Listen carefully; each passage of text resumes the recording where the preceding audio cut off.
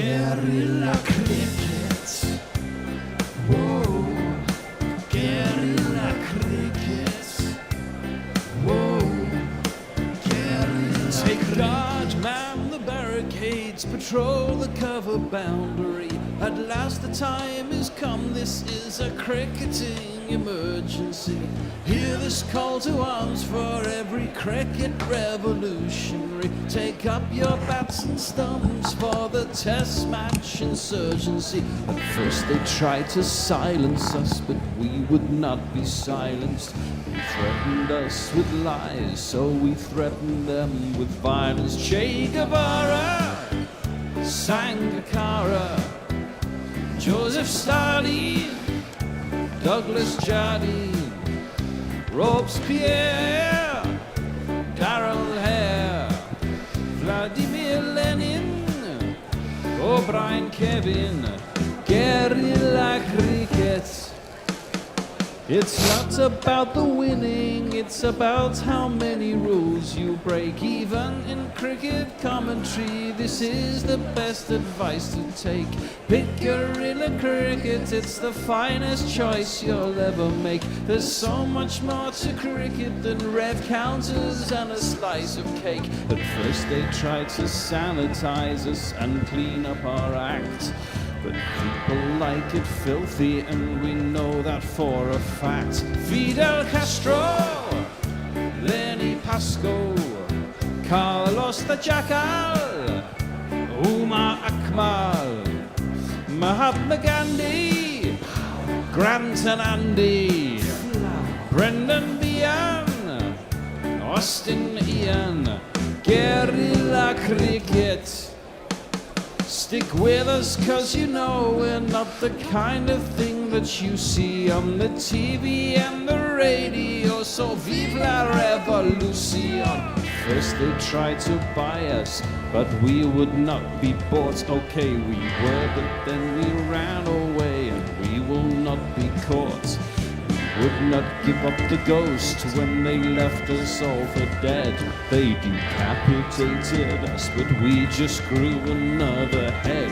Chairman Mao, Jamie Howe, Ho Chi Minh, Asif Din, Václav Havel, Graham Saville, No Surrender, Percy Fender, Che Guevara, Sangakkara, Joseph Stalin, Douglas Jardine, Robespierre, Darrell Hare, Vladimir Lenin, O'Brien Kevin, guerrilla cricket.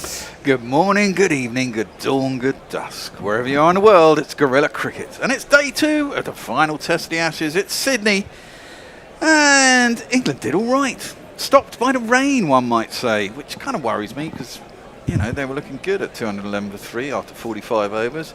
Then the rain came down about 4 in the morning, England time, and we didn't get back on.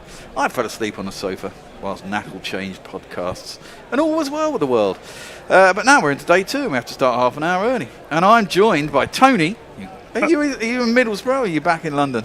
No, I'm back in London. No, you're back in London. Come back yesterday or today? No, today. Oh, right. Okay, fair enough. And I'm joined by Messi Jez, who's in Perth. How are you, mate? I'm good. I'm not having to get up half an hour early. Yeah. You know, what time is it in Perth? It's 5 to 7 in the morning, which is it's a discovery. I didn't realise what it was like at this time of day. Oh, you should try doing cricket from England, mate. Christ. It's a pain in the arse. So what do we reckon? I thought England did all right yesterday. I think it's a shame, actually, that they came off, because obviously starting a new day, anything can happen. Even though the pitch does look pretty flat, has to be said. They don't have a spinner. And I thought any Boland at the start looked any good with the ball, really. Nisa was all right when the ball was new, but when he came back later, he was ineffective. England have got a chance to get bigger runs here, one might say. I don't think Cricket Australia were especially keen to get the game going again yesterday. They'd already got enough overs for the day. They're desperate for this to last 5 days. Desperate. Did they make a real effort to get it back on again? I'm not sure they did. I think you should be fair, Tony. I don't think Cricket Australia had anything to do with that. I think the fact there was lightning within 10 kilometres of the ground may have had something to do with it. That could have, possibly that as well. But I do think Cricket Australia, Australia made a huge mistake yesterday. To leave out a spinner in Sydney is ridiculous. And I think they'll get their just rewards. I think England will make a huge score. And it will be interesting to see how it goes. Because, one other thing. In Perth yesterday, which is supposedly a fast wicket, there was a BBL game on. The first 14 wickets there fell to spinners. That's T20 though, isn't it? Everyone's trying to smash them It is, around. but I like the fact that spinners can still be in the game no matter what. Yeah, very much so, very much so. We haven't seen much of it at all this series, have we? I mean, we've had 2 games that lasted 2 days, no requirement for a spinner. Adelaide kind of required a spinner, and that's when most of them bowled, actually, wasn't it? I mean, Jacks picked up a couple of wickets, and Lyon picked up 5 or 6 in the entire game. Then got injured, and we haven't. That's probably it, isn't it? If Lyon was available, he'd definitely been in the side, but they. Yes. Which is in itself is interesting because that's what happens next when he retires. I mean, he's 38 now, got a hammy now. How much longer does he go on? Well, blah, blah, and blah, they have said it's going to be quite a long-lasting injury. Andrew McDonald, Ronald McDonald. We had to have an operation on it, so yeah, and at 38 things don't heal as quick, do they? So. And Murphy looks like a very good operator. We saw him do pretty well in India, where he made his debut. I think. Well, everyone does. I think it's a real India, shame, don't they? I mean, well, that's true. Joe Root, don't forget Joe Root. Joe Root got 5 for 7 or whatever it is. 7 or 8, yeah. So anyone who can tweak a ball can bowl in India. Let's be honest, with an ounce of respectability. But I mean, they've got the problem that England have got after Lyon retires. Is trying to find it's not so much finding a spinner who can spin the ball and possibly put it in the right space. There's plenty of those, but a lot of international batsmen, especially from nations where they have spinners, will treat you with disdain. And as I've said many a time, I think being a top bowler comes with a reputation which gets you wickets as much as being the bowler that you are. Yes. And that takes time to build. And if you're starting as a spinner for Australia or South Africa or England, any of the nations that traditionally don't have spinning wickets when they're not used so much, it's a bloody hard game. Well, don't forget England went without a frontline spinner as well. Still are. Exactly. I mean, our last spinner was Swanee. Was our last decent spinner. He's there. He is there. He's talking nonsense for the TNT. But yeah, we're about to get going, so I'm going to play some jingles. We have batting for England. We've got. His voice is high-pitched and ginger hair like a picked, but massive runs he has hit, so there's that. Introduce yourself. Joe Root. Introduce yourself. Joe Root. Introduce yourself. Joe Root, actually. And.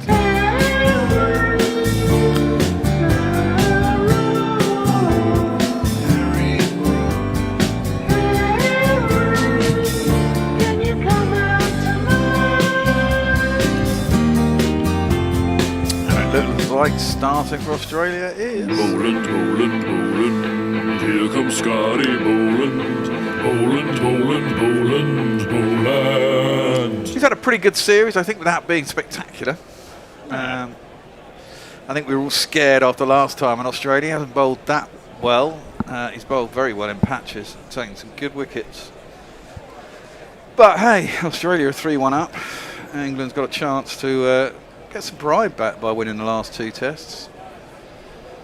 Well, I think it's a point we may well discuss at our Patreon lunch today, Bear. But what would that really mean when the series has already gone? Well, it means points in the World Test Championship, which usually we don't get any going to Australia. Where we're already so far out of contention, it doesn't matter, really. We're not necessarily out of contention, because we've got some good Test matches at home over the summer. We win all of them, suddenly things will change. So, there's different things to play for.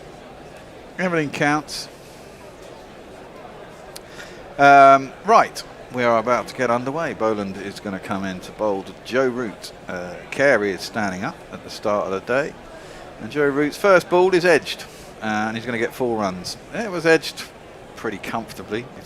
edge comfortably. There was no slips, and he edged it down into the ground. Soft hand guided it down. I think you could say that was a shot under control. No. There is one slip. There is one slip. Well, he's very wide. He's almost a gully, isn't he? I mean, he did. No, there's a slip and a gully. Yeah, there is. Anyway, it's one of these. Fuck off.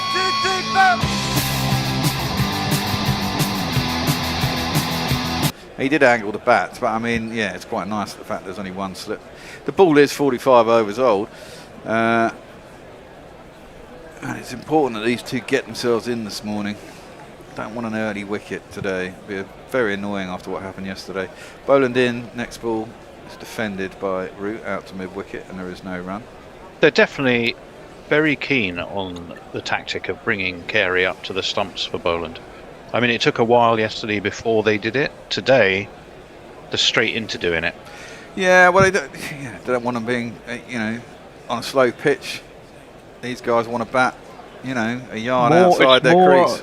It's more, I think, for Brook, who is prone to like to charge down the wicket. Less so Joe Root, but Joe likes to stand. But Joe likes to Brook. be about a yard outside his crease when the pitch is slow. Yeah. Defended into the offside, nicely by Joe, and there is no run. Which obviously he can't do with Carey. Well, he could do, but it's a risk, isn't it? You miss it. It is a risk. Yeah. It is indeed. Beautiful weather today, though. I think the sky blue, SCG looking pretty packed already. Yeah, not a Cricket chance of Australia rain. starting to count the dollars. Only a very minor chance of rain this afternoon. They're saying, I think less than 20% chance of rain. It was only 20% yesterday, though, wasn't it? Boland the defender. Yesterday was 80%. Oh, right, into the leg side, and there is one run. And it certainly bubbled up, didn't it, as the day went on? Yeah. Oh, yeah. And it'd be nice if the cloud cover bubbled up, humidity bubbled up, and England got to 500 by tea and then got to bowl with it. I mean, that's the thing. I mean, traditionally, Test cricket, if you're going to bat for virtually 2 days, keep them out there till tea or beyond, then they're going to be knackered when they come out to bat. Doesn't matter how good you are, you're very tired and you've got a big score against you. It's quite easy to lose a couple of wickets in those situations, which is what England will want. That one's shorter, into the hip of Root, who turns it nicely down to long leg. Stark will be down there, he'll be bowling the second over, no doubt. I mean, the other thing I think England have noticeably done very well, certainly these two, has just played the ball a bit later. They've waited for the ball to come onto the bat, played it under the eye line. And the other, and both these two have run very well. They've worked their ones and twos. They've kept constant pressure, even if there weren't boundaries coming yesterday. They were really sharp in their running. They were doing that as well. And Australia's had some really funky fields too, and there was always singles, wasn't there? I mean, it got to that, and that's what happened. Brook goes deep in his crease, turns that into the leg side, out to deep mid-wicket. It'll just be the one run. I think it's Bo Webster out there, or Cam Green, one or the other. Probably Bo Webster. And that's the end of the first over. 6 off it. Nice. And Brook will face the first ball of the next over. Over to you, Messi. Who's with us? Mog says, morning again, shitlings. Philip Shaw says, hello, will it be like the film Gorillas on the Piss? Always excited with the theme tune. Zippy Tuner's with us. Be about a gummy shark says, okay, I'm awake before 3 p.m. And time for Bodyline, the English way. Zippy Tuner, I'm good blaming Cricket Australia. Jonathan Shawler says, morning all. Dr. Science says, g'day all. Disinterested Handjob says, CAs engaged in nothing but CAs. David West says, good evening, guys. Remember Lance Gibbs in the era of dominant West Indies fast bowling? He was almost ever present and took over 300 wickets. So always remain any side for a class spinner. That's some crazy stat. Or do you want to jingle up? Mitchell Stark. Mitchell Stark. Yep, here he comes. Mitchell Stark believes the true. First ball is short and doesn't get up and is pulled powerfully. Oh, a bit of fielding on the square leg boundary. Oh, and they only got through for one after all that. He hit that hard, did Brook. Sweetly fielded by, is that Bo Webster? Diving full length, managed to palm it off to fine leg. They got probably 3 men out again. He got on top of that one though.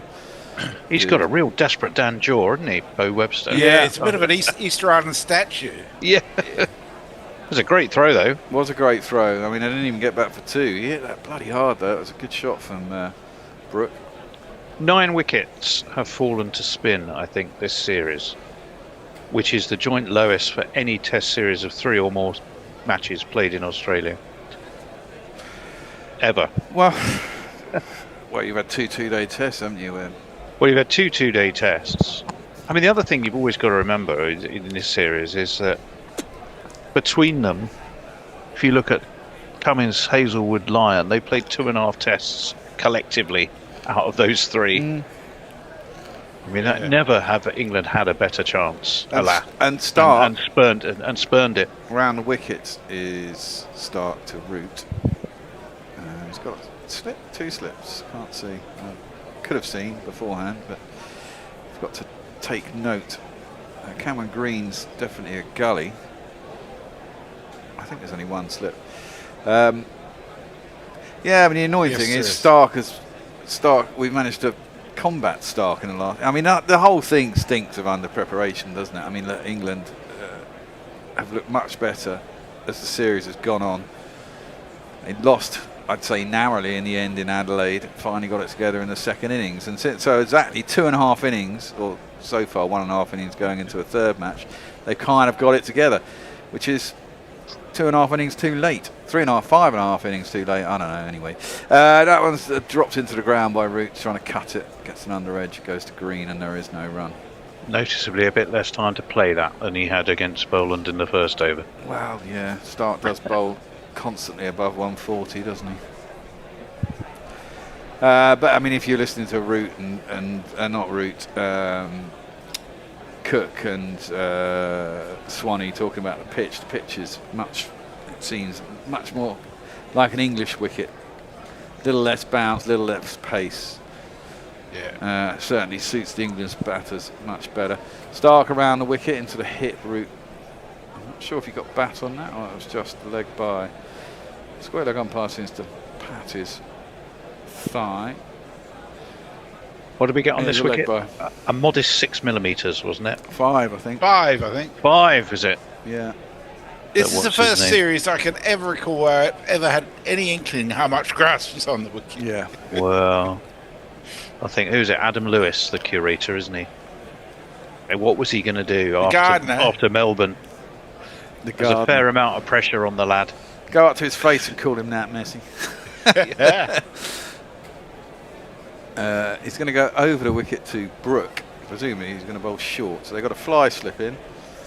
They've got a gully that's about halfway back. Backward point, probably 3 on the boundary. Brook's gone straight down the ground. There's no one there. What the fuck's that? That was a strapple. And they're going to get 3. Because everyone is spread square and whatever. I mean, that was quite clever in the fact that he knew no one was there. He stepped back outside leg stump and hoiked it, and it went over the bowler's head with no timing, but dropped into no man's land, and he was able to get 3 runs. A strong bottom hand to pull that to there. Did he mean that? No, well, I think he meant to go straight. I think he meant to go straight, but I think he meant to middle it, clearly. The Riches are in force. Goodness me. Loads of them. Apparently this is the last year the Riches. They're going to retire after this. I was hearing yesterday, yeah. That's into the pads. Root clips that nicely. Boland's a little bit straight, and they get through for a single. I think the focus on them now will have been the fact that the score was on 2-2-2. 2-2-2. Yes. Well, there'll be some fancy dress shops with a lot of spare white wigs. Yeah, and beige suits. Yeah. Yeah, I heard that yesterday on yesterday's thing. Of course, it's the pink. Is it pink ball test today? It is the pink ball test. It's not pink ball. It's pink test. Pink test, yeah. Pink test. In memory of Glenn McGrath's wife, isn't it? That's right, yeah. Yes. Which you can support. But of course you support us as well. Haven't seen a super chat come in today, peeps. Come on. Give people a chance. No. No. I suspect there's quite a few people who don't realise we've started half an hour early. Yes, I imagine there are. Boland is in, and that's clipped off the hit by Root behind square. They should get back. No, they're not going to get back for 2. Isn't this about the time that someone's contractually obliged to promote their Substack? That'll be Hendo, but he's not here. Yeah, so far he hasn't got further than the end of the first over before he's managed to bring it up in most cases. Good Fair job. enough, too. Fair enough. Well, Oh yeah, It's a good read too. yeah, it is. it is. It was.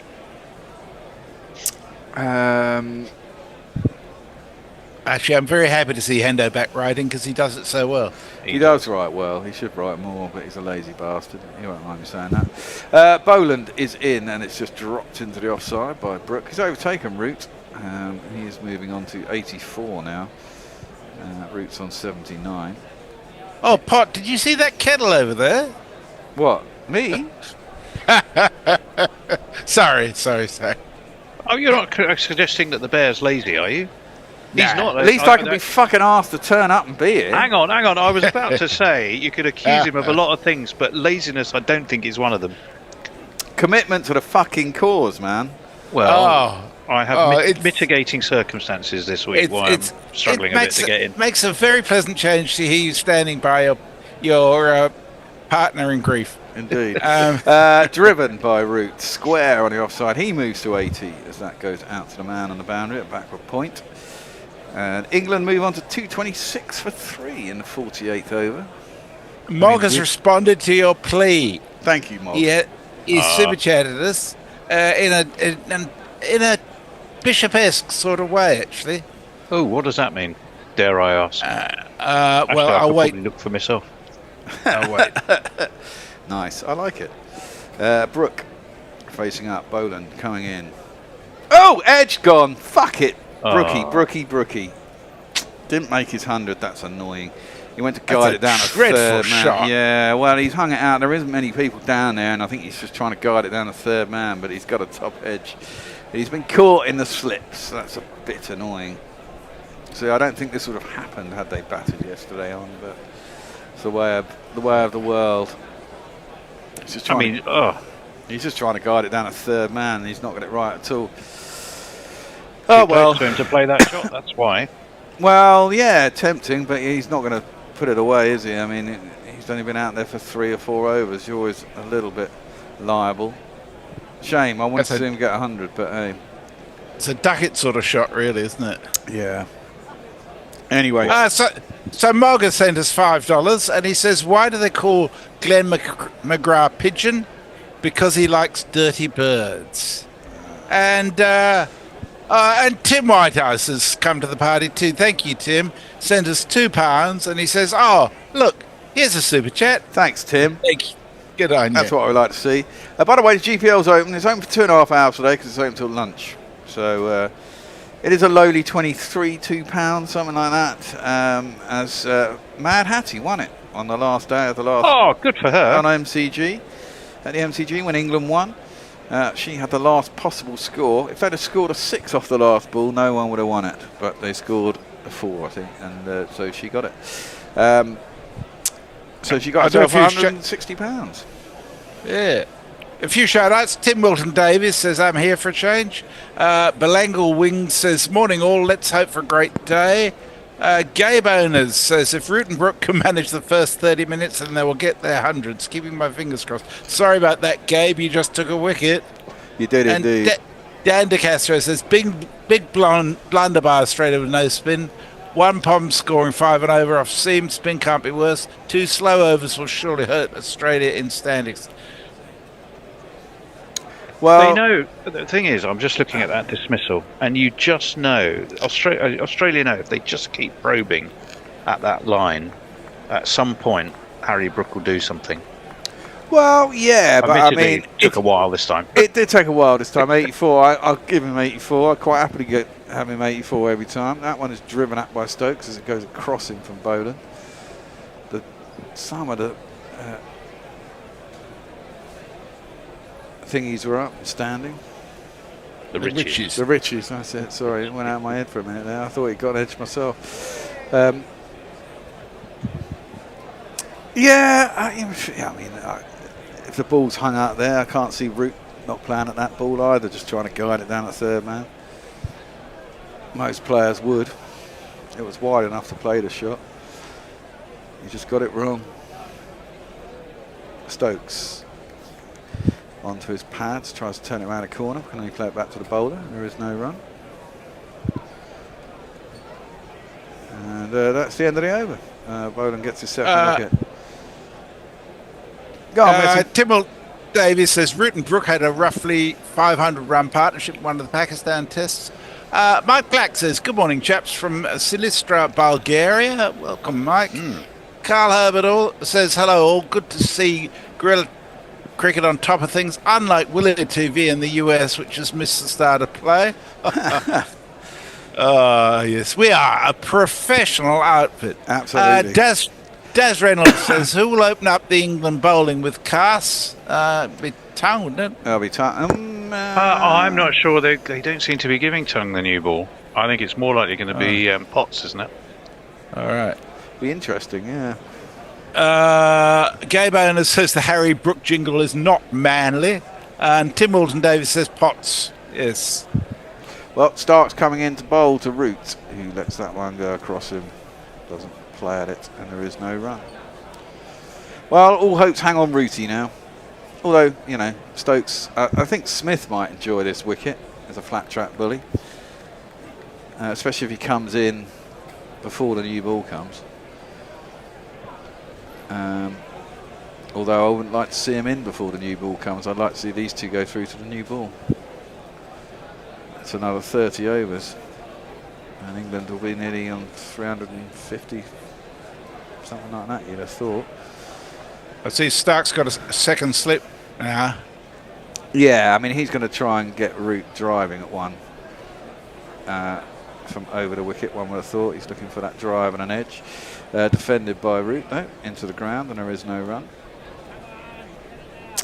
Channel 7 just had an interesting graphic on Stephen Smith at slip. He's taken 12 catches this series at 100%, which is pretty phenomenal. Yeah, it's pretty good going.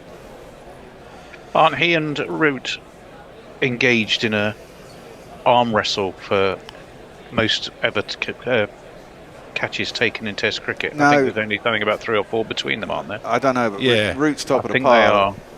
they are Yeah, Root's 4 ahead, I think. Yeah. 4 ahead. There isn't much in it. No.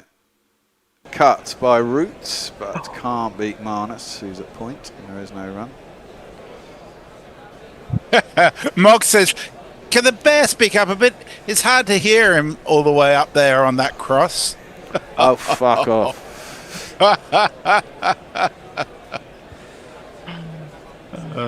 Cheeky bastard. Well, this is the last time well, no, I noticed that the first ODI against Sri Lanka starts at 3:45 in the morning. You think they'd fucking schedule them to be day-nighters, wouldn't you? At least. So it was on during the daytime in England.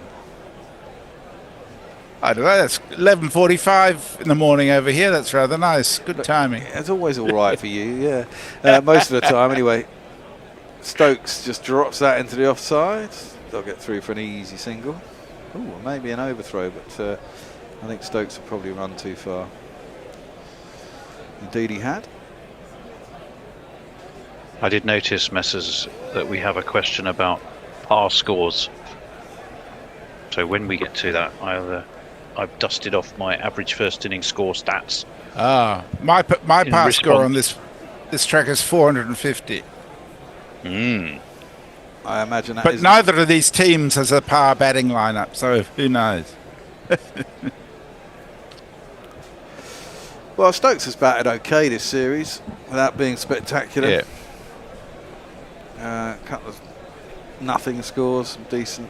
He got a 50, didn't he, and then got out. 50-51 didn't he get, and then got out straight away. Defending in the offside, and there is no run. A couple of 40s, I believe, or 30s and 40s. Wasn't it his run out that started the rot in, was it Perth? Reality. Yeah, Josh Inglis. Which I think is, Was that, no, I don't think that was Perth, was it? That was Adelaide. Oh no, it was Brisbane. Brisbane. Oh, in the day-nighter, yeah. Which was a pink ball test. as opposed to just a Indeed. pink test.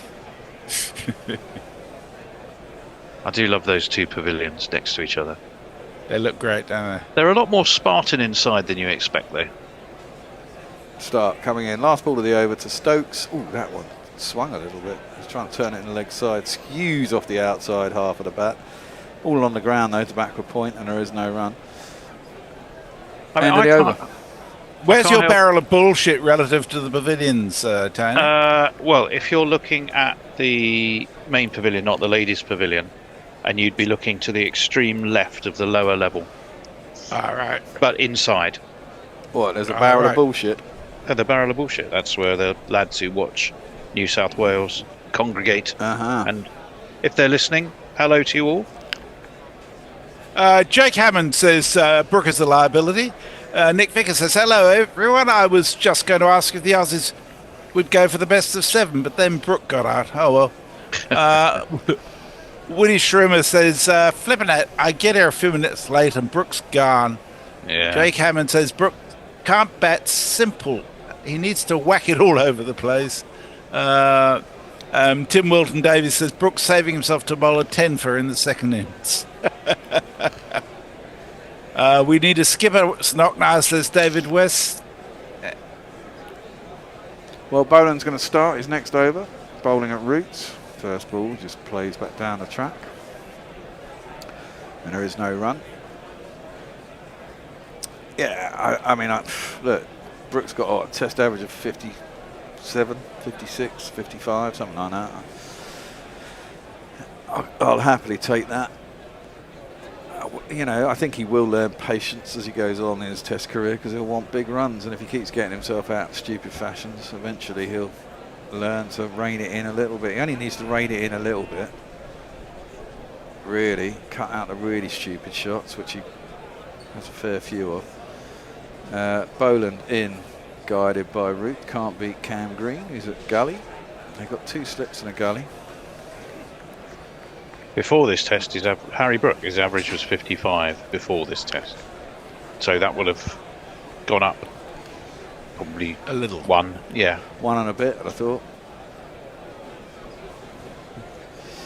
He's had 60 odd innings, I'd assume. He's played 30 odd tests, hasn't he? 34. This is his 35th. So he might And That obviously, many? Wow. that massive, what was it, 317 in Multan. Yeah. Root facing up. Puts that into the offside. They scoot through for a quick single. I like the way he does that. He just pushes it and runs. Doesn't play a shot. And just make sure he gets the single. Yeah, well, that is, as I say, what they were doing unbelievably well yesterday. They should have just kept It's doing interesting more there. of Now that got today. 3 slips to both Root and Stokes. So that we can put them much more on the attack. Well, and rightly so. I mean, that's what I mean. I mean, that's why I think it was a shame that, you know, England were curtailed yesterday. I mean, no matter how good you're going on one day, you've got to start again the next day, and it's never as easy. The bowlers have had a good night's rest, or, you know, virtually only bowled for half a day. So in a way, it was definitely in Australia's favour. I think that the rain came down. Boland into Stokes, who lets that one through to Carey, and there is no run. Australia haven't lost here since they lost to England in 2011. They've You're not joking, lost is a that test match right? at Sydney. I'm pretty sure.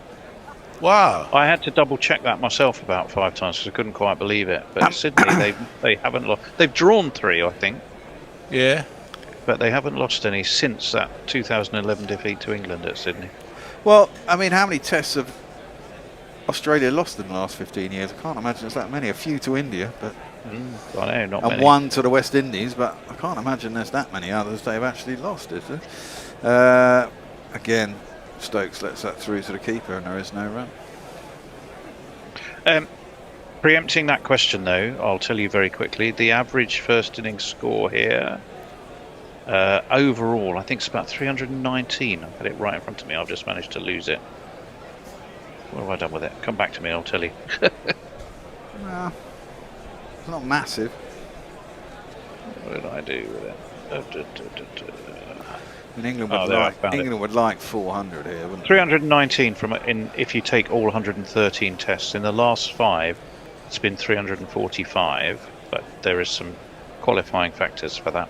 Boland around the wicket to Stokes, who defends that back down the track, and there is no run. What were the qualifying factors? 228 for 4.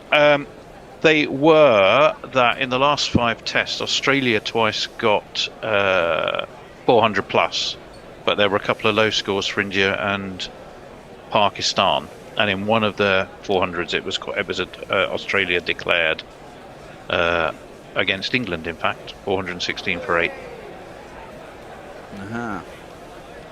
Interestingly, we just saw balls to Root from Boland, but the ball that got Harry Brook actually went quite a way. So although the stats suggest 300, 350, 319, 350, 360, I'm with Messers. In reality, this looks like a 400 track. It does. Yeah. And England would like to get there. It's cut by Root nicely. Behind square, anyone out there? There is someone out there. It's weather-ruled. It'll just be the one run.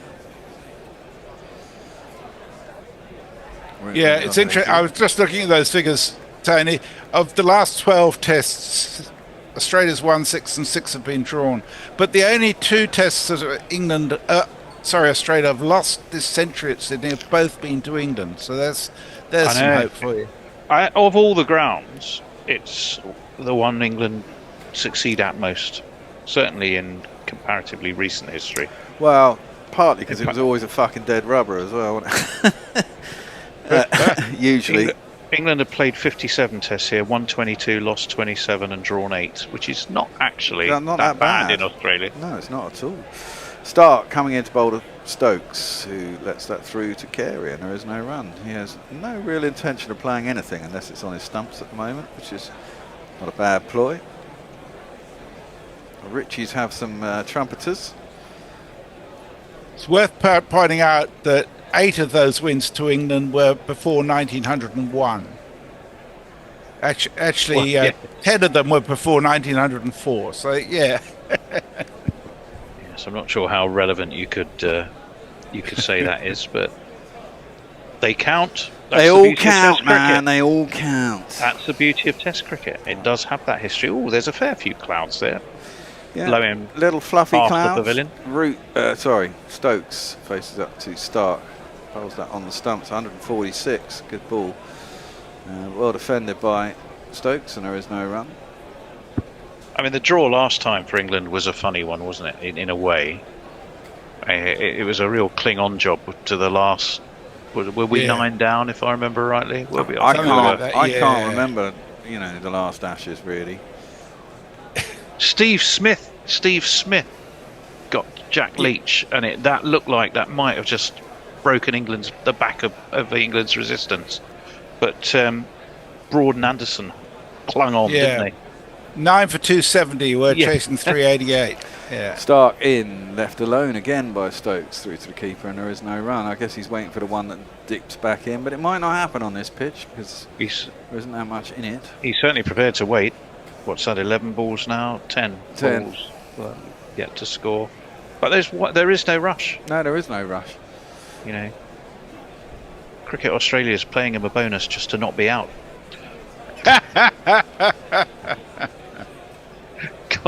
Gotta make money back from the 6 days of lost cricket.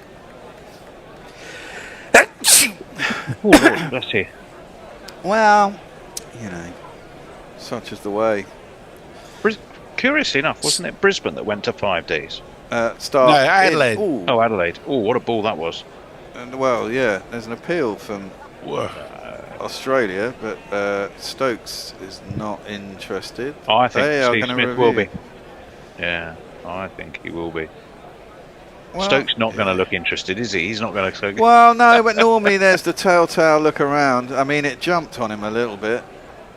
It did seem to I think it's one of those reviews because it was such a good ball, Yeah, it starts getting life out of it. That. Well, he does bowl at 90 plus miles. Now, can someone there let in the 2 people on Zoom, please? You should have Ed and... I've got Ed and Hector. Hector, marvellous, yes. Let's have a look. Is it anywhere near? Oh, yeah, I've got him. Oh, I don't know. I think that's caught his elbow or something behind. If anything. Yeah, I think you're right. Oh no, it's caught the bat. He's gone. No. Yeah, there's something there. Oh, well, that Yeah. could be his elbow though. Yeah, I think Oh. You don't know with Snicko, do you? No, Yeah. I don't like Snicko. I think he's going to be given that here. It's not. Because there is a delayed effect. I think he's gone for duck. It's one frame off, which is. Oh shit! I've got a feeling that misses the elbow. He's gone. Yeah, It does miss the elbow. I don't know what the hell they're doing here. They're trying to. They're zooming in. They're zooming in. Not very well. But I think that's very gone. poorly. I'm pretty I'm pretty certain he's going to be given out. Yeah, that is the bat, isn't it? Yeah. Yeah, Australia think they've got him. And I think they have. This is so annoying. A little puff It's of a dust good- actually when that hit the wicket as well. It's It good was delivery. It's a very good delivery. excellent delivery. Just cut away that little bit, didn't it? Yeah. Wobble seam. Carey looked pretty sure. If they don't give this, it would be a major surprise. Well, for me, it would be justice. Who's the president of Cricket Australia? He's probably got a paper bag full of used Aussie dollars handed to Kumar Dharmasena as we speak. Yeah, It's he's been gone. It's been given. Yeah. It's Baird, who's a former Premier of New South Wales, actually. Oh, well, he must be as honest as the day is long then. It's one of these. Another one bites the dust. Stokes doesn't look I happy. think that is going to be out, Fred. Another one bites the dust. They got to get rid of fucking Snicko in Australia, don't you? Need something. Oh, shit. We're due a change. We are due a change. Good Lord. But there's a super chat. Philip Shaw sent us €2.49. Wine, all the bear seems to do. Drinks and beer. I am doing that. Well, Fourthie's turned up. Hector's here. Okay. I've got to go. Okay, catch you later. Hector, Fourthie, and Mark. Before you go, Messi, what was your last Yes. message? Quite a long way back. Just come in anywhere. We're not going to get them all in. I think some shout-outs of names probably rather than things, because all of a sudden the messages are going mad because people have just tuned in thinking this is when it's supposed to start. All right, no worries. Thank you. Thanks. Well, we're having a little changeover. Hello, do I see Mark appearing Hello, before yes. my... Hey, Mark, how you going? I'm all right, how are you? Yeah, good. Whereabouts in Australia are you? So I'm in Dandenong in near Melbourne, Victoria. Oh, yes, I'm in Melbourne, so not far from you. Okay. Not quite Cooey range, but near enough. And there's that Hector we see? Yes. Yeah, morning, Fourthie. Morning, Mark. Morning, Hector. Right. Over to you. Well, Jamie Smith just joined Joe Root at the crease. Wonder what you guys think about that. Another controversial Snicko moment. Looked pretty out to me. Mark? It looked out to me. I mean, I definitely think they'll go Ultra Edge next year. Channel 7 has it. I'm not sure why Snicko is being preferred over Ultra Edge, but yeah, I think all the controversy, I think they'll switch. Yeah, everything just seems a frame late to me. Yes, that's the problem. Mitchell Stark's got one ball to end his 15th over, just dismissed Stokes. He's in to Smith, who defends this to point, no run. The wicket to fall that over, one run as well, 229 for 5. Yeah, I think for me with that one, there was a clear gap between ball and elbow, so it couldn't really have hit anything else. Exactly. So he kind of had to go. But still, can you not just spend so much on everything? Just fix the frickin' technology. There we are. I'm so sorry that we're going to have to skip a few messages because there's been so many. So do write in again because there's been a lot of chat and everything. But shout out of some names. David West, Beer Battered Gummy Sharp, Peter Hogg, Rachel Nell, Extra Fluffo, A.L. James, who just says Fourthie. Hello, A.L. James. Lovely to hear from you, obviously. I'm going to read that one out. Mayank. And as he makes the same point, there was a gap between ball and elbow, had to be bat, nothing else. Emma Blanchard, Bell Angel Wings, Southpaw Man, Westminster, Eric J, Gabe Owners. Is this one? That will do for now. Joe Root defends Scott Boland's first ball of the over. He's got 2 already. Boland, Carey standing up to the stumps. Mark, what have you made of Carey this series? Has he sort of exceeded expectations, or is this? I think he's just continued on where he left off, Carey, in terms of his batting. His wicket keeping has always been pretty good, but I think the necessity of having 2 slower bowlers and so standing up the stumps is a very good tactic. Well, Boland's in again, 1 slip and the gully. Root's defending this. Do you think, I mean, this might be a bit of a stretch, but do you think standing up is particularly helpful against England and Bazball, because obviously they use their feet potentially a bit more? Absolutely, it does restrict them, and I think it's been a very clever tactic to use to stop them from waltzing down the wicket. Yeah, especially your Harry Brooks and potentially Yes, exactly. Jamie Smith as well. Joe Root, he's standing slightly outside his crease, just a fraction, but he's definitely got time to go back. Exactly, that's the difference between him and Brook. Yeah. Boland into the wicket and defended into the onside by Root. That's what made yesterday very interesting watching, because we finally got some decent batting, and we could watch some batting techniques being displayed, and the difference between Root and Brook. And Brook occasionally having brain explosions, but Root basically batting old style. That really classic. It was really fun to watch yesterday.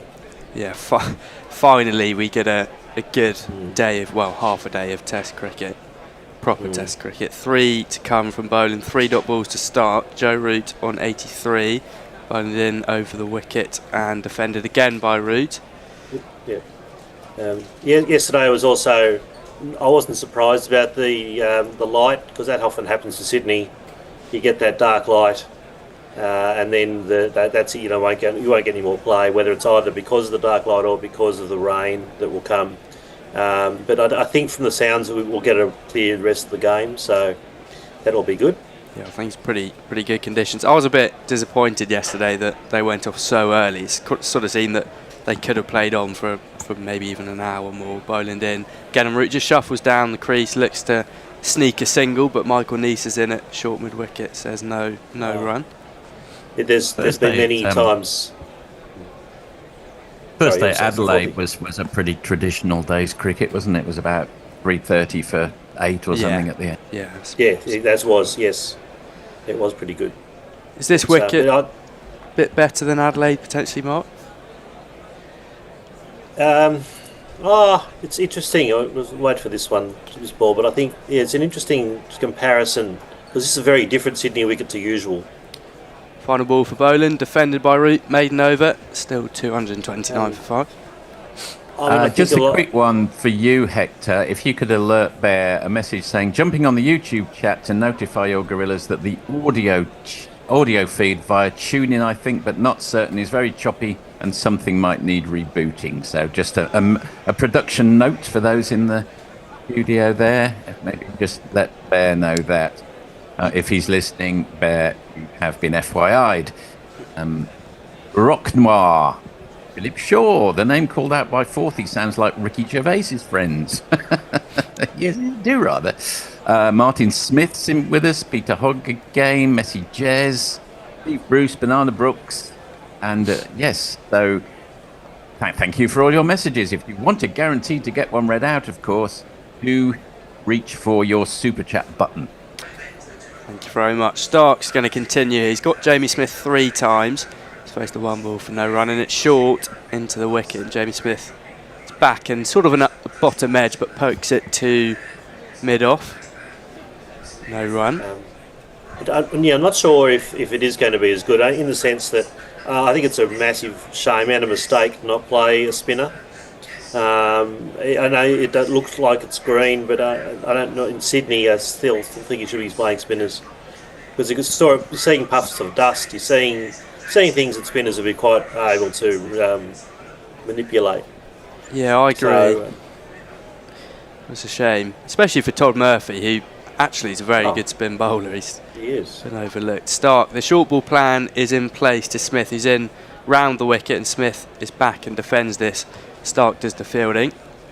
3 men deep behind square. You've got a square leg, long leg, fine leg for Jamie Smith and a deep point. And also, if the test goes 5 days, you need a spinner, right? Just to absolutely. Some overs. Well, the interesting thing is they've selected Webster and we've barely seen him. So I wonder why. So why are you sacrificing a spinner to put in Webster when you're barely bowling him? It seems to boggle my mind a bit. Why would they play him in that sense? Yeah, the only thing I can think is they want to strengthen their order, but it doesn't really seem as they need it. Stark shuffles in again, a bit fuller. Jamie Smith waiting for the short ball, just defends this one again. Well, the cynic in me is thinking that they're putting him in to basically compare him to Green, and they didn't want to make the decision of dropping Green, so they thought, we'll just put them both together and see. That's a cynic in me, but because Green, it's not surprising he's still in, but I don't think he should be. But especially the way he bowled yesterday was pretty poor. Felt like a fudge, didn't it, the selection? Yeah. Yes. Yep. 3 to come for Stark, charging into Smith. Smith high bat lift and just ducks underneath this one.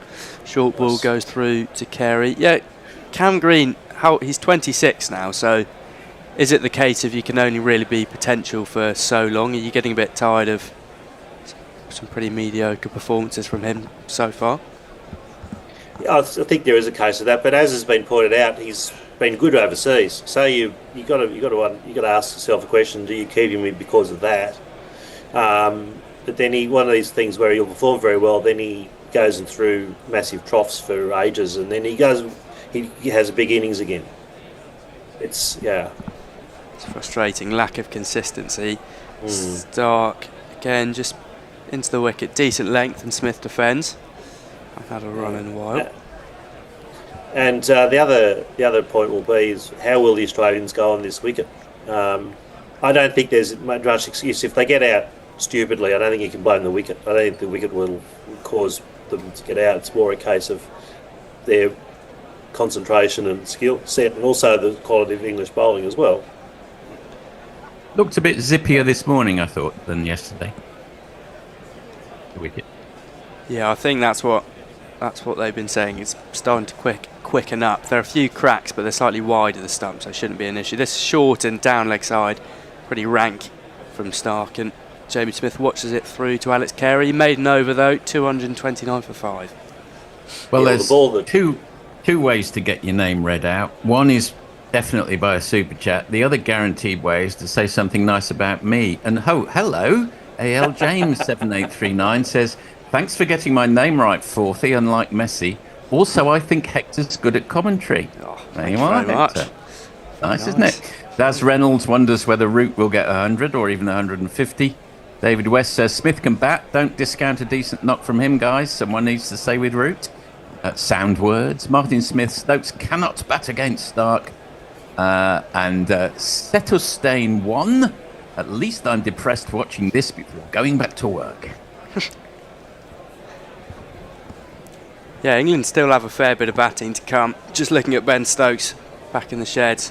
Did look like he nicked it, but he'll be frustrated with the technology. Boland begins, and Root's forward and defending, just falls short of Cam Green at Gully. It seemed a controlled steer, but short of Green. He didn't look like he was happily chatting to anyone, did he? Ben Stokes would be someone you would not approach after he was out. No. But Boland's been good today. He's been getting some zip off the pitch. He's been getting some movement. The one that got Brook was pretty good. Yeah, and again, that just goes back to the frustration for England yesterday of having to go off the pitch. Only 45 overs into the day and having to start with Boland fresh. He's in this time, and just beats Root's outside edge. A bit of bounce off the wicket. Carey whips the bails off as well. It's a good ball. Joe Root seems a bit perplexed, lost a bit of balance, perhaps a bit of extra bounce. Just looking at the replay here, good delivery, a bit of extra bounce, good take from Carey. God, he's good behind the stump, standing up. Yes. I think Carey is one of the best wicketkeepers we've had technically. to think about. There's a difference between some of our wicket keepers who are really good batting, and maybe their technique wasn't as good behind the stumps, but that's certainly not the case with Carey. Here he is again, bowling to Root, and Root more controlled, similar delivery, and just steers that away to deep backward point, runs through for a single. First run we've had in a while, I think, since the dismissal of Stokes. We'll bring Smith back on strike, 0 from 7. What do you think England will be wanting here, Mark? They kind of back down to 10 with Potts. Potts has got a first-class 149 not out. He scored for Durham as a night watchman, albeit, but he can certainly bat. They would be hoping for 400. I can't see why they can't. I mean, 350, I think that would be a minimum for them. I would have thought on this wicket, 400 would be ideal. Can't say why Brook can't get 150. And this one's edged by Smith, just falls short and in between Smith and Webster, but pierces the gap. Smith's indicating that it landed short, it wasn't a chance, but in the end they'll run through for 1. Shaky way to get off the mark for Smith, who's under pressure. That's one of the issues is that batting. That's good bowling, and that was Smith just living on borrowed time at the moment. But you never know, he could settle down and not hit shots like that. Yeah, and he's been dropped from England's white ball squads. He's both the one day and the T20 team that's going to India and Sri Lanka for the World Cup, no longer a part of. Bowled into Root, who just clipped this off the pads. That's a beautiful shot, timed brilliantly through mid-wicket, runs away for an excellent shot for 4. Yeah.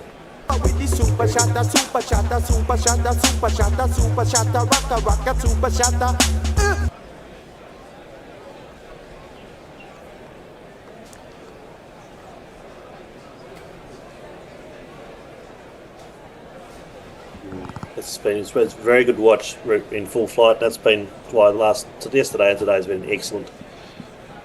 Yeah, he's been. Hoping we see Smith do something similar and maybe a bit of Stokes. You never know. We'll stick around with Joe Root. There could be runs on. Root's beaten again by Boland. Another good delivery, good length. Joe Root just having a laugh.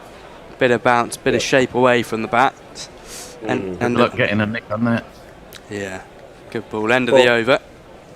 Boland's average in Sydney is 8, so it was 8 going into this test. So this is why it's interesting watching this morning. You can see why. SF Barnes-like figures from Boland. Amber Leaf says we can't score a run. Well, we just did. David West says proper test cricket. Extra fluffo, there's a bungle in that rainbow. Mr. Steve reckons can't see this over 300 now. That's classic English. That's very classic English. No, 350. I'll call it 350, and I could be wrong, but no, it's just a matter of Smith getting a few and Root banging on. And there's Jacks. He's not bad. It's always funny when you speak to an opposition supporter and they say, no, you should be fine with 350. Talk to a supporter of your own team and they're not going to get past 280 here, are they? Oh, I'm the same with Australia, especially with Cameron Green in the lineup. So, yeah. Well, and I don't Weather Alders. I'm not sure about, and Lewis Cogney's not going very well, and it's pessimism is there. The default setting for any sports supporter. Mitchell Stark continues. He's bowling his 17th over, and this one's poked out to cover for no run from Jamie Smith. Steve Smith's got quite a precise plan here. He's getting quite animated, moving his fielders around in between overs. There is a short ball plan in place with 3 men out deep on the leg side and a couple out behind point. 2 slips and a gully as well, so plenty of options for Mitch Stark. He's bowled nicely this morning, 2 for 60 from 16.1 overs. Rock Noir once says, can we trade Brayshaw for Hector? Brayshaw? No, he's a terrible my goodness. Australian commentator. Oh my goodness, Brayshaw. This one again. He's no run. So the Brayshaw thing is he was a cricketer. Yeah. Shield cricketer, and then he also, but what he does is in Australia is he commentates on cricket and on Australian rules football, and he's one of these shouty people who just, and he's very blokey, mouthy. Oh, he's terrible. He's just absolutely Channel 7 commercial. character. I mean, it would be if you're being compared to one of the great commentators. That's one thing. It's a pretty low bar to get up above Brayshaw. Yeah, shoot me down. Got to break it to you. I was feeling good. Travis Head's under the helmet here at short leg, and Jamie Smith takes on a short and wide ball. Goodness me! Just misses the bat, goes through to Carey as well. That's a get out shot. That one. Yeah. Well, it was down leg. It was actually quite ranked from Mitchell Starc, but Jamie Smith gets away with one. Mitchell Starc gets away with one as well. You could say. It's one of the things featured of this series is that you haven't seen many of those from Starc. Usually, there's a lot more in previous series. Not this season. That's been more like So Starc was known for that for a while, but that's why his discipline's been a feature of his bowling this season, this particular series. Yeah, he's been unbelievable this series. He's probably a little bit tired. He's in again, short, and this is better direction. Jamie Smith goes for it, hoiks up in the air, over the boundary, into the stands, and that is 6 for Smith. Nice work. Good shot, helped off his hips. So you said the word unbelievable, which my wife has a huge issue with anyone using unbelievable in commentary, whether it's cricket or football. You're using it in context, because I think his Starc is being so consistent is fairly unbelievable. However, Brayshaw, who we just mentioned, is a considerable overuser of that word. Oh no! So he'll use it at least 10 or 15 times during an AFL game, and that's part of the issue. Is just that overuse of certain words. Okay. Yeah. So that's the Brayshaw. He goes, unbelievable! You just no. Well, I won't say it again. That's all you can say at all. You say it in context. Short again from Starc, but slightly fuller, so Smith can just rock back and defend back to the bowler. Good speed from Starc, actually. That was good. Yeah, he has been good this series. He's been leading wicket taker. He's had Ben Stokes on a string, really. He's got him out 14 times now in his Test career. I think second is Ravi Ashwin with 13 wickets to Ben Stokes, so Starc. Interesting.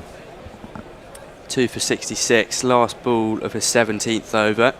Barmy Army packing out one of the lower stands. It looks like most seats are full at the SCG. 3 slips and a gully. Starc's in, and this is short, and James Smith takes it on. Where's it gone? It's gone back into the ground. For a moment it looked as if he hoiked that up in the air, but gets away with one. End of the over, 241 for 5. Eric is not doing with all this praise for the commentators and just says crawler. That's a bit harsh, Eric. Extra fluffo says glove work, exclamation mark. Philip Shaw, if it's a zippy wicket, Australia should bungle over England. See what you did there. Will St. George helping them before they are out for a Jeffrey. Messy Jez, thanks for the feedback on the production notes. Seems to be back to normal. Amber Leaf, Cotswold Run. Oh no, we've had all those. Hang on. Oh no, it's done that thing where it refreshes itself just when I don't want it to. Damn it. Oh, there it is. It's back again. Imagine if we had 6 roots in the side, we'd be unstoppable. Yeah, it's like that. Yes. Don't understand why the rest of the batsmen don't just use root as an example of how to play. There's Luke Allen. Well, yes, I know what you're saying. Easier said than done, that one. Yeah, exactly, yes. Extra fluffo says celibate. Mr. C says, I've placed 2 bets yesterday, over 363 and over 331. I do consider these lost at this time, half my rent gone. And Messy Jez says, Roots first century saved us from a naked Hayden. Perhaps the second one could rid us of Hayden altogether. Please. That would be yes, nice. Please. That would be nice. Yes. Oh my goodness. Luke Hallahan says, Hector, my God, you must be going crimson. Luke Hallahan, Hector is absolute class. The most positive part of this Ashes series by a long way. Brilliant, thank you. So 3 roots will get 3 root centuries. 3 root centuries gets rid of Langer, we'll have the triumvirate of terrible commentators gone. First ball of Boland's overs defended, by the way, for no run. Roots on 88. I'm glad it seems the English coverage is not showing a lot of images of the Richies, who I cannot stand. This group of people who dress up as Richie Benner cannot stand. It's all private schoolboys, performative private schoolboys, all showing off. Boland's in, and this one just angled into Root, who glances it out to point, runs through for a single. That's why you listen to massive Guerrilla fan. Cricket. Of course, there'll be Yes. a big hagiography of how wonderful they all are on the mainstream media. Of course. There's a lot No, of them, there's a lot of them. Yeah, they are. It's just, it started with a few, and now it's a sort of the thing to do in Sydney is, I've got to be a Richie. No. I think I heard this morning this is their last match. Maybe they're going into retirement after Thank this. goodness. Oh, my goodness me. Thank you. Yes, hopefully. Well, yeah, they've got a whole stand to themselves, pretty much. Yeah, no, it's... No. No white suits. Boland's in, 4 to come, 2 for 65, and Smith defends, no run. Ironic, isn't it, that Australia's got the private school brigade behind it, and England's got the what you would imagine is slightly more working class brigade with the Barmy Army, considering how the narrative is hugely painted. Yeah, good point. Yeah. Wow. I think I'm right in saying that more private schoolboys have play for Australia at Test cricket than for England. It's because of there's a number of factors behind that in terms of the funding of coaching. Ooh, inside edge here from Smith onto the pads, a short ball from Boland, no run. Have been a lot of public school boys have been playing for Australia. There's also quite a number because of the elite schools have better coaches, facilities, turf wickets, and all those elements. And I mean, the thing about the Richies though is there's a specifically, uniquely Sydney thing. So that's sort of people who and they were done as a response to the Barmy Army. Well, we all know Sydney sucks. That goes without saying. Yeah, that's right. No, exactly, and that's because I used to live in Sydney, so I know all about that. Well, you all know how much it sucks. Yeah. I escaped. That's a brilliant shot from Smith. Just clipped off his pads and helped through a vacant mid-wicket. Goes away for 4. Smith shuffles in to double figures, moves to 11. 11 from 17, and good shot for 4. And so before we get deluged by comments, it's light-hearted stuff. I actually rather like it. Yeah, of course it is. Oh yeah, I like bagging out the Richies. Actually, one of my friends from school became a Richie, and I was very disappointed. Is he still your friend? To golf. Yeah. They moves in different circles to me, put it that way. Last ball of Boland's 19th over in. Oh, and he beats the outside edge of Smith. Another brilliant ball. That's the one just on a good length, nipping away from the outside edge of the right-handed batsman. But Smith survives. End of the over, 2-4-6 for 5. It's worked for balance. Not that we're noted for that on Guerrilla Cricket, but worth knowing that in Melbourne, it's got the highest, I think, public school participation in the world at about 36%, whereas, in England, which is generally regarded as home of the private school, it's only about 7%. So that's interesting. It is interesting, yeah. Yes. Okay, quick look down. I'll just read out some names. Beabat Gummy, Extra Fluffo, Eric Messi, Pirate Badge. Actually, Pirate Badshaw had a comment I wanted to read if I can find it. Hang on a minute. Superlatives are overused in professional commentary. I don't know why. It makes the commentator sound ignorant of the sport they are notionally specialists in. Very good. I like that comment a lot. That's excellent insight. Because it's, yeah. So I'm an English teacher, so I'm afraid that's my job. Yeah, very true. Okay. Mitchell Stark is going to continue. He's been bowling throughout the day so far. England started on 211 for 3s in. This is clipped into the onside from mid-wicket. Oh, there's a run-out chance. Joe Root sort of jogged through. Michael Nisa comes whipping round and clean pick up and throws down the stumps, but narrowly misses. Root would have been in anyway. Root moves into the 90s. England 2-4-6 for 5. Sorry. So one of the things that could be a problem for Root is maybe a bit of brain fade. He might do something like that, or it might be something else that he hits a loose shot. That's probably one of the only things that he seems to have the wicket in hand, and he seems to have the bowling pretty much sorted out. But he might have a brain. I'm just thinking about what could affect or could stop England from getting 350 or 400. Yeah, he sauntered through there, but it was a good piece of work from Nisa. He actually did clip a bail, but Root was comfortably in. 2 slips, a gully for Jamie Smith, who has 11. Stark runs in. Oh, and Jamie Smith's up and over. mid-on, high bat lift and a sort of a hoik over mid-on, runs away for 4. Nice shot. Yeah, nice shot. And this is the thing now. Smith's settled in, and Stark is not as hot as he was. And this is normally a time you'd bring Lyon or Murphy in to try to settle things down and tie up one end. And by depriving themselves of that and putting in a bowler they haven't bowled for however long, this is an issue. This time before the new ball, England should cash in the next 24 overs. Yeah, but we'll see if that happens. But considering, where is Green, where is Webster? They haven't even put Head on. Stark in again, short, but sort of dies in the pitch, and Smith went back to it and then drops his hands wisely and just steers it to mid-wicket, runs through for a single, 6 from the first 3 of Stark's 18th over. So that will be the next 20. It'll be a very, very decisive moment in the Test match. The next 24 over, 23 and a half overs. And even the new ball, we'll see what happens with it, obviously. But we know the Kookaburra, it is quite effective in the first 30 overs. So, it'll be interesting to see that. 24 overs to the new ball, that classic Gene Pitney song. Deep backward point and a deep square, and Joe Root standing outside leg stump, and it is short and wide, and Root just rides the bounce and pokes it down to Jake Weatherald at deep backward point, runs through for a single, moves to 91. 2 to come from Stark. You a change at the end of the over, Hector, I think. Okay. Am I staying on? Yes. Stark, this series, 28 wickets, averaging 18.7. And he's moving the field around to Smith. Again, Smith's one of those, quite similar to Brook, where you can just float the short ball out there and more often than not expect him to take it on. He's taken it on once already today and was successful. Smash into the stands for 6, but he's also had moments where he's looked a little bit shaky. You've got a man in front of square out in the deep, a long leg, a fine leg, deep backward point, mid-wicket and a gully, and this one's short and similar to Root.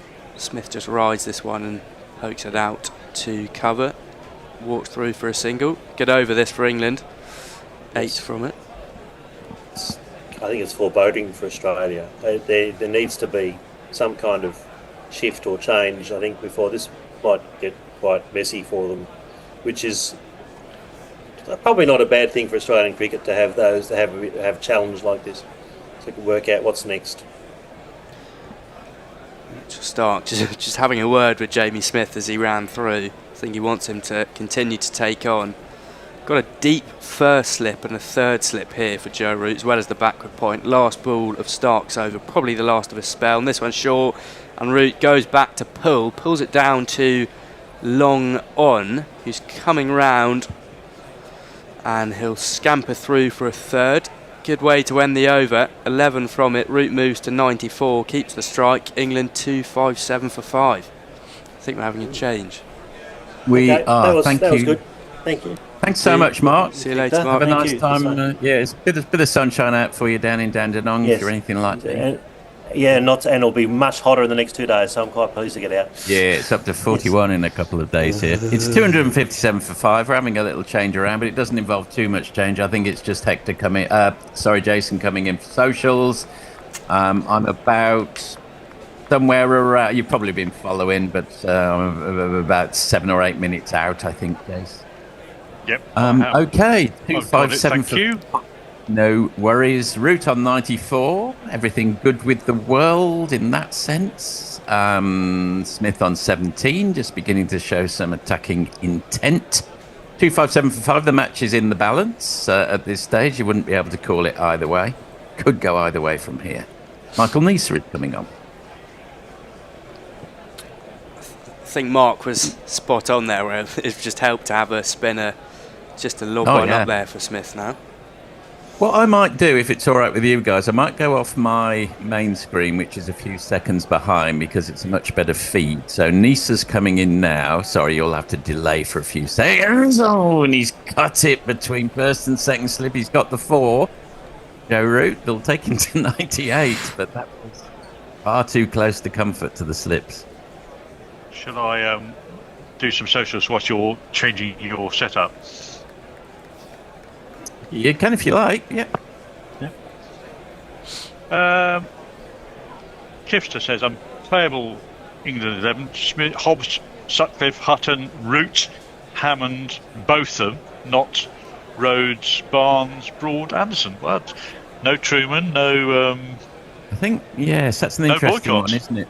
I wouldn't put Boycott in. That's played off the back foot by Root Dotball. I'm sort of with it until maybe, to be honest, well, certainly Broad. I'm not sure I'd have him in my all-time top 11.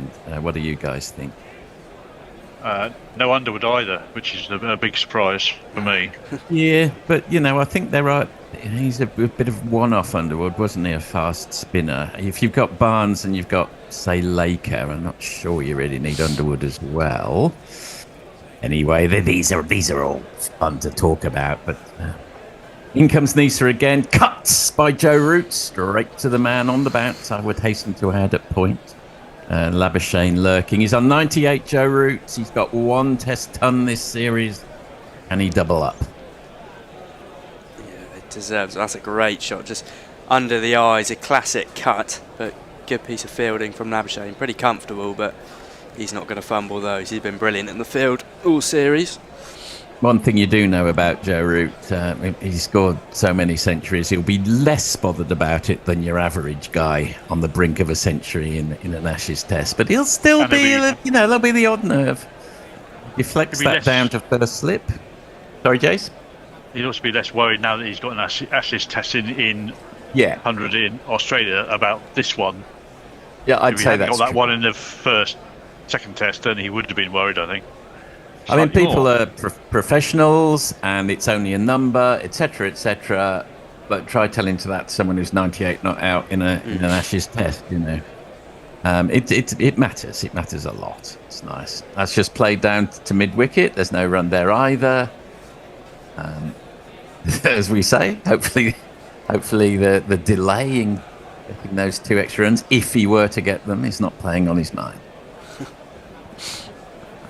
32 partnership between Smith and Root after Stokes dismissed for a duck. It's been good because Smith's been slightly out of form. Well, he has been out of form this series, averaging 19. So it's been good to stick around with Root. As indeed. It's a couple of sixes have propelled that along. In comes Lisa again. Carey standing up, and that was a false shot, but went on the bounce to first slip. Root wondering whether it stayed a bit low. Anyway, end of the 58th, 261 for 5. Root remains on 98. Jace. Fair few puns on the England 11 that were I just announced. Richard Dean Anderson by Disinterested Handjob. Russell Hobbs by Eric J. Who else have we got? Oh, Cliff Richard from Rocknut. Frank Propeller says, don't forget WG Gracie could bowl, bat and keep wicket all at the same time. Well, yes, they came to see him play, didn't they? They didn't come to see him get out and walk off. Now we've got a bowling change, so if you want to reach for your jingleometer, Hector, after the first ball. Yeah, and got it lastly, Al James says he can believe that this fact only 2 of the 1981 England Ashes side went to public schools, as opposed to the England team now, where only 2 went to state schools. Well, that says everything about the reduction of sport in the curriculum in English school system, and also the lack of playing fields. Dot ball first up. Cameron Green really got up, actually. It almost smashed him on the fingers. So let's hear his jingle. We are the Cameron Green Appreciation Society. God save Mitchell Marsh's brand of all-round variety. We are the Cameron Green Preservation Society. There's definitely a bit of up and down this morning, I would say, which probably bodes well for a result in the match. Don't think it's going to be a boring draw. That's played down by Smith to Gully. The one at the end of the last over, I thought Hector stayed low to Joe Root, and Cameron Green's getting quite a bit of bounce here. Yeah, Boland's had a few which sort of risen on Joe Root, surprised him a touch, and then a couple that have stayed low. So it'll be interesting to see. I think also some cracks might start to emerge day 3, day 4. So yes. Something for the spinners to explore. Oh, hang on, there aren't any spinners. Defended off the back foot by Smith, dot ball. Well, apparently Bo Webster's a brilliant spinner, so surely he'll take some wickets on this. Will Jackson's probably Westminster makes the point that as the incumbent new player, Matthew Potts will enjoy this surface as he's the most like probably Scott Boland in terms of nagging accuracy. If he is just a slightly bit quicker. I think that's fair, although he won't be remotely as used to bowling on Australian pitches. It does make a difference. You can't just slot in. In comes Cameron Green. That's played slightly uppishly through the vacant point area. He'll come through for a single. Joe Root back on strike. He's hovering on 98. Yeah, similar paces from Green that you'd expect to see from Matty Potts, sort of between 130, 135 kilometres an hour. I agree, Potts is good at just sort of nagging away at a line in length, but he doesn't really tend to swing the ball too much. Most movement is off the seam for him. Yeah. He's a decent bowler, but you wouldn't thought he'd be a big threat in Australia. In comes Cameron Green. That's a fuller ball. Joe Root leans into it. There is a run. It'll just be the single. There he is. He moves to 99. Just having a look at the Australian shirts. And I wonder how many meetings there would have been for Westpac to agree to go to a pink W on the front of it. I know that's not of much interest to cricket followers, but having spent my life in stupid meetings like that, I'm sort of chuckling to myself, thinking about it. Anyway, there we are, because obviously it's a pink test, and they would have had to have agreed to change their normal colour of logo. Anyway, in comes Green to Smith, who smashes down on it. It lands at his feet and it bounces over the top of the stumps behind him. I don't think he would have known where it was if it had clipped the top of the bails. What did you think? No, he was sort of looking around, slightly bewildered, but luckily he played it so late and there was a bit of bounce, sort of bounced in the crease and just over the stumps. Slightly gets away with one there, but again he would have felt quite hard done by. You always feel hard done by if you play with really soft hands and it trickles back and dislodges a bail, but it's a Harry Brook-esque kind of shot. It's still out though. It's still a legitimate form of, in the same way that a big inside edge when you play on it's still out. The bowler has got you out. Yeah. Beer Battered Gummy Shark says Green is only going for 7+ per over. He's breathing life into baseball by himself. I don't think he needs to do any breathing of life into baseball. I think it's still, despite people's intentions, live and kicking. That's interesting. My computer claims that I've got low battery. Oh, I see what I've got low battery from. Sorry, this is something you don't really need to know. Oh, hang on. Just while I've been fiddling with my battery, something slightly more significant's happened. Joe Root scored a century. Well done, Joe Root. Fantastic stuff. He's got 2 runs there. He's on 101. That's his 2nd century in Australia. 265 for 5 the score. Big hug to Jamie Smith. The whole ground stands up, and it's been a very good-natured series in that way. And many congratulations to Joe Root. One of his best. 10, 20, 30, 40, 50, 60, 70, 80, 90, 100. Congratulations, sir. You are a centurion.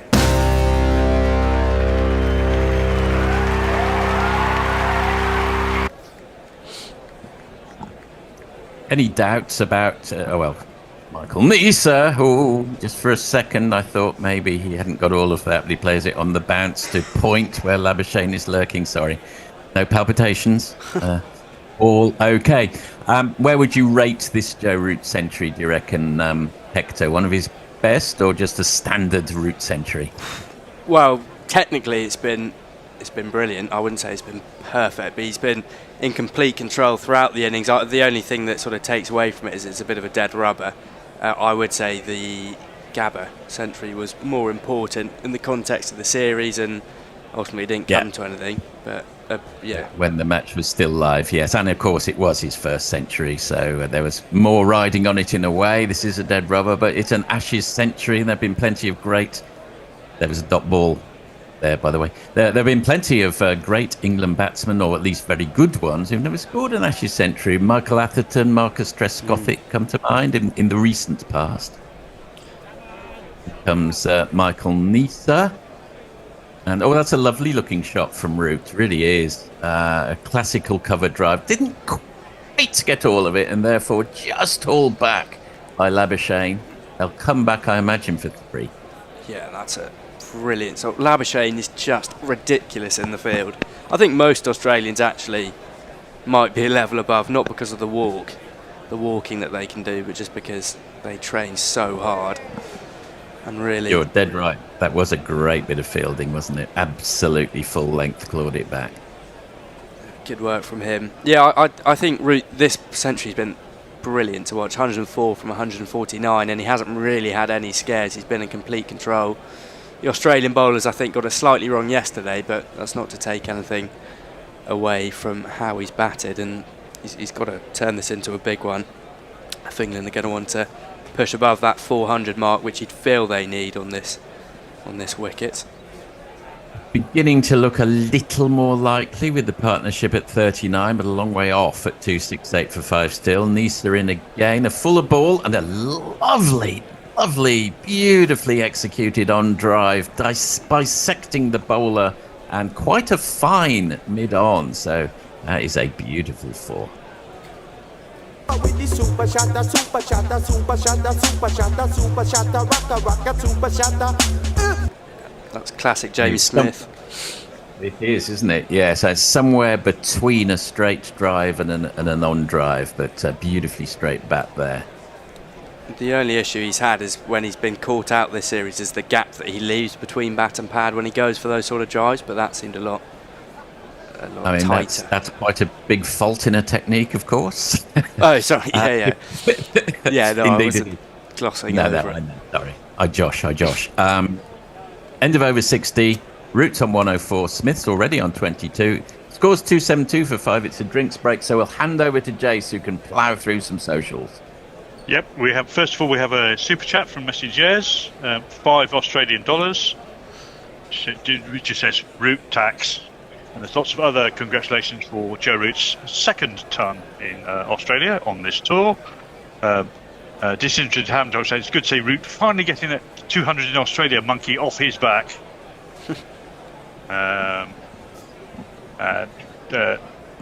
Let's say Luke Hallahan says Root, all the Indians are now getting nervous as he gets closer to reeling Tendulkar in. It's going to come. What else have we got there? Was this a flawless ton, says David Vest? I'm not sure. I saw most of it yesterday. I didn't think he gave any chances. Yeah, I'd say it's pretty close. There was 1 or 2 little moments with the potential run-outs, but nothing really significant. And Extra Fluffer says, I thought it was Kane Williamson batting for a second in terms of steadying the ship. Big batting Gummy Shark says, have 350 looking more like 400. Well, that's just put the mockers on it. Yes, indeed. 500. And another super chat from Nick Vickers, who gives us €2 saying, get in, hats off to Joe Root, come on England. Mayank thinks that Labuschagne's top was actually a 4. When he picked up the ball, the sponges had been pushed back, but his right foot was on the original boundary line. That was missed by the umpires. That's really fine margins, I think, when you get to that level of detail. Well, let's hope the test isn't decided by 1 run. Yeah. Well, actually, let's hope it is. It'll be an amazing test. What else have we got? Banana Book saying 20 overs before the new ball. Root and Smith need to make the most of this. Yes, well, as long as they do it safely, I think we can't really afford. England can't really afford to lose another wicket. Well, this is the slight problem, though, Jace, isn't it? We can't say be aggressive but don't get out. You know, there has to be an element of risk when you expect money. It is. I mean, scoring runs is a double-edged sword. Yes. So you are risking to get a reward. And I think partly what we have, when you see, you know, on the highlights reel, you see Harry Brook apparently playing a rash shot and all of those things. What you haven't seen is all the shots that were calculated gambles beforehand. It's so hard to get the balance right in cricket. It's part of the art of Test cricket. It's quite easy to fixate on the rash shots as well and just be a bit too overly negative. I sometimes do that with Harry Brook, but fact is he's an unbelievable batsman. Well, everyone does it with Harry Brook, and it's understandable. You just feel specifically with Harry Brook that there are some shots that he could probably safely eliminate. It's just getting that risk-reward balance. We don't want him to eliminate all the attacking shots. We would love him to get the balance more correct. There's also confirmation bias and recency bias to take into account as well. Yes, we're back with the cricket. Cameron Green's in, defended by Joe Root. Dot ball. There are so many biases, aren't there? There's anchoring, there's unconscious bias. There's peak end bias. There's one I'm particularly conscious of. Peak end. Yes, people always remember the last thing that happened, particularly in a sporting contest. Like, you know, that Edgbaston 2005 match. I'll come back to it after this ball. Cameron Green, Joe Root defended. Everyone fixates on the last ball, and was the handoff Kasparovich's bat, and it would have, you know, Australia would have gone on to win. Because it was the last thing that happened. People will always fixate on the last thing that happened in a sporting contest. Whereas, you know, Brett Lee was absolutely plumb LBW 40 runs earlier. But that very rarely gets talked about because it wasn't the last thing that happened. Yeah, I didn't even know that he was plumb LBW. Well, I think everyone agrees that he was, and Billy Bowden didn't give him. It's just that, you know, that's not how narratives work. People fixate on the last thing. Oh, a lovely, well, I wouldn't call it a late cut. It was more of a swashbuckling cut down to the man at backward point. For a single, he moves on to 105, Joe Root. Cameron Green's been disappointing. I hope I'm not jinxing this, but 0 for 60 in 9.5 overs, and he just, throughout the series with the ball, he really hasn't looked threatening, and he's underperformed with the bat as well. It's just, it's a bit too same from him every delivery. They're desperate for him to be, I mean, you know, you get a great all-rounder or even a very good one. He's in again defended by Smith on this occasion. It solves two problems in one, and that's why they're so valued. But the problem is, if you get someone who is a bits and pieces cricketer instead, then you don't solve either problem. Do you think Australia can be guilty of sometimes just focusing on the current squad that they have, or I mean, I'm not too sure. Do they ever really look around at the domestic game? Are there any alternatives to Cam Green? I think they do, and Messi and others will be better qualified to talk about that. But I am. There's a swoosh from Jamie Smith. Fortunate not to get an edge on that one. Admonishing yourself. And there's obviously a more robust and stronger domestic setup to choose from, or that they choose to choose from in Australia, more so than in recent years. County cricket's been largely ignored by the England selectors. And, you know, Australia will always throw up a decent side. You know, you always think, well, we'll get through Cummins and Hazelwood and Lyon. There won't be much after. Well, we've seen Scott Boland perform. You know, Michael Neeser's okay. Cameron Green again. Last ball of the over. Nice looking drive, but straight to mid-off. At the end of the 61st, 273 for 5, Jace. Let's just see what we've got. Talking of people who've never scored a ton, says Kifster. I believe I'm correct in saying Howard Larwood scored 98 in an Ashes game in the 32-33 series. But he certainly scored 98. I can't remember whether it actually was the Bodyline series. And to be fair, I'm not sure he would necessarily be the first choice of a person I would have expected to score 100. He was certainly a useful batsman, but he was more in the Gary Naylor style of a useful number 8, I think. Much better known for his bowling, particularly in that Bodyline series. Joseph Ralph says, had to laugh when Harmison said we could get 450 plus. Well, all sorts of things can happen. This partnership's already up to 44. Michael Nieser's again, and what's happened there?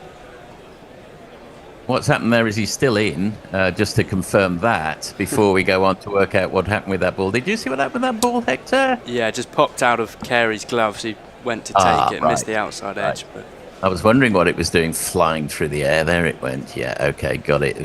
That's an unusual light misfield standing up by Carey. Usually immaculate even standing up to the fast medium guys. It's the first sort of misfield I've seen. Yes, indeed. A real collector's item. Defended off the back foot by Joe Root. And sometimes there's a little lull in concentration from a man who's just got his century. But if you're looking for a man not to have that, it's probably Joe Root. He looks sound as ever. Don't want to put the hex on him. But probably have. Don't want to say anything. Won't say anything more. He's looking very vulnerable. Let's say that. He's not. Well, that was, a big thick inside edge to mid-wicket there. Any minute now, Joe Root's going to go. Let's say that. Who was it yesterday? I think it was Crawley. Was it Crawley, Jason? When you were saying, he looks completely set. And then Crawley will duck it. Yeah. And the very next ball. Oh, no, it's Crawley. I commentator cursed. Literally the next ball he had a waft outside off stump. Turned to a ball that came in and was LBW. That's a shame. Having a look at Ben Stokes, still looking furious. Defended by Joe Root. This is not particularly difficult bowling, I would say. Is that unfair from Michael Neser and Cameron Green? Yeah, I sort of think it's been the case for most of the Australian attack. I actually think bowling's been the most threatening, but there's a lot less movement off this wicket than there has been, especially from the MCG. But most of the grounds we've had in this series, it's a good wicket to bat on, and Joe Root's playing it well, clearly. Comes forward, classical forward defensive, no problem there. Just having a look at the slips, who are 3 metres apart from each other. I mean, that's about... There's no way, particularly they're standing up reasonably close to the fast medium guy, that certain edges will just lie between them. Well, and again, it's such a big difference between England and Australia as the standard of fielding, I believe. I think Australia is so much more professional and concentrate a lot more in the slip cordon. Yeah, I definitely agree with that. That has been undoubtedly one big difference. Maybe the major difference has been the standard of fielding. That's cut on the bounce to the man at third slip there. At the end of the 62nd over, Root remains on 105. The partnership's 44 and the score is 273 for 5. Jason. There's some comments on the Australian versus English sporting setup, where Australia seems to be much better than the English one, particularly from Joseph Ralph. And what else we got? Another question. The timer's clock between overs and between balls. I don't appear to have seen it, although I think it's now in play. Is it? Is it? Right, okay. I know it was talked about. This will be our last over together, and that's it. Oh my God, is he out? Yes, he is. Smith has blasted it. Just he hit it well enough, but straight to the man who was fairly short in there at cover. He has to go. He's delaying going off. Why would that be? Could be a no ball. Is it a no ball? That's the question. He's coming back. It is. He's coming back because, ladies and gentlemen, it's clearly a no ball. There is no... Oh, look at that. Cameron Green, as if his week couldn't get any worse. He doesn't help himself. 10. Tall man with long legs over stretches. What a shocker. Briding cars. I'm sure that there are worse feelings than getting a wicket off a no ball, but not many. We're having a look at it again. Are you suggesting, Hector, that there might be some doubt? A tiny bit of doubt where he does raise his back. Oh, my. So sorry. Right, okay. So next ball, I think something's about to happen. Yeah. What's about to happen is that, rather as we were talking about last over, the ball has bisected wicketkeeper and first slip. Neither of them went for it. Not sure why, because they were standing a little closer than to Michael Neser for Cam Green, and there's no reason why neither of them went for that ball. It was quite high. It would have been a decent catch, but I don't know why everyone's saying over to you, Claude, because you'd rather both of them went for it than neither of them, which is what happened. Not sure why Alex Carey didn't go for that. Well, there is the gap at first slip, but I think they've put Webster in at second to sort of nullify that because he's got such a large wingspan. But yeah, they both look pretty perplexed there. Cameron Green must be wondering how many black cats he ran over on the way to the ground this morning, having got a wicket off a no ball and then one that should have been pouched in the slip cordon. That is defended by Jamie Smith. Well, Jamie Smith has got to cash in here. It's sort of what Travis Head and Jake Weatherald were talking about earlier in the series. You get, out off a no ball, should have been out the ball after, off the edge.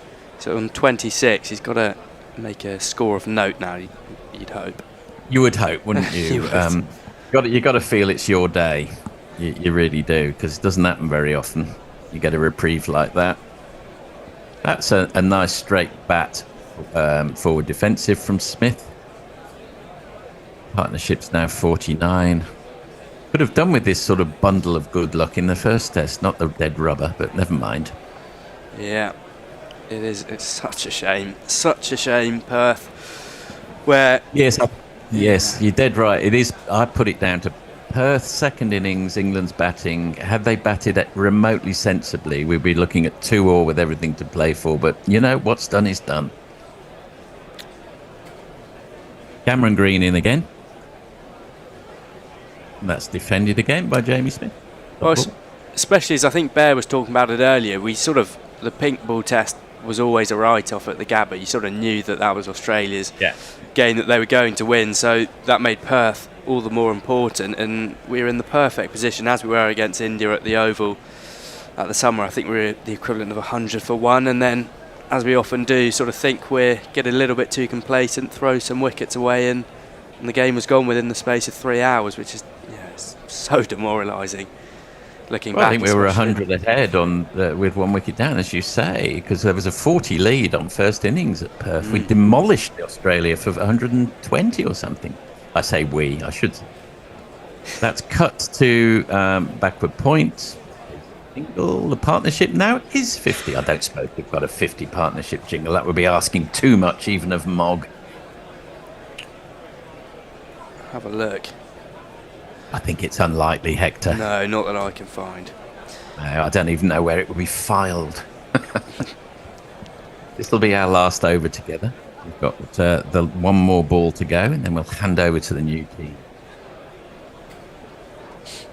It's Green again, bowling his 7th ball in a row because of the no-ball wicket. The first ball goes a little wider of the crease, left well alone by Joe Root. At the end of the 63rd over, he's on 105. Smith's on 27. Partnership is 50. It's 279 for 5.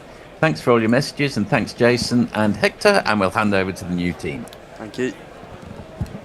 Thank you. Jason, where were you up to exactly?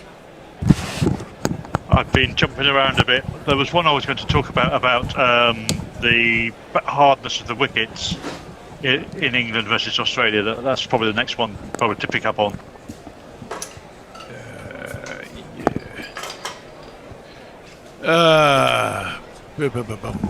Good save. Well, Smith's been a bit lucky in the last couple of overs, has he not?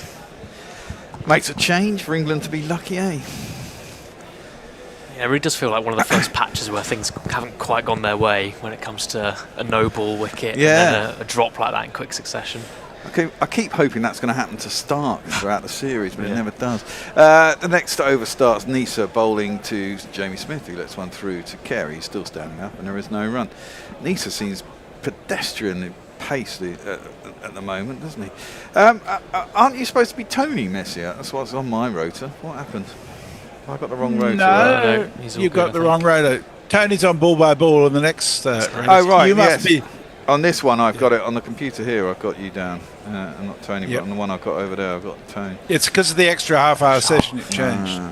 Rightio, Nisa in to Smith, who defends up towards mid-on, no runs. Played some great shots, Jamie Smith, also looked quite vulnerable at times. Played some very loose shots as well. If I was Cameron Green, I wouldn't be crossing the road today. I'd almost certainly be hit by a truck. Yeah. You've got to wonder what England are going to do with Smith after this Test series, haven't you? I mean, they've dropped him from the white ball squads. They're going to have a rethink. They're going to put Pope in as keeper and have him at 6 or 7 instead, which would probably suit him much better. Guided by Smith down to Cameron Green, and there is no run. That would maybe be too generous for Pope, giving him an extra go, having had as long as he's had. Well, no, I thought, the one time he has been there when he was keeping in New Zealand, I thought he looked the genuine player that we all thought he was coming in at 6 or 7. He didn't seem to be as fidgety. And there was much less on him, and it's kind of where he plays for Surrey anyway, so it looks like he felt much more comfortable down there. But you wonder whether there will be a rethink over Smith. That one's dropped into the offside and there is no run. He is a bit of a flat track bully. The only option in the county circuit at the minute will be James Rue, who I'm a big fan of. But even then, it's not like he's not banging the door down the way we see some talents do for England, where they're undeniable and they're going to get games. James Rue's not there yet. So I imagine Smith will just hang in there for a while. Tricky position. Yeah.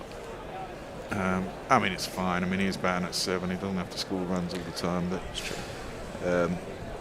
he's certainly got vulnerabilities. Root gets right behind that, defends that up towards mid-on, but it's fielded by mid-wicket. No run. England are 280 for 5. I feel happy when that ticks over to 300. If they can do that without losing another wicket, kind of feel 400 is on the cards. That's the score they've got to be looking at, I reckon. I definitely think so. With Smith, I reckon they see him in a similar light to Crawley, where they look at his potential and they look at what he can do, and they look at his massive innings here and there, and it will buy him so much time in this team, even if he's on a rut.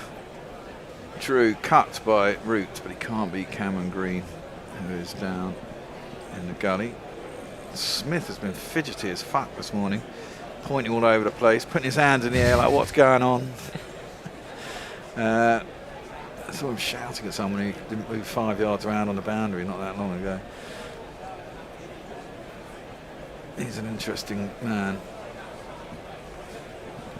He seems to have sent himself out to somewhere, sort of deep gully area. Some highlights of Jamie Smith's batting. I mean, he should have been caught in the slips. The ball after he was knocked out to a no ball. Got away with one there.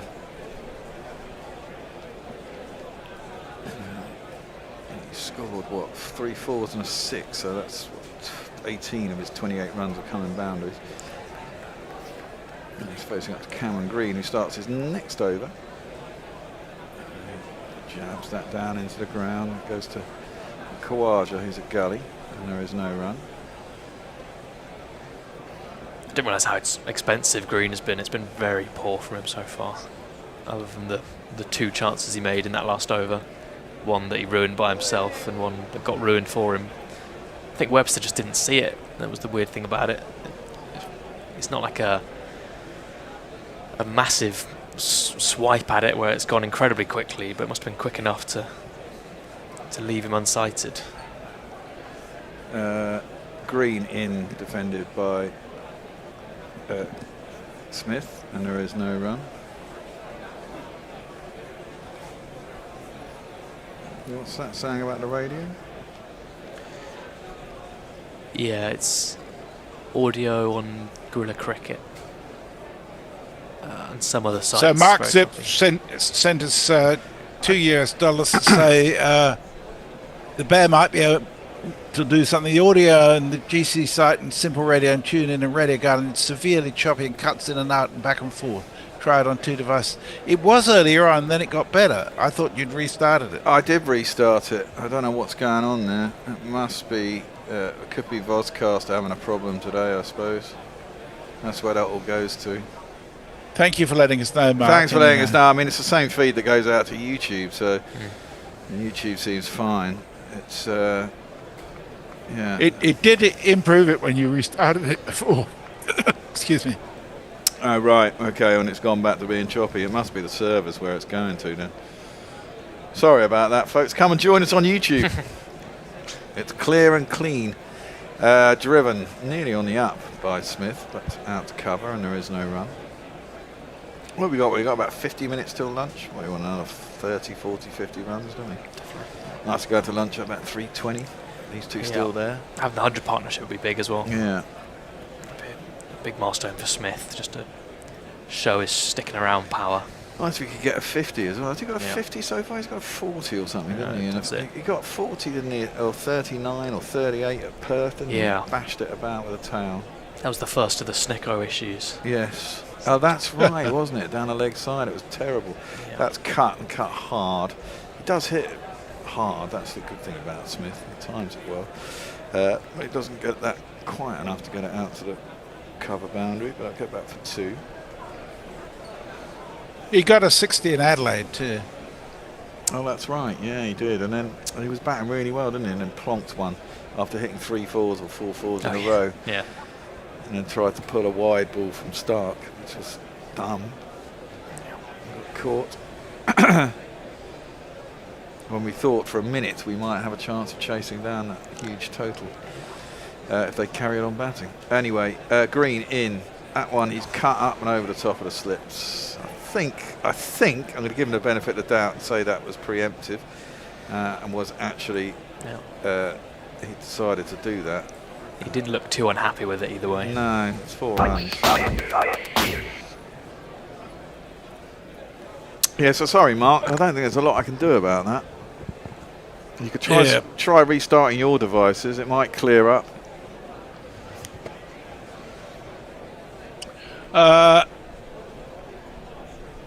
Nick Vickers says, cricket isn't a tough game in England either. The problem is that it left the public consciousness when the summer tests were taken off terrestrial TV. I think that's almost certainly true. It is certainly true. Kierkegaard says, I've heard of people not making the youth county teams because they went to the wrong schools.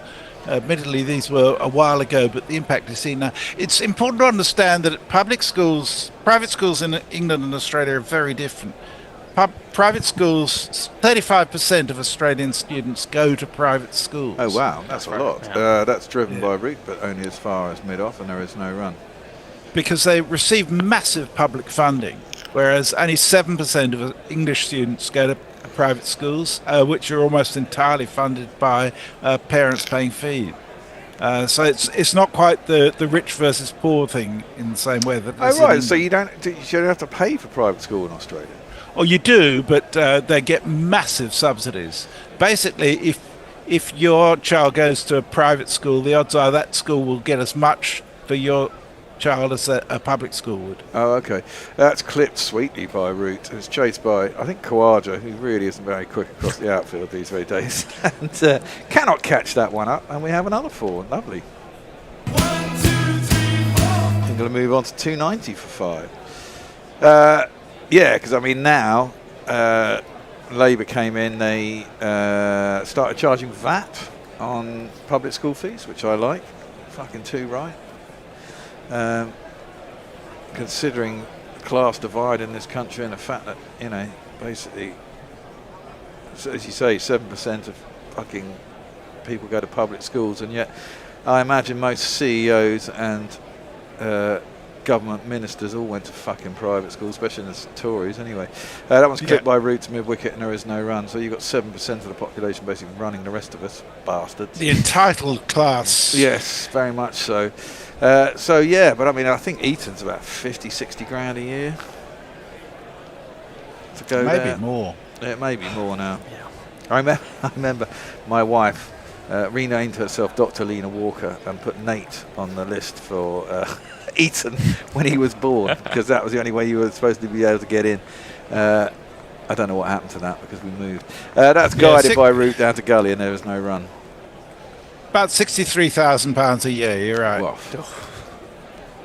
fuck me. Yeah. Expensive.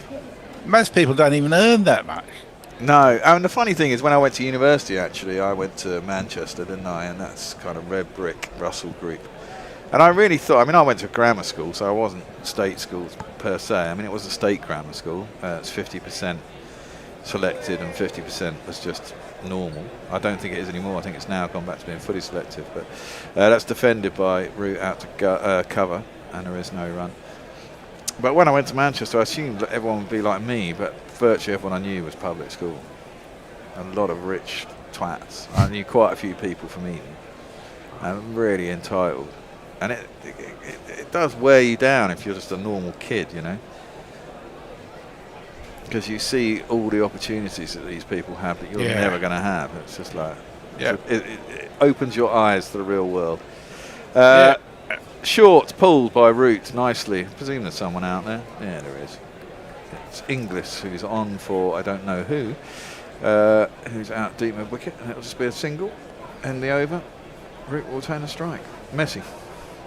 Joseph Ralph says, I've lived in both countries. The Australian system is superior. I've experienced it. I think in terms of cricket channels, there's no doubt that it's very well constructed at the moment.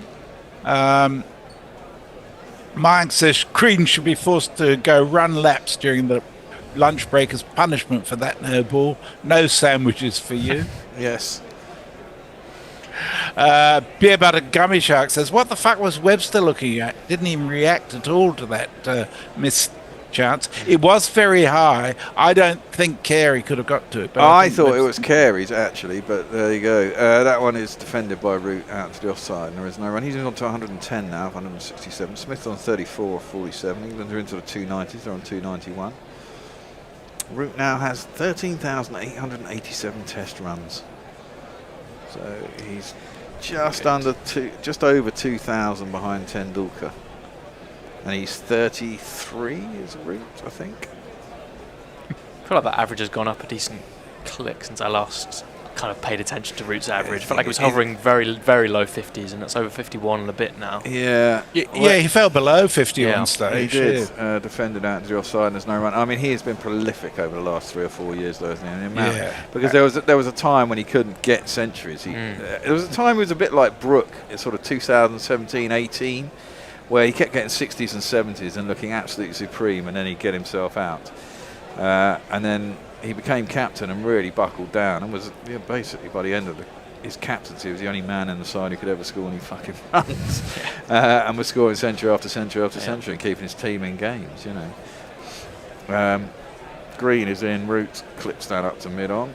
Oh, inside mid-on actually. Boland isn't the quickest across the outfield either, so they'll saunter a quick 2. Yeah, it makes his conversion rate so much more impressive when you think about the shit that's gone around him at times. Or just the way that so many of the openers have collapsed, and he's come in at 2 for 2 and then gone on to make hundreds, and then propping up the tail at times as well. Yeah. I mean, he had one of the biggest partnerships of the series with Archer, which is so telling about where England have been, and he's just done that for the last 5 years now, and it's been incredible stuff. Interesting thing about Smith, about Root, I was looking at his captaincy record the other day, and in fact, I know the last 17 tests or something was pretty disastrous, but his win-loss rate in series was about 50-50 as captain, and he really had a pretty good run early on. Yeah, we did for a while. He won in South Africa, didn't he? When we won in South Africa? Yes. Anyway, that last ball was driven up to mid-on, it's no run.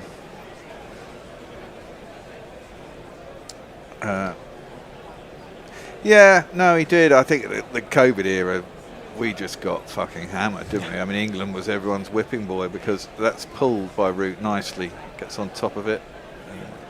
Again, Inglis is... No, Nice is out in the deep now, and that'll just be the one run. I think we were everyone's playing buddy, weren't we? I mean, England seemed to be prepared to go everywhere and anywhere. To fulfill international commitments, and the whole team was just stuck in hotels in COVID bubbles for about a year and a half, and I think that's pretty grim on anybody's mental health. Yeah. We have a super chat from Jay Grover. Ah, Jay. Hello, Jay.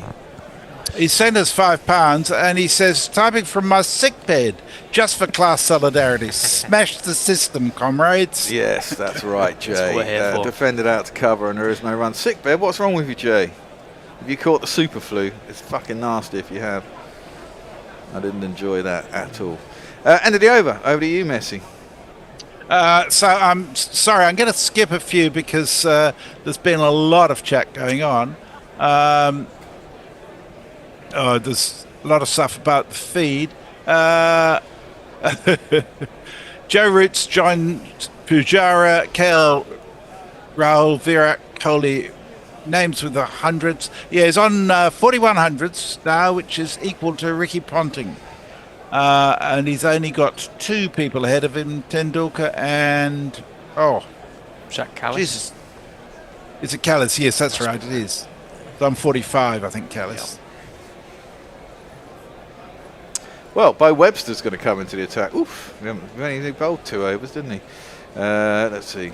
We've got a jingle for him. I shall pull out from somewhere. He comes in, bowls very slowly, and it's cut by Root out to point. It's luzzed at the stumps by, presumably Labuschagne, and hit Jamie Smith, I think. He's all right.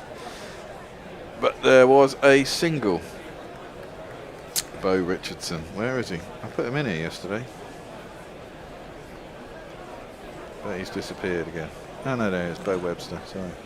I knew a man, Bo Webster, and he'd bat for you in worn-out shoes, the sky-high hair, the sluggy bat, and bland off his... Fell over, very Woody-like actually, after his first delivery.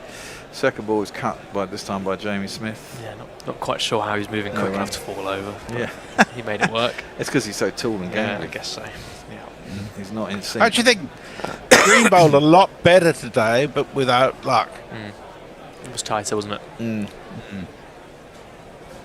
He's had a pretty poor series, Cam Green, to be fair. He's not. I've never seen him do really well. I mean, clearly everyone rates him, but you've got to produce the goods, haven't you? And it's defended by Jamie Smith, and there is no run. You can't forever play on reputation and potential. Well, he actually had a really good Ashes series 4 years ago against England. I think he took 18 wickets or something. He probably bowled a little bit quicker then, didn't he? That was pre-injuries. Yeah, I think he probably did. See, that's what I remember. I remember him being actually pretty nippy at full speed. Well, Bo Webster certainly is not full speed. 122.7. What's that in miles an hour? About 70? Something like that, yeah. I'd like to see Webster try a spin, to be honest. I mean, it's a bit pointless. I mean, what the fuck is 70-mile-an-hour bowler doing? Ollie Robinson pace. Yeah, well, to your spin. I mean, even Ollie Robinson bowls a bit quicker than that. But when he can be bothered. Well, yeah. He's playing in Sydney, isn't he? Is he still there? I don't know what he's doing. That one's driven back down the ground. Can't quite beat mid-on. Who is Usman Khawaja? He records a lot of content for his Instagram, I know that. Does he? Yeah. Him and his girlfriend or fiance or wife. I listened to his pod at one stage. It was the most boring pod I've ever heard. Yeah. Everyone thinks they're a broadcaster these days, eh? It was a description of going through airport check-in, and I thought, fucking hell, everybody's done this, nobody's interested. Yeah. Unless something madcap happened. That's cut by Smith, but straight to Labuschagne at point, and there is no run. That's the end of the over, only one off it. Dan De Castro says 150 plus years tests, Root the best batsman England ever had. I hate comparing batsmen from different eras. I think he's certainly the best one this century, but can you compare him with Hobbs or Sutcliffe? Or, it's just so hard to compare different eras. Balls, bats, conditions, it's hard. Any young openers in the English system coming up, says Joseph Ralph. No, and it's really been the kind of thing we've been worried about for the longest time. There's people that have good little runs, and the guys in the lines do quite well. Is it Tom Haynes? for Sussex. Had a decent couple of years. People throw some names at me. I'm sure I'm going to forget. But no one that kind of has the staying power.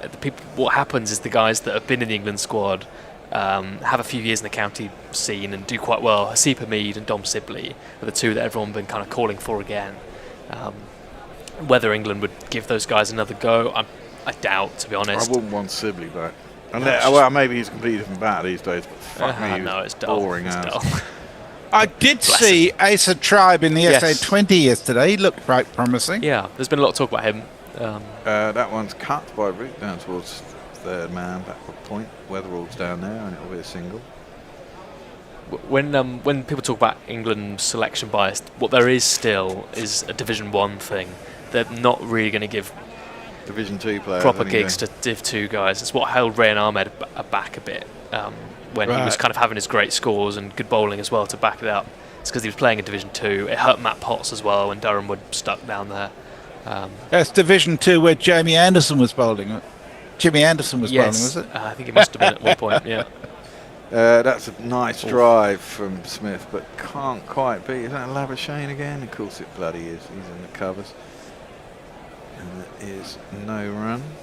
And Nick Vickers had a point. He says, check out some of Sibley's county innings on YouTube. He genuinely got dropped by England, went away and worked on his game, but then baseball happened and he never got the call again. It's probably true. And you can say he's unlucky in that sense. Well, he might get a chance again then when if Baz goes, you know. It's true, yeah. But then you say that, but then Crawley and Duckett were the best averaging opening partnership in world cricket last year. Yeah. So, you know. Oh, for fuck's sake, you fucking idiot. He's got away with it. Jamie Smith tried to hoik that into the leg side. Fortunately, Boland is at mid-on, who's not the quickest, and he can't turn around and get back. But that was a dreadful shot. It's a hoik. Probably a little bit too full for it. And he's tried to go over. Well, he's tried to hit it into the stands, wide, long on. And he's kind of collapsed his knees, realised it's not quite there right at the end, and he's gone through with it. I suppose you get a bit lucky by going through with it. He got back for 2. Pretty ugly at times from Jamie Smith. Richie's away. I think he's worked out that Green's not going to get any wickets at all. Well, that one is a fat outside edge, driven hard at. Fortunately, the gully and the covers, well, there is a gully, but it went more out through backward point. For a single down a third man. England move on to 299. Riches. Yeah. Well, this has been a very useful partnership of 70 runs, hasn't yes, it has indeed. And this is where Cam Green should be batting as well in the Australian innings. Around about, doesn't it? Or is he bat 6? This is the Carey type. 6 or 7, yeah. Root clips that nicely. Straight to Boland, though. And there is no run. Well, I've got a bet on the 2 top round scorers in the first innings being Root and Usman. I think Uzi's going to 25 to 1. I think. Yeah, I think Uzi's the man who's going to let you down, unfortunately. You never know. He's got a great record here. I know he has, but he just looks shot to me. He looks. He got lucky in Brisbane, really. Root facing up, Cam Green in, just dropped into the ground by Root. He's asking Smith if there's a run. There isn't one, and that ends the over. England 299 for 5. Mike is incredulous. He says £63,000 a year. What the actual fuck?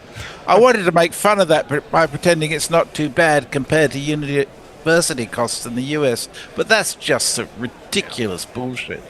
It is, but then how much are the top private schools in America? I imagine they're similar sorts of prices, aren't they?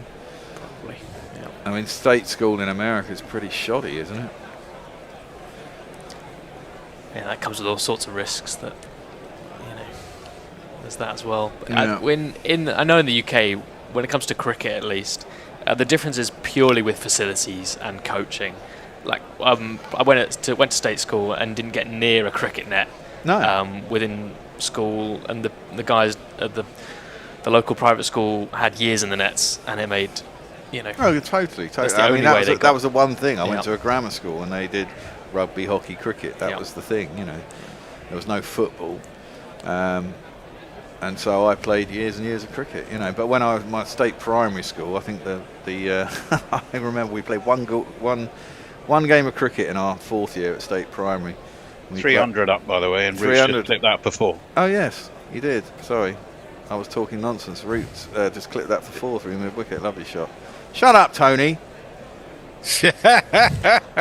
Webster in. And that's dabbed out to point, and there is no run. I thought it was a replay. It's probably a reminder that we're due a change. We are at the end of this over. We played one game of cricket. We bowled out the Oppo for 23, I think, and they bowled us out for 20. That was my first. That was my first proper game of cricket. I was in the middle of a hat trick. Oh, brilliant.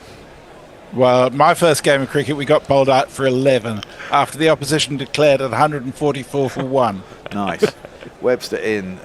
Smith plays that out to cover, and there is no run. I'm sorry, that was. I was only 7. Yeah, I was. I guess I was 10 when I played that game. Big yawn from Mitchell Stark. We still got half an hour till lunch, haven't we, as well? Yeah, it's that point where they probably start thinking about hanging in until lunch. Well, Smith this is it. especially. The bowlers have got a bowler for an extra half hour, haven't they? Yeah. So they're going to have to bowl a bit of Webster and stuff. Webster bangs that into the pitch at a whopping 125 kilometres an hour, and Smith just defends it out to point, and there is no run.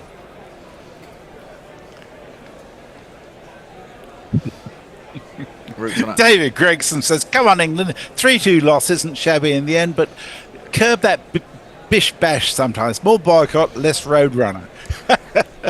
I quite like the road runner. Yeah. Smith just blocks that out to cover, and there is no run. One ball left in the over, and then we will have a change. It'll be Tony with Ed. You're staying on, yep. So you're moving into my position. Excellent. And Jason is coming back.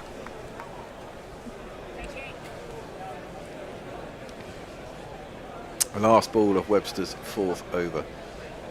Coming to bowl to Smith, who gets right behind that defence back to bowler. There is no run. Read a few little texts while we have a little change, and I'll see you at lunchtime for our patrons' lunch. Invisible Bob, aka Will Reynolds, says, "Ed, I'm loving your work. You're talking that's my very kind. language." Thank you very much. That's lovely. Fantastic. Extra Fluffer says, "A relation of mine married into the English officer class. They're rich as fuck." And Lucky Smith says, "Jamie Smith, calm down, man. Pull the ball square." Oh, I have to say, it was an extraordinary passage of play. The one ball that he was out, he just chipped to cover, didn't he? And was caught by Labuschagne. But then it was a no ball, so back he came, and then immediately wafts one he should have left well alone. And it went between Carey and the lantern-jawed Webster. And and they both seem to miss it completely. It was probably Webster's. I don't think he saw it. No. But you're standing at slip. I mean, that's your one job, is to stand there and see edges. How on Bolland is going to be in? Root stoutly defends back to the bowler.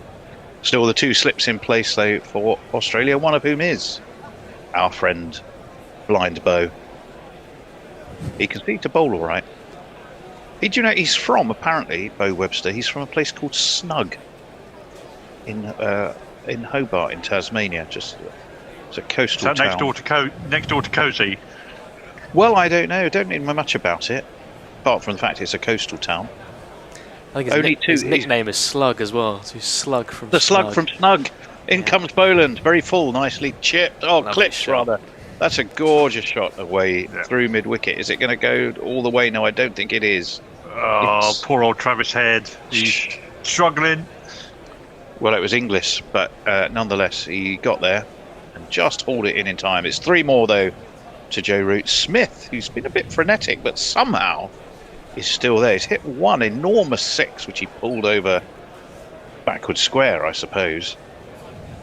But since then, he's always looked like he might succumb at any moment, but somehow he's still there, and this has been a really valuable partnership after the early loss of Brook, and then Well, I think Stokes to some this morning. extent, Smith's problems have been outside off stump and not short balls, because he's by and large he's put that shot away for the short balls. Over the wicket comes Boland. That's good defence from Jamie Smith. I like to see that. Big high elbow. It's what you want, Ed, isn't it? Get nicely into line. Yeah. Play it under your eye line. Lovely. Just dig in for a bit, Smith, please. That would be very helpful. 77 this partnership. It's looking nice, isn't it? Very healthy. 306. I think Ben Stokes never quite looked like he was going to get going this morning. No. And somehow you always knew Brook would eventually do something. Although we'd all hoped he might last a bit longer before he did. Over the wicket again, down comes Boland, down go the two slips. Who's that at gully applauding? I guess is that Khawaja? I think it may be. There was no run though. Wouldn't it be Cameron Green? It might be. It didn't look tall enough to be Cameron Green. Oh, we're going to have a look at the old exoskeleton weight transfer for Joe Root, which is inevitably pretty impeccable, although perhaps reaching for that just a little more than he normally does. Hence it was a little on the up. He does have this quite pronounced step back and across as a trigger movement, and therefore inevitably everything is coming forward almost from that point onwards. Boland, well defended by Jamie Smith. Out to short mid-wicket. There is no run, 306 for 5. Alex Carey is up to the stumps, and Joe Root is still taking guard 4 inches outside the crease, because he knows that his first movement before the ball is bowled is to go back into the crease. It is. 306 for 5. 118 for Joe Root. Run rate still over 4, between 4 and 4.5, about 4.3. That's healthy enough, although it's slowed somewhat. Over the wicket comes Boland. Punched by Smith, punched straight to extra cover. There's no run. It's the end of that Boland over. 2 for 72 for him. 71 overs complete. 9 until the new ball. 306 for 5, England. Jason? No. You did the rotor. You know it's not me. Oh, isn't it? I was about to tell you off. I was about to tell you off for doing expert analysis. You're doing a hendo. I thought you were doing socials and then doing all the expert analysis. Right. Neil Kelman has said, "You lot are the best commentators yet. We share a code of language in the Dylan." Thank you very much. Thank you to all our 600 concurrent viewers. 612. It's a very good turnout at this time of night or morning, depending where you are. Steve Hiller 3353. Getting up for a beer is quite a weight transfer for me. It's very good. We are going to see some Travis Head. So spin, but not as we might have expected it. Not Todd Murphy. Not Shoaib Bashir. Well, that's better. I was getting some really strange effects there. Yeah. I don't know if everyone else was hearing that. No, I had it as well. In comes Travis Head. First ball of this match for him. Pushed into the onside by Joe Root. Interesting that he's decided to go. Interesting, he's decided to go round the wicket straight off. Still has a slip. He is going round the wicket to the right-handed Root, who stands tall, steers out to extra cover. And I think that is Cameron Green who's down there. And they take a single, brings the interesting Smith back onto strike. 41 off his 66. Never looked settled, Jason, and yet, there he still is. Yep. Head over the wicket to Smith. He's coming round to Root, over to Smith. Smith defends. No run. He's also having to come around Ashan Raza, which involves a bit of a detour when anybody's run up. And he comes again. A couple of steps forward by Smith. He sort of rather checks his intent there. I think he was half eyeing deep mid wicket for a heave-ho. In the end, just steered it around the corner down to fine leg and chose to take a single and bring Joe Root back onto strike. Definitely seemed to change his intent there, Jason, didn't he? He did. He came down as if he was going to plonk it back straight. Root and then forwards, guided, beats the man at short cover. It's Mitchell Stark actually who is stationed at extra. One more to the run. Another bit of smart running from England. So this head over has gone for 3. There's one ball a bit left. 309 for 5 England. On to the back foot goes Smith, but just cuts it straight to cover. There's no run. And after 72, it's 309 for 5. Ed. We've got some football chat in the comments at the minute. not a huge amount else. Highlight of the day. Lad in a Watford shirt, by the way. Excellent. We've got very excited. We've got a Man United fan who needs a midfielder in the January transfer window. I agree with that. Things are looking very poor at the minute. And then some people who are a big fan of Liverpool and have been fans since the late 70s. David Gregson, and reminiscing the Kenny Dalglish era. Wow, my dad would enjoy that. Well, I'm sure all the Arsenal fans would have loved the 1-1 draw between Chelsea and Man City this afternoon as well. Very helpful for them, unfortunately for me. Should have been a Watford fan today. All the way to Middlesbrough. 400 mile round trip. I'll finish that story in a minute. Boland over the wicket. Slightly down leg. Root tickles him down fine. Mitchell Stark is at deep backward square. And they, I would imagine, have taken a single. Yeah, 1,000 plus Watford fans. Off they went to Middlesbrough. 15 minutes before kick-off. Full stadium, everyone waiting expectantly for the start. 12 minutes before kick-off, they decide to call the match off. Wow. With the crowd fully in there. Not even the pitch. Wasn't even the pitch. The pitch was fine. It was a piece of near the dugouts off the pitch, which was a bit icy. What? Can't tell me they didn't know about that. I think Hull just didn't fancy it. That is... I genuinely think Hull didn't fancy it. That's like turning the sprinklers on overnight. Well, which I think they did last. Yeah, they did. Interesting. Incas Boland, short arm pull really goes straight to Khawaja, who's at short mid on. Certainly didn't get hold of it. He's very thoughtful, Jamie Smith, when he's just played a shot that hasn't gone to plan. You can see him rerunning it in his head somehow. And he clearly wasn't happy with that. There's a few oohs and ahs in the slip. Steve Smith had his hands on his head. But nothing doing. These two continue to straighten the England ship again after 2 early-ish wickets this morning. That's well defended by Smith outside the off stump. No run. 3, 10, 4, 5. Yeah, Steve Smith is gesticulating madly, but on the other hand, he doesn't really need an excuse to do that, does he? He does that with nobody else around. Yeah, well, he is captain, which gives you a bit more right to be pointing all over the place. He's bowling from the Paddington end, I think, if I have my SCG geography right.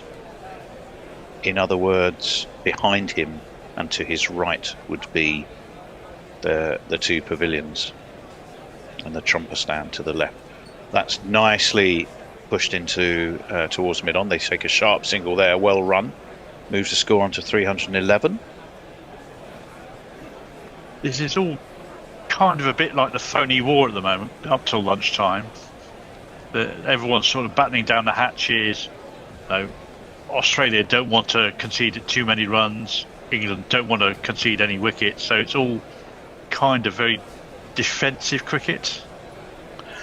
Yeah, do you think that's the reason for bringing Head on at the expense of Webster? That's well defended by Root, as ever. I don't know what Ed thinks. I think they may as well try him. They haven't tried. He is a spinner. Webster is now bowling very slow seam up most of the time and hasn't turned his arm over with spin for a while. Had a decent season in the county championship, didn't he? He did. I watched him at Warwickshire, where he did bowl spin on a very flat wicket. But I think his modus operandi most of the time is to bowl seam up. Right arm military. 311 for 5. Boland, so often England's tormentor, and he comes. That's pulled away round the corner though. Down to Mitchell Stark, who's sharp about his work. Restricts England to a single, and they are 312 for 5 after 73. Ed, just on Webster, I reckon on Travis Head bowling. I reckon that's partly to see how annoyed they are at not picking Todd Murphy. And at the minute, they're probably not feeling too bad about it. There is some call for that. Messages, Australia deservedly paying the price for not picking a spinner, Karma. And then Eric J001 says, is Karma a decent spinner? I don't know how much he'd be doing on this surface. Ishant Karma, yeah. It's only day 2. Sorry. Only day 2 and not yet lunch, although admittedly it would be lunch were it not for yesterday's rain. That's a well run again. Now Root noticeably backing up very sharply there in a way that Smith hasn't always done. Or the other way around, actually. It was Root who dropped. I'll take that back. We're now getting... It's Root who dropped the ball. Oh no, we're watching the ball. We're now getting Carey's weight transfer. Oh, we are. Look at that. Yeah, we are. They've pivoted the budget. That's a new one. As it goes from 100 to 0 as he goes off the ground. Yeah. Defended. Yes, it was. It was Smith who took the single, but he got the single courtesy of the fact that Joe Root had backed him up so well, where Smith hasn't necessarily been as quick to back up. Although he did a decent job there, but rinse and repeat, pushed into the onside, quick single taken, so 2 off the first 2 for Travis, who is bowling from the Randwick end. Around the wicket he comes. Reverse swept by Jamie Smith, and he's going to get 4 backward a square. Or was it a conventional sweep? No, he's right-handed. It was a conventional pull, wasn't it? Anyway, either way, it's 4 runs. It was pretty poor. I mean, it was... No, it's Joe Root. What am I saying? So, yeah. Oh. He gets himself... He did go to reverse sweep it and then change the shot. He did. That's what fooled me. Halfway through. That's what fooled me. He threw me a curveball there, or a dummy. It's pushed into the onside. No run. It's moved Joe Root on by 4 anyway. However he got there, it was in the end a fairly conventional pull to backward square, but he's moved on to 127. That's beaten short mid wicket, so they can stroll a comfortable single. There's that Khawaja down now, who's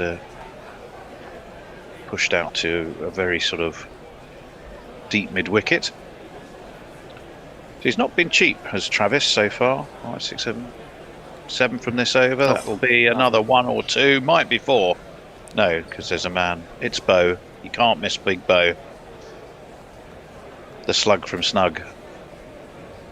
They've got 2, 1. So he took a single, in fact. Or 8 off the over.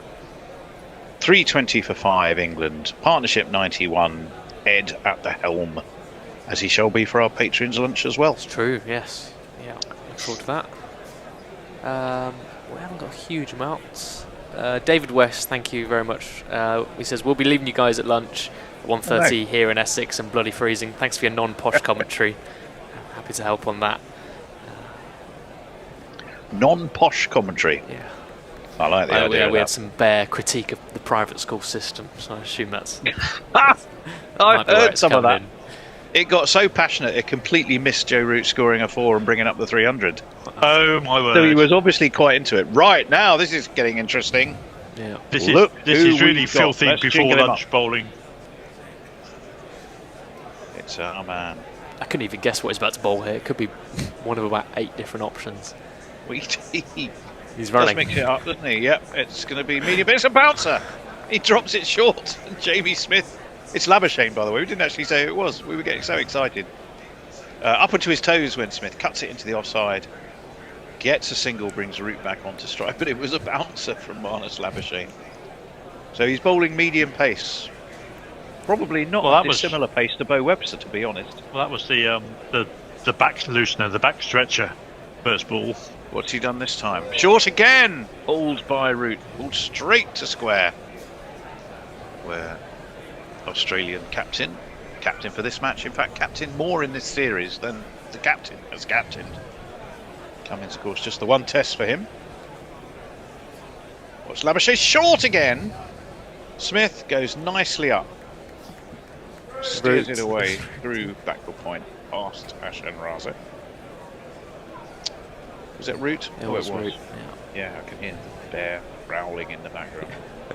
Oh, they're 5 overs behind the run rate. Now that could well explain why all of a sudden We're seeing bowlers who get through their work quicker. It's another That's going to be a one. no ball or a wide. It is a yeah. no ball. Gaffers spreads his arms. Shouldn't he be warned for how many bounces he's bowling? You're only allowed a couple and over, aren't you? I mean, that Depends was a no if you're ball. a pace bowler or not. Well, it depends what you want to call this. That's strappled, and it's strappled straight to Boland. And would you believe it? Marnus Labuschagne has burgled a wicket. Smith. That is brain dead. It was daft. It was a strapple straight to Boland, who was at wideish mid-off, I think. And it was the easiest catch in the world. Was it short again? Pretty short. Of course, oh, yeah. It's so ugly. It's a horrible, ugly smear of a shot. Thank you very much, says Marnus Labuschagne. Thank you very much, says Scott Boland. Labuschagne runs off doing a lap of honour. The Riches stand and applaud and wave their inflatable Can you just microphone. imagine he would be over to Steve Smith now and say, I told you to put me on. Now see what you've done. Well, goodness me. You could have been doing this half an hour ago. Labuschagne's done the trick. He's broken an excellent partnership. Joe Root resolutely goes on as ever. But Jamie Smith has to go for 46. What a disappointment for him. And in some ways, not an unsurprising way to go. Because you always felt there was a daft dismissal not far around the corner. Well, and there it was. He's been a bit lucky on a couple of occasions with balls that have fallen into holes of mistimed shots, but no, that really should not even have been attempting that. I mean, the plan was clear from ball one about what Labuschagne was going to do. Yeah. Nice. Well, it's going to bring Will Jacks. It's Will Jacks. Can we jingle him up, Ed? Will Jacks. How confident are you on your jingling skills? Depending on how easy it is to find. Will Jacks. It'll be in there England. We go. It'll be, yeah. It might be Will Jacks. Maybe it's Will Jacks. It's probably Will Jacks. Yeah, it's Will Jacks. Well, yeah, it's definitely Will Jacks. And he's in because Jamie Smith has just fallen to an absolute shocker of a shot to the most bang average ball you'll see in your life from Marnus Labuschagne. And it's just England have a death wish, don't they? They get themselves to a position of strength and then do something daft. Short again. Welcome to the crease, Will Jacks. Terrified by the ferocity of a Labuschagne bouncer, he easily enough ducks away underneath it. I think Labuschagne's got this getting idea in his head that he's the new Neil Wagner. The enforcer. He's the enforcer. Well, he's got... I've lost the field. It's disappeared on me. That's mistimed by Jacks. Perhaps cunningly, he just took a bit of pace off the ball. Did Labuschagne. Oh, he's got one of those sports vests on as he lifted his shirt there that measures how much running around you do. Do they really need to know that? Is that something? Is that a vital statistic in cricket? I wouldn't have thought so. We're watching it again. As if it isn't horrific enough the first 4 or 5 times we'd have to watch it. We had some great chatting. Speed of 89 kilometres apparently, and a release of 130 kilometres, a wrist snap of 41 kilometres an hour. Well, we had plenty of good chat going on in during that wicket.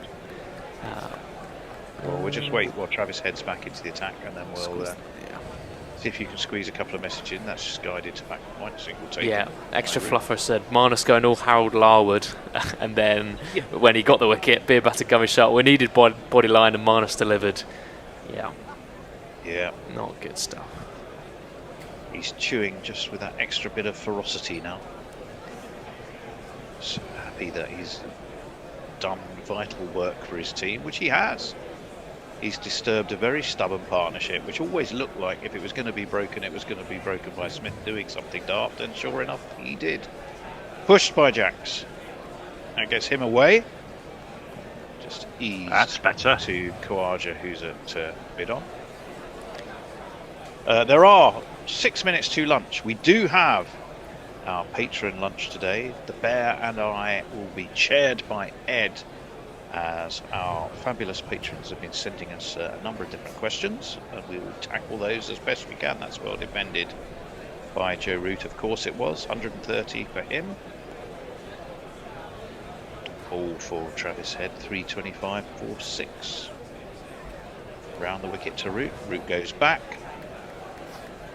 Bristoley clips it to back the point and takes a single. Joe Root being absolutely certain to hit the ball into the ground.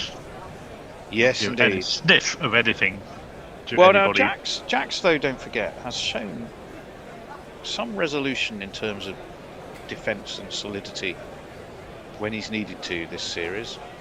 That's defended well, and he definitely won't want to be throwing it away before lunch. And he's happy to watch that as it was tossed up wide. Perhaps trying to tempt him, perhaps just a bad ball. Hard to tell.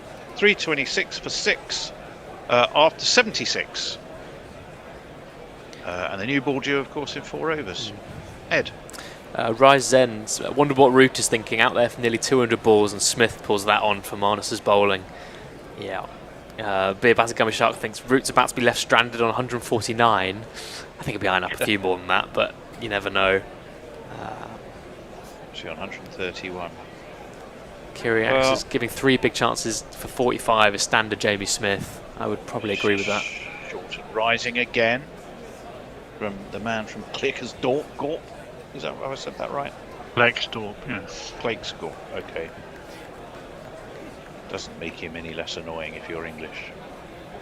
But you have to say, he's always in the game somehow, isn't he? His old Marnus, in he comes. That's a better ball. Slightly fuller. Hit it on leg, pushed into the onside by Root, but no run. That was the change-up surprise ball. He was going to try and pin somebody in front who's expecting the ball to be. I mean, the one thing you can definitely say, short, as 50 ever, bouncer. this Australian attack has not let England really get away. That's short, balled by Root. There's a man down a deep backward square. Is it Jake Weatherald?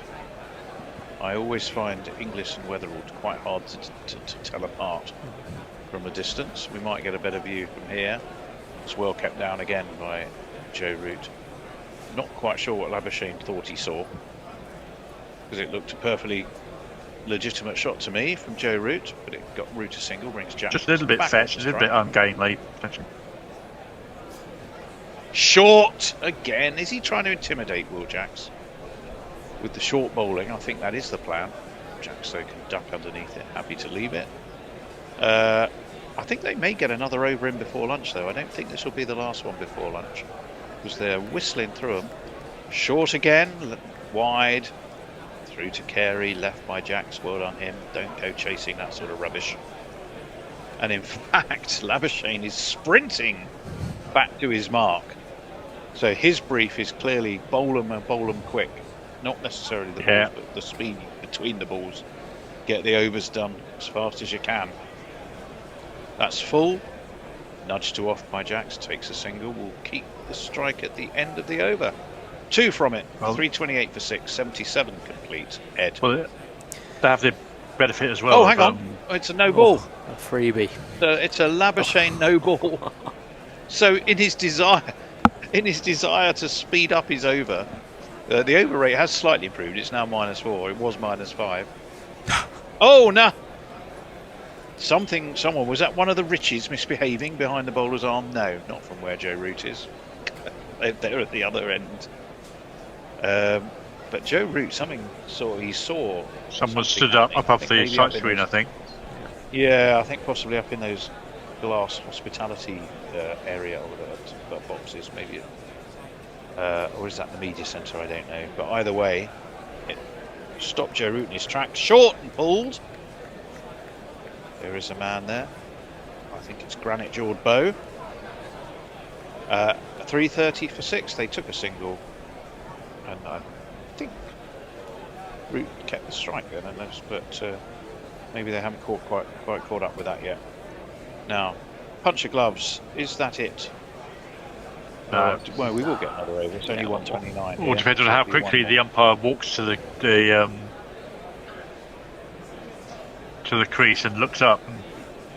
Joe Root and Steve Smith are having quite a long conversation. I think possibly Steve Smith's going, you just did that to waste a bit of time, didn't you, to get to lunch? And Joe Root said, no, there was definitely something going on up there.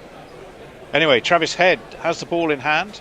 They want to get to the new ball quickly. They want to reduce that overs deficit, or target overs deficit. That's nudged into the onside. Single taken. Labuschagne spins, turns, slides backwards and releases the ball all in one ungainly motion. But it's still one more to the score for England. 3:31 for 6. Head throws that up quite nicely. Little tempter outside of a stump, but defended by Surrey's finest. I think we can say that now in a series that poor old Ollie Pope has not really covered himself in glory, although Jamie Smith did okay, but always looked like he might get out doing something silly. That was that said, Will Jacks had a swish at one he probably didn't need to. Didn't miss it entirely. Oh yeah. Well, to be honest, it would almost kind of yorked him, wasn't it? It was actually quite full and underneath his bat. Back he goes. Dabs towards point, who's pretty deep set. They can take an easy single, so 2 so far from this head over. 3:32 for 6. This really should be it for what's been an intriguing morning, really. Australia have kept England in check, bar Joe Root, who has just swept Travis Head magnificently for 4 through square. What a gorgeous shot. Doesn't matter if lunch is coming, if it's there to be hit, you hit it, and that's just what he did. Want to play us a jingle, Ed? We can find a 4, yeah. There's plenty of them. Head in again, reversed, and missed by Joe Root. Oh. Why would you do that the last ball before lunch? Well, why indeed? Yeah. Why indeed? But it's 3:36 for 6.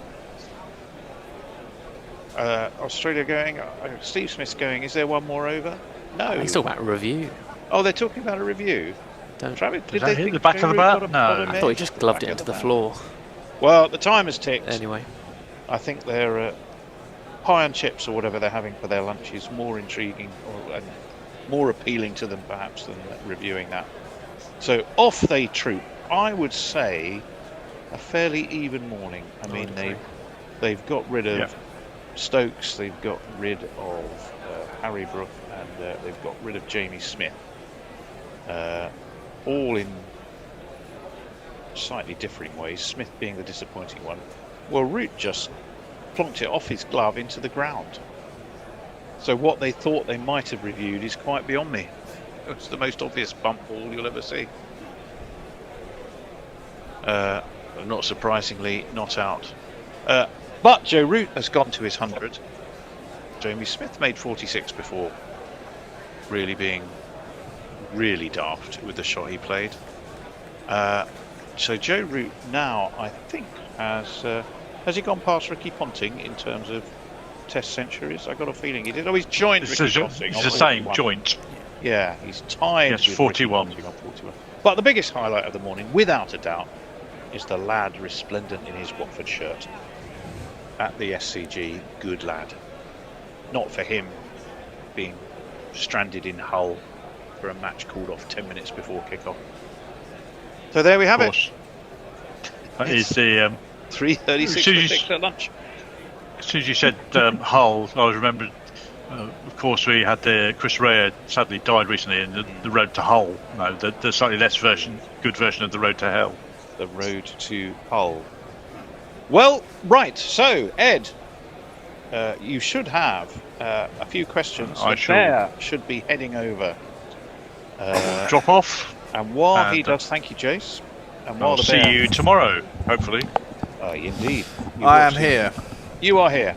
So if you're a patron, for which there are many, many benefits, and different levels you can join us on, just simply go to our website, gorillacricket.com, or go to patreon.com/gorillacricket, and you can find ways to keep us doing what we do. And what we do, we hope, is bring you free global coverage of Test cricket.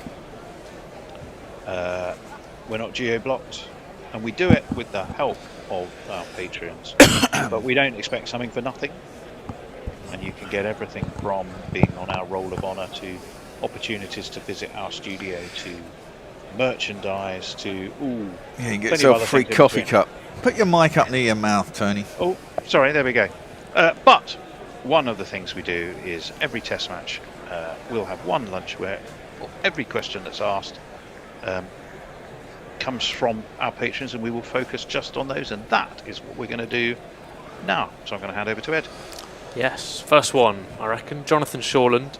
He goes, I have a question on my mind. When can I find out the next time that the England cricket team will tour New Zealand? The matches on the Future Tours programme seem to stop in 2027. I can't find anything beyond that. Well, Jonathan, I'll be glad if we never tour... No, I won't. Well, we seem to have been to New Zealand and up overnight for at least the last 3 years in a row. I seem to think we've played quite a lot of test series in New Zealand, so it wouldn't surprise me if we have a little break from them, to be fair. Well, I think we've got another new... well, we're playing New Zealand at home this summer. Home, yeah. At least 3 tests, isn't it? But there's also a white ball series, I think, in New Zealand again at the end of the year. Oh, for fuck's sake. October, I love New Zealand. November. It's about the worst time in the bloody... The worst time. Well, actually, test matches aren't, because they start at 10 o'clock rather than being in Australia, which is another 2 hours ahead. So they end at like 4 or 5 in the morning rather than 7 or 8. But it's hard work doing Antipodean series. Yeah, I think Jonathan's concern, Bear, might be just a bit beyond. Just I know his is, but mine isn't. It's October and November 26, and it's ODIs and T20s. The only other news we can find is that nothing has yet been published in the Future Tours programme, which I think is what you were looking at and had figured out for yourself. So you are going to see New Zealand in the summer, but you're not going to see them, alas, against England in New Zealand playing red ball cricket. And England, don't forget, don't play a test until June after this one. June or July, one of them, so that's all a bit sad as well. Well, there's a World Cup in between then. Yeah, there's a World Cup, World T20. World Cup, there'll be an IPL. Yeah. No, fuck the IPL. God, we won't go there right now.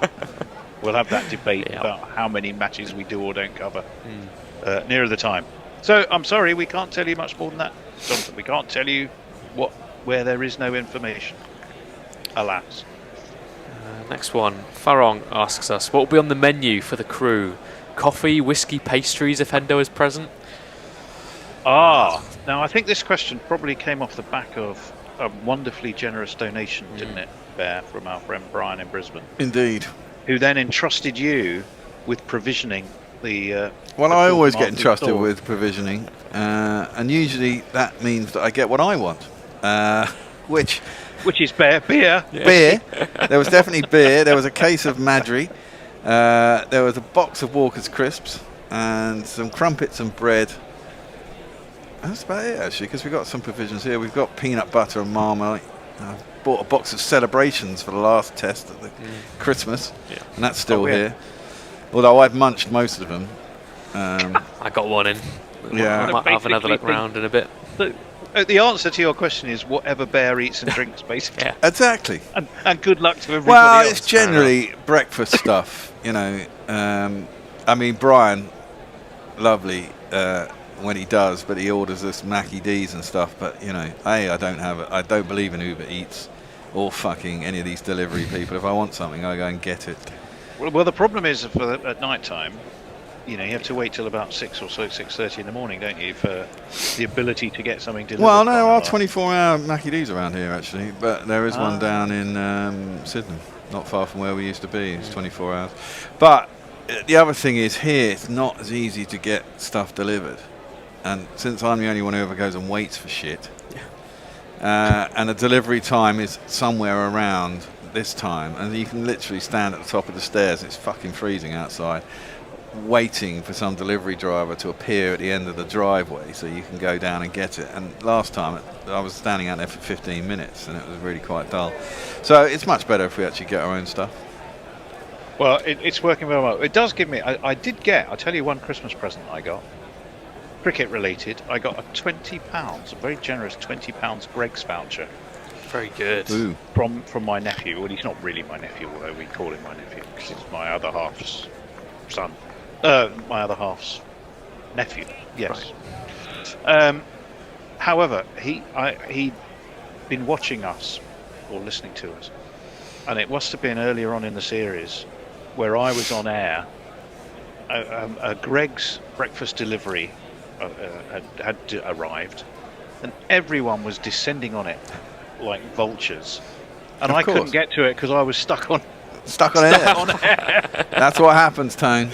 And I was obviously clearly put out about this. So he zoomed in. He then zoomed in on the picture and figured out, that was from Greg's. So there I was, my £20 Greg's voucher. So at day 5, if it looks like going to that point, then you'll spend your Greg's voucher. We'll come in and spend my Greg's voucher, but only on stuff I can eat. I'm not getting stuff for you, Bear, because you just get stuff for you. Well, that's fair enough. I don't mind. Fair enough. Can I just say, fucking Jamie I'm not Smith? Eat all 20 can I just say, fucking Jamie Smith? What a fucking idiot! Yeah. I mean, how can you get out to fucking Marnus Labuschagne? Jesus Christ. Well, again, you have to look at the state of the game, and you have to ask yourself, given all the time lost yesterday, what is a par score? And they were going brilliantly. They could have 440, 460. Bar that, how long might those two have gone? Joe Root's still there. Jamie Smith was coming through a difficult patch where, let's face it, he was out to a no ball, and then he should have been out the very next ball. But but to then throw it away like that, it's kind of irresponsible, and that is exactly what frustrates England. You can't say that's Bazball. You can't say that's walking towards. No, that was just that's stupidity. I mean, you shouldn't be stupid. Well, exactly. I mean, they put him on for precisely that, didn't they? To bowl a bunch of shit and hope that England would give away a wicket, and they, did exactly that. Partly that, certainly to bowl a bunch of shit, but to bowl it quickly. Yeah. As in, get through the overs quickly. 1, to speed up the time before the new ball, and 2, because they were quite a long way behind in the over rate. I also think because it was a 2.5-hour session, they didn't want to go back to any of their fast bowlers. They bowled them all out, and they don't have a spinner apart from Travis Head. Anyway, back to our patrons' lunch. Yeah, what else have we got there? Let's have a look at this. We've got one here. Can't trained athletes in the peak of fitness stay fit for a series, and do they just play too much cricket? Well, this is aimed at our fast bowlers, I imagine. Well, it is quite crazy, isn't it, when you think of your Fred Trumans who were bowling, 120 overs in a day. Well, not personally, but obviously, in those days, a lot more overs were bowled in a day, and no one seemed to ever get injured. But I think it's like all sports. They train to the point of breakage now. Yeah. Whereas I think, it's a lot more sedate. Fielding was probably, everyone's idea of hell. And so they didn't really hare around the field and do all that sort of shit. And they didn't go to the gym and weight train. And they drunk beer and smoked fags and sort of trundled up to the wicket without really putting that much effort in. And all that kind of stuff for years and years and years, and then the sport really professionalised, I suppose, after Packer and the money came in the sort of 90s and stuff. And the more you get paid, the more you're expected to get professional, and the game moves on. And to that extent, they're all training. Their job is professionally to train to play cricket, but they train themselves too hard, and therefore the injuries happen. I mean, you'll get Gary yapping on about this, and he'll forever go, well, back in the day, they did this, that and the other, and how come they don't even play that much cricket anymore? Yeah, but they're always training, they're always in nets, they're always doing something somewhere. Yeah, I think, yes, I agree with that, but I think there's also a sort of a deeper question around England's strategy with bowlers. One, they built their whole expectation and strategy for attacking this series on raw pace on Australian wickets, and we've seen in a series where you've had Cummings appeared only once, Hazelwood not there at all, and frankly county bowlers like Michael Neser, and yet consistent line and length, constantly probing outside of off stump, just letting the ball do enough without being express, has been successful. And the other thing that you've got to ask regarding England's bowling, so strategically there was that question, is that do they play too much or do they not play enough of the right cricket? That's what Messi Jez has just come in with. They don't play enough cricket, that's the problem. Playing is the best training possible. I would probably agree with that. And I think that's true. So, okay, they had to protect Jofra Archer to an extent, but he didn't play enough county cricket. Mark Wood, of course, was a definite one-off there. Atkinson had an injury, but England ring fences its centrally contracted players to the point it hardly ever lets them out to play the county game. Well, I know it doesn't. And I don't think they get enough practice and doing the hard yards of long stints. 5-day test matches, not that I've ever played one, so I'll throw my hands up in all honesty and obviously say that. But the fact is, it must be hard, grueling work. And you have to do the right kind of prep for that hard, grueling work. And if you don't, you're going to struggle. They went to Australia with a bloke who we all knew was going to break down. It was just a question of when. But the fact he got through a handful of overs in the first test was probably a surprise to some. Yeah. Archer, we know is breakable. But yeah, but not for the reasons that he broke down this time. I don't think at the whole idea that everyone's had that, he had a problem with his elbow, and that was a physical problem that took a lot of operations to sort out. Pat Cummins was out for 3 years at the beginning of his fucking career with. Well, that was his back a lot of the time. Yeah, well, exactly. But the point is, if people generate a certain particular thing that is hard to fix, it doesn't mean that when it's fixed, it's suddenly going to break again. Cummins has then bowled for 6, 7, 8 years, unbroken, really, hardly ever had an injury. Archer may well now. The thing that's got him here is a side strain. And all these things can happen. Muscle. This is the thing. They are. And as you get older, so yeah, it isn't. That's fair. That said, you're right. It isn't just England. I don't know if Jason's listening. If he is, if he could pop on. Atkinson always, his run up to me suggests a man whose hamstrings are actually made of very tightly bound twine. Because he's got that sort of scurrying run, and wasn't it a hamstring problem that he had? It was a hamstring last summer, and it's a hamstring that's reoccurred here. And he has the run-up of a man who looks like he's trying to protect his hamstrings, doesn't he? Yeah, the one thing about fast bowlers you've got to say, probably the pitch is a lot harder these days because they're covered and all these things. And, the amount of you look at someone like Flintoff towards the end of his career, the amount of injuries they have.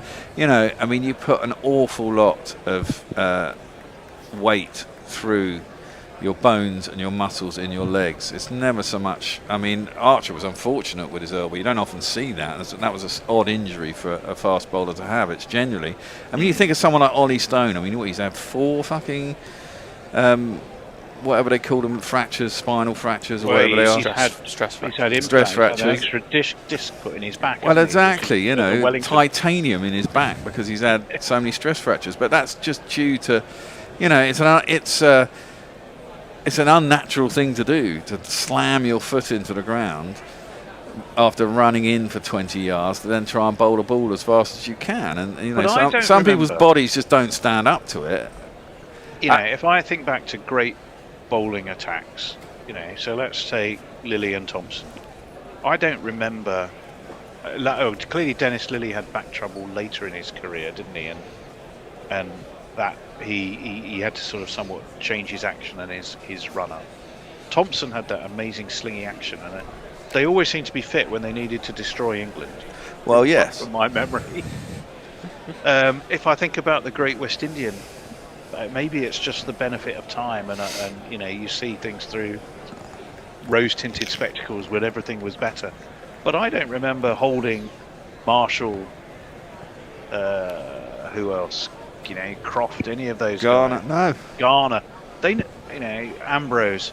I don't remember them being constantly injured. They seem to be just a procession of bowlers able to destroy England. And they never seem to be injured at all. What were they doing? But the thing is, Tone, I don't just think it's English bowlers now either. I mean, there are bowlers all over the world who are constantly England fast bowlers. All sorts of people. Bum was injured all the time. I mean, it must be something. There must be something in the way of modern cricket that's adding to this. The only one that isn't is Mitchell Starc, and he's a freakish athlete. Well, and he had problems with his ankle for years, didn't he? He was in and out of the side for a few years, so he's probably saved himself a few tests. Definitely. Interestingly enough, we're watching the 86-87 series on in highlights, the lunchtime highlights of what's on the TV coverage. We're watching Graham Dilley, Gladstone Small. Some shocking dismissals, I must say. Yeah. Well, same as always. And actually, yes. There are always shocking dismissals. And what I would say about the amount of English games that English players play, I mean, they don't play the English county season, admittedly, but I mean, usually England are playing 17, 18 tests a year. Yep. It's not a short, and then they're playing T20s and ODIs on top of that. They're not playing a disproportionately lesser amount of cricket than county players, I would say, because for a start, they're playing supposedly 5-day games. The county cricket's only 4-day games, and half of them get washed out. And a lot of them get washed out. Exactly. So I don't think you can say that. I mean, it's very difficult for an England player. Once you're into the Test summer, how can an England player play in a county game? The only time that an England player can play in first-class cricket in England is right at the beginning of the season, before the Test matches start, and they might well find quite a few players playing next year, but then the bigger internationals will be involved in the frigging IPL, won't they? So, it's difficult to say that, I think, in the modern era about they're not playing enough cricket, etc., etc. I mean, I'm thinking about Potts and Cass. Well, the people on the periphery are a different matter, I suppose. Well, Cass, and I think it might be in England commitments or injury. He only played one county championship game in 2025. Potts, on the other hand, has played 11. So in theory, he came into this series more battle hardened. Obviously, Cass played more of the India series, but he comes on the back of 11 county championship games. What did he say? 29 wickets and 42. You'd hardly say that's Potts. That's not exactly magnificent figures. Well, it's not. And also, you say that, but when was the last fucking county game? At the end of September. We're now in bloody January. Well, precisely. And even the first test was in November, so it would have been 2 months since the end of the county season. But that's England want everything. It's the oh Lord, what a leave. It's the old, it's the old problem that if you're pushing the county championship to the peripheries of the season, it's the Darren Stevens principle. You're not breeding bowlers who have to really learn the art of taking wickets on difficult batting strips. There's always going to be a bit of help for them. So they tried to introduce the kookaburra, which for a while was horrible, because it's just not the ball. Well, they got rid of that now. Conditions, so they've got rid of that. But you're going to make it very hard for your fast bowlers to ever be really successful if you don't give them pitches that mean they have to work at their craft, and you don't give them the opportunity to work at their craft. What I did see this week, which I thought was really interesting, was England's strategy for next time Australia comes over is to not let the Australians play county cricket, which to me is completely the wrong way round. I say, okay, brilliant. Their box office, it's good. I don't care if they get the press. What England should be asking is, how do we make ourselves better? Not how do we rob the opposition of the bit of local experience. Well, it's just tackling the problem the wrong way. Well, it is, but then that's what Australia have done to us, isn't it? Really, and why shouldn't we be as petty as them? Well, I think the opportunities are less because there's only the 6 states. Well, it doesn't matter. If they really want it to be competitive, they should find a way to accommodate us. I mean, I was shocked to find out that we all banged on about how we went to Lilac Hill and etc. etc. And I said this earlier when I only found this out, I think, in the second or third test. I didn't realise that when India went there, and we all thought England can do what India did at Perth, right? Won the first test. And but then I found out that India had actually been given permission to practice at the stadium where they were playing the first test. And England didn't have that opportunity at all. They got that in the day-night and didn't make good use of that. Not in Perth. It rather depends on which version of that you read. I would argue, how hard did they push? If you're determined to get something and you believe it's right, you'll find a way. And I don't think they pushed hard enough, or frankly cared enough, or realised the importance of it enough. Bizarrely, strangely. I don't think Rob Key or whoever was responsible for that can hide behind that as an excuse. You plan a tour. Surely, when the dust has settled on this tour, whether or not England wins this test, 3-2 when the series was already over is still a disaster. 11 days it took for this series to be effectively over. Yeah, and that is largely down to a lackadaisicalness in approach, a really poorly conceived planning exercise on so many different fronts. I just think England really have to look at. Well, yeah, clearly, because they've come into the Test series from about the third innings of Adelaide, which is exactly halfway through the Test series, and has consequently showed that they were underprepared by 2.5 Test matches. Well, yeah, and guess what? I mean, in a way, you could almost discount Melbourne somehow. I mean, Melbourne, that's what the Australians would like you to believe. But I mean, both teams had to play on the same pitch. And actually, your point earlier, I was going to say this actually, your point earlier about we came in, we thought pace was the answer. I think, funnily enough, on a pitch like this, and the way England bowled in the last test, we might find England bowled slightly better, because in the last test, England finally learned to get the ball further up. Yeah, pitching it up. But the point here, Tone, is that England's general pace of their bowlers is about 4 miles an hour quicker. And I think it's going to be harder to play England's bowlers if they pitch it in the right places on this pitch than it has been for England. I still think it'll be quite easy to bat, but I think England will get more opportunities because they've just bowled that bit quicker on that fuller length. And if they'd have bowled like that from the beginning of the series rather than actually generally pitching it, well, especially as you look at Bryden Cast, I thought he bowled really well at the MCG. He finally got his length right, and he bowls at a decent lick, and he was getting it to nip all over the place and cause problems. Whereas in the previous 3 tests, he bowled way too short and probably too wide. And the fact, again, and they learned in the last test that actually bowling around the wicket all the time to left-handers isn't always the answer. And he caused Travis Head, and the ball that got Travis Head was an absolute corker in the second innings of the MCG.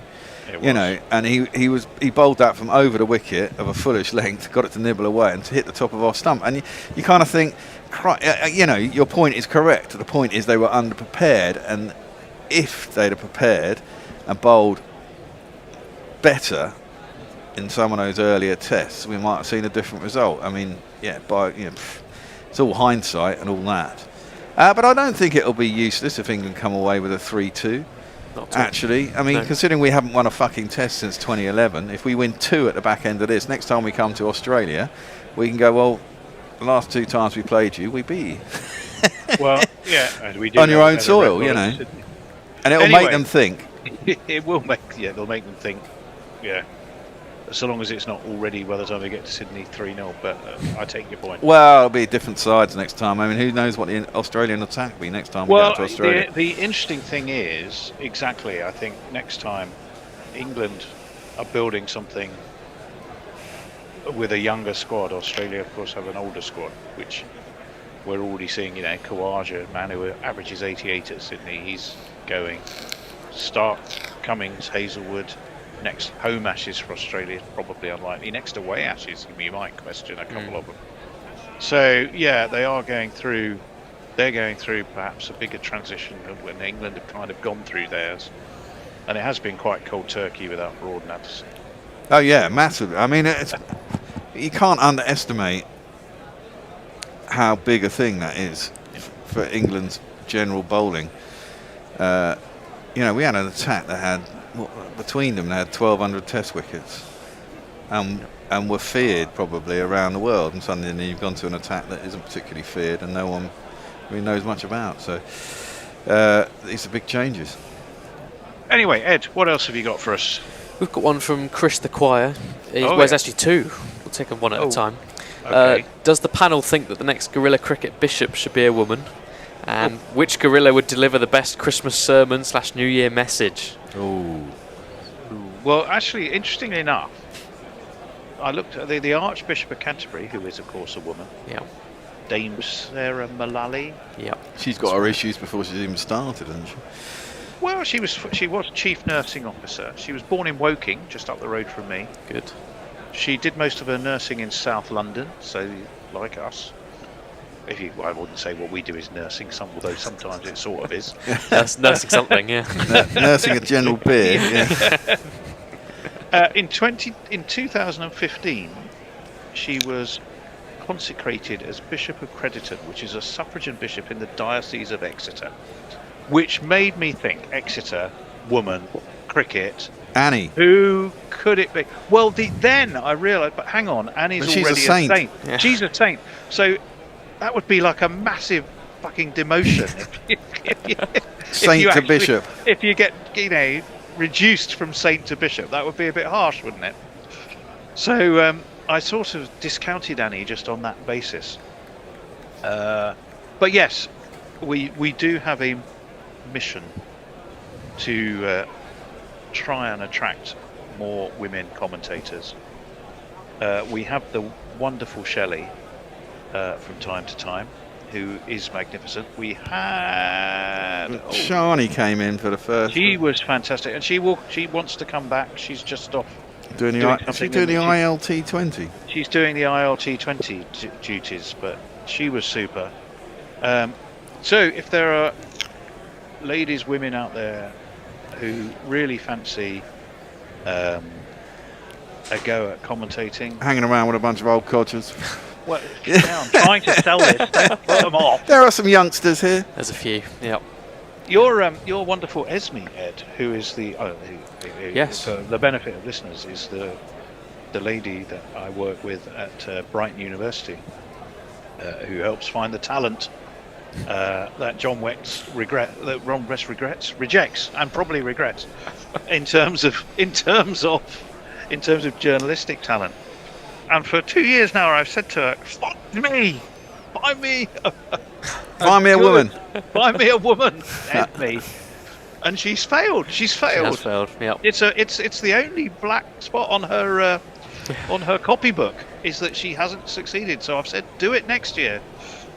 So there you go. You can take that message back to her. I'll pass that on. Listening. Yeah, pass that on. She knows it's my cri de coeur. Excellent. And then the second one from Chris. Which gorilla would deliver the best Christmas sermon or New Year message? Oh, I'd have to put them either the bear. Although I just rather think some of the language might be a tad fruity for the average pulpit. More for New Year. Well, yeah, definitely. Yeah. Gary, I think we'll bore the fandoms. Midnight mass, you could just gently snooze away. Gary goes into like the second. Wake or up third and it is hour. New Year. Yeah. We wake up and it is. Hendo would be entertaining. Hendo would be entertaining, but it would all be doom and gloom.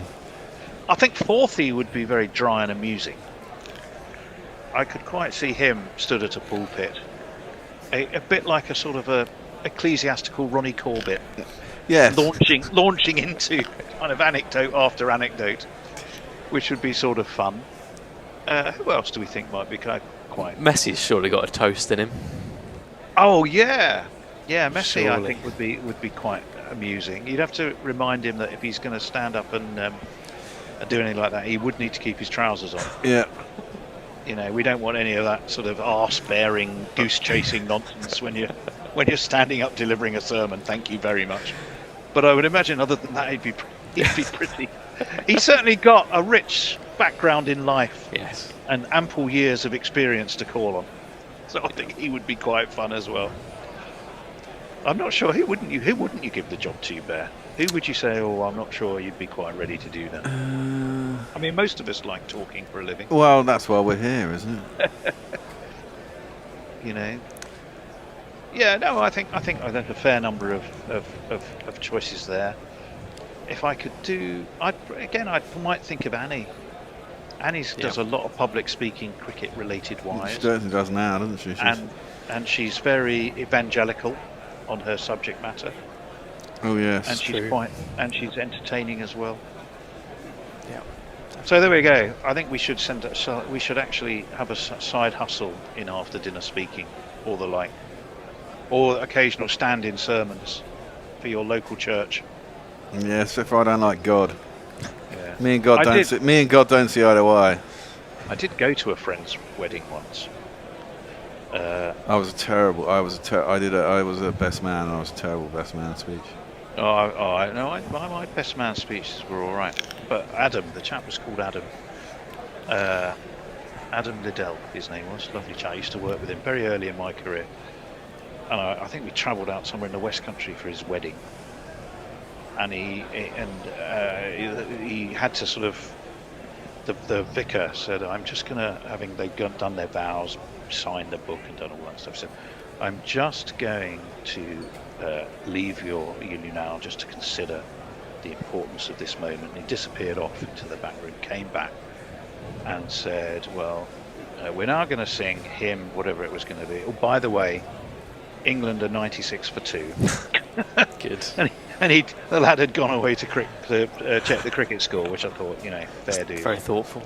Yeah. And another friend who got married once, we stole his shoes, and on the soles of his shoes, on his left shoe we'd written the word help, and on his right shoe we'd written in magic marker in big letters me. So when he had to kneel down to do that bit, and he put his feet out with his shoes pointing upwards, all you could see was "help me" written on them. That's nice. Which was good fun. I'm sure his wife to be really appreciated that. Oh, look, Forsey's back. They are still married, bless them. This will shock you. Even I've been a best man before, despite being 22. Bloody hell! Yeah, my older brother got married a few years ago now. Well, yeah, my older brother didn't have me as best man, thank God. Oh, harsh. Well. Anyway, have we got time for one more question? Yeah, I reckon we do. We'll take it back to the cricket. Stokes is backing McCullum. Should he stay or should he go? Oof, the clash. I'm minded to keep him on. I think. I think Stokes will have a fit if you get rid of him. Well, I think that was the point of Stokes. Yeah. Stokes was going, if he goes, I go. In near enough saying that. And England certainly don't want Ben Stokes to go. I think you just want to think some lessons have been learnt. You do. And if you look at the disasters of this series, it's part infrastructure, it's part organisation, and it's art coaching. But coaching. I don't think the coaching. I think good. It's much to do with preparation, isn't it? It's more to do with preparation and how they went about their belief that they could just go over there. I'd want to see evidence of lessons seriously learnt. But that might be quite tricky because the next test series they'll have, the thing is, June. it'll all be covered up. Yeah, it will be, but it'll all be covered up because we'll have Pakistan, who generally come over here, probably won't have prepped and will get battered, and New Zealand, who might put up a little bit of a struggle. But again, I mean, they've changed a lot as well. You've got no Tim Southee anymore. You've got no Tim Southee. You've got no Trent Bolt anymore. I mean, they're in a little bit of transition. No Neil Wagner. So I mean, whilst they've got good bowlers, they've got Will O'Rourke, who's good, and his name? Matt Henry, who's okay. But England will fancy the chances against both those sides, and again, everything. The problem is, we'll be talking about the Ashes in 4 years' time, starting next summer, and the point is that we should have beaten India. We should have won that last test at the Oval. Again, I'll go back to Harry Brook and my gripes with him there. But we haven't beaten the big two at home. We've drawn the last two series at home, and we always lose to them away. But most other teams we've beaten. We've beaten New Zealand away. We haven't done that for Yonks under McCullum. I mean, everywhere else we've got, but the only team we haven't beaten away for a long time, actually, weirdly, is the West Indies, who you think we should beat every time you go there. But generally, when we have teams at home, we wipe the floor with them, and so it's difficult to 2022 was the last time we were in the West Indies, don't forget. Yeah. And we don't play them again until the 2027, do we? We managed to lose that series. Anyway, the players are about to come out. The Ronnie Corbett of sermons, as I described him, is about to come and commentate for us. So I'm going to... even laughs like him. Who's on after lunch? I don't even know what the rotor is. Who's on after lunch? 40 Messers and Hector. 40 You Messers call? and Hector. There you go. There's Messers. Hector, come over and sit in the jingle chair. You two rabbit between yourselves, and we. Well, I've just got to say, in relation to McCallum, I think you're nuts. I think he served a very useful purpose, but it's exhausted now. I think. Well, yeah, but the thing is, to get somebody who's actually got some technical expertise and capacity to tell people more than just believe in yourself. Actually, this helps if you do this. Well, he scored a triple century in Test cricket. He must have something. He does know. Yeah, I mean, he does know the game. I mean, yeah, he's a bit let's go. But the other thing is who. Then you've got to think who are you going to take? Who's going to fit in with this England side? And then if you get someone who isn't McCullum, well, Jonathan Trott might be someone to go to, but then the whole team would probably change under Jonathan Trott, and then you're going to have a massive upheaval there, isn't it? I mean, who's going to? Well, I sort of suggested that Alistair Cook should be an assistant coach, which isn't a bad idea. Yeah, he doesn't look. I mean, he looks like he's quite settled in being a fucking pundit. Do we really want to go from the McCullum era to Jonathan Trott and Alistair Cook in charge of? Are we completely different? We'll be bored shitless. Anyway, I'm out. Okay. Thank you very much, Bear. That's a note from my producer there. And for those of you who are under 70-year-olds, you won't recognise the Ronnie Corbett impression, possibly. Hector hasn't got a clue what we're talking about. Ronnie who? Exactly. There were two Ronnies, and he doesn't know either of them. I used to work with the son of Ronnie Barker. He was our creative director, Larry Barker. That's all by the by. 330. Am I on first with the old BBB? I think I am. Yes. I think you am. Yes, right. Okay. 336 for 6. We remain as we began the day with the test evenly poised, I would say. I would say that it's a reasonably evenly matched first session. I imagine England will probably be just the happier side of the two, but not much in it. Joe Root remains 138 not out off 200. Would you say that England shaded the morning session, Hector? Yeah, I think just about, in the fact that Joe Root's still there. The Jamie Smith wicket was horrendous, and for that reason, I mean, Australia did take 3 wickets: Harry Brook, Ben Stokes, and Jamie Smith. So I guess that, I'd say it's pretty even, but England will just about be the happier of the two with Root there, and with 400 looking a lot more likely now. I mean, I generally do think 500 is what we should be for. Anybody who gets out to Marnus should be sent to Coventry for a week. Right. Well, sorry, Filthy. I don't need to disparage your hometown. No. just because we're going through a mid-season blip, there's no need to put the boot in when a man's down.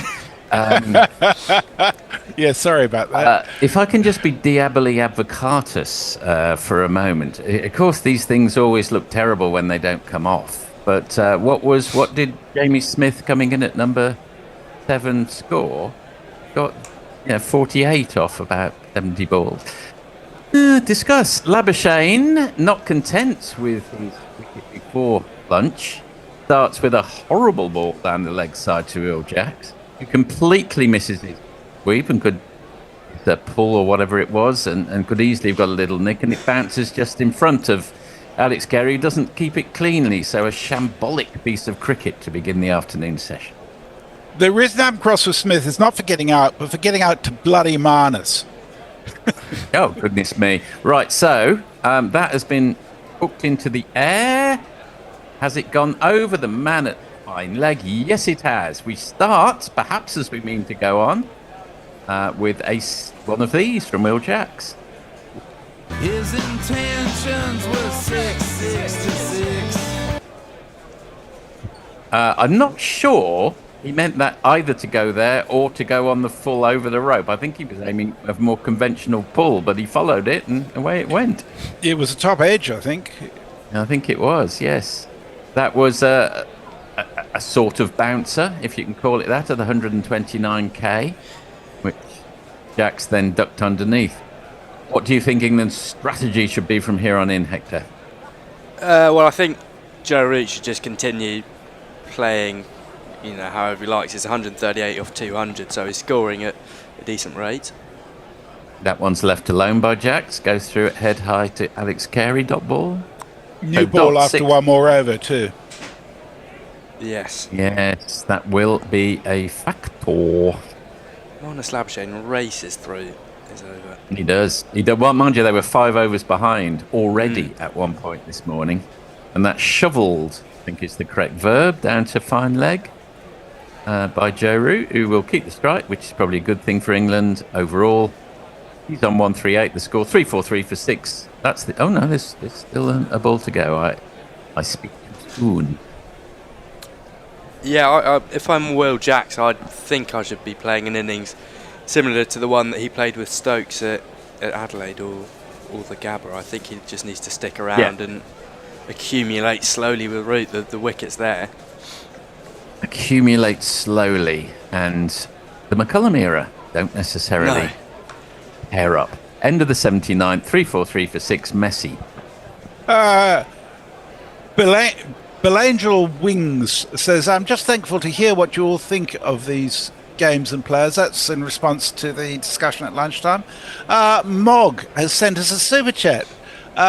He's for $5. Thank you, Mog. Says, let's just pull the plug. Put Test cricket down humanely and concentrate on the IPL. Fucking I hate the IPL. Yes. No. He also says, I note in Ponting's recent Australian 2027 Ashes squad, the bowling is essentially the same, less Hazelwood. Yeah, I think England are very firm favourites to win the Ashes back in 2027. You had this one at 2-all, didn't you, Messi, this series? I did, yeah. Fair enough, though. I think it probably was a 2-all sort of a series if things had gone slightly different. First ball of Bo Webster, who's on for... Well, this is a surprise. Not starting with Mitchell Starc, starting with Bo Webster and Marnus Labuschagne. They always say start your, straight back after lunch, start with your best bowlers. Bowling spin. Until the new ball. Yes, but you would have thought maybe one... Anyway, it's probably irrelevant because it'll all change in an over's time. Bo Webster comes in again. Dab down on the onside by Will Jack. Stop ball. Does he bowl a lot of spin in Shield cricket, Bo Webster? Not a lot. He does, but bowling from time to time. Quite reasonable. That's very full. Part-timer. Very full and clipped off his toes by Will Jacks for a single down to deep square leg. So it's not the equivalent of Ollie Robinson? No, I don't think so. No. He's playing quite a bit of grade cricket, is he, in Sydney, Ollie Robinson? I gather so, yeah. Root facing up to the 5th ball of Webster's over. Sweeps nicely. Textbook sweep. There are 2 men there fielding, but he will get the single. Might not be the worst idea to get Root face up to the first ball of the new ball, assuming they take it first away, but Jax has got 1 ball to negotiate from Webster. They're really rushing through these 2 overs. And that's a horrible ball, which is lapped, but straight to the sweeper on the offside. All along the ground, I hasten to add. In fact, Jax will come back for 2. Yes, so Root will keep strike. 3-4-7 for 6 at the end of the 80th miss. Some more discussion about coaches. Lucky Singh says Ben Stokes, captain, get Alistair Cook as assistant batting coach. Bob Wayne says Jason Gillespie. Lucky Singh says, don't like Brendan McCullum, arrogance as head assistant batting. Michael Vaughan as coach if he wants this, says Neil Kelman. That'd be interesting. Tim Weston says, Ben Mack is a positive batsman and actually a lucky fucker. As I recall, he was dropped more than any other New Zealand batsman. Lucky Singh says, we do need more players to get into the test system. Luke Davies says, I think Jason Gillespie is a good shot if someone is going to take over from McCullum.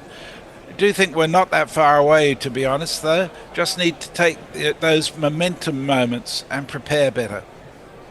I agree with that comment. I'm not of the school that this has been a disaster or a catastrophe. I think it's been one innings away from being an even series, actually, and a lot of the hysteria was because of expectations that weren't met and that's certainly true. Perceived failed preparations, which I think is fair enough. Obviously, there was a failure to prepare for the first test. That's a beautifully elegant shot by Joe Root, but as so often happens in cricket, goes straight to the man and there's no run, whereas some smeared top edge will go for 6. Yeah. Will Reynolds is leaping to your defence, Forthy. Says Messi lashing out at Forthy in the midst of a results deficit is an ugly look. It is ugly. I agree with you, Will Reynolds. I agree with you, Will. Very ugly. It's not what we want. Don't kick a man when he's down. And we got picked up a red card in the last minute as well for our key central defender. It's all going wrong. The roof is falling in, but not on England for now, which is where we're focused. Root's on 139. He's top score of the series, and I dare say the top score by any player on any side, either side of the series. That must be the case, isn't it? Only Head and Carey have got centuries from the other side, and they certainly weren't 139, were they? So, therefore, is this the best innings of the series, would you say, Hector? Well, yes. Again, sort of technique-wise, he's been close to flawless. Only thing that takes away from it is that it is a dead rubber. So I guess there's a bit less pressure on, but yeah, technically it's been... we always say that Australians don't recognise the concept of a dead rubber. I think they do, actually. They dial back about 10%. But it's still England versus Australia in the Ashes. It's Sydney. It's a massive occasion. It's a full house. You would associate dead rubbers with, a ground half full and people shuffling around, but it doesn't have the feel of a dead rubber. And I think there's a dot ball, by the way. And I think partly because England seem to have finally come to the party and giving us the sort of test we hoped we were going to get all along. Absolutely. Yeah, it does seem that the Australians have slightly lacked a bit of intensity this first couple of days. I think partly because of the weird bowling selection. Very hard to maintain intensity when you've got looking at that lineup. Strange fudge. Stark, the Root, probably the best bowler of the series, bowling to the best batsman of the series at the moment. That's quality cricket. Dot ball. And really, this passage now with the new ball, Mitchell Stark, he's got to get a couple of wickets at least. Otherwise, the danger is that the Australians might fall flat again, and then as soon as that ball goes soft in sort of 10, 15 overs time, then Root and Jacks can cash in the afternoon sun, you'd have thought. It's a good point, isn't it? As an Englishman, one's habituated to think, well, this will collapse in the heap shortly with a new ball, but it could go the other way. It could, I suppose. All things are possible. Big appeal there. Ooh. Mitchell Stark's not interested. Well, he hit it. The main reason being that Joe Root hit it. It was a full ball which he blocked out. I think it was more that performative throwing your arms up from the slips. Yeah. And of course, they haven't always got the clearest view either. It was a classic Stark Yorker, wasn't it? Yeah, and we saw with Zach Crawley yesterday and Joe Root, when they're facing Stark with a new ball, they tend to open their stance a bit more, just so they have a bit of room to get their back down in time. I assume it's for the Mitch Stark Yorker. Which is good insight from our strategic analysis back in the studio in Ladywell. Thank you, Hector. And that's dabbed down to third man, I believe. I can't quite, my screen is not quite good enough. But Mitch Stark shakes his head. In fact, he's gone all the way for one of these.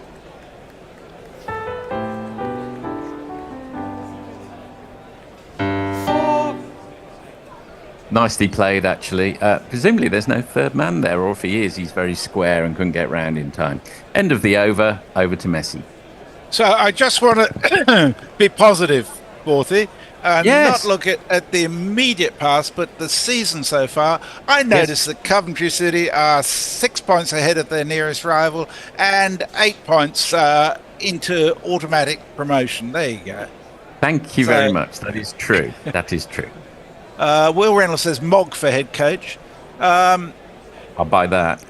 Nitin Deshpande says, commentary team, please tell us about pitch reports. England have a chance. England definitely have a chance. The pitch, there was one ball that went through a little low to Root earlier today, but since then it's played pretty true, I think, for the... Yeah, pretty true, I think. A bit of bounce, as you'd expect from Cameron Green. It's a good test match pitch. Just break off for a second, Boland in. That got up a little bit, but well played by Will Jackson. How are you reading the pitch, Hector? Well, I was actually reading a bit about it this morning, and apparently there are some cracks sort of wide of the stump, so they aren't really in the danger zone yet. I think the pitch is the best one we've had all series in terms of, well, for the batsmen at least.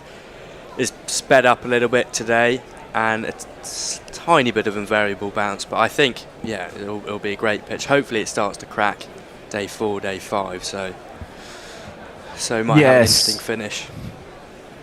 It was unfortunate in a way, certainly for England. Or a play and a miss, as you would expect on occasion, to a number 8 facing the new ball from Scott Boland, who's a great practitioner.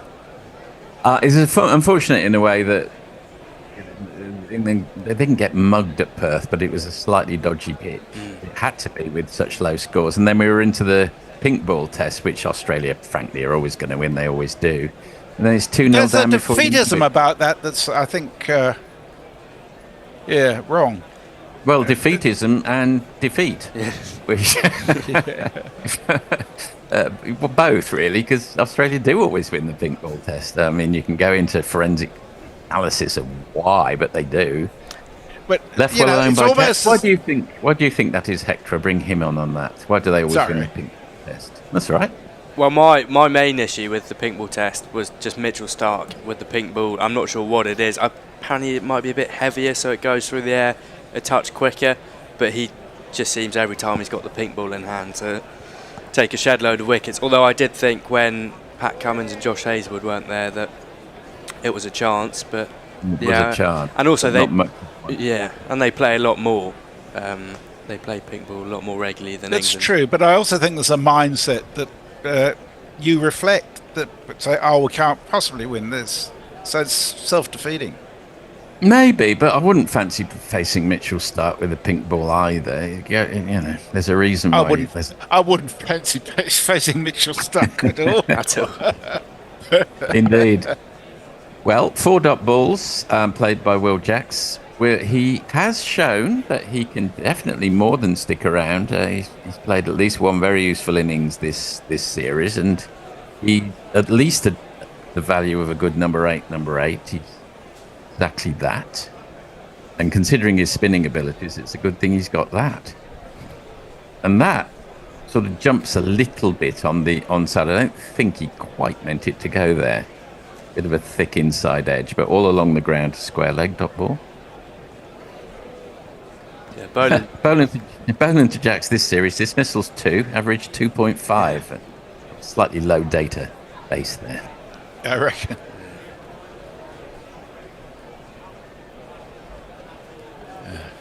Boland has bowled well without ever threatening to run through this English team. 275 with 1 ball of his 22nd over to go. Comes in again for the last ball of the over. Left well alone by Will Jacks, who I think has got the message. You support Joe Root for now, please. Thank you very much. 351 for 6 at the end of the 82nd. Well, speaking of Joe Root, Tim Weston says, at the risk of commentators' curse, dare I suggest double ton for Root? And Kilfster says at 144, Joe Root will move within 2,000 runs of Sachin Tendulkar. At 223, he will move past 14,000 runs. Don't let's get too far ahead of ourselves. Philip Shaw says, reading The Third Policeman, and now your commentary is a good sound while reading, but the jingles at times are... Yeah, well, I mean, it's your choice what you choose to mix. And Glimmer Twin sends us the super chat of $2.99, says, blagged a free ticket. G'day to all gorillas. Thank you, Glimmer Twin. I'm glad you blagged a free ticket. That's a good score. Glimmer Twins, of course, were Keith Richardson, Mick Jagger, as all the musicologists out there will know. Fewer people perhaps will know who wrote The Third Policeman, which I'm pretty sure is a Flann O'Brien work, isn't it?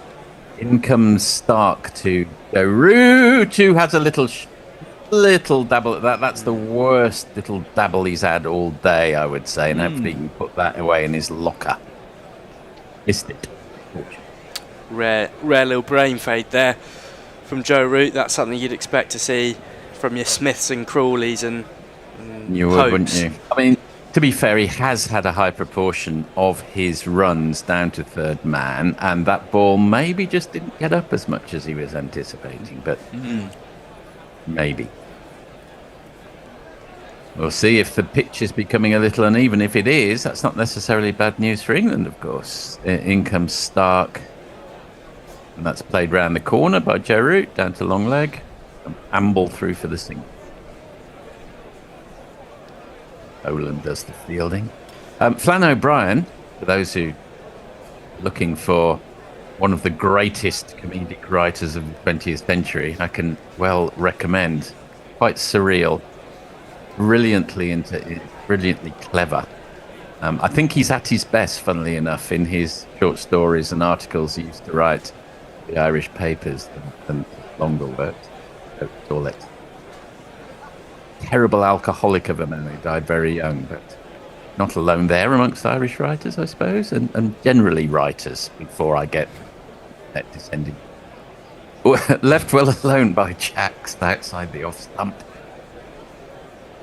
The beauty of guerrilla cricket is you get advice on things that you just wouldn't find anywhere else. Thank you, Forfeit, for your enlightenment. That you haven't asked for and you don't want. No. It broadens our minds. Well, we're here to serve.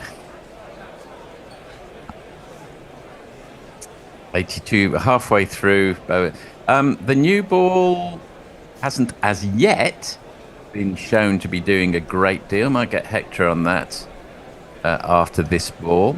Doesn't seem to be extravagant swing or seam movement with it. A lovely looking shot from Jacks, but he completely misses it. He was, in fact, rather groping for that. And that's a dot ball. Doesn't seem to be misbehaving too much, I would say, Hector. No, you're right. It hasn't moved a whole lot. And I guess if it is going to, Mitchell Stark would be the man to do it. Scott Boland is more sort of line and length kind of bowling, sort of extract a bit of bounce with the harder ball. But yeah, Mitch Stark hasn't got it to swing too much as of yet. Good news for England. Hopefully it'll travel to the boundary a bit quicker. That was the classic Stark delivery that got rid of so many batsmen, particularly in the first 2 or 3 tests. That's played round the corner from Jacks, wide of the man at square leg, and I think that's Scott Boland who's heaving after it, and he won't get there. One of these. Now my innings going, great guns. I hit the ball, 4 runs. I hit the ball and it went for 4 runs.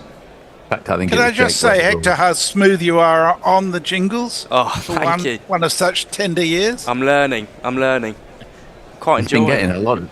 Been getting a lot of approbation today, Hector, from all directions. Yeah, keep it coming, Messi. I'm liking I hope it doesn't go to his head. No, it's not like that. Clipped off his toes by Will Jacks again, but there's the sweeper on the deep square leg boundary who mops it up. At the end of the over? No. Yes, it is the end of the over. End of the 83rd over. Root on 144. Jacks on 18. 357 for 6. Messi.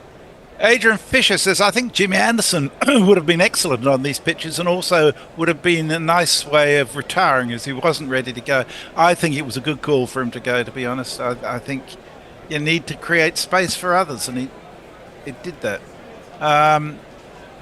Invisible Bob apologising for nominating Mogg as coach. Yeah.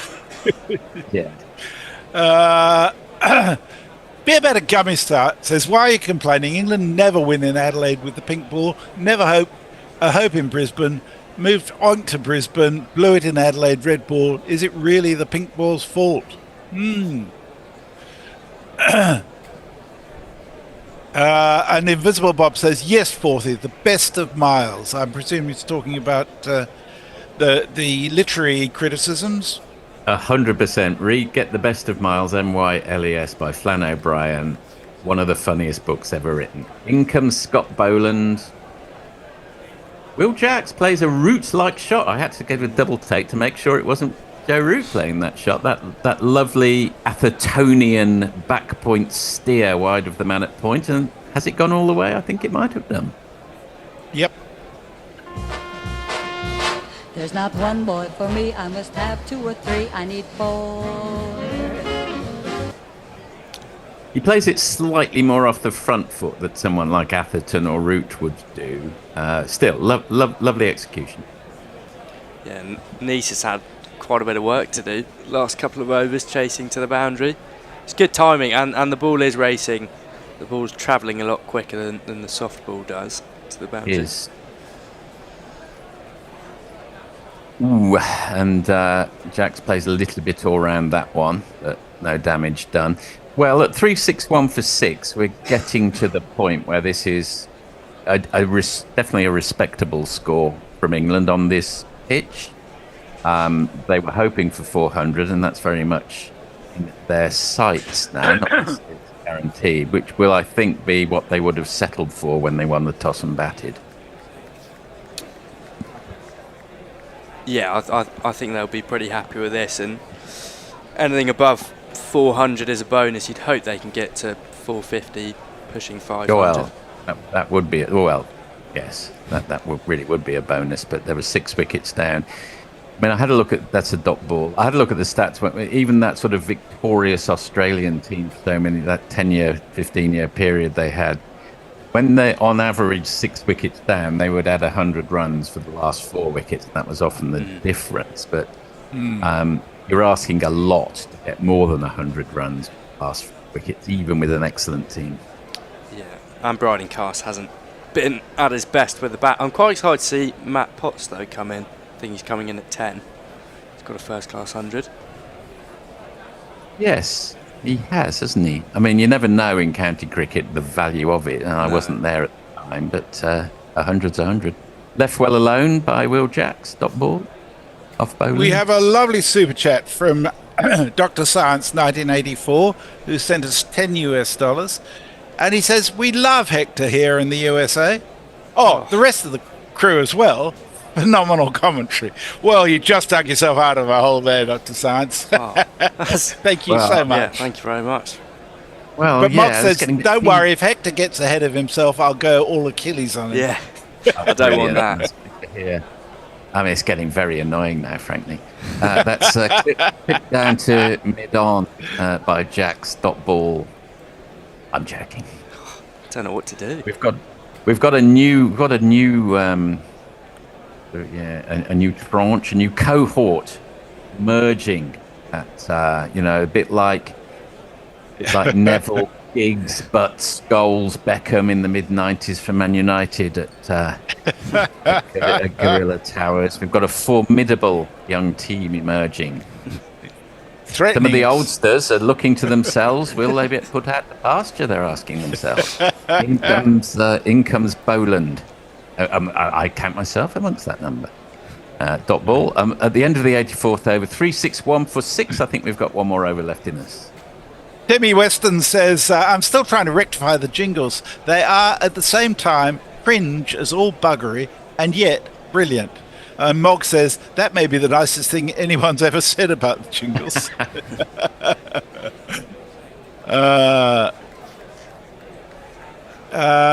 Beer Batter Gummy Shark says, what I mean is, instead of having 2 tests with no chance, moving the pink ball to the Gabba gave a chance in Adelaide you normally don't have. Pink Gabba is a gimme. And Mog says, I can offer up a few names that need to be retired from the Gorilla stables. Yes, Mog, well, you're quite welcome to keep those names to yourself, because some of us are very sensitive. Publish them, Mog. Publish and be damned. In comes Mitchell Stark, and that's an attempt at a glide down to third man, which he misses. Some signs, perhaps, of some are probably mental tiredness. Obviously, all tiredness is mental. Well, no, it's not actually. It's going to be physical as well. I'd say mental tiredness beginning to slightly creep in after such a long innings, which is inevitable. And sometimes you go through a little phase like this in a very long innings. I wouldn't know. I've never played one. And then you've just got to talk to yourself and talk to your partner and haul yourself out of it again, as I understand it. Root faces up to the second ball from Stark. It's a dangerous little period for him. That jags back a touch and he just dabs it down in the direction of gully, dot ball. Is it particularly warm now, Messi, at the SCG? Do you have your radar? The SCG is actually quite nice today. It is currently 32 degrees, so it's pretty warm, yes. Humidity is only 10% though, so it's a dry heat. Better than I'm imagining Messi with a massive all of temperatures around the world. I just saw him glance up there and just glanced across. Well, I do have 32 tabs open on Chrome, which sort of gives me access to a lot of I wasn't far stuff. off the mark then. In comes Stark. On a play and a miss from Root, and Stokes got him in trouble a little bit this over. And it's partly Root's tiredness, and it's partly Stark with a new ball. That's a great ball. It's a good speed, 144 kilometres an hour. Joe Root just played straight as if he was expecting a little touch more in swing, but slightly straightened up off the seam from Stark. Beats the outside edge. I mean, he's bowled like a dream this series, hasn't he? He hasn't always in the past, Mitchell Stark. He's raided around, but this is absolute, which is just as well for Australia that he has. Let it be added, because there's much else in the bowling department by and large. Comes again, dabbed down to third man for a single. Well, it's been, it's been a bit. And Pat Cummins played brilliantly in one test, and Scott Boland played very well in another. But it's been Stark's been the go-to man all series. Yeah, especially with the turbulence at the beginning of the series and the weaknesses sort of shown by Australia without Hazelwood and Cummins missing the first test and Lyon recently getting injured. He's had to shoulder quite a lot of responsibility, 28 wickets. He has, and he's absolutely stepped up as well. And I wonder if he has just put an extra 5% in, knowing that it's, how much of the burden he's had to shoulder throughout. Stark in again, and there's a play and a miss from Will Jackson. This is an excellent little bit of bowling from Mitchell Stark with the new ball. England will just have to ride their luck and hope they get through it, because there's not, as we said, there's not a huge amount that comes afterwards. I love that fourthy tremolo. It's just what? Sorry, the fourthy tremolo when he's getting nervous. Oh right, yes. There's more jingle luck.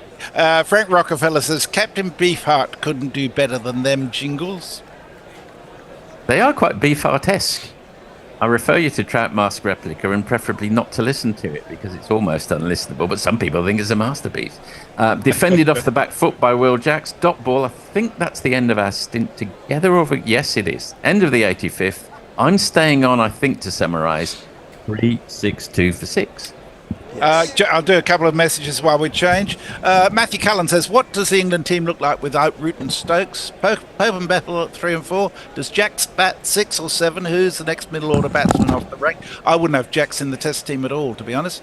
Matthew Cullen says also, hello Gorillas, hope all are well. Haven't been able to listen much this series. Mog abuses me for using Chrome. I'm Google's bitch, you know that, Mog. And he just says it's massive resource hog, too many privacy issues. When you're on a Mac, you've got lots of resources. Go Brave. Brave is basically Chrome with a built-in ad blocker. Is it? Oh, well, I pay for an ad blocker at the moment. That's good to okay. Well, do England have a Boland blocker? That's what we need to know. Well, that was a good ball. It was rising out. I thought it's me, isn't it? No. What? I got a fucking weird bloody two fucking thingamajiggies going on here then. It is Tony. Me on ball by ball. It's 40 on social, and it's you summarising, Bear. I've got completely different fucking thing. I've got me, Tony, and Ed on this one, and I've got me, Tony, and someone else on it. Yeah, I've got me, Tony, and Ed on this one. Oh, You no. have, but you're looking at 310, not 240, I think. Yeah, I don't know quite what you're doing. I've got Boland. 9:30. You're looking at half an hour ahead. Oh, okay. Things change. Oh, right, it's yeah, I definitely am. Sorry.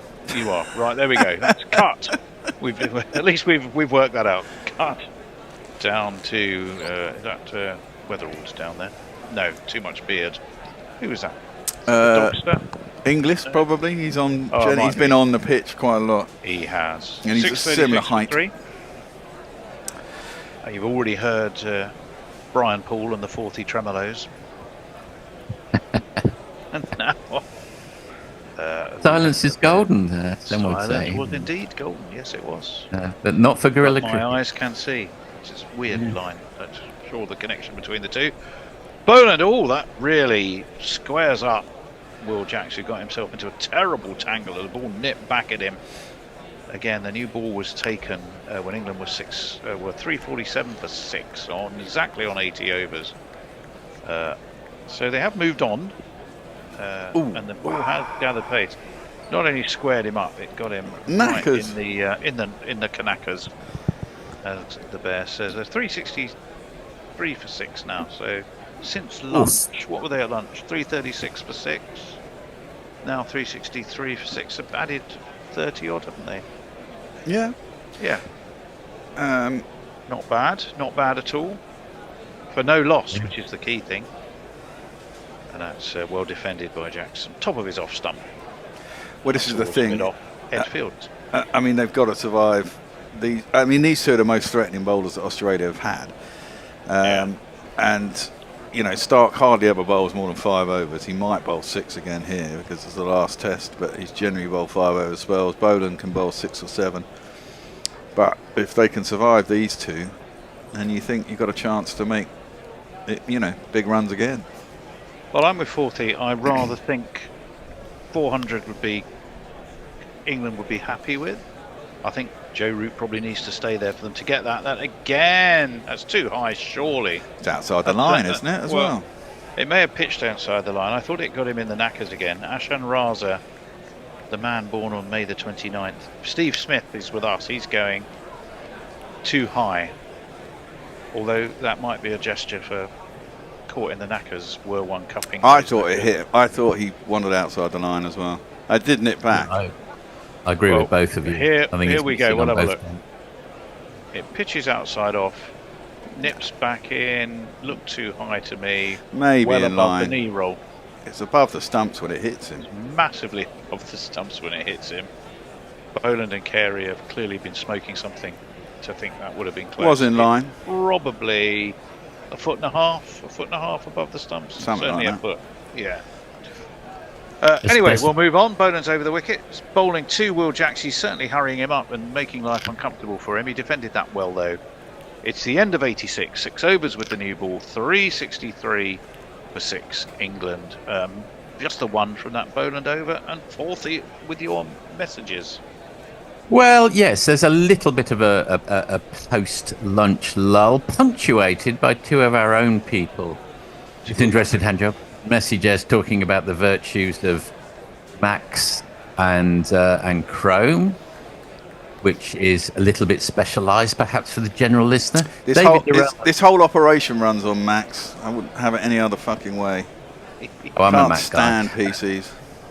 David Durrell says Messi should look up the temperature in Turku, Finland. I just walked a mile from the bus stop to my apartment in it, and my beard froze. Wow.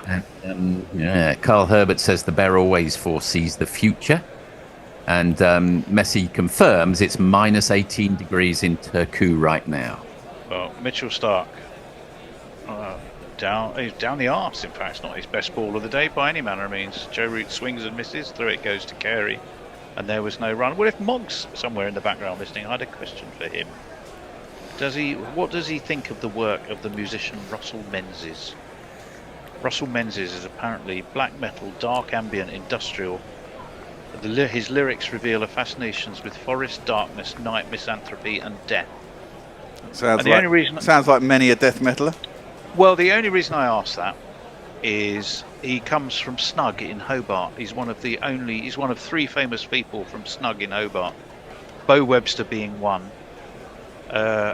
James Hines Gillis is another, and this chap Russell Menzies the third. Who's James That Hines? swings in. That's pushed towards mid-on. No run. Yeah, the other guy James- doesn't sound very famous either. He's an early 20th century industrialist and pioneer of hydroelectricity in Tasmania. I'm surprised you don't know that, Forthy. Yeah, I'm surprised. I've actually worked on hydroelectricity in Tasmania with my Have you? profession. I didn't know that. Worked for Momentum Energy. Were you marketing the board? I was marketing Momentum Energy, who are the biggest provider of hydroelectric power in Tasmania. Which could have been founded by James Hines III, all the way Nice. back when. Yeah, that might be worth checking out. remember. It was only my background. I was fascinated by the name Snug, and I wanted to find out a bit about it. That's defended. Doesn't really. I think he was thinking he was going to be pushing that back to the bowler, but it rather slides down the back, gets the bottom edge, and ends up at sort of fly slip, really, or is it? No, We had a very- it went to gully. Gully. Okay. It did as well. We had a very I thought it good, went we had a straight very to good line for Momentum Energy because they were green and they came from Tasmania. It was "We come from a different place," which I thought was a rather clever line. Oh, that's very good. Double meaning. Exactly. Yeah. You fucking like that. marketing people, fuck off.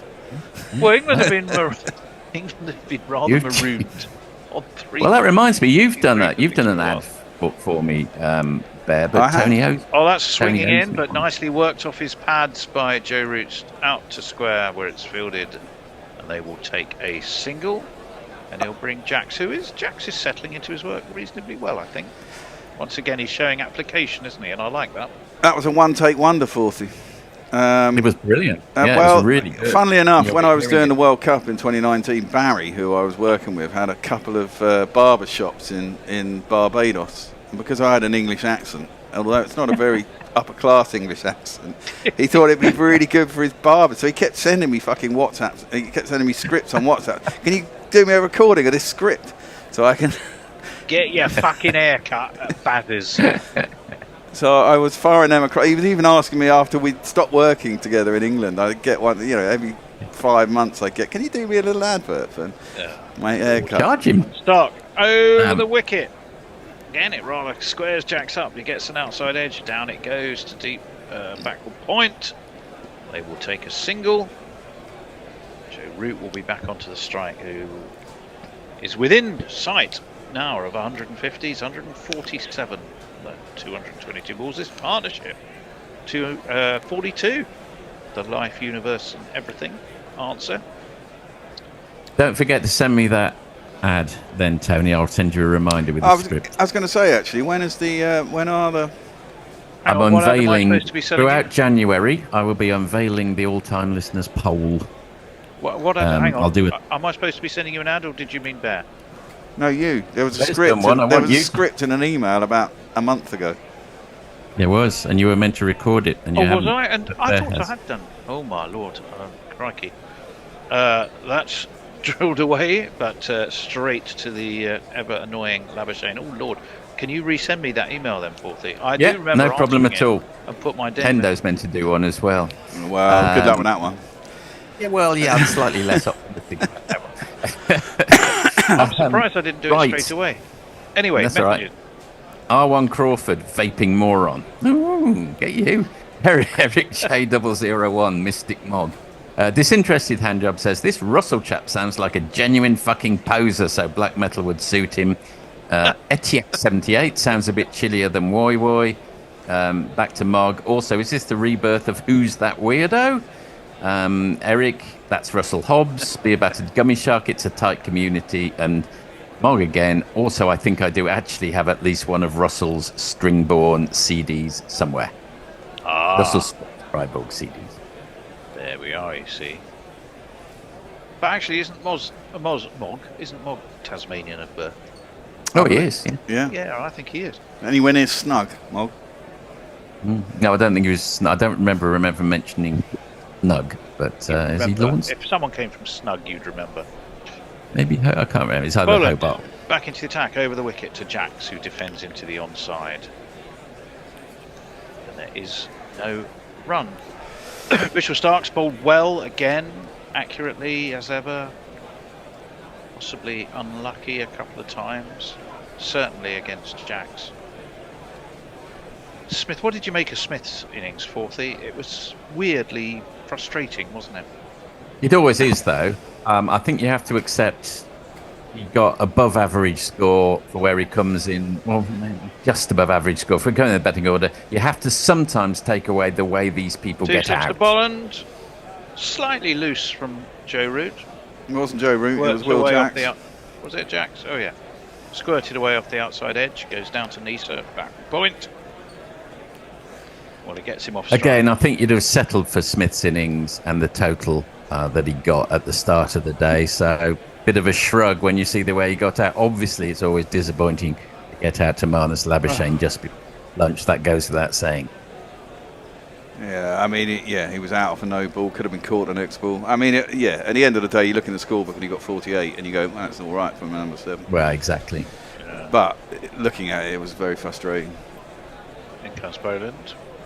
Joe Root takes one hand off the bat. Didn't look entirely convincing, nudging at the square. I think frustrating because, people like Gary have been saying, well, he's the next Adam Gilchrist for a while now, and I don't think he's that. No. No, I don't think he has yet the technique for that. But if we get stuck on test match batting techniques, we'll disappear down the same rabbit hole. I think. Well, there aren't that many left, are there? There are, and on both sides, I think I might point out. Yeah, very much. Definitely on both sides, yeah. I think there's a lot of lament in Australia about batting technique or lack of it. This one's left alone nicely by Jacks, though. Well, the ones who tend to have technique are the ones who only play Test cricket and first-class cricket, isn't it? But even some of those, I mean, playing lesser tournaments, only home tournaments and shit. I mean, the real predominance of T20 over the last 15 years has just changed Test match batting all ends up. It was a slow process to start, but I mean it's kind of all in now. You've got players who are prepared to go out and just basically hit. And when they get away with it, it looks fantastic. But when they get out in really stupid ways, it becomes really annoying. But has it made the game more entertaining? I would say it has. In barrels Boland from the Randwick end, and he gets that one just to shape away just a little from Will Jacks, who gives a nod of approval, maybe back to Joe Root in response to a word of advice, or it may have been to Boland to say that was a good ball. I think it was to Boland. That was a good ball. And it was a good ball. Yeah, off the seam. It was a good ball, yeah. I mean, this is the thing. What England have got to think here. If they get 400, 450, Australia would have been out on the pitch for the best part of a day and a session, even though they had yesterday off. That's gone a long way.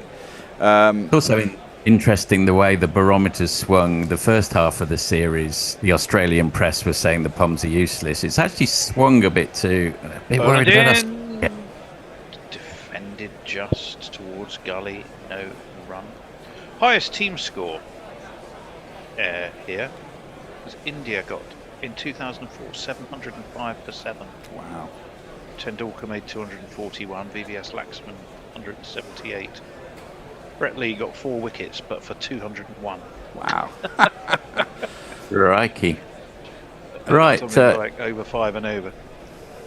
Mog says I'm from the good bits of Tasmania, not the south.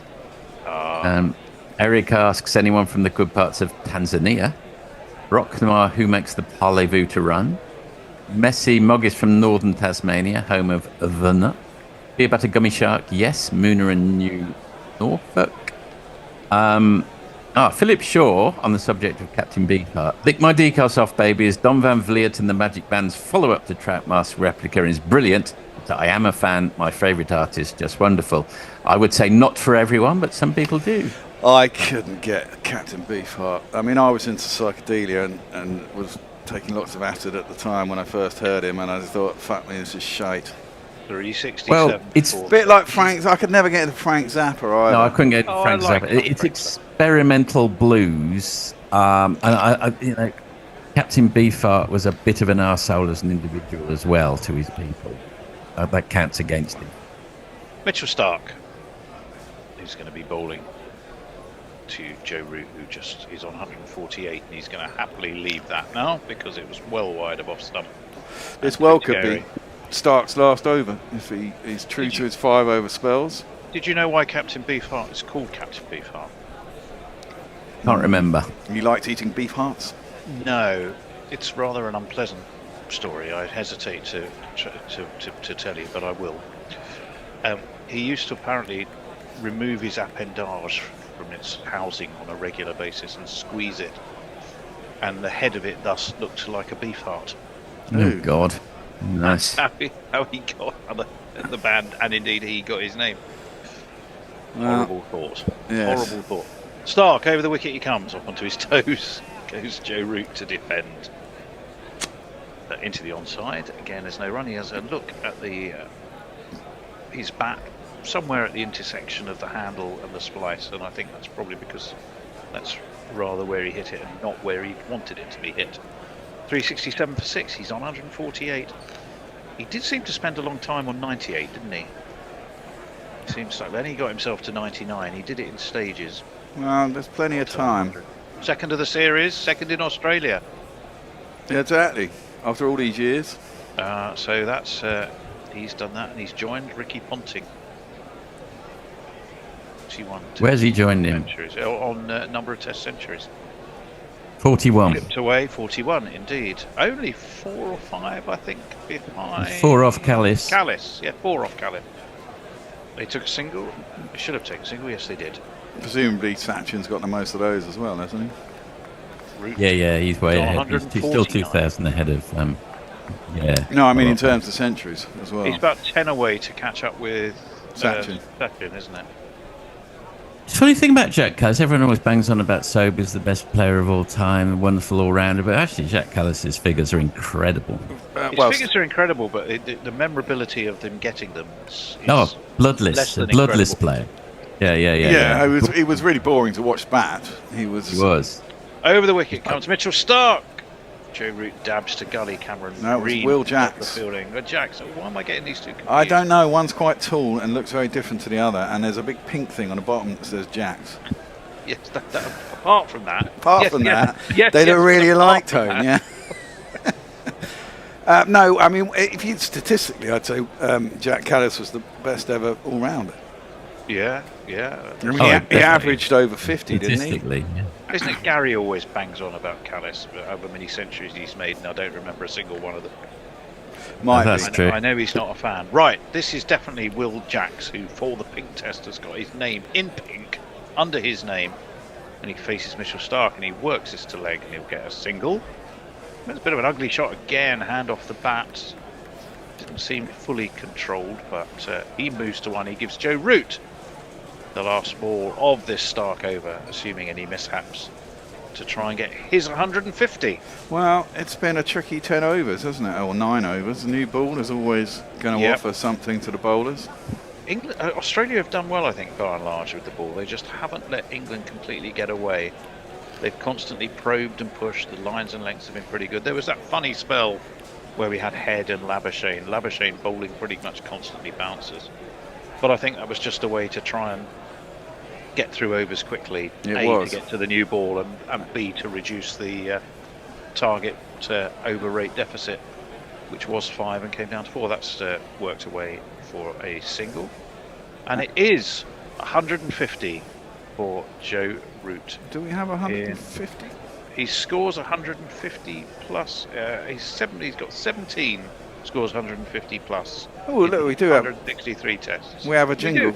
Yeah, we do have 150 jingles. Yeah, we do. You shall not shift me. You shall not shift me. I have made it to 150, and you shall not shift me.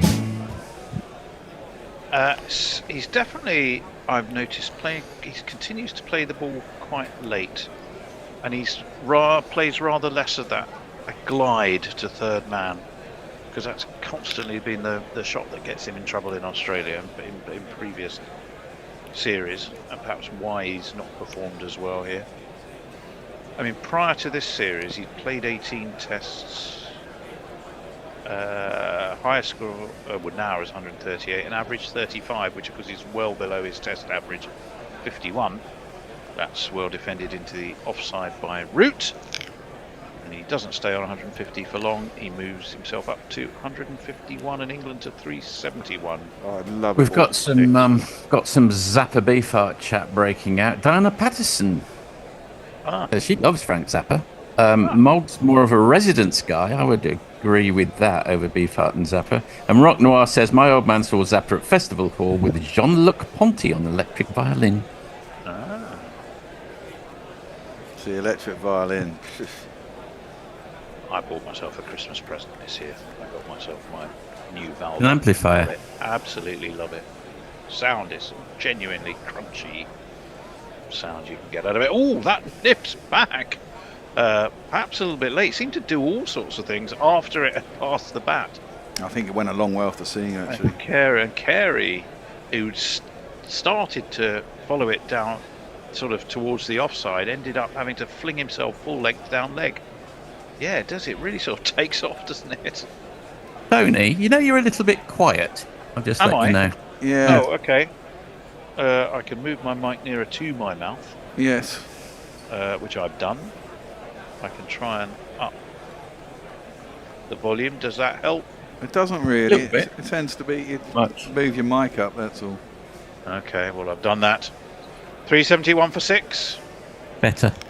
Dang, marvellous. I just bent the microphone nearer my chops. That's again wide of off stump. Boland does a sharp intake of breath as though it was terribly close. I'm not actually sure it was. And it's a dot ball. Well, we'll tell you just how close it was. Does nip away off the seam. Oh, and it did have Will Jacks sort of groping at it. Groping towards it. No, it's when he gropes that his bat isn't in line with his pads at all, is it? His pat's outside the line of his pads. And he's playing at the ball with his bat rather than getting across and in line. Which is, on the occasions, and there have been many of them, where we've watched the exoskeleton weight transfer graphic. There's a short leg in, by the way. It's, I presume, Travis Head, because it's nearly always Travis Head that they pop there. And he's the man who has to field. 370. Got a good comment from Carl Herbert I'll just throw in, which is, I disagree with Bear. It's the wobble ball and DRS which have made batters more aggressive more than T20. Interesting point. Oh, well, discuss. Turn over your papers. Well, yes. DRS may have a thing. I mean, certainly DRS has stopped people playing with their pads, which has made people play out in front of their pads, actually, which leads to more wickets. In Barros Bolland, the barrelling Bolland delivers, and it's pushed to mid-on, and there is no run by Will Jacks. It's one ball left for Boland, just a single from the over, 371 for 6. I was about to say something, I've completely forgotten what it was. There you go, that's old age. I would say the wobble seam has nothing to do with the way that batsmen approach the game. It's been a big advantage for the bowlers. Also, Mike Black says, nice to hear dropping acid getting a mention. You don't get that on TMS. No, you don't. It was a long time ago. I advocated putting in the water supply, in fact. Ooh. It's guided down to backward point. I think Michael Neese is there. He puts in a pretty wild throw that Alex Carey has to jump forward for. It gets Jacks 2, though. It means that after 90, Jacks has moved on to 27. He does apply himself. Well, 373 for 6. He is a top order batsman in reality. Batting at what is it? Batting 8. At 7 here. 8. Well, Anther Historian says, looks like England have a pretty good Test cricket team. Probably shouldn't wait until the 4th innings of the 4th Test to play Test cricket if you want to win a series. Steve Hiller says, don't eat that yellow snow. Matthew Cullen wonders how hard you have to squeeze it to make it look like that. Tim Weston. Very good. That I don't know. We have to ask Captain Beefheart. You can't no longer with us. Yes. I think he squeezed it too hard once too often. I think he must have done. Timmy Weston, Frank Zappa was genius. Rock Noir too smart for this world. Cameron Green is going to be back into contact. Is he worth a jingle second time round, Bear? Yeah, we can give it that. Yeah, defended out towards Extra cover, no run. Here you go. Right, We are the Cameron Green Appreciation Society. God save Mitchell Marsh's brand of all-round variety. We are the Cameron Green Preservation Society. His injuries cause all of us excessive anxiety. Philip Shaw, by the way, says Captain Beefheart was a character in a musical play written by Vliet, that's Beefheart, and Zappa when they were at school. So, Slightly contention. shorter route cuts to backward point. That is weather-ruled, I think, rather than Inglis. Who fields, and they take another single. 374 for 6. Who was the Village Green Preservation Society? It's the Kinks. That was Kinks. It was the Yeah. Kinks. I thought it was. Magnificent. I'm a big fan of the Kinks. Yeah, they had their rockers, and then they had their sentimental old-school English stuff like that as well. It's almost like two bands in one at times. Yeah, they were. Cameron Green, in he comes. That's a little loose from Jacks. Now that was the classic half forward, reaching for the ball, looking for the drive that was never quite there. Well, it would have been there if he'd have got his foot across, but his foot went down the line of middle stump, basically. But it's seen the demise of many an England batsman and other series. I've seen many, not just English batsmen.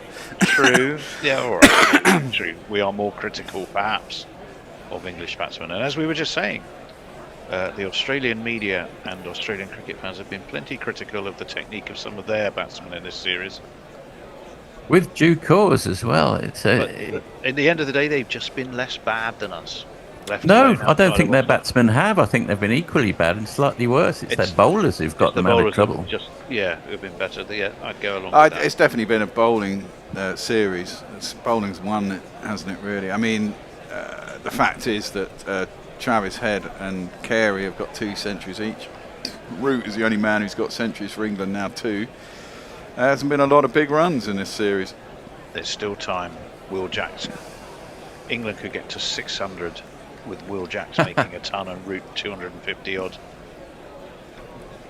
Probably. The last time England got to 550 in Australia, they lost the match. We don't want that. Yeah. That swings. that swings a little late, as left alone competently enough by Jacks. Now, the one thing I have noticed, by and large, that last shot a couple of balls ago, notwithstanding, obviously, is he has been prepared to leave and he has been prepared to dig in. Yeah. And he has curbed perhaps a naturally more aggressive nature.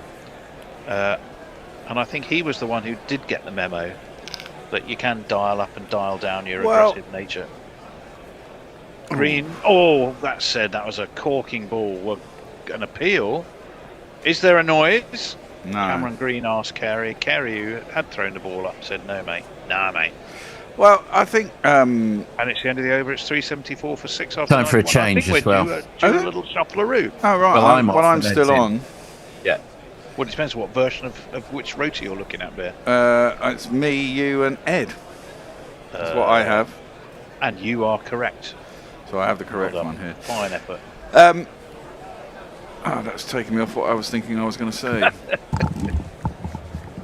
Something about... What were you saying just before then? I can't remember. Oh, fuck hell. 2 old men who can't remember a fucking thing. I do it all the time. The other day, the missus asked me upstairs, can you put on the washing machine when you go downstairs? I'd forgotten by the time I got downstairs. 4 hours later, she went to get the washing out of the washing machine and realised it hadn't been put on. She was not best pleased. Oh, Lord, that's not good. I'll tell you what, who won't have problems like that. Ed.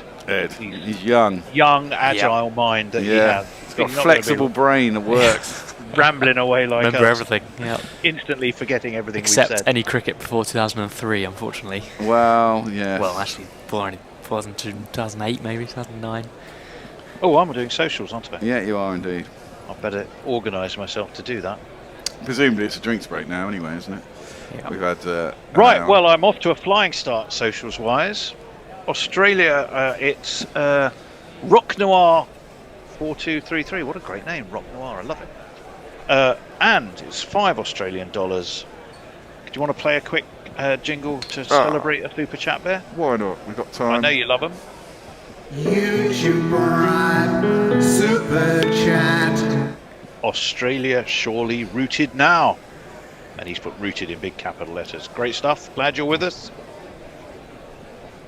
Okay, I thought that was live. It wasn't. Yeah, honestly, a man of your experience should not be fooled into seeing a replay and thinking. Well, no, because I thought he just edged it through the keeper on 152. I want to see him get a double ton. I can't remember where we got to last time. Tony's fine on YouTube, just a bit quiet on Zoom, is what I've been told by Messi. Oh, okay. So there we go. Might be the case. Where it matters, I'm fine. Yeah, we've got problems with the radio feed today. I don't know what it is. In fact, I've just ordered a new computer, Tone. Oh, joy. Another second-hand one. It wasn't very expensive. But I've realised that our radio broadcast software is massively out of date, and I can't update it because the operating system won't update on that computer because it's too old. So I just bought a 250 quid second-hand MacBook Pro with I can get the latest software on. So that's pretty good.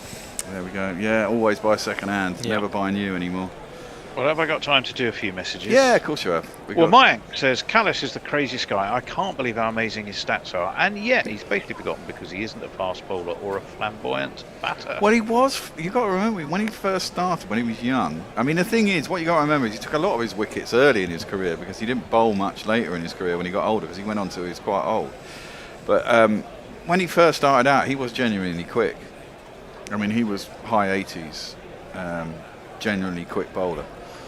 And as a genuine all-rounder, he was class. And then he just became, but then he was batting at number 3, so, and he would bat for a long, long time. He was a very boring batsman. Ben Stokes says he's the GOAT. He's always held on to that opinion. What, Jack Callis? Yeah, they always chat about it on the bus apparently, and he always says that's the name that they can never argue against. No, you can't. I mean, you can talk all you like about Gary Sobers, but if you look at the stats, I would say that Jack Callis is stats are better. Ant the historian. Hello, Ant. How are you? All right, Ant. When are you going to come on? It's a bit late now. Yeah, it's a bit Drop late. me a line if you want to. We'll see what we can do. Good to see Root having a big one down here. He deserves it. He certainly does. Yeah. Right. Nisa is into the attack. All bustle comes in. Root comes down a track at him. He's not the quickest, 128. And it's just guided down to backward point, and there is no run. I mean, this is what I was saying earlier during the lunch break. I think, if England get the right lengths, all of England's bowlers can bowl 138, 139, 140 plus, right? I mean, I'd say Cass is probably well, actually Potts in this test will be the slowest. He bowls at 85, which is about 135, 136. But, I mean, before that, Cass was probably actually the slowest in the attack. Root gets on the back foot and defends that into the offside. It goes down to gully, green, and there is no run. That little bit of extra pace might be the difference in the two sides when it comes down to if they can bowl the right lines and lengths again. And I think they finally got the memo about lengths. I think part of the problem is we always think Australia, hard, fast, bouncy wickets. And, historically England bowlers have got carried away with bowling short of a length when it comes to Australia. That one's into the pads of Root, clipped to mid-wicket, and there is no run. And so, we struggled, and we did struggle for the first 3 tests with getting the right lines and lengths. I mean, the first innings at, was it Brisbane? When they got 550 or whatever it was. Yep. I mean, we bowled so fucking poorly. And couldn't catch a cold, unfortunately. Yeah, exactly that, Yeah. Well, we dropped about 5 catches. And we dropped 5 catches. In matches, yeah.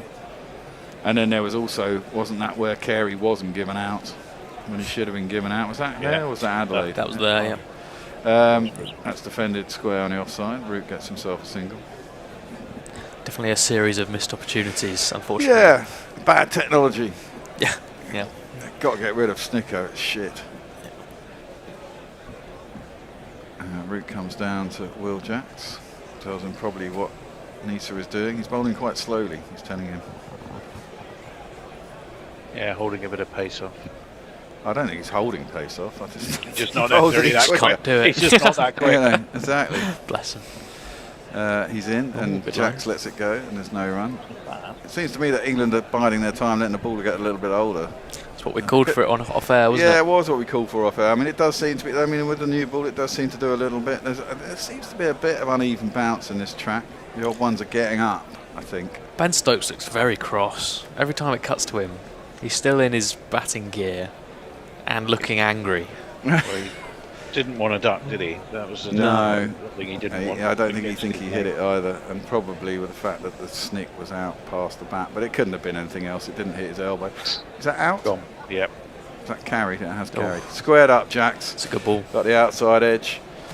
Needs to get to wicket, bowling at whatever piddly pace he's bowling at, and Jacks has to go. Caught in the gully by Cameron Green, and we have to say goodbye to Will Jacks. I think you'll find it was a pretty decent ball. Won't look back, 'cause by the time that I do, you'll be gone. Squared him up a little bit, didn't it? So he'll come in next. Would it be Potts or Cass? Cass, I reckon. I think it'd be Bryden Cass, although he's not Seriously, Cass. Rock Noir, turn over your papers. There's a line. That's a line that brings on PTSD. Yeah. I can still feel the pine ruler across the knuckles. Ah, well. Mr. Handjob of Melbourne says, the bear wants acid in water. I want contraceptives and tranquilizers. Well. Matthew Cullen, that cam jingle is one of the best, but Trent Bowles' mouth is really small is still my favourite. Yeah, of course. Yeah. All these ones have been retired, unfortunately. Well, they have. As the players go. Anyway, this man's coming in. It's called Bryden Cass, he tries to bowl really fast. Don't expect art, but he'll put you on your ass. Bryden Cass. Yeah, it did go significantly off the seam, which is why it turned him around and caught the outside edge. Cameron Green has gone 15 overs for 80. That 400 could rapidly disappear from before our eyes, couldn't it now? And that root double ton. Well, he's clipped that one sweetly. That will help. Square on the leg side. Not going to go. Cam Green is going to get round to field it, but they'll get back Stephen to Smith, I think, down there. No, it's not Stephen Smith down there. No. I don't think it was either of them. I think it was Inglis. Oh, no. It definitely wasn't Cameron Green. Yeah. Oh, okay. Maybe. That No, I it probably can be isn't 100% actually, because sure. he's in the gully. And maybe It's too Bo big, Webster. Bo Webster, you know, He's enormous as well. He's got his Easter Island chin. Yeah. He's an odd-looking fellow, and he doesn't bowl very quick for someone so tall. Cam Green in. He looks like he's hardly getting to the crease, to be fair. Root just knocks that down into the covers. And there is no one there, so it'll be a single. There's two slips in the gully, but there's no one at the covers. Now, what's Bryden Cass going to do? Has he been sent out to give it some slap? I think England should try to get to 400 before they go Bulu. So as you say, you could quite quickly lose 3 wickets here and end up 380, and I think psychologically you want to get to 400. He's a lot better than his average of 11 as well. Yeah, series. well, he's got a 40 and a 30 in there, so the rest of it can have been pants. Cam Green in to Bryden Cass, who defends that out. As well as his night hawk innings at 3. That was lovely, lovely Boxing Day present. Yes. Defended out into the covers, and there is no run. It's 2:22 p.m. Riches, cue for the Riches to go berserk. They've already gone berserk once today when England passed 2:22, and now they're going berserk with their microphones. It's quite a sight, actually. Look at that. I mean, I'm surprised you're allowed to just book out a stand like that. I mean, you may not be able to see if you're watching us. They've literally booked out a whole stand or a whole section of a stand. And Cam Green in. Oh, attempted Yorker, I think. But didn't quite land. It was a low full toss, and Cass has played it up to mid-on, no run. England 378 for 7. Waterloo Sunset for no reason other than that we were discussing the Kings, which I suppose is reason enough. Good song. Lola's one of my favourites. Oh, yeah.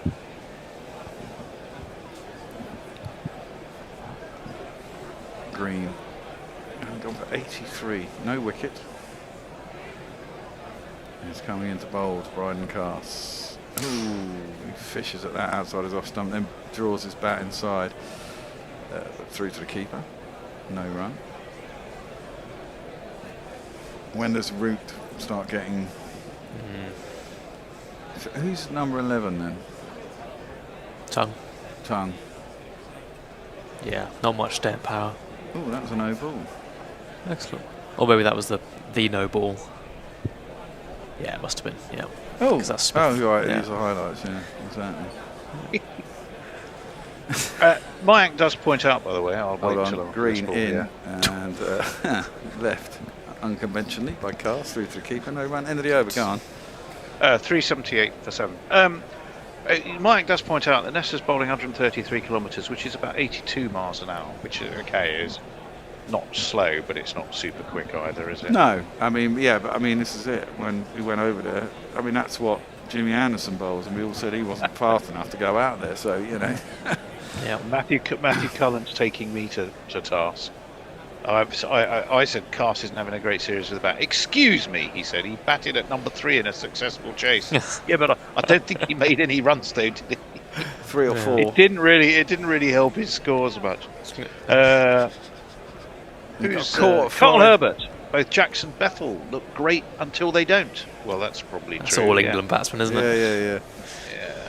Rock Noir likes a bit of Donovan. Not sure about that. Hurdy-gurdy man's all right. Mellow yellow. Very full by Nisa. Quite. Driven back to him by Root, and there is no run. Well, it's all that folk shit, isn't it, really? Extra Fluffo reminds us that the Riches are disbanding, which they are. Yes. Which I think is desperately sad. Why? Who knows? The question is, Extra Fluffo, do we know why? So we kind of got the message that they were, but we don't know why they're disbanding. Is it musical differences? Commentary differences? Wig differences? End of an microphone era. differences? End of an era, yeah. What's the reason for the disbandment? Left alone by Root, outside his off stump. Nisa getting that one to nibble back a little bit. And there is no run. England has slowed down considerably in the last 12 overs. What? Oh, well, no, Mayank has given us some information. Adam Gilchrist apparently said of the Riches, it's a proper club. Plenty of rules, like you must wear the jacket all day, you can't let go of your mic. Also, this is going to be the final time that they come to the SCG. But it still doesn't explain why they're disbanding. Nisa in, just dropped into the offside. I think Root wants 2 because there is no one in at cover for him. And wisely, they do get 2. That's good thinking and good running from Rooty. Highest score of the series is 170, isn't it? By Travis Head. Yeah, he's had 2 big hundreds, hasn't he? Yeah. Well, the first one wasn't huge, 120, but they only needed 200 to win. Proportionally. So proportionally. A big 100. It was big indeed. Lisa into Root, who clips that sweetly. Too easy. But there is a man out at middle wicket, deep. It's Weatherald. I remember having desktop Richie on my computer at work. This little avatar, Richie Benno avatar figure, who'd pop up during test matches and give you score updates. So It was I'm going quite back, big that for a was while, wasn't it? Early 90s, I'm guessing. Early Late 90s. 80s, The internet early wasn't 90s. around in the fucking early 90s. Hang on, but I could picture where I had... No, that was the point. Because you had to download it as like a piece of It's software. a bit of software. Yeah. Nisa in. And Cast gets himself off the mark. Outside half of the bat. Down along the ground. Through past gully. Down to third man. Gets himself a single. England are into the 380s. They're 382 now. Cast is off the mark. Dr. Funk's asking, who's disbanding? Well, we're discussing the Richie Bennos, who we've seen a lot of in this test, and they as we normally do at the SCG. That's their spiritual home. When it's Pink Day, because normally it would be, is it day 3? Was it day 2, or is it a whole? I know it's the whole test, but doesn't Glenn McGrath come along with his kids like they do, like Andy Strauss does and shit? That's into the pads. Root clips it up to mid on, and there is no run. End of his 17th over. A couple of wickets for Neeson. Over to you. It seems bigger in proportion to a small total. I've used that one before. Oh, right. That's Matthew Cullen. Very good. I've been jumping around a fair bit. I can go back. Donkey Ream wants to know thoughts on Jamie Smith's dismissal. I think we've given those. It was from a shocking ball by a bowler who was only there to try and get through overs. And really, he shouldn't be getting out. It was bonkers. Marnus Labuschagne. Yeah. Jamie Smith should still be batting. Bonkers. He should be on about 80 by now. Dom Creamy also says 70 scores within 150 plus tests for Root. For context, a great like Graham Thorpe only had one. Well, yeah. Root is. Oh, there's an edge. There's a wicket. Cast has just fended at that one. And Cast has to go for 1 off 5. Didn't really need to play at that, to be fair. 400. Still getting a bit further away. Oh, they're going to leave Root again. Stranded. Yeah. On 159. Not a bad place to be stranded. There are worse places to be left, yeah, let's be honest. That was a poor shot, really. There was no need to play at that. Well, actually, it was in that line. But you look at where his bat is compared to his pad, and where his front pad goes down the line of about middle and leg. Yeah. Oh, yeah. Etiek 78 reminds me, your timeline's a decade out, Tony. Desktop Richie was made for Channel 4 era in the early 2000s. Yes, it was. You're absolutely right, and it did rely on the internet. There you go. And the internet really took off around late 90s. Because I remember getting my first ADSL router in about 98, 99 when I just moved into my first flat. I had dial-up. Yeah, dial-up online when I lived in terrible. I was used to have a studio of music, and in those days Napster was still going, and it basically, you know, everyone was doing MIDI shit, and you know, I didn't have bands and stuff. So you could get on Napster and you could get acapellas of famous songs. So you'd try and download them because then you could put anything behind them, sort of thing. But literally, like trying to download a 4 megabyte Beyonce or something like that, acapella, would take all night. You'd leave your computer on all night to get a 4 megabyte fucking file down. Yeah. ADSL changed it quite a lot. Right, Potts is out. Oh, actually, have I got his jingle out even? I don't even know if I have, you know. Potts is at the crease. He's not yet out. Yeah, I know, but I haven't really... well, I can get However, Mark we'll see what transpires. Give it a cookie. I don't need that anymore. I'm not Adelaide, or Melbourne even. Right, I shall go and find him. His first ball is from Cam Green, and he lets that through to the keeper, and there is no run.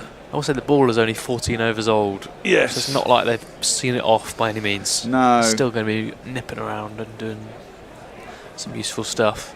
Oh, this is the thing, isn't it? You don't want your tail exposed really to a newish ball. Matthew Potts sounds like this.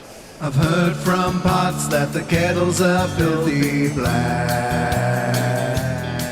You know he might do. Let's bring him into the attack. Oh. That's just a poor shot from Cast, but he is a number 9. Yeah, he is. Potts facing up. He played. Well, that was nice. He played inside that. He drew the bat inside that nicely enough. Through the keeper, no run. He run 382 for 8. Root 159. Time for Root to start turning down singles. I wouldn't bother. I think Potts can bat. Yeah. You might want to take most of the strike when a new ball is still newish. But at some point you've got to score runs. You are on 382. You're desperately want to get it up to 400. Yeah. It's defended by Potts up towards mid-on, and there's no run. It's also not really Root's game to have 5 out of 6 balls in the over. Feels like he certainly can do it. He can, but you know, he's just too prone to a nudge for an easy one, and then then he's at the other end. I think Josh Tongue striding to the crease would be a signal for Root to try and gallop England towards. Get the ramp out, maybe. Get the reverse ramp. Target is. That'll be fun. I'm not sure there's enough pace of some of these bowlers.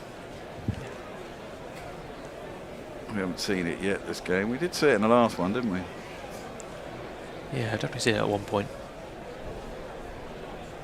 Potts facing up. 3 slips the gully for Potts. He defends that one quite nicely. Looks more organised as a batsman than Cast, to be fair. Looks like he's got a better technique to me. That's defended. No run. Could be a Waden here. And he'd have had a full red ball summer of batting, which Cast won't have done. Yes, indeed. Although, as I said in the break, he played his last game, the end of September. Yep. Unless he got did he get an ODI? Might have done, but he probably wouldn't have batted, and even if he did, that's no use. No. Well, we were getting bowled out for like 110 in that series, weren't we? Exactly. I mean, that was a poor series down under. That's into the pads, clipped nicely. But he'll get a single. He'll keep the strike then. Cheeky do. And it stops the Waden. England move on to 383 for 8. Over to you, Tone. Right, yeah, bit of a Richie chat. Mike says they're just ending it because all good things come to an end. Plus he passed over 10 years ago. It's a nice round number, which is probably true enough. Richies are disbanded because they're old and can't carry the mic. No Gen Zoders takeovers. They don't know who Richie was, says Carl Herbert. Well, there's probably a bit of that, yeah. Can Shining that's Knight. Probably true. Yeah, Shining Knight says, hold up, I thought Shoaib Bashir was chosen for this test. Guess he still didn't make the final squad. No, he didn't. And neither, for Australia, of course, did Todd Murphy. Do you feel a bit bad for Bashir? I do a little bit. Yes. But the way the test matches rolled up was that it didn't make sense really to play him in Perth. Everyone knew it was going to be a seamless wicket. Brisbane again, I don't think it did either. Yeah. That one's left alone through to the keeper, and there's no one. He could have come in at Adelaide. That was the point to bring him in, and they decided they wanted more batting because the batting had failed, so they decided to go with Jacks. And it was a must-win, and he thought he'd be a bit prone to that pressure. Yeah. Which is fair enough. But also, he's come all that way and not got a gig. He didn't even get. He got what? And he's played in virtually every test he's been available since he's come into the side as well. So. Yeah. It might dent his confidence. It'll be interesting to see because I'm sure he'll get back into the side when they come back to England if they want him. But I mean, again, maybe he doesn't even get to a county side at the minute. Well, this is the thing. I mean, personally, this one is played back to the bowler and there's no run. I think Leach is the best bowler. He's the best spinner. I agree. I just think he's just been a bit unlucky with illness and injuries. I mean, he managed to get injured at the beginning of 2 test series in a row, didn't he? And, pretty much, with really weird ones as well. In the Ashes, he went over the sponge and did himself an injury. Yep. And then there was a test series where a similar sort of thing happened at backward point. And then he's had that Crohn's thing that really kicked off after an India series. Oh, wow. It's come back and just missed the stumps. Good lead from Potts. Through to the keeper and there's no run. I mean, there was all that problem with his Crohn's disease and after India and stuff. And I just think that they thought this has happened too many times, and so they looked for someone else. But he's not the greatest spinner in the world by any means, but he played a lot of tests. And there is an argument to say that actually with Australia's batting lineup, they've got maybe more left-handers than right-handers. You want the ball going away from the bat, and therefore having a right-hand off-spinner probably may have been more useful in the long run. That one by Nisa is left alone through to the keeper, and there is no run. Especially the top order, you've got 2 openers who are left-handers. Yeah. I suppose you've got Labuschagne and Smith who are right-handers, and they're the ones you really want to get out. It's true. Carey's a lefty. Khawaja's a lefty. Yeah, it's difficult. Stark's a lefty. There's 5 lefties. There definitely felt like a point where Leach was the player that Stokes trusted ahead of any of his pace bowlers, really, to do his job. I guess very much so. And I think that Stokes liked Leach as well. Yeah. It's left alone through to the keeper and there's no run. But I also think that England, when it comes to spinning, England, they relied on I mean, maybe they think they can do something with Will Jack similar to what they did with Moeen Ali. I mean, Moeen Ali came into the side as a number 3 and ended up being the bowling all-rounder, didn't he? And turned into quite a decent spinner.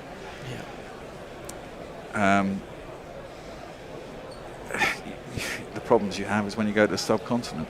You know, that's when you need spinners. You don't necessarily need them in England, Australia. It was Tom Hartley who won us the only game we won in India. Well, yeah. And I don't think he's a very good spinner at all. That was defended in the offside by Potts. They decided not to go for the single. There is no cover, though. I think they were offering the single to him. I think in that test, Leach, Rayan Ahmed and Will Jacks were all playing. Or was the Root the other spin option? There were definitely 4 spinners, I think. I guess Root would have been more. Rayan Ahmed. You've started a bit of discussion online about ISDN versus ADSL Bear. I'm not going to go into the details of it. Shall we have the change now? It's 3:39, and I see Forthy is waiting to be let in. Yeah. I'm happy to do that. Okay. I have to head for my bed tonight. Well, Hector's going to come in for me. An early start. Forthy and Will. Excellent. I shall see you tomorrow. Yes. Wait there until I get someone in. Okay. Well, I'll read a couple of messages while that happens. Rohan Daly. I think 450 first innings is perfectly within reach. I'm not sure when you wrote that. Clipped off his toes by Root. Down square off the bowling of green. Takes a single. Moves the score on to 3. Should be 384. Yes, it is. Are we all in situ? Yes. Yes, I believe so. Hi, Will. Hi, Forthy. Hello. In that case, Hello there. Oh. How are you? Very Hello, good, Will. thanks. Hello, Hector. Hello. How are you, Will? Haven't seen you for a couple test matches. Missed the last one. Oh, hang on. My alarm's going on. I'll just turn it off. Green's in, and this one's short, well above Matthew Potts' head, and Carey takes it above his head. No run. Done. Sorry about that. Potts doing a good job of farming the strike here. Trust his ability. Rightly so. I don't think Root's faced a ball since he got in. I had an hour's nap and everything's gone to shit. Touch on that. Cam Green shuffles in, and this is glanced to Usman Khawaja at gully. No run. Gets stopped, diving to his right. Seems to have hurt his finger slightly, but slowly getting up. Just looking at his right hand. Khawaja. Sorry, there's a lawnmower going along my nature strip outside, but I'm loath to close the window because it gets very stuffy in here. Can you hear it or not? No, I can't hear. No, I can't. That's good then. Nice.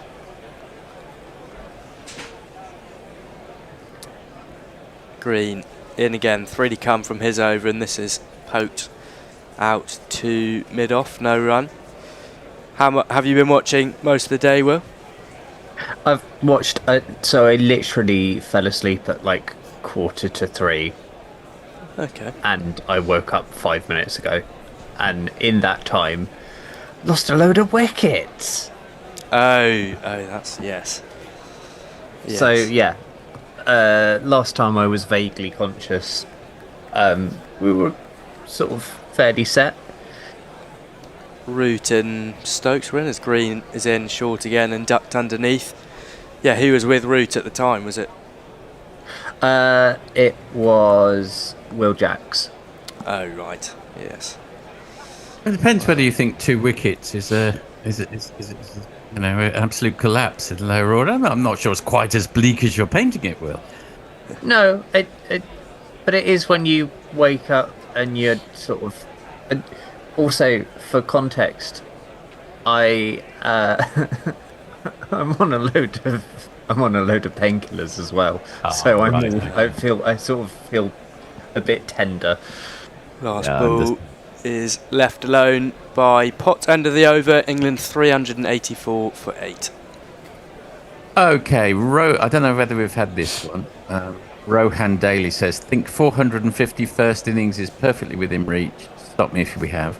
That score will put England in the great position to at least not lose the match. I think they'll win, however. 3-2 series not so bad after all. I'm slightly more in the Rohan Daly camp, although I know it's not a fashionable one. Louis Dunbar Clark says my favourite Cars song has to be Who's Going to Drive You Home. Nice little play on words. Shining Knight, pot century incoming, Kiwi by day. The radio feed seems much better now. Rock Noir talks about ISDN. And Luke Davis asked the Bear for thoughts on the Stokes dismissal. You'll have to ask him later in the day when he is back. I'll hand back to our team. Yes, Michael Neeser, 18 overs, 2 for 60. Coming in to Root with 2 slips in the gully. Root's advancing down the wicket, shuffles down, and that's a brilliant catch from Neeser, diving to his right. Joe Root advanced down the track and tried to turn it into the onside, but might have been done by the bounce. Hit him high on the bat, and Neeser had to run forward and to his right, and diving outstretched, and Root has to go for 160. Brilliant innings, but comes to an end in a uncharacteristic fashion, you might say. Well, yeah, definitely. That was a very un-Rootish shot. I don't know if that's just a momentary brain fade, which we're all allowed, or whether there was something kind of coming off the pitch a bit, maybe, or I don't know. Yeah, majestic innings, 160. Oh, amazing! He is wonderful, and the whole of the rest of the world can shut up about him not being good in Australia now. Yeah, 200s just makes it that bit sweeter. Without And him. 2 big hundreds as well, you know. Like it's not like he was sort of 101 or whatever. Yeah. I think, just a bit of extra bounce in the wicket might have caught Root by surprise. It's a really good catch from Neeser. Outstretched in the air.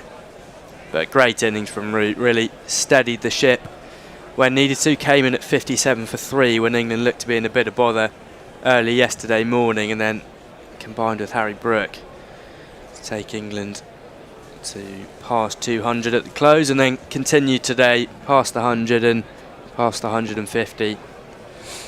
Didn't look like much was going to get him out. But Looked a bit tired in this last session, hasn't he? There's been a few more slightly questionable shots and some pokes that didn't come off, but what a great innings. Great innings. And innings, you probably have to say so. First ball for Josh Tongue, short, and he's just ducked underneath. I'll jingle him up. Sorry, I didn't see him actually walking out, but jingle him up now.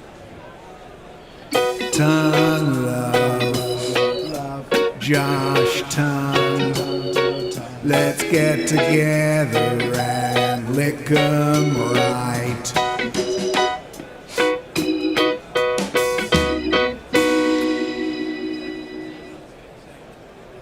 Neeser, third wicket, 3 for 60.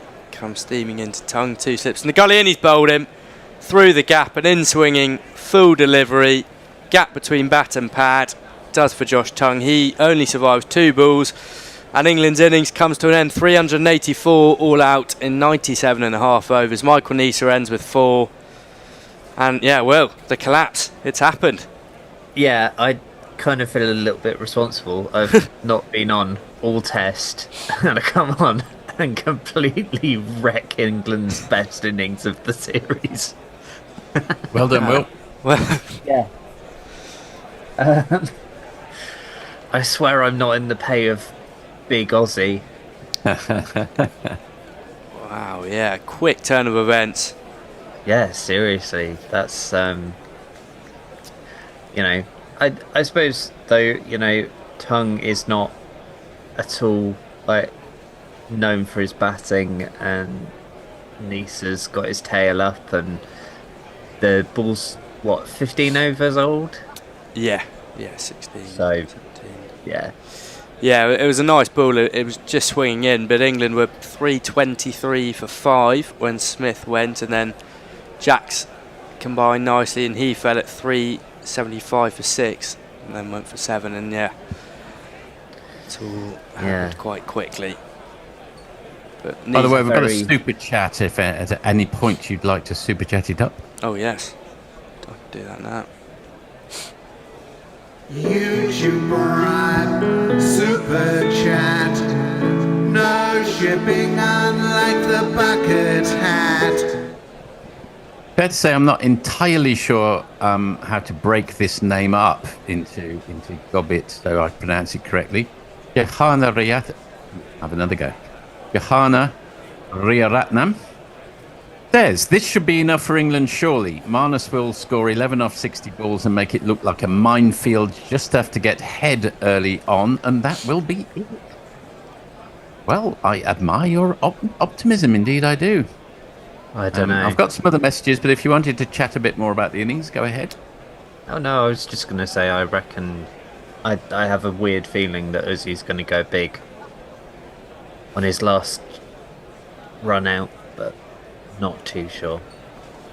Yeah, it feels like the wicket it's probably got at least a day and a half of road-like qualities before it starts to properly crack up. So you'd expect Australia to get close or try and push a lead. Do you want to go through some more of the messages, Forthy, or shall I go through the... No, just so you're aware, guys, they're taking tea now. Okay. Oh, lovely. All right, so what I'll do is I'll read through some messages, and then the think tank can work out whether we wimble on or whether we want to play a bit of something or other. Matthew Cullen says, set batsman partnering a useless tail ender is by far my favourite part of Test cricket. It's absolutely hilarious. Rock the Mar says, watch your teeth, that stuff, I say as I polish off the 8th stubby. Andy Pollock. Well, there's some very technical KBPS and RAM talk there. How interesting that is for everyone else, but you can follow up Andy's comment online. Extra Fluffes talking about the Sinclair Spectrum. Will 274, pitch showing a bit of uneven bounce. It could deteriorate more, which is good for England. Mayank asks, is Leach done for England? Don't see England playing him again. I think that's probably true, Mayank. Rock Noir Knight Tony. Root makes 200, give him the first over, says Gareth Davis. Carl Herbert says, I think one of Vaughan or an Ahmed brother will be the next England spinner. Extra Fluffo asks, do all English cricketers look like Edward the Confessor, or is it just me? Interesting convention about Edward the Confessor. There is an Edward the First that comes 300 years later. But yet there were an awful lot of Edwards before 1066. At what point did everyone decide that, the numbering started at 1066? What's wrong with all the pre-Norman conquest Edwards? Why don't they get a number? Discuss. Eric, is Will vaguely conscious now? Yes, I think he is. Extra Fluffo. Gone! Philip Shaw. Will, nice to hear you. Nicely caught, Will, says Extra Fluffo. Messy Jess says, even Australians have to acknowledge Root's greatness now. I think they do. Rick, my fraps forget 450. Well, yes, indeed. Extra Fluffo, well batted. Faultless, except for that last shot. Rock Noir says, never doubted. Mayank, Root's just cost England the test match, guys. Don't give him so much love. Bit harsh, Mayank, bit harsh. Philip Shaw, shit. Eric, obviously England are in a hurry to get out. They're pitch going rogue. Australia are doomed, Extra Fluffo. What do people think of Sun Ra? Philip Shaw, I don't listen often to Sun Ra and his orchestra because it's a bit much for me, but I interviewed Joe Head of Swell Maps and he is a massive Sun Ra guy, I can reveal. Mayank, it's tea, lads. This will fuck the rotor. It will as well. Get Tony on it. Doesn't take much imagination, Mayank. Eric, Extra Fluffo says, Elsie has a dinner date with Pauline Hanson to prepare for. Political. Eric says, stay awake and take a few wickets, Will. Prefer you didn't. And finally, Messi says, bloody Normans, thought everything started with them. England is essentially just another part of France. We can always discount whatever Messi thinks about such matters. Back to you guys. Well, the two things that I have sort of vaguely picked up on in my opiate haze is Vaughan, I don't think should be an England spinner. He's also a child. He's going to be really good, but he needs some time, and they need to not do what they did with Bashir and pluck him out of a county system and basically ruin his life, which is apparently what they've done with Bash. And he is Vaughan is a decent spinner, but he's not good enough for Test cricket at this point. He will be a decent kind of 3 or 4 bat, I reckon, in time. So I would say one of one of the Ahmed brothers, maybe. I think Rian should get a shout, to be honest. But also, Jack Leach is still the best spinner in England. But that doesn't really matter to the setup, because Ben Folkes is the best keeper and he hasn't played in I don't know how long. Yeah, I agree with that. I think Jack Leach and Liam Dawson, in theory, should have both, or at least one of them should have been on the plane. Oh, 100%. Archie Vaughan, I agree. I think he's definitely going to play for England at some point, but probably more as definitely. a batter. But he shouldn't be, definitely not now. He definitely shouldn't be considered like a frontline spinner. No. He is incredibly talented, but the fact that we had to take him out of the firing line and move him down the order and put Josh Davey up top for the last kind of chunk of county games kind of shows that he's still there's a lot of pressure on he was just 18 then, and it's a hell of a lot of pressure. I mean, he's a great kid and he will be good and he will play for England, but yeah, not now. Yes, because it's a lot of pressure, Yeah, I definitely agree. Well, I think Bear is saying we're putting on a podcast now, England. Okay. If that's all right, you guys. Of course. Yeah. England 384 all out, and I believe there'll be about 15 minutes till we come back from tea. But that's correctly predicted. We do need a new rotor, which no doubt Tony is working on as we speak, or someone in the studio is, hopefully. Because we're like the orcs after the ring's been thrown down Mount Doom. We're clueless. We're running around throwing ourselves down fire pits at the moment. Need some direction. Right, well, see you guys after tea. See you in a bit. Yeah. In for?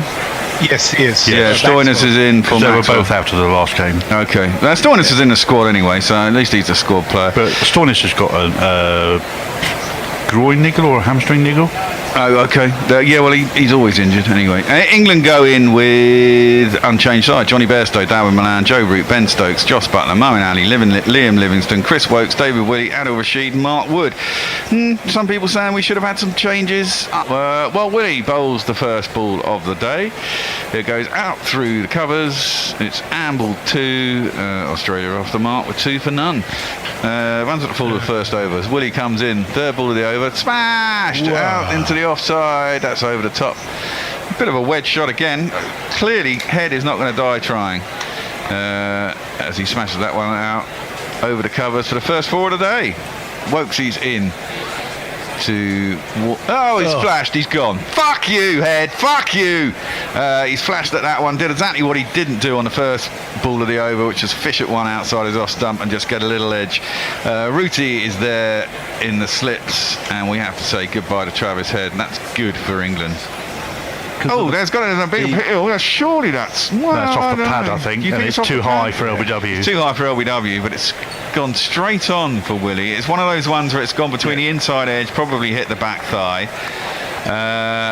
And you always think, shit, that's beating him all ends up. It should be a wicket. But that's considering, and he's going to go for it. He is going to go for it with 1 second remaining on the DRS. England have reviewed whether he got an inside edge on this from Warner. Now, he can only... I've got to say, Butler didn't look too convinced, and Willey therefore must have convinced him. Willey said, I'm running out of contract, you fucker, and it's all your fault. You better review this, because I think it's out.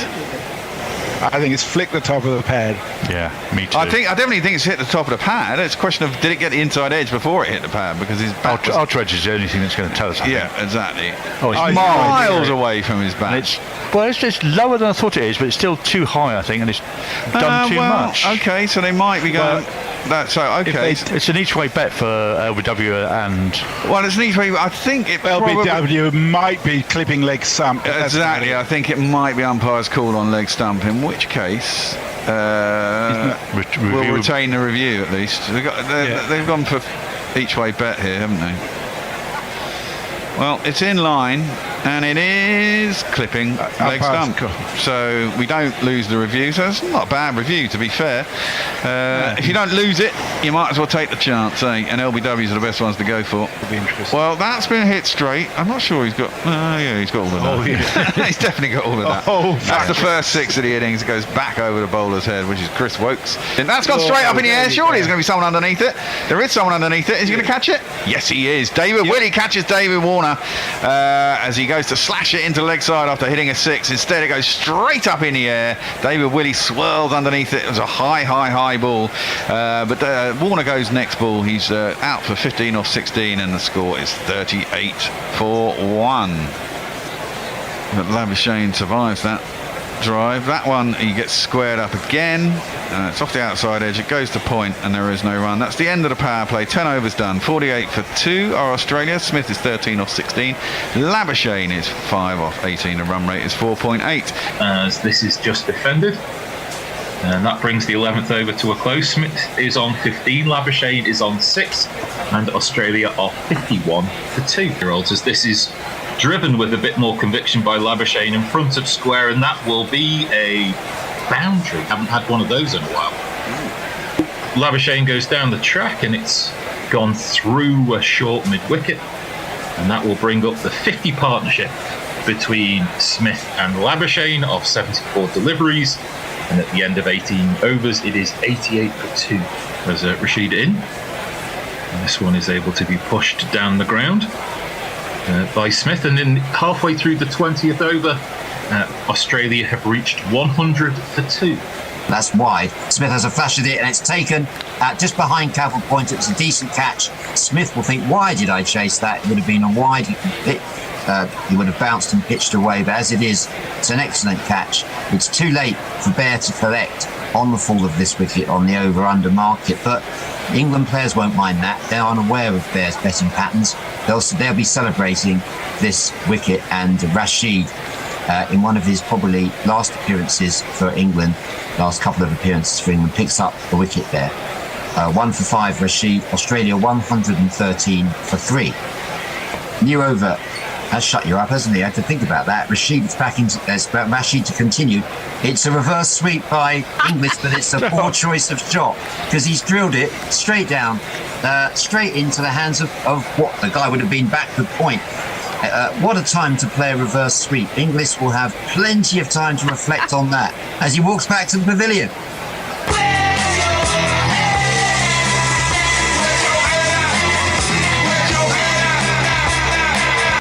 Mark Wood comes steaming in. He has a point to prove. He's had a very mediocre tournament, and this one's hit uppishly. That was again outside the off stump on a short leg. How did that not go into hand? Gents, unbelievable. He got lucky. Let me describe that ball a second. 1 second. So shortish delivery, climbed on him. Cameron Green on the back foot, trying to hike it away. The bat starts flying, and so does the ball, and it falls in no man's land between the keeper and the cover fielders, and Mark Wood makes a valiant effort to get to the ball, unfortunately not successful. Sorry, back on. Well, I was going to say that's bloody unlucky, wasn't it? I mean, that is a good delivery. This is middle and off and swinging in. Labuschagne trying to play it away on the leg side and trapped right in front of the wicket. Looks very close, and he's asked for a review as Marcus Labuschagne here about to be reviewed. He's on 71, and I think looks like Mark Wood may have had his man. Yeah, this looks like a good review. You think it's a good review? I think it's worst. It's clipping leg stump. I think he's gone right across his stumps. Unless he's hit it. He might have hit it. He reviewed it straight away. I'm 50-50 on that. But I think, sorry. Yeah, he went right across his stumps, and he's got hit on a knee roll. He's not particularly far forward. I think that's a better one than the last one. It's not going down leg. The question is it going to go over, actually? It's quite skiddy. It's hit him way back in front of the stumps. I think that's out. But he reviewed it straight away, didn't he? He didn't hit it. Yeah, that looks like it's out because he was right back on his stumps. It was great bit of fast bowling there from Mark Wood, who really deserves a wicket hit. He does, really, I to be think fair.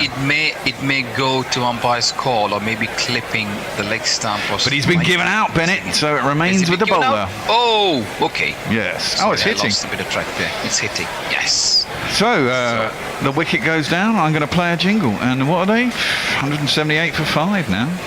This one's over pitched and gives himself a bit of room and air, and this one Stoners not afraid to lift it over the long on area, and that is a mighty 6, the first 6 for Stoners.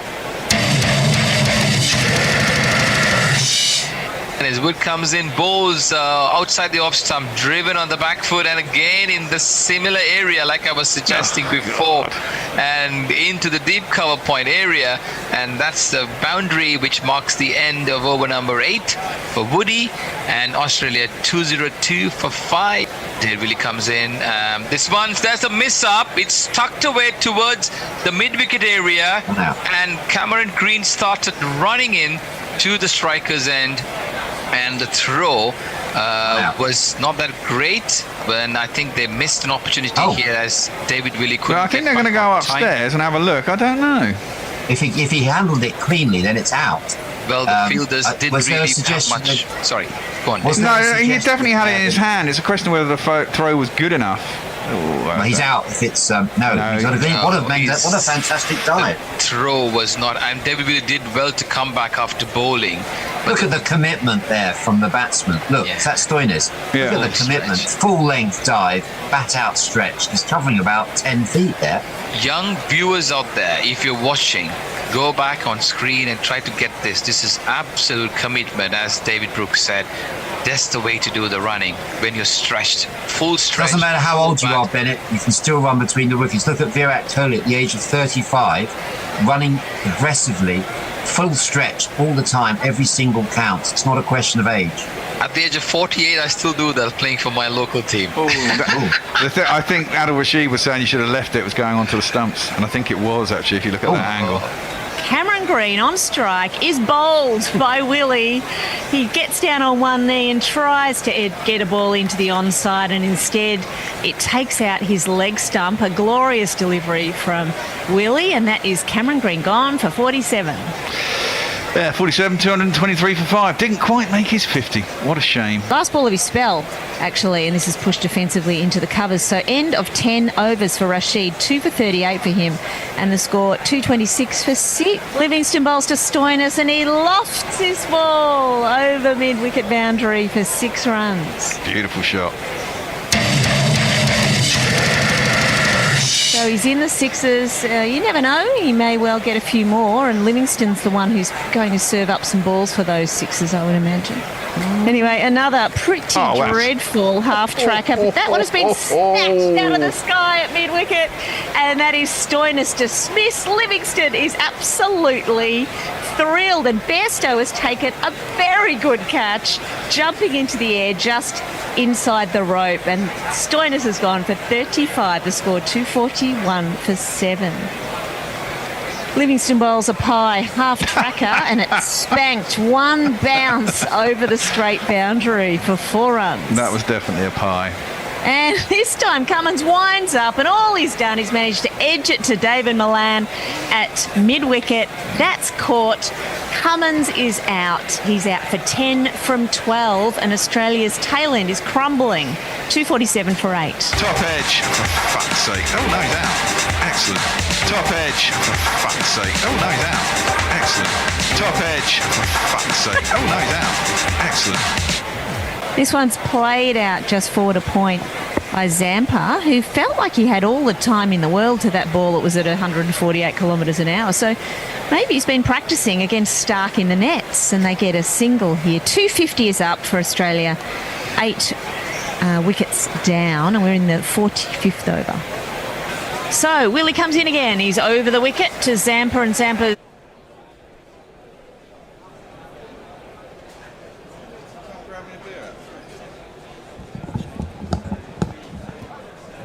Yeah, we'll just carry on the same rotor. All right, 40. Hello there. I was just saying to the boys, it wasn't that 20 minutes to go till tea there. Isn't that a bit cheeky of Australia to go off? Or yeah, hadn't thought of that. You might be right. When have England wanted to have 10 minutes out before tea? I don't know. It's not up to the teams; it's up to the umpire. I know, but shouldn't the umpire? If there was more than 10 minutes to go, surely. No. It's whenever it's within half an hour of tea, you automatically take tea. Do you? Okay. Never heard that before. Anyway, King should have noticed by now, Bear. No. Normally they go, they want to have a little bowl on before tea. Lunchtime they do that, but never tea. No. Can I just check who's doing what and when? Mark O'Sullivan should be here, but he's probably not got the message, so I'll hang in till he turns up. Fair enough. Okay. Right, first ball was to head, second ball was to head. Both were dot balls. Yes, that's true. Do you want to do socials and I'll summarise Messi? That'd be great. Yeah. Okay. Cars in to head on his hip. Get himself off the mark. Down to long leg where Josh Tongue is fielding. Let's get some jingles. Australia have this man. It's just a sweet driver's head. A sweet driver's head. From transdimensional driver's head. Along with Everywhere you do, you always check where's rule with you. Everywhere you do, you have to check where rolled. To every ground you go, this jingle was so bloody. Cast. Ooh, there's a cut at that one as maybe a bit too close. Goes through to Smith and there is no run. They're going to look. Ironic, really, because I'm not sure Jake Weatherald will be touring anywhere. Well, yeah, it's that problem, isn't it? Finding openers these days in world cricket is tricky. It is. Guys, yes. I'm going to let Will come on for the moment because I've got through the next 4 sessions anyhow. Okay. He can come in until Mark turns up. Alrighty. Okie dokie. Cast in.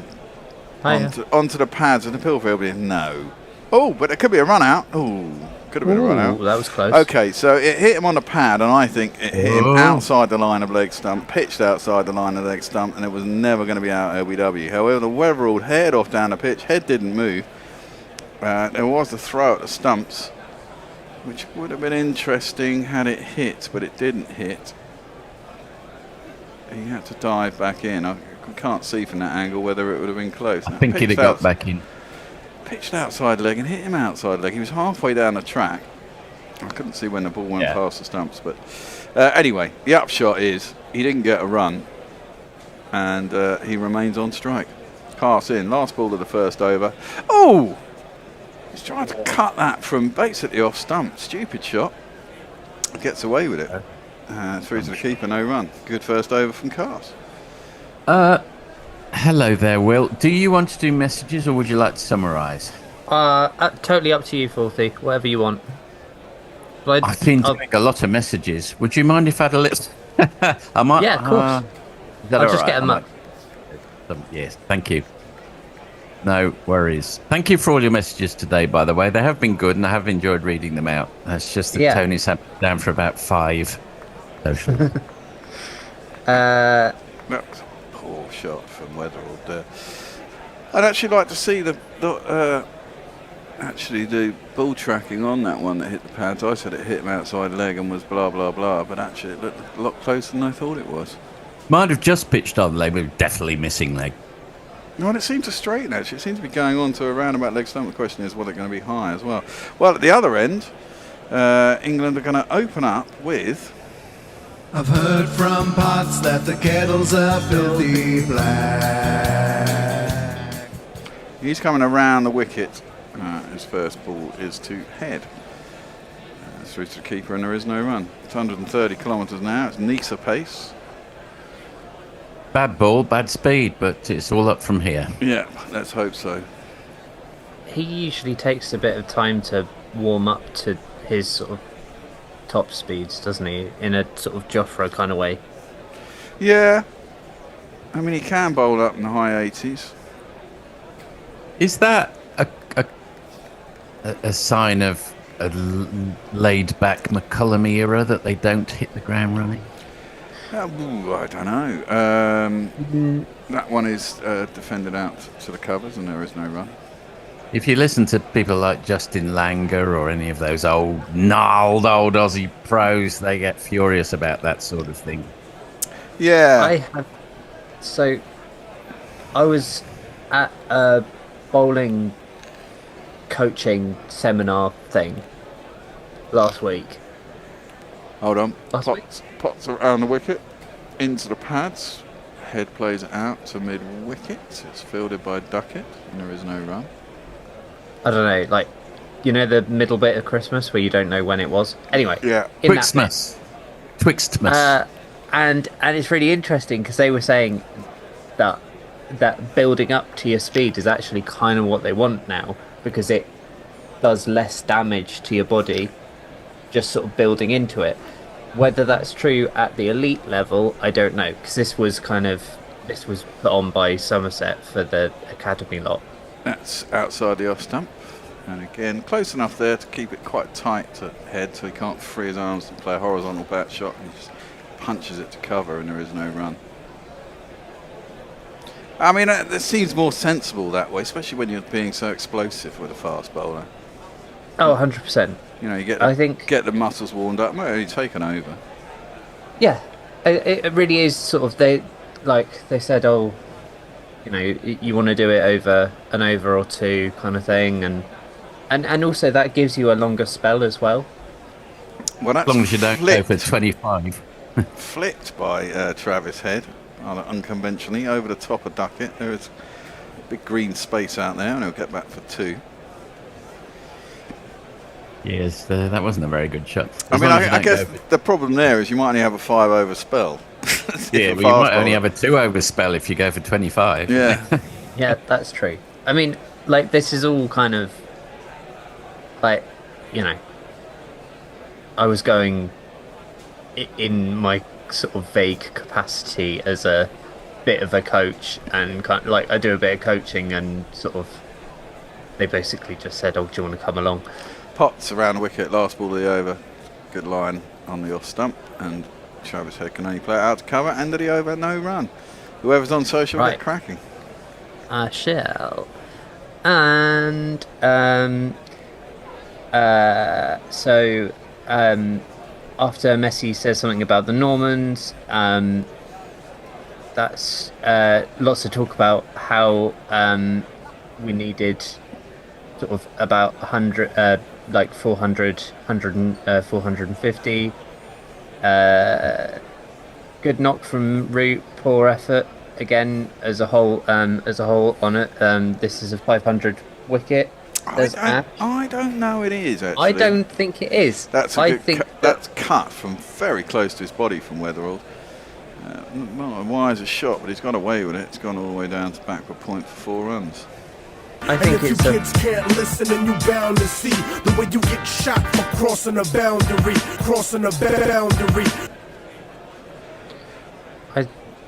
I'm not convinced it's 5. I think England have got a just above par score. Yeah. Yeah, I think they would have wanted 400 plus, but I think there was enough in the wicket at the end there when England were against the new ball that, you know. Yeah. That one's crashed into Weatherall, who's just let it hit him. We've got a pretty hefty super chat when you're ready. Oh. We're ready now for a hefty super chat. It's Platinum 0. 20. Don't know why I'm playing that one, but yeah, go on. That's all right. It was a tenner, so the 10 bit actually worked. And it says, whoa, today I learned MCC laws 11.6, changing agreed time for T interval 11.6.1. If an innings ends when 30 minutes or less remains before agreed time, T shall be taken immediately. I didn't actually know that was in the laws. Indeed, neither did I. Carter's just bowled another bouncer at Weatherwood, and it's come back sharply into him, and it's hit him right on the shoulder blade. He didn't know much about that. He's very crouched down, isn't he?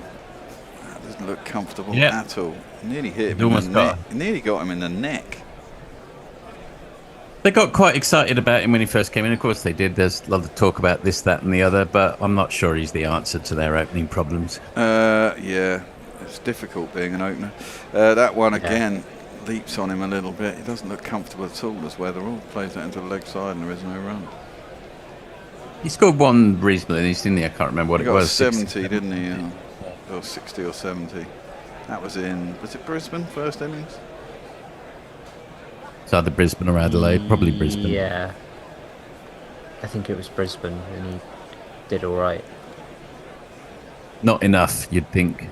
No, solid, but kind of not special. Indeed. Cast in again. That's full and on the pads. Clipped sweetly, but straight to duck it.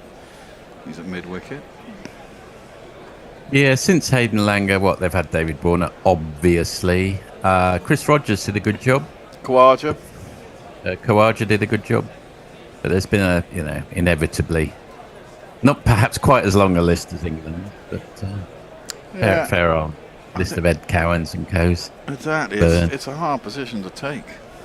It is. You know, I can usually rattle off all the England openers if there's like a party piece. There's been so many of them. Oh, that's full amazing. and wide. And Weatherall has a slash at it. It can't get anything on it. Goes through the keeper and there's no run. Ends that over. I was trying to think of all the openers we had. Well, I'll give you a go with all it. the people that opened with Cook. After Strauss.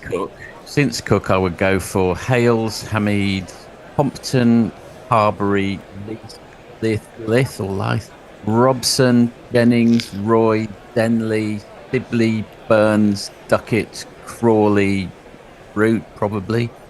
Any others? Lees? Someone else. Lees, Alex Lees was in there. Lees.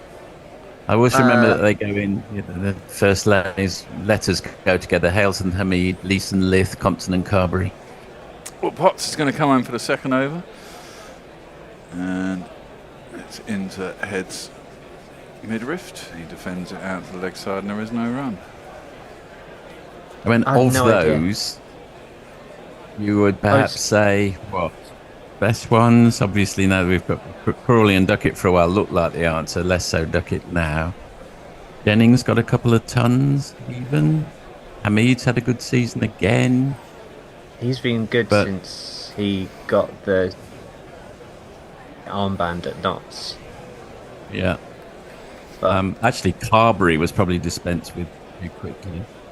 Yeah, I think so. That's a good pull shot from Travis Head. Didn't get up high enough in his zone and just swiveled and pulls it out to mid-wicket boundary for 4 runs. There's not one boy for me, I must have 2 or 3, I need 4. That's the Lara pull, isn't it? With one off the back leg with the front leg raised. Beautiful shot. Very nice. Yeah, Potts maybe doesn't have the pace.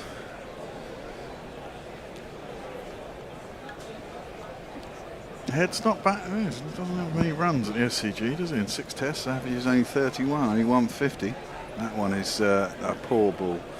They're not well timed by Head, though. He's tried to smash it into the stands. He's going to get a couple for it as he pulls it. Needs to be fuller, Potts. Needs to be fuller.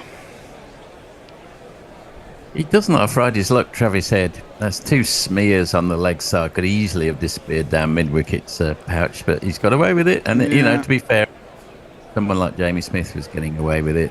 So was Harry Brook yesterday, so there we are. Well, exactly. That's kind of off the splice, wasn't it? He's moved on to 9 off 12. Why doesn't he try it over the wicket as well? Potts in again. Yeah. That one is too wide of the off stump and he's going to get hit for 4 out into the covers. Not a great over here from Potts. 4.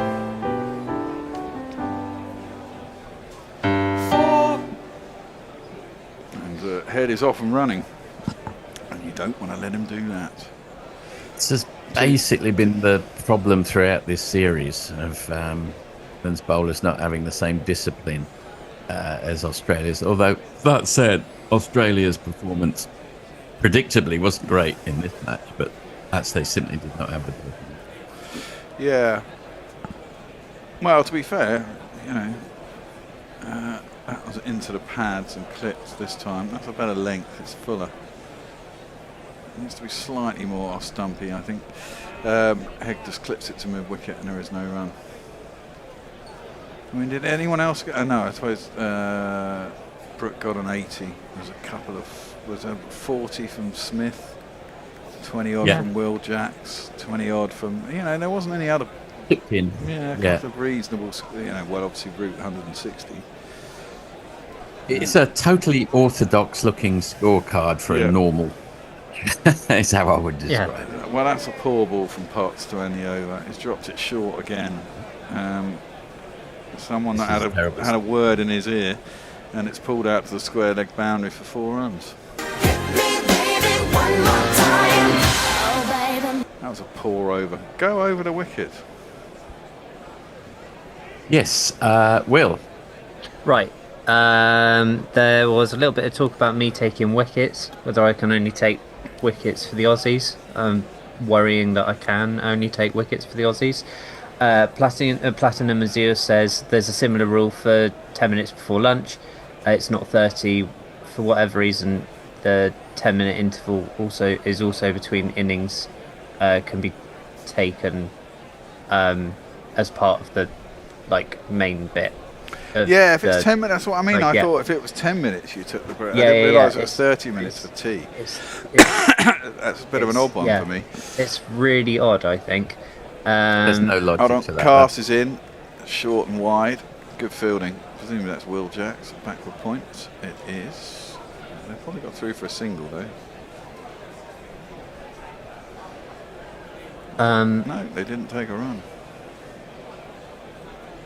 Oh, there's a production note from Messi, and he says, "Please note, I've simply made the 2 after tea sessions 40 minutes, so changeovers at 4:50 and 5:30.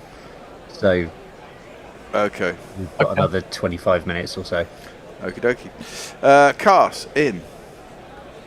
I tried to pull it Weatherall. It was well too close for him for that. I don't know if he got an edge onto his pads, but it squirted out on the offside and they ran through for either a leg by or a single.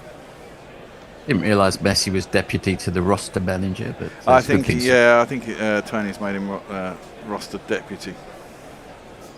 He knows. Wow, I thought he was looking a bit pleased with himself, a bit pumped up earlier.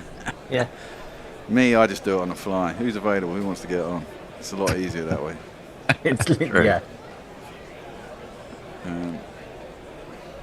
Especially when that's people usually how I end up. Well, that's usually how I end up being on. Cast into Head. That's too wide, for fuck's sake. Head's whacked that out to the point boundary, and that's 4 runs. 1, 2, 3, 4.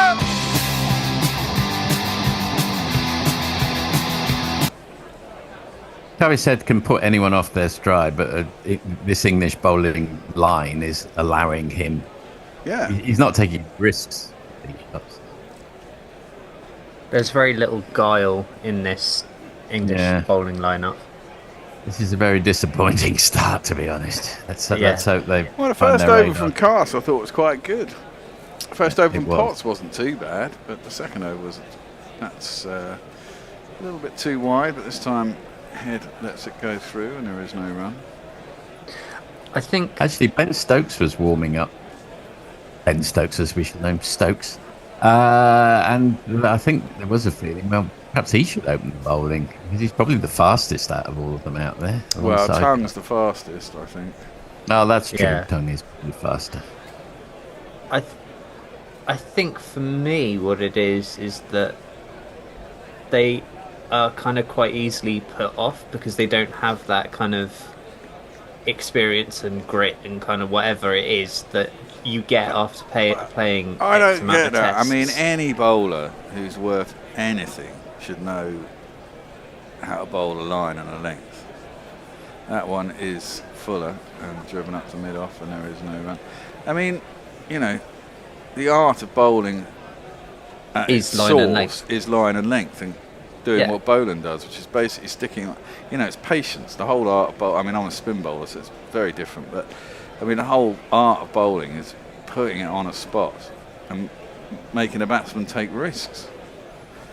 Yeah, definitely. I mean, it's why one of my prized possessions is a 50p that's all sort of bowed, because I just bowled at a 50p for, I don't know, 2 summers, and I ended up hitting it enough that it went all wonky. That's good.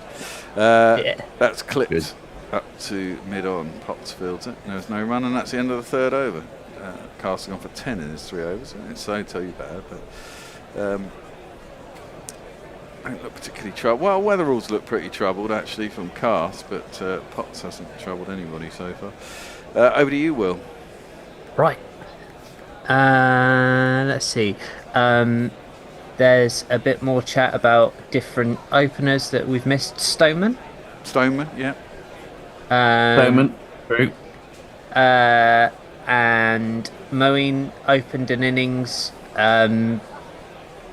Yeah, when he came back. That was in the Ashes, wasn't it? He was supposed to be 3, and then he opened, I think. Did he open? Butler. Yeah, he did in one innings. Yeah. Butler must have at some point, right? Not in a Test side. No, they're not in a Test match. No. Potts sorry, Thomas O'Shea. is in. That's better. He's gone over the wicket. Sensible. He's bowling at Weatherall.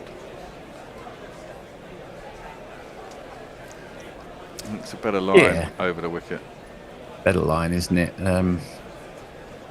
We've seen it so many times over the years. A fresh bowler comes in, not quite up to speed. Not quite up to speed with the changed conditions, and someone like Travis Head, think of Phil de Freitas getting all whopped by it was Slater, I think, was it? Those years ago, and before you know where you are, it's 35 and 7 overs or something. Exactly. Oh, poked at by Weatherall. Gets through to the keeper, and there is no run. Now, I don't know whether that is a trendy haircut or whether he's got no interest in style whatsoever, but I'm thinking the latter. Same thing, isn't it? He does look like a medieval monk, it's fair to say. Yeah, it's an odd haircut. Well, Weatherall facing up. 5 off 13. Crouch is very low, doesn't he? Potts in. Yeah. Ooh, that one squares him up a little bit. Don't know if there was a bit of bat on that into the pad. There was half a peel. But Fairly big appeal behind the stumps. Absolutely zilch in front. Yeah. It's like a negative of Stuart Broad. He got an inside edge. That's why. Because Potts could see what had happened. Yes. Weatherall doesn't look comfortable, does he? He does not. He hasn't really looked comfortable all series. No. Potts in. Oh, that's too fucking wide. And he gets carved out to the point boundary. He will, yeah. And that's 4 runs. It's Nissan She.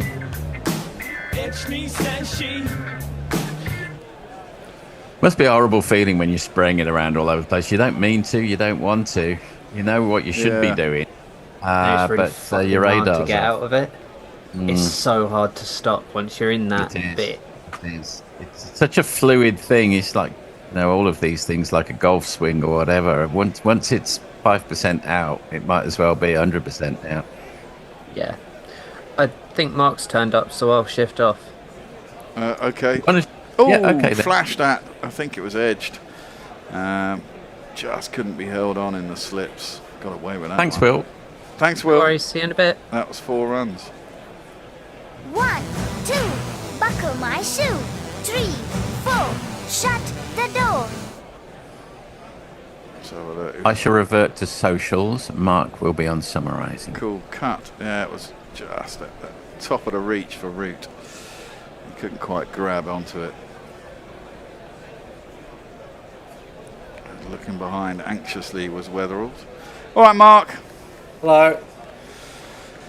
You didn't get the memo about change of times then? No, I didn't. I thought I didn't know what was going on, so I assumed I was on the same time as usual, as I was before. That's fine. Worked around the corner by Weatherald, down to long leg, and it's a single, and that ends the over. And after 6 overs, Australia are rocketing along. They have 35 without loss. Yes, Extra Fluffo saying if Smith were a proper keeper, he'd be standing up to Potts. Yeah, well, it's not for everyone, standing up to fast medium bowlers. No. It's not the way of going. It's Kerry who's unusual. That's a lot of discarded openers, does Extra Fluffo. You're right. Yes, a lot of discarded openers in England. Bowling short with a new ball is prime Bazball, says Extra Fluffo. No. Bowler length. Not the intention. Pulled by Weatherald. This is the good battle, Weatherald versus Cast.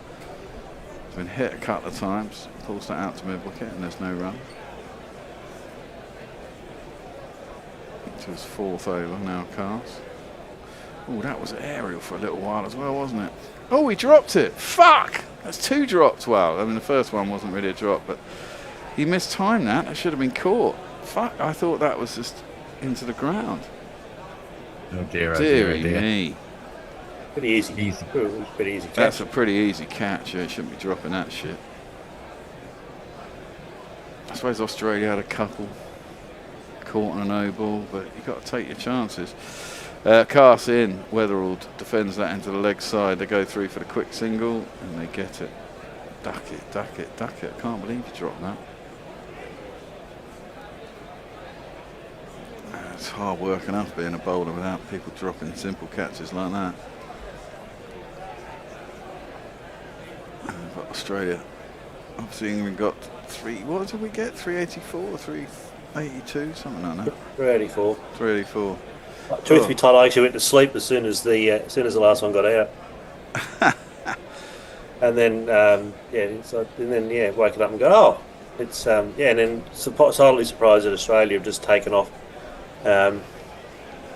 Thought they might a bit more spice in the wicket to get people out, but obviously that hasn't been the case. It's been spice to get lots of runs. Well, I don't know whether England are not particularly bowled. I mean, they bowled a couple of decent overs, but then too much short and wide stuff. Especially Travis Head is the key here. Yes. You've got to cramp him for room. You can't give him any width at all. He's too good a batsman, and you kind of feel that if you can get through Travis Head, because then everything slows up naturally with Australia, because Marnus is never going to go off at a rocket pace, all right? And Smith neither. Not now, no. So I mean, if you can get Travis Head and stop a quick start, you kind of feel you've got a chance with Australia. Plays that out to the covers, and there's no run. It's a pretty flat wicket. It's doing a bit. It certainly was with a new ball for the Aussies when they got the second new ball. That's what I was wondering it was going to be that way. But it looks like it hasn't. And well, they would have had a heavy roller on it, no doubt, which probably dampens things down. I mean, also you've got Cast with the new ball again. Yeah, they would. Why? Well, this is the question. I think any Australian fan of this go, why do they keep bowling Cast with the new ball? Well, they obviously think here's the new ball bowler. That's drilled back down the ground, too full this time. It should make it to the boundary. It's being chased by... Who's that? No, it's Potts. Well chased. He did stop it before it got to the boundary. They will run back for 3. It's good chasing. I thought that was going all the way. Score moves on to 39 for none. That's a good drive. He looks settled already. Especially when Tongue bowled quite well in Melbourne. Yeah, he did. Just about put him with a new ball. Yeah, does Tongue bowl new ball in England, or? I think he does actually. Weirdly. Oh. So okay. So I read somewhere that Cast doesn't bowl new ball in England very much. I know. Is that? I think that's the case too, yeah. Left alone by Weatherall, through to the keeper, and there's no run. Weatherall dropped on 9th by Root and 14 by Duckett. Roots was difficult, he was at full stretch. I don't think it was quite in reach, but Duckett should have caught that.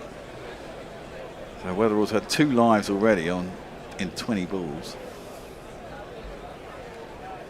Right. About a gummy shark. Ooh, Duckett. As if Ralph, our blokes couldn't catch a cold. Westminster, same old England bottling catches. Oh, okay. From Thomas O'Shea, just look it up. Butler opened twice. Oh, right. Both in quick runs versus Pakistan in 2015 and with Stokes versus West Indies in 2020.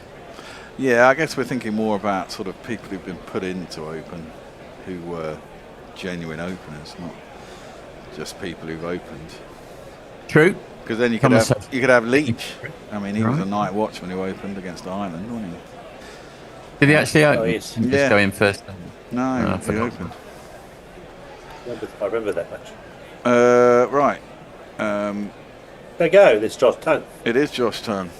Eventually. Tongue love, Josh Tongue. Let's get together and lick 'em right.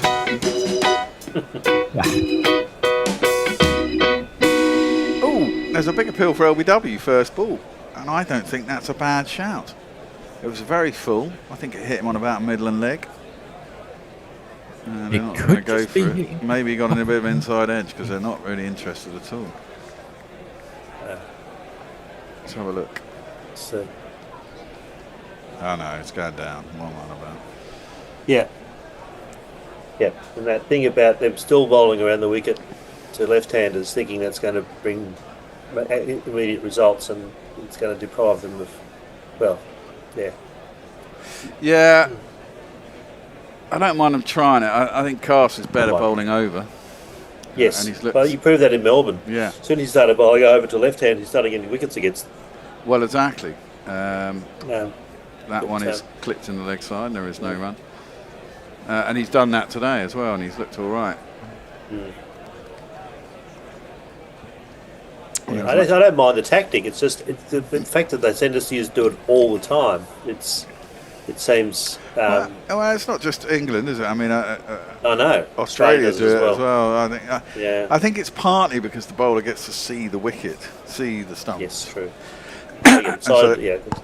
So they think, oh yeah, I can see them, I can hit them, sort of thing. Tongue in, defended by Weatherall up to mid-off, and there is no run, which I can kind of understand. Oh yeah, I can understand the tactic. As I say, it does work, but not as the only thing you do. That's more my question about it. But, yeah. Well, I think you probably should start over. That's exactly, especially with the new ball. Yeah, get a little bit of nibble, because if you can nibble it both ways, you can get it coming. You can tap both. You know, you can get your LBWs, and you can also get it going across and get your courts. And that one's a decent ball by Tongue. Through to the keeper, and there's no run. Just shy of. It's not the only questionable tactic. Sorry, it's not the only questionable tactic we've seen this Ashes season. So, yeah, a number of things that they need that would be reviewed on both sides. Yeah, whatever what they'll ever learn from that review, who knows? But, well, yeah, you know, there's a lot of stuff's written for the media as well, isn't it? I mean. Right. Tongue around the wicket, edged, right along the ground, soft hands, goes just wide. Nice. Oh, he's going to be hauled in. Oh, I don't know actually. Did he hit the sponge when he hauled that in? Yeah, they might have a look at that. I couldn't see who came across. It was Will Jacks. Managed to get there just before he got to the boundary rope. They put him to get 3, but they might have a look whether he. It looked like he kicked his foot out there. Yeah. Yeah, I think that's going to be given as a 4. No, it's going to be 4. Yeah, I think he stood in touch with the ball. He sticks his foot out, and I think that will be 4. Yeah. Yep. Yeah, before. Look at this for hours, but I think his hand is clearly in touch with the ball. Yeah. Yeah, it's been given as a 4. Yeah.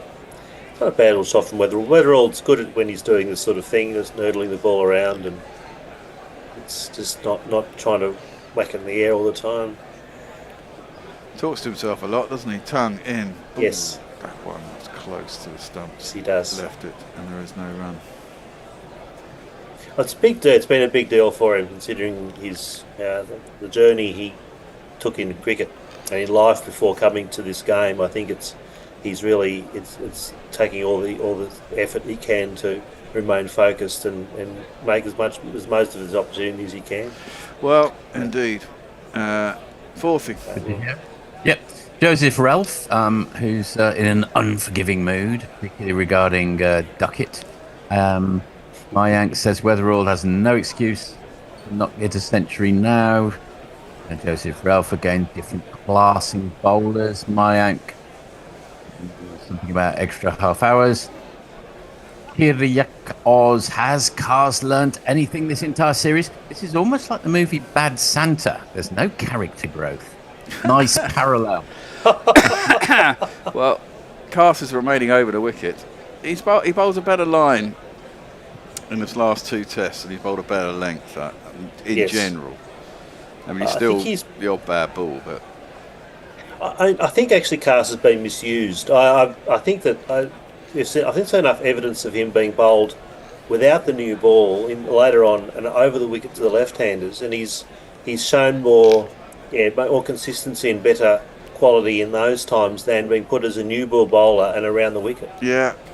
Well, they say, that's flashed out my head. Could have easily got a little nick, but he didn't.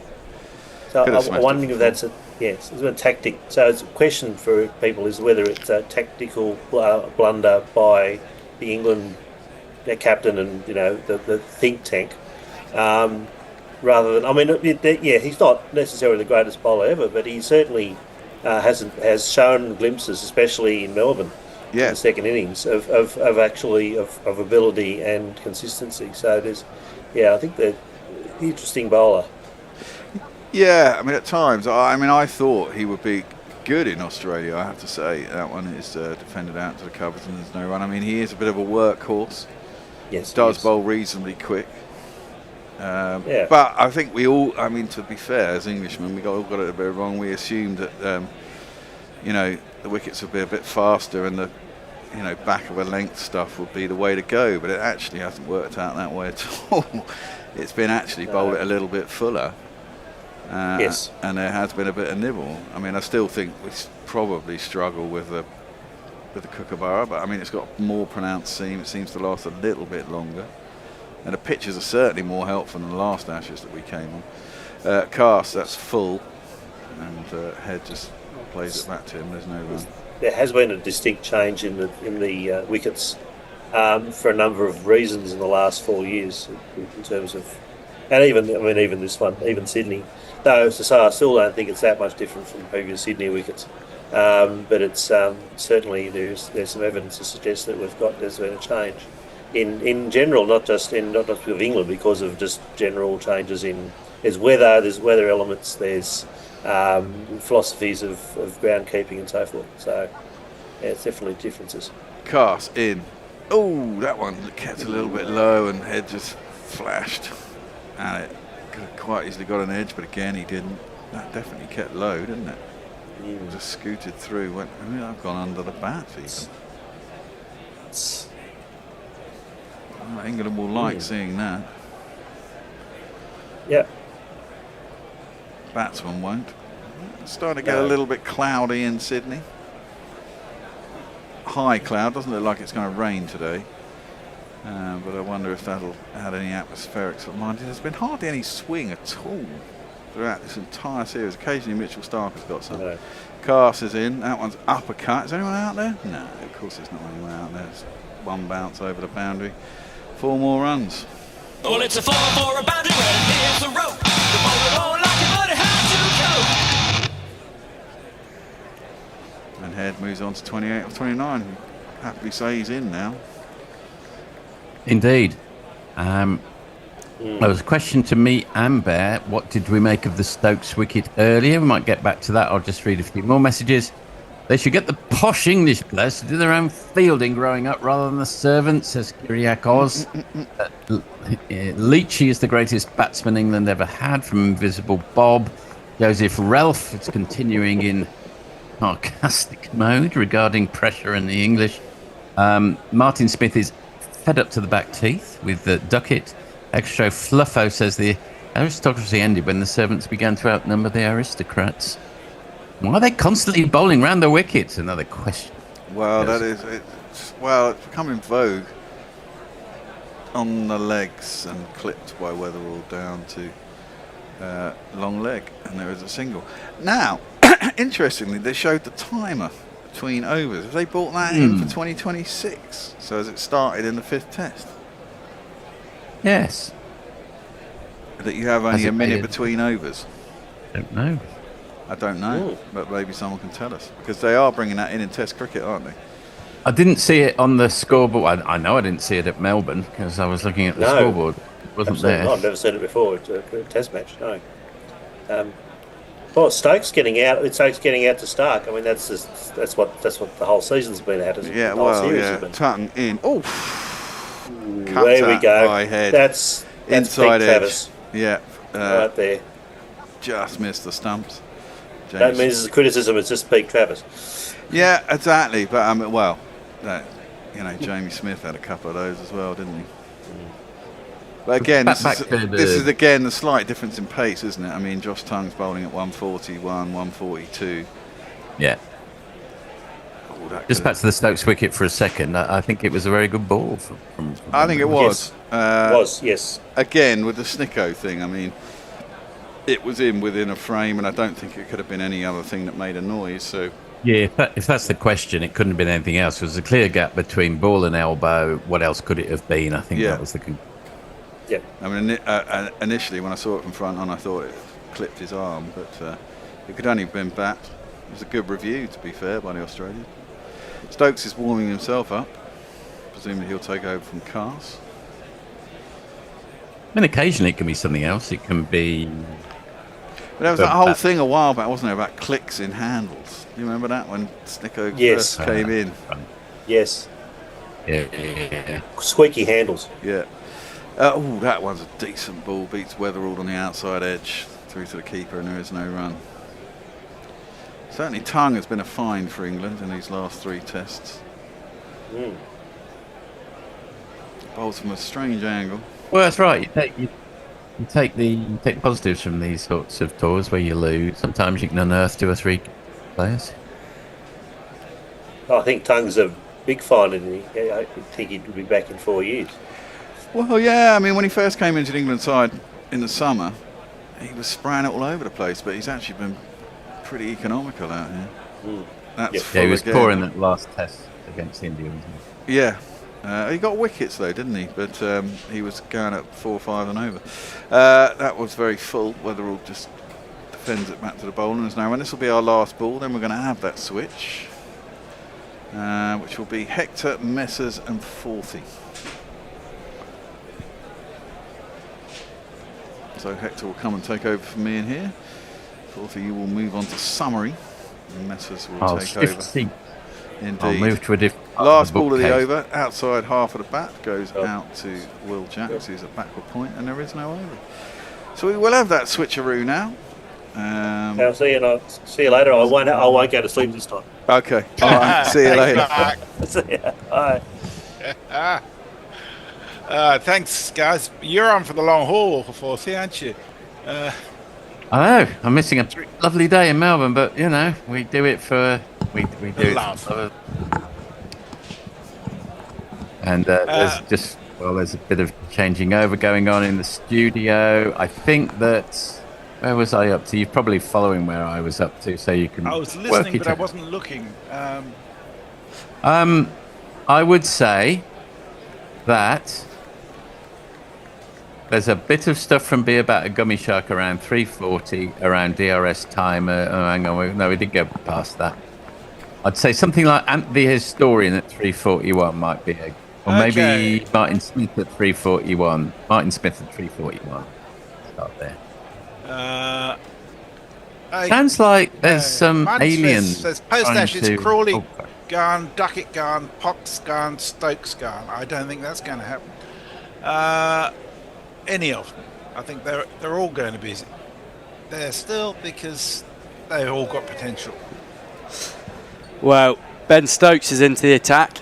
The first one's full and straight onto Travis Head's pads, clips it to deep backward square. First ball for Stokes. I'll just do one from Ant too. He says it's very sporting of English fielders to be making a game out of this, but they do owe us a few days of cricket. Yeah, that's very true. I think in a way this bowling performance has been a little bit of a microcosm, isn't it? So you need relentless discipline on a really good wicket like this, and we have not seen it. No, and we would have thought we'd have seen it from Matthew Potts with a new ball, but Stokes in again short. Oh, and that's just moved off the pitch.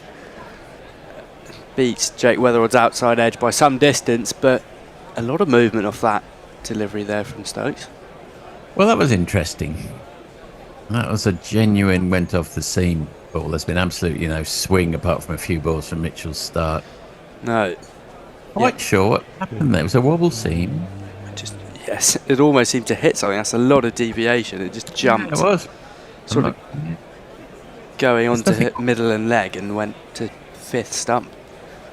So yes, there's nothing obvious on the pitch to indicate what it did, but I suppose that's encouraging for England, were it not for the fact it's 51 without loss at the moment. This one's too full from Stokes, and Weatherall's happy just to clip this down to deep backward square, runs through for a single. Weatherall dropped twice so far in this innings, once on 9, once on 13, but the first drop was it was tough. Yeah, it's not, very tough. I mean, you wouldn't probably less than 50% of it time would you expect that to be taken, but the Ben Duckett drop you would expect 95% of the time. Well, that's his third drop this series. England's 13th drop. Ben Stokes has the short ball plan in place, but bowls full to Travis Head, strikes him on the pad, but down leg, and Weatherall scampers through for leg buys. Good running from him. 13 drops. I don't want to pile on Ben Duckett because he's had enough of a pile on recently, but you need your really good players to come to the party and have a great Ashes. Yeah. We've had if Ben Duckett had been in the form he was 12 months ago, this could have been a very different series, but it could have. Stokes, 2 to come here to Weatherall, who's driving this, but doesn't get enough of it and finds Josh Tongue at mid-on, no run. Heading into this series, I'd say before New Zealand, because he had a bad time of it in the one-day stuff in New Zealand, but Duckett was one of the best, if not the best, all-format opener in the world. I know, that seems a long time ago now. Yeah, and it hasn't gone that way. Well, I'd suppose the first 3 tests he was actually quite unlucky in the fact that he was getting genuine good balls, Mitchell Stark, Nathan Lye, and he wasn't really getting himself out. The life of the opener, presumably somewhere along the line he lost his form. This one is missed by Jake Weatherall, down leg side from Ben Stokes. End of the over, 53 for naught, Australia. Timmy Weston, or if it's that Time Weston, I don't know, says how many tests has Stokes captain? This is his 42nd test as captain. Talking about drop catches, says Mark, 4 batters hold the record of being dropped 5 times in an innings. Although apparently George Bonham made 87 at the SCG in 1883 and was dropped 7 or 8 times in his innings. That's the highest I can find. That's one hell of a charmed innings, isn't it? And to only make it 87 when you dropped 8 times.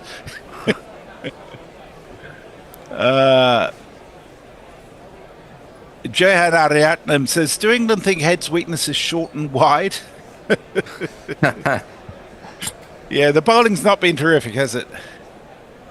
No. That's a nice example of what the Greeks called litotes. This one is short and wide by Tongue, but looks to beat Travis Head for pace. Looks to move off the seam a little bit as well on the wicket. Just beats the outside edge through to Smith. Also sometimes known as meiosis. What's the literal translation of those, Forthy? Well, understatement, I suppose. Alright. Have a quick look and see if I can give you a bit more on litotes and meiosis. Travis Head facing up again to Josh Tongue. He's in, and this is straighter and fuller. Defended to mid-off. Tongue 5 for 45 in the first innings and 2 for 44 in the second at the MCG.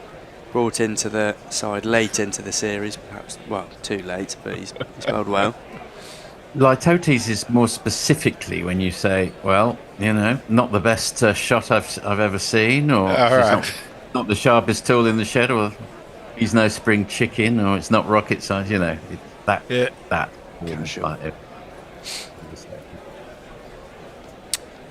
Head has 30 from 34. There's a leg slip into him as Tongue is bowling down the leg side. It's a nice take from Jamie Smith, just rising as it goes down to the leg. Jamie Smith diving to his right, no run. Jamie Smith appears to be playing with a little more confidence than he was in the last Test match, doesn't he? Yeah, it sort of took him a while to recover from the day-night test, where that did seem pretty brutal. I know we don't really have the sound on, but I've heard that he was being jeered every time the ball came to him there, but looking a bit more confident. Tongue straighter and defended by Head out to Ben Stokes at mid-off. He throws it back in to the keeper, no run. Meiosis is a little bit different. That's closer to euphemism. So if you refer to the decades of violence in Northern Ireland as the Troubles, yes. the Civil War as the recent unpleasantness. That's yes, what yeah. That makes sense. Is that related to myopic, I presume? Yeah, it's to make smaller or diminish Mayo in Greek. Yes. Actually, yes, it would be the same route. It would be the same route, I'm pretty sure. Two to come for Tongue. He does bowl short and wide, and Travis Head's back and cutting up and over extra cover. That's a really nice shot. A couple of bounces, and it runs away to the boundary rope for a boundary.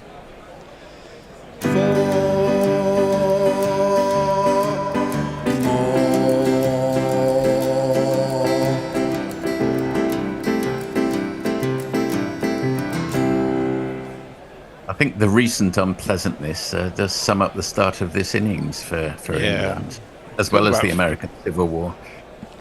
Talk about feeding him. I mean, wow. It's just been 57 for naught so far, Australia. Last ball of Tongue's over. It's fuller, almost Yorker length, but controlled to mid-on. 4 from the over, 57 for naught. Travis Head 34, Jake Weatherald 21. Invisible Bob, that is Will Reynolds, says, I think I found my role within guerrilla cricket. I see myself as a Ray Paylor type utility player with a lot of heart. Very good. I don't get the football reference, but then, football's not me. Well, the only difference I would have is that Ray Paylor, he actually turned out a few times for England, and he was played a lot for Arsenal, even under Wenger, but he wasn't a very nice man, I would say, and he was famous for a very messy divorce. Oh, well, definitely you're not him then, Will, because you're a much too nice a person. Chucko Redmond says, we could always hope for a draw in case Joe Root saves us again. Some uncomplimentary comments about Duckett for some reason. I believe. Padam Azio says, if we decide we don't want to drop anyone and keep the faith, we at least need most of the players to go to in-depth coaching to improve their techniques and their match sense. Please. And Joseph Rell says, our problem is we bowl one good ball and the next one is crap. There's been a fair bit of that, yeah. Yeah, I think we're at a drinks break here. Right. Well, I'll do a few more. Chucko Redmond says Stokes at least gives it real heart and tries to take wickets. Mog says this seems a little more familiar. Joseph Relf says it shows the Aussie bowlers are a class above the others. I'm not sure that Australia bowled particularly well today. I just think England bowling pretty ordinary. Form is temporary, class is forever, right? Says Platinum Azio. Yeah, but class without technique doesn't get you very far. I'd say pretty ordinary might be an example of meiosis. There you go. I'm feeding you too. Thank you. Chaco Redmond says, go on, Stokesy, take a wicket. Mog says, now tell us about sinker to bases, Forthy. Well, I'll need to have that. I'll need to look that on the screen and how it's spelled. Let's have it. Anyway, carry on. Mayank says, we all know these England players will not do any of that. They'll go to county cricket in April, do okay against newbie kids, and say all is well come June versus New Zealand. Joseph Ross says, 53 are the easiest runs so far. If they don't learn anything from this series, they never will. Well, I know about catabatic winds, and I assume that the catabasis in catabasis is the same thing. You get them in Antarctica, but I've never actually heard of. Well, I assume it's synchronized catabatic winds, synchronized catabasis. Catabasis is what Mog's talking about there. Let me look it up. Carry on. My goodness, this is very erudite. Down bowls a rank short ball down the leg side, says Yehan Ariadnam. Issa Guha on commentary says, I sense something's happening for the bowlers. Whatever that means. Yeah. Stokes. Nothing to do with catabatic winds. Anyway, we'll get back to that. Well, Stokes is back in. It's down the leg side. Leg slip into Weatherall too. I thought for a moment gloved it, but I think it hits the thigh pad. And another good take from Smith behind the stumps. If we start with basis or basis, that just means going. Anabasis means going up. Catabasis means going down. What you end up with sin catabasis is the condescension of God below his transcendence for the purpose of creation and the ascription of human passions or attributes to God, which I did not know. So it's sort of like anthropomorphic, except with God rather than animals. Ooh, is it? Let's think about that. Stokes in again to the crouching Weatherall, and he pulls out quite late there. Almost fell over himself. Looks all right though, smiling to the umpire as he's walking back. We're basically talking about Greek rhetorical devices to take our minds off England's bowling at the moment. Well, I was going to say, if Weatherall falls for the fucking leg slip trap this time, he can fuck off forever. Yeah, it's pretty glaring. Well, it'll be quite Harry Brook-esque. Stokes looks all right. I think he just landed a bit too hard on his knee or something. Well, in he comes again. 5 balls left. 2 sets of leg slip. Oh, and he struck on the pad. Yorker length. Umpire's finger goes up. LBW, unless he's got a bit of bat on it. Looks like Jake Weatherall's gone. 21 off 35. He's going to have a word with Travis Head and goes upstairs for a review. Well, after that time he didn't review when he was not out. Yes, true. You'd think that's at worst clipping leg stump, but, you know, we've been wrong before. No, I agree with you, Forthy. I think that's spot on. Yeah, so do I. Thank you, Bessie. Were you referring to sin catabasis there, or the DRS appeal? I wasn't quite sure. The DRS appeal. I know fuck all about sin catabasis, and nor do I have any great desire to be honest. I've come across another cracker, which is anthropopatheia. Oh, wow.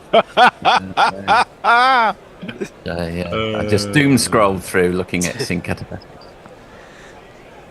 Well, it hasn't hit the bat on Snicko. Might be sliding down leg actually, but looks I'm not pretty sure it good. is. I reckon that's cannoning into leg stump from that angle. Yeah, umpire's cool. Yeah. Australia retain their review, but Stokes, as he often does, strikes early into a spell. Just 8 balls in, and he has his first wicket. Jake Weatherall looked a little bit tetchy at times. 21 from 36 for him, and his mediocre start to his Australia career continues, but England have their first wicket, 57 for 1. It wasn't one of those feathering leg stumps, it was well and truly hitting, so it was only just umpire's call, it was almost just hitting. And also, he's way back, that's out. I mean, that's morally, immorally, and actually out. What I would say is, it's an innings like that where you've been dropped twice and you're out LBW for 21. It's actually worse than getting an edge first ball to a Jaffa. Just makes you look like you're not fit for purpose to be on. Sorry to have to say it, but he does not look like their answer. I'm allocating that wicket to Chaco Redmond, who had just tweeted another 50 to 80 runs and we will strike. Ben Stokes, 100 to 1, always hope. Well, it just got in ahead of you, that was all. Yeah, not good. Well, yeah, 21 for Weatherall, but brings this man to the crease who needs a score. He keeps floating on a light beam with an average that is obscene. His name is unpronounceable. The selectors have no trouble. Dog. It's not as Labouche. Dog. It's not as Labouche. Oh, nice new jingle, Mog. Well, that's nice, wasn't it? Oh, thank you, Mark. Yeah, great stuff. Well, 174 runs this series at an average of 24.8 as Labouschane's leaving this first one alone. 2 half centuries.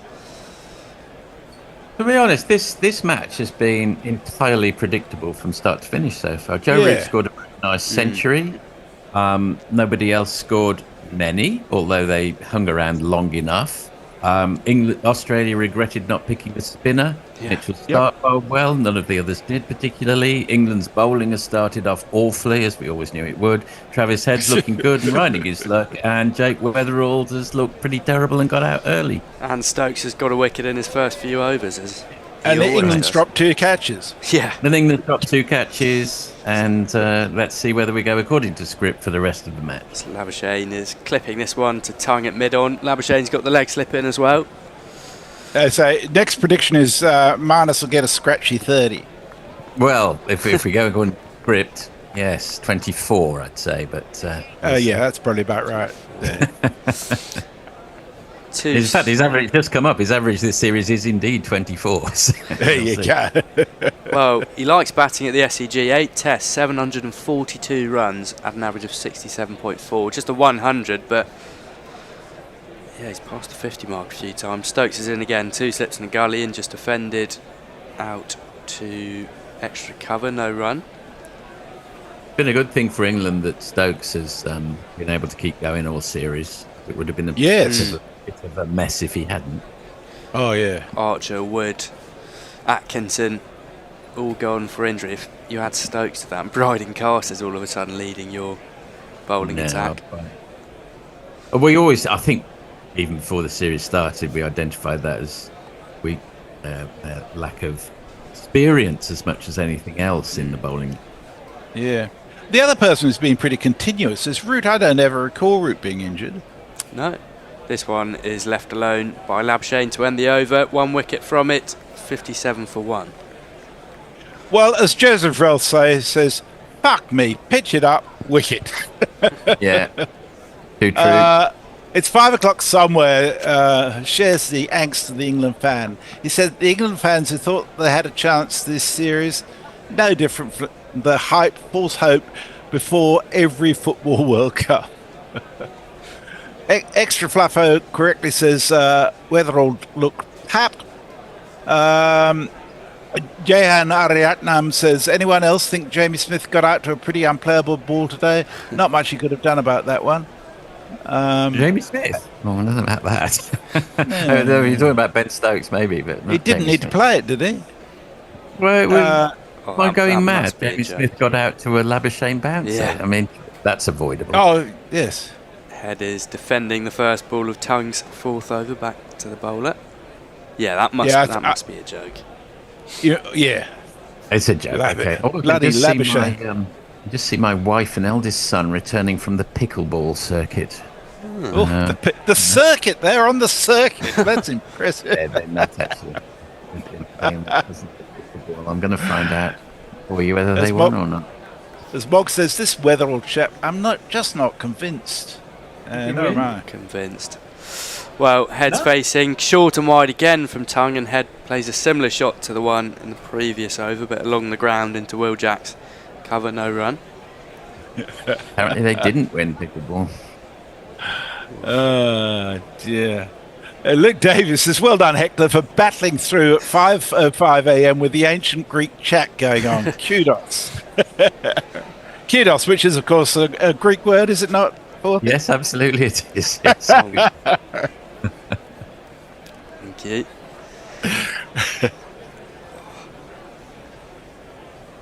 See, England's English is very well set up because of so many different. We'll come back to that in a second. This one is clipped off the pads from Travis Head out to a deep mid wicket. Ben Duckett doing the fielding, walks through for a single. Yeah, a lot of languages or a lot of countries only really have one way of talking because of one literary heritage. But if you take a word like film, which is the Anglo-Saxon, or movie, which is the Latin, or cinema, which is the Greek, you get 3 for the price of 1 in English. It's why it's such a rich. Which is why it's such a shit language to learn. It's hard to learn. Yes. Hard language to learn. Although I hated learning Latin at school, but I actually found it really useful later in life. So, yeah. Very logical Latin. Very, very logical. Relentlessly logical. Which doesn't sort of gel with Italian images mostly, does it? What are you saying? That Italians are headstrong, emotional people? Oh, I didn't say that. Well, I'm reading between the lines. That's a brilliant shot from Labuschagne to get off the mark. Just 2 straight from tongue and clipped off his pads through mid-wicket for his first boundary of the day. Now my innings going, great guns, I hit the ball, 4 runs, I hit the ball and it went for 4 runs. You a Latin guy, Hector? Oh, I did it. I think I did it for a year at school. I wasn't. Right. Yeah, I wasn't particularly good at it. You don't think, you know. You can't do Latin and not remember it. This is driven from Labuschagne and beats a diving gully. Ben Duckett will chase it from point. I think Gully got a hand to it, so it stops it going to the boundary, and Labuschagne will get back for a second. Yeah, I did. I wasn't a massive fan. It's a bit too confusing for me. You're meant to be, if you're good at Latin, you're meant to also be good at maths and vice versa. Well, that part of it I like, the declensions, all the rope stuff I was quite good at. Can't do it. I was very average at maths, very average indeed, but I was good at Latin. Oh. Having a look at the score predictors. Australia 41%, England 37%. Joe Root just running off the pitch with his hand behind his back. Doesn't look. Well, it looks a little bit uncomfortable actually. I wonder what that is. Yeah, it does. Yeah. Perhaps it was him who put the dive in at Gully. We couldn't quite see, but 3 slips and a Gully, a leg slip to Labuschagne, who's defending and just goes into the pitch, and Labuschagne kicks out. Ollie Pope's on for Joe Root. End of the over, 64 for 1, 7 from that over. So just to finish, what Forthy was saying, Australia 44, England 37, draw 22. According to Fox Predictor, which is yet another pick a number predictor. Joseph Rell says England do struggle to bowl to left-handers. We look much more comfortable against right-handers. Oh, fuck, it's just renewed on me. Somebody was just saying that Weatherald, Joseph Rell says Weatherald has a better average than Duckett this series. That's not saying a lot. As Extra Fluffer says, Judy Garland has a better average than the Duck. How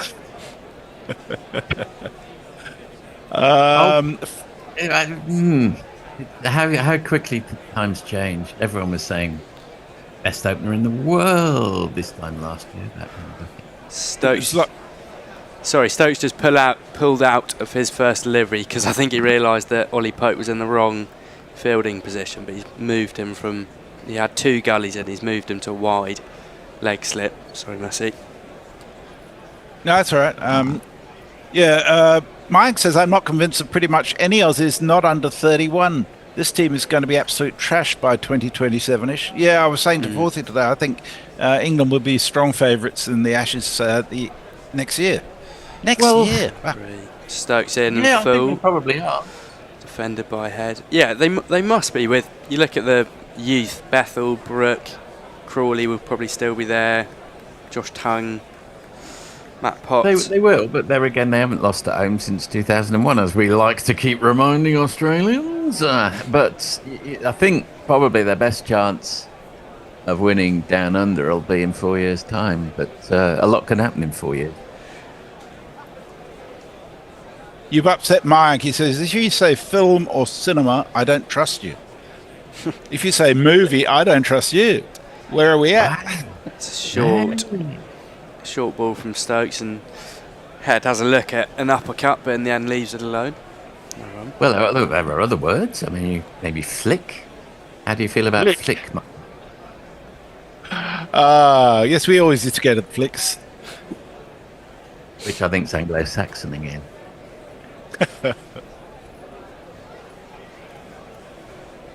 But my mum didn't go to films, she went to films. Films. Yes, that's an interesting one, isn't it? Australians sometimes say film.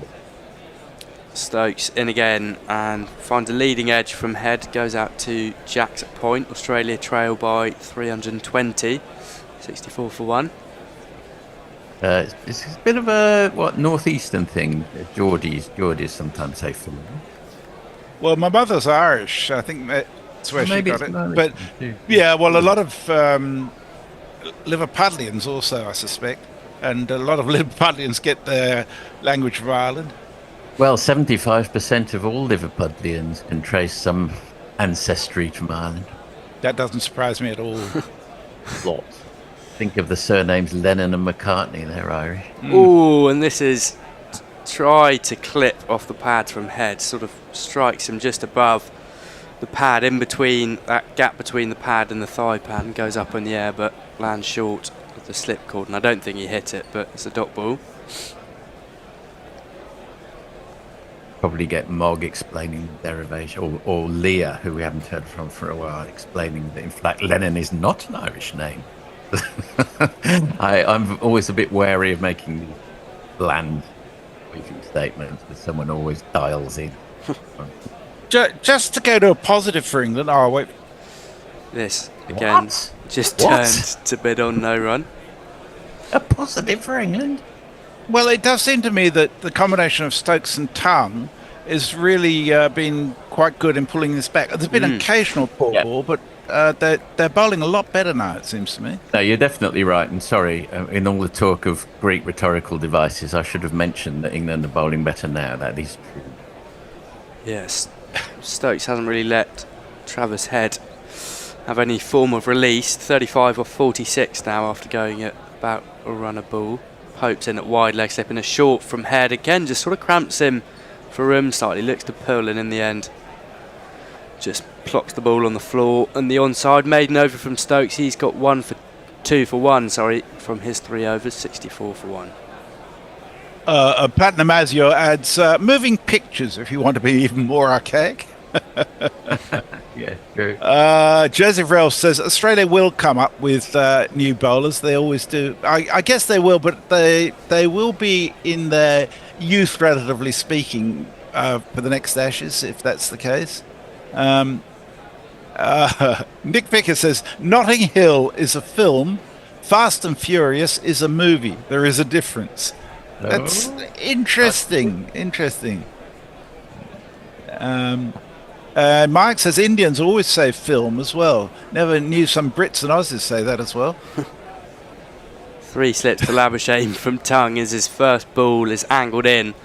Labuschagne leaves it alone, sort of moves in once it's past the stumps, no run. Yeah, it's interesting with the leg slip. Oh, sorry, were you chuckling away there, Messi? Oh, well, it was just that Crazy Crow says 75% of Australians get their language from Ireland.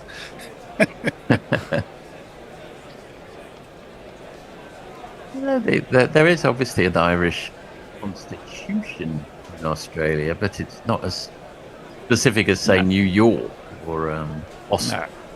This is short from Tongue and pulled from Labuschagne. There's a man out at deep backward square, but it was timed nicely. Bryden Cast will not get there, and it's a comfortable boundary for Labuschagne, who moves on to 10.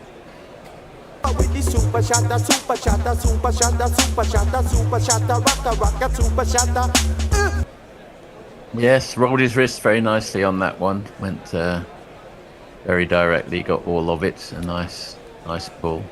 It's only one man out in the deep. Bryden Cast at deep backward square, and then you've got 3 slips, a leg slip, mid on, mid off, and a backward point. Now a mid wicket's gone in as well. So Head's very good at taking toll of bad balls, isn't he? This is That was defended. yes, that was Labuschagne, but yes. Oh, sorry, Labuschagne too. Yeah. Labuschagne defends, no run. Trail by 316. Yeah, Tongue. Yeah, just a bit of a release of pressure, but I agree.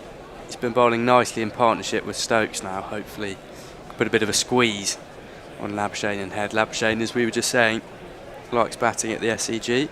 Averages 68. Labuschagne will be okay with a lot of prolonged defence, headless. Ooh, this is defended into the onside. Might have hit him on the pad, but a bit of bat on it. Yeah, Labuschagne strikes me as actually quite patient, despite looking quite fidgety. Maybe it's his Christian background. I don't know. Yeah, just an inside edge. Patience is a virtue, maybe a biblical thing. Tongue, 21 for naught. He's bowled all right, 4.4 overs. He's bowled a few loose balls which have been put away from by Labuschagne and Head. As he's in again, and this is short, but it dies in the pitch, stays low. Labuschagne drops his hands and scampers through for a single. Travis Head was in a bit of danger as cover was diving forward and throwing down the stumps, but he gets through. Runs through to Zach Crawley at slip, has a word. Stay quite low, that one. It'd stay a bit low. One thing I will comment on is I think the series has generally been played in pretty good spirits. A little bit of byplay between Head and Crawley there. There was some nice moments earlier in the day when Stark and Stokes were nodding to each other and so forth. I enjoy series where that's the case. I prefer it that way myself. Here. It's not snarly. No, and why should it be? Exactly. Tongue again, sort of good length, and Head's defending this into the ground. No run. Good speed from Tongue. No doubt one of the unforeseen consequences of so much franchise cricket around the world has been it's very hard to get very snarly. Yeah. People died out. Indeed. I think Nick Vickers has got it taped, you know. He says, if it's from Hollywood and has explosions, then it's a movie. I think that's fair enough, too. Yeah, that's true, I think, yeah. Joseph Ralph says Stokes is cramping Head. He struggles with that. And Platinum, as yours says, Ben Stokes hasn't let Head have any sort of release. He's edging him, eh? Give him a case of the blue you-know-whats. Oh, dear, oh, dear, oh, dear. The family show. If it's from any other country, says Nick Vickers, and characters have conversations with each other, then it's a film. Yeah, I think that's true as well. Stokes is in, and Marnus leaves this alone. The floodlights are on at the SCG. It's getting a bit dark, a bit more cloudy. Kiriak Els wants to know who will play the various characters in Bazball, the movie. Well, that's a good question. Yeah. Have to give that some thought. Yeah. Who will play Ben Stokes? No one really jumps. Well, Mel Gibson's a bit old now, isn't he? Russell Crowe, he's good with the occasional punch. Stokes again, full and driven by Labuschagne. Good fielding. Out at point by Will Jacks, throws it to the keeper. No run. Who is that ginger-haired fellow who starred in that American series? In the American, or in the new Office. I wasn't thinking of him. It was a few years ago now. 10 years ago, he plays some sort of spy not spy perhaps, who goes Islamic. Ginger-haired actor, fairly well-known English fellow. That was a no ball. Basis that he's ginger. Stokes has to re-bowl this and finds a leading edge from Labuschagne, who actually, fortunately, finds the gap at cover. Will Jacks will chase it away down to the deep cover rope, and they'll run through for a couple. I'd like to see Jesse Plemons play Ollie Pope.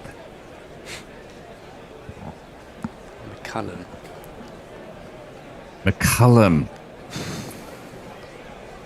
Maybe Russell Crowe for McCullum. Or are there any good Kiwi actors? No. Maybe a Brood. Who broods nowadays? Broods. Stokes in. Again, this is on the hips of Labuschagne, who plays it down to long leg. Matthew Potts coming round. He wants a couple, but only gets one in the end. Bashir's on the pitch as well. I think I've got it. I've got think Hugh Jackman for Baz, and he can sing and dance as well. Oh, that's true. I think we could have Timothy Chalamet for Tongue. They look a little similar. Yeah, I can see that. Potts. By the way, did you see Brendan McCullum yesterday was caught looking up the answers to his crossword? Yeah. That's quite funny. Very poor behaviour. Very. It's not a good look. Three to come. It's not. Three to come from Stokes. His head drives is timed beautifully. Doesn't really use the feet, but it's going to run away for 4. Nice shot from head. He moves to 39. And if you kids can't listen, then you bound to see the way you get shot for crossing a boundary, I'd like to see Daniel Mays playing Rob Key. Jason Statham as Stokes, says Mike. No, that's a good call. That's perfect. You give it to Jason Statham. Who's the Johnny Bairstow? Oh, disgruntled. Fuck. Stokes in again. 8 from the over so far, and driven again by head. It's a carbon copy. Not much, just leans into the drive. Briding Cast will give chase. He'll pull it up just inside the boundary rope. They'll scamper through back for a third. Head moves to 42, 11 from the over, with 1 ball to come after the no ball. Trail by 304. Who's the little bloke in Game of Thrones? He can do Ben Duckett. When you say the little bloke, you mean the dwarf. Yeah. He's so good, that guy. He's brilliant. I've forgotten his name. Tyrion. I can see a few Game of Thrones characters in the England team. Tormund, the big ginger guy, as Bairstow. Stokes in again, 2 slips in the gully, and defended by Labuschagne. Get over for Australia, 80 for 1 after 17. Nick Vickers says surely Stokesy will play himself and enter Hollywood Vinnie Jones style when he finishes playing. Oh yeah, that's good call. By the way, I think we're due a change. But, we are too. Okay, well there's lots of stuff coming out. Dev Patel has shown Bashir. That's a good call. Oh yes, he's a good call. Very, very good. Danny DeVito's Duckett, says Rick Myfreds. I would love that. I would love that. Peter Dinklage, that's right. Peter Dinklage, yes. I think Tom Hardy from McCullum. Okay, so we're swapping. You're still on, aren't you, Forthy? Tom Hardy's great. Yes, sorry. I prefer to talk about this mythical film, than England's bowling at the moment. But no doubt we will also be talking about England's bowling and Australia's batting. They're 80 for 1, Australia, at the end of the 17th over. Heads 42 off 50. Tells you something. Lavish. Hello.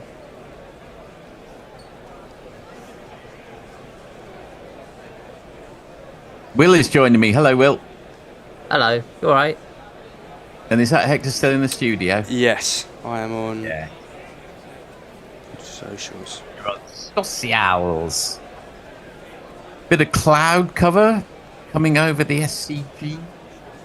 It not being Melbourne, you could get bad weather, of course. No problems with the weather in Melbourne. That's a horrible full bunger on leg stump. That's flicked off his toes to the sweeper on the leg side. Probably Ben Duckett, I'm not sure.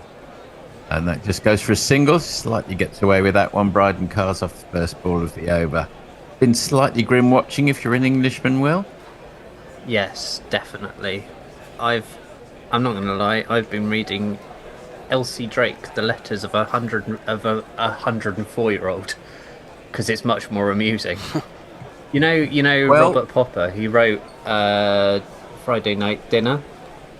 He wrote a book of letters as an 104-year-old woman in lockdown. I love that. I love it. That's a good topic. That's another horrible full toss from Bryden Cars, which has been dispatched past mid-off. There's a foot race, and Matthew Potts is in it. That overhauled the ball, or has he? No doubt, as always, it'll go to the video review, but I think he got it in. They'll have to settle for 3. Well, yes, we've been amusing ourselves with talking about anything else apart from the bowling, because it's been a bit cricket, painful, the bowling at the minute, I'm afraid. I was trying to think of sort of casting for that. I was thinking maybe kind of Colin Farrell for Jimmy Anderson, if Colin Farrell was a bit taller. Nice. Yes, I can definitely see that. Yes, that's a lovely touch. Maybe Brendan Gleeson as Baz. Maybe not. I think someone else nailed it. I like Tom Hardy as Baz. That was a good call. Tom Hardy as Baz would be good, I think. I'd say so. Yeah. Particularly because they've both got that kind of posh boy trying to be a bit of a hard man. Oh, nice little insight. Yeah. Something to bring out in the casting session. It's very nice, yeah. Bryden Cars, 4th ball of the over. That's gone straight out to mid-off. And 2 dot balls in a row. Some small reason for celebration. Maybe someone like Eddie Redmayne as Joe Root. Oh, yes, I can see that as well. It's really taking shape, this cast. Yes. Yeah, I like Redmayne for Root. He's got the same kind of... He's got the same mouth. Look. Yes, I agree. That's nice, isn't it? Softly spoken. Yeah. Although, Eddie Redmayne, he did play in The Day of the Jackal. He plays the assassin. He's capable of stretching himself. And that's flashed at by Head. Goes wide of the diving second slip there. So not without risk, but it's gone all the way for one of the...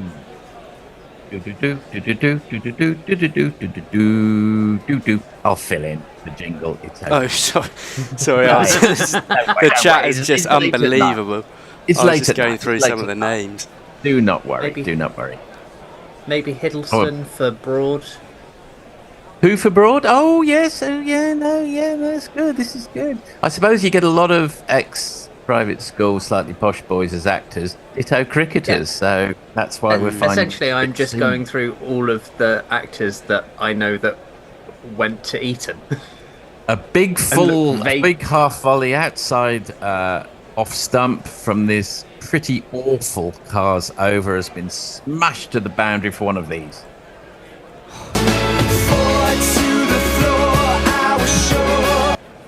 And not only that, that's Travis Head's 50. 51 off just 55, and the riches are up. We've probably got a jingle for that as well. Half a half a half a half a half a half a half a half a half a half a half a half a half a century. If you're just, on your way to an early meeting or something, or you're on an early shift and you're just this is keeping you company, then and you're English, then my apologies. Yeah, sorry about this, everyone. Oh, really? I have to apologise on behalf of the English team. I don't know. I've had In comes Stokes again, left well alone by Labuschagne. Let's see if Stokes can at least restore a measure of order. Yes, sorry. No, sorry, I had a refresh on the YouTube chat. I was just wondering which was the last suggestion we went through. There have been a lot of suggestions on there. Have there? That's good. Well, let's in between balls. I'm sure we won't mind if we hear a few of them. So yeah, no, definitely. We're in the market. I'm very up for this. Got a super chat as well, which I'll say after. Oh, it's all happening. Excellent. Where are all these people coming in from? Not England at R5 in the morning, presumably. There is Australia, largely, maybe.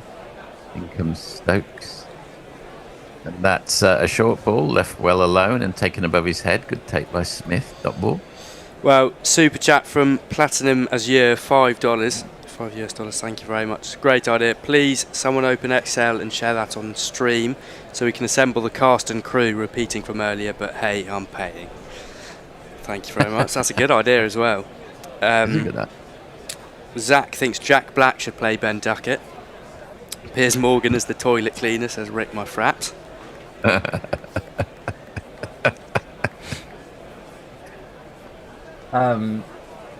Playing against type.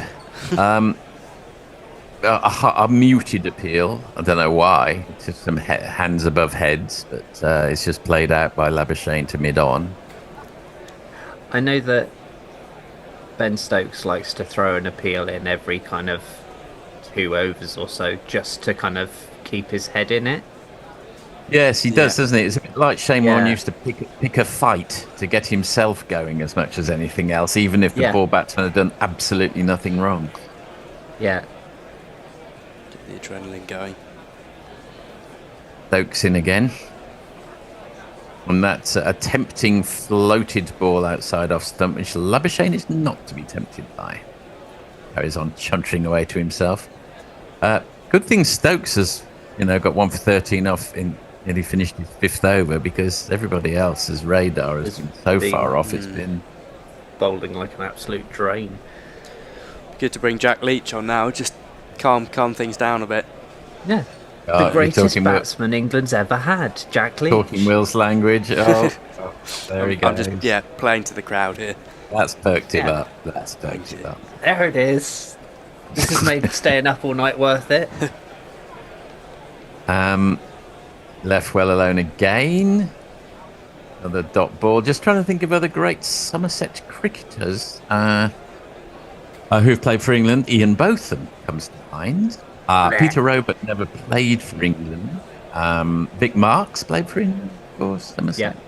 Jack Leach. I'm probably missing some very obvious. Brian Rose played Somerset, I think. Who am I missing? Well, Brian Close. But Brian Close. He came to us kind of after his England period, because that's okay. That's all right. One of the longest careers anyone's ever had, I think. Incredible career, and that's pulled by Labuschagne down to long leg, where there is a fielder. There'll be a single. Yes, he played his first test in 1949, age 16, I think. He played his last test in 1976, age 45. And he never scored a century, and he never got a 5. It's a remarkable career. Anyway, over to socials and Hector. Luke Davies, my mistake. Mark Strong, the bald guy from Kingsman, is Jack Leach. It's 5 o'clock somewhere. James Cameron to be director, good experience after the Titanic. Yep. Nick Vickers, very funny. The Bear could play an upcoming young English spinner coming into the side after a decent IPO.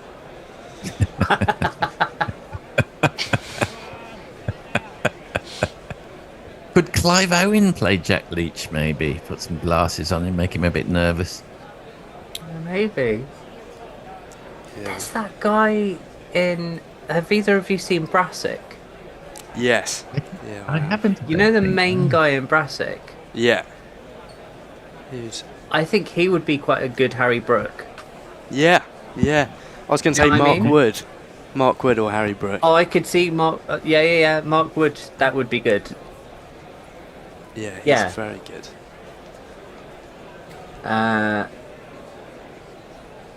Who is that? I was thinking for going down the comedy route, there are a few people. Cars is in again. That's a better ball. Would hardly be worse. Left well alone by Labuschagne. I love that the cricket is totally secondary to all of this at this point. It's too depressing for words. It's 93 for 1. 93 for 1, and we haven't got to the 20th over. And England started this innings with high hopes. We dashed on the rocks of ill discipline. I was thinking, do either of you know who Matt Ewins is? No. He's a sort of stocky, bald Bristol comedian. Okay. Would work for Jack, probably.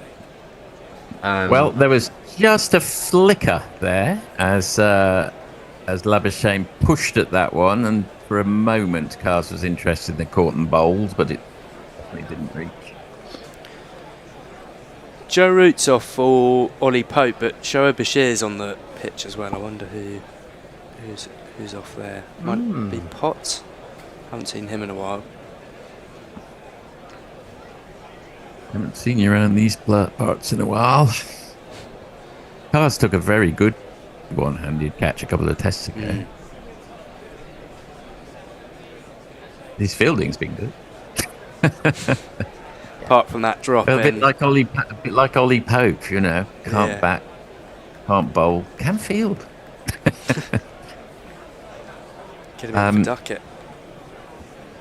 The English are up and about, doing a bit of chanting,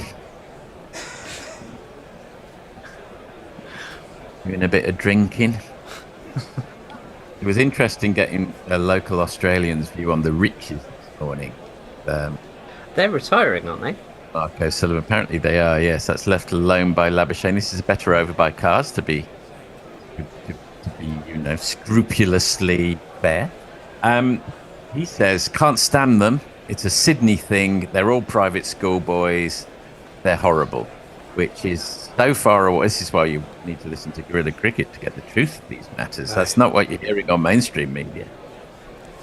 Oh, they're great. They're funny. They're hilarious.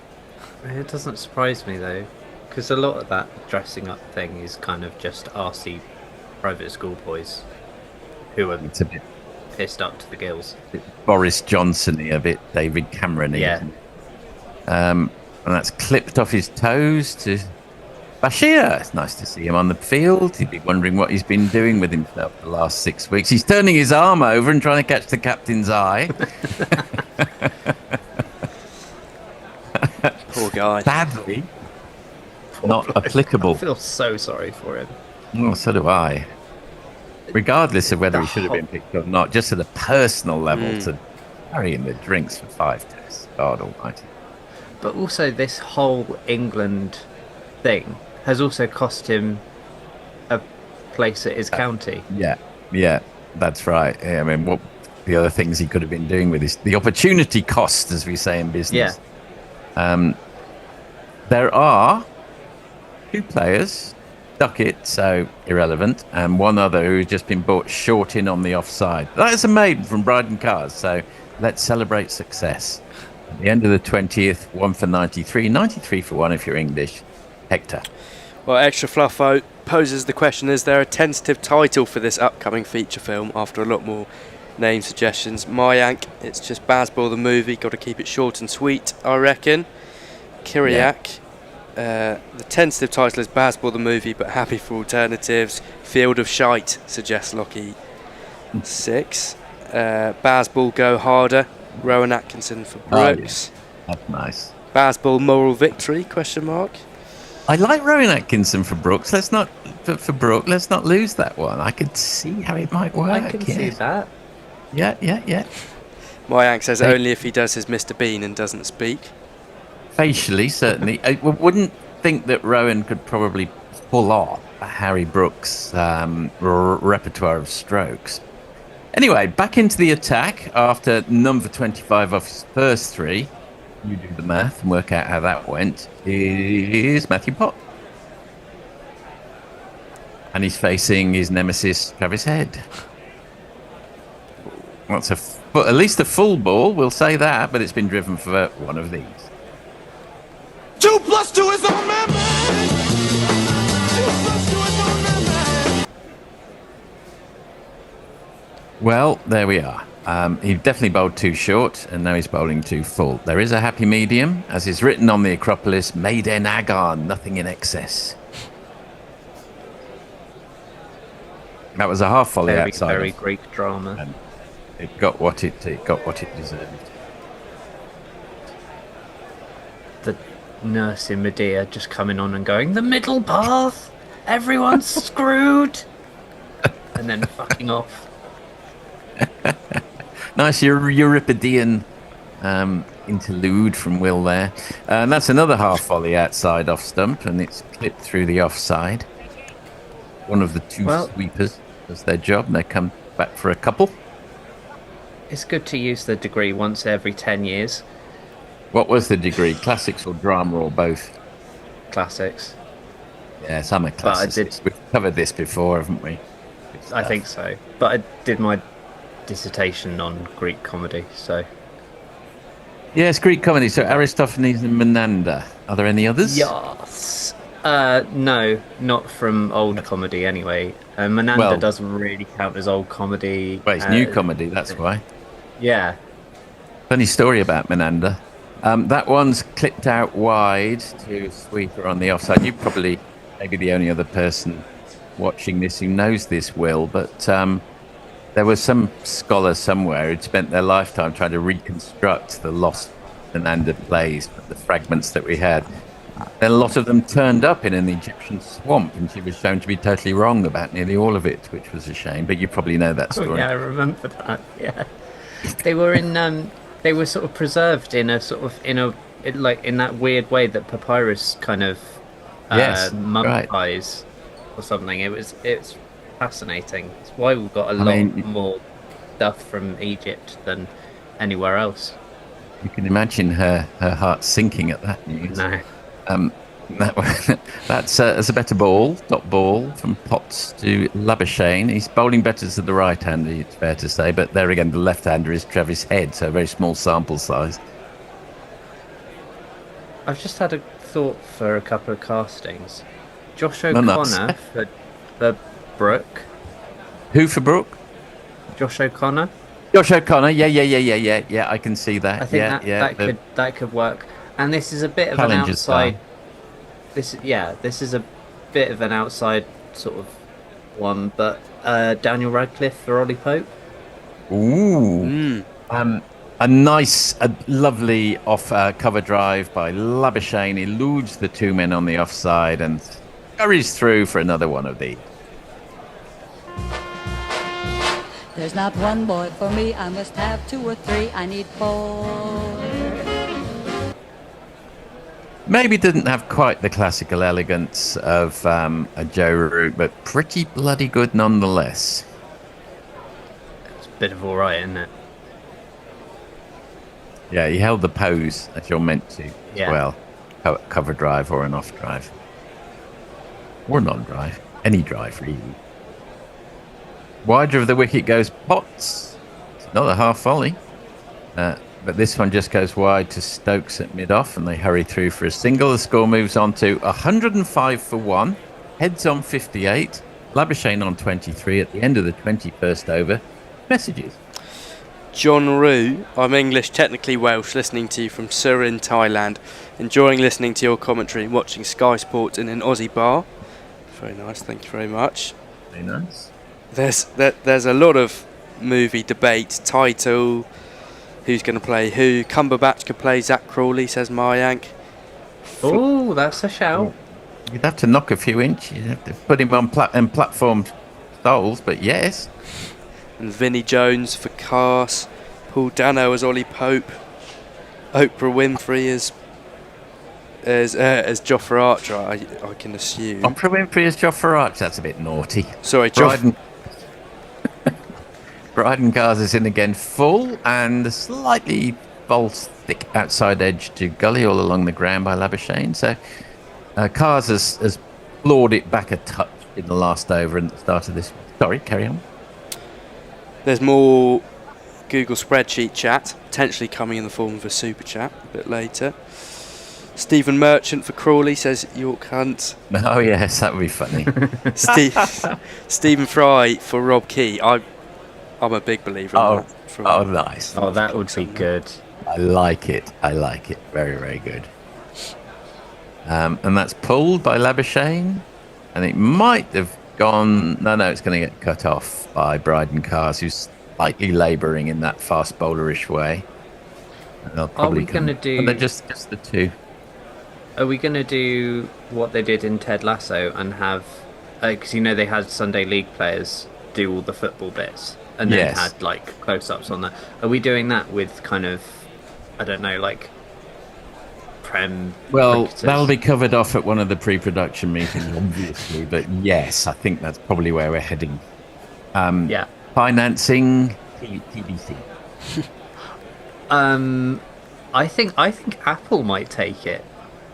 Because they have such a huge budget and they don't really need any of the what to do with it. Well, this is an obvious thing to do with it. Left well alone by Labuschagne. who's even he's 25 off 36. So if he's rattling along at that score, you can tell how loose the bowling's been. That's the 50 partnership came up at the end of the last ball, by the way.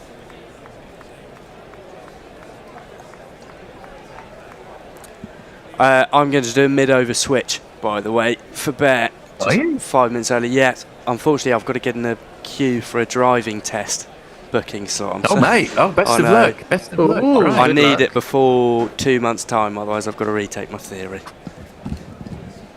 Okay, then. Best of luck, Hector.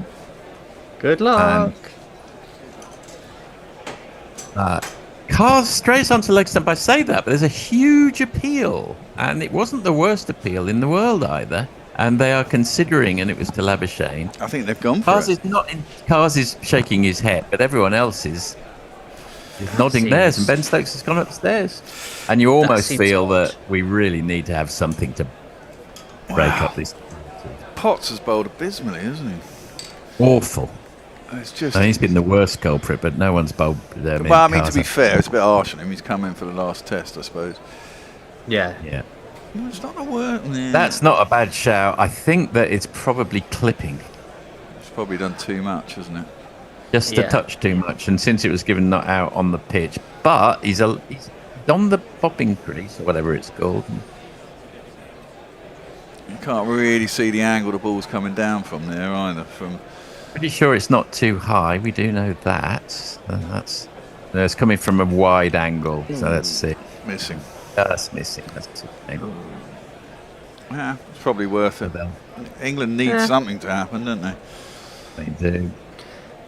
Sometimes just break. Yeah, I think Bryden Cars knew himself how wide he'd bowled that and knew the angles, which is why he was suggesting don't go up. But Ben Stokes was desperate there. I think it might be getting humid there. It's very overcast now, isn't it? I mean, it should be reasonably good bowling conditions, although there's never any swing in Australia, is there? That's the one thing that there isn't. No, almost never. A little bit from start yesterday, but hardly at all. We're halfway through Bryden Cars' 8th over. And so far so good if you're an Australian. Yeah. Oh, there's still a long way to go. England just need to find a little bit of form and get a couple of quick wickets, and everything can change in an instant, can't it? But, you know, they're not really helping themselves at the moment. Tongue and Stokes have bowled okay, but they just keep bowling loose overs. Head's dangerous. That's the problem with Head, isn't it? And he just moves the game along at such a pace. Loose cannon, absolutely is, yes. Fly slip. A half tracker, and it's been lofted by Head over the heads of the slips, and there's no one back there, so it'll be one of these. Should never bother. I think with Head, you've really just got to concentrate on bowling a line and a length, and making him make the effort to hit you off it. But, I mean, bore him out. Absolutely. Exactly. Yeah, I mean, he's one of those guys you have to put to sleep, essentially. Yeah. Which England were very good at in the Ashes over here last time. They were. So I don't understand that they can't just follow that strategy again. Well, the reason that they were very good at it is that they had Broad and Anderson. Well, I suppose. Who were defended by Head. He doesn't need to do anything else with that ball. At the end of the 22nd over, 112 for 1 Australia. Any messages? Not loads. I'm not very good at this though, you know. Where are we at? We can leave it till the next guy. They'll be on in 4 minutes, so if you want to leave it. Yeah, it's fine. You got any castings for the Bazball movie, Bear? Well, Extra Fluffer says Brett Lee is in some Bollywood movies. That's true, actually, isn't he? He became a little bit of a star in Bollywood. Oh yeah, he was in that. He was the bowler in that cricket movie. Also, Jason Holder was in that series that was in the West Indies, but not as himself. When he was young, he did a lot of child acting. Stand-in. No. He was 18, but he was doing being a cricketer. Oh right. And then they'd have an actor doing the acting. Oh right. Okay. It's a TV. You know what I mean? Okay, so he was playing the cricket. That was really badly explained. Yes. Sorry. So the TV series was about a cricketer of some description, and he did the cricketing bits. Potts into Also- Labuschagne, got ball. 50 partnership. It would be nice. It'd be nice to try and get Sam Smith in it somehow, with that little bit of wondrous oblivion kind of like Get a bit of Sam Smith particular in. thing. Nice. That'd be nice.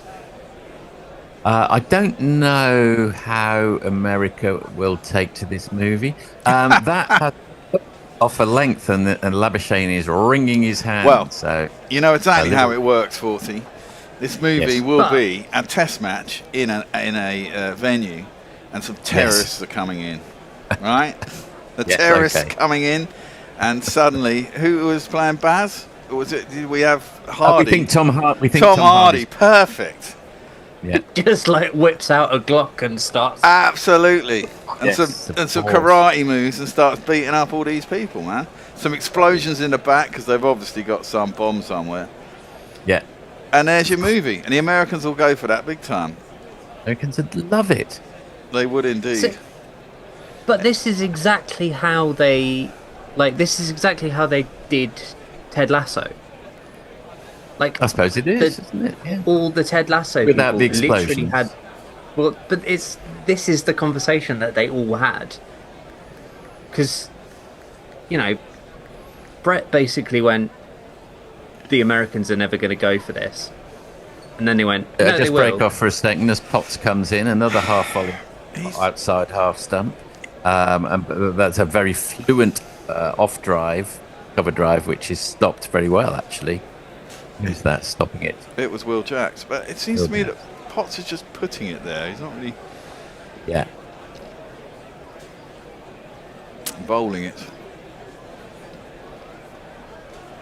Sorry, Will. Did you want to finish off on No, that I important just point? I was just thinking about how because How it got they made, did how have these things exact. got made, yeah. It was these exact kind of conversations. Left well alone by Labuschagne. But because with Apple, they put in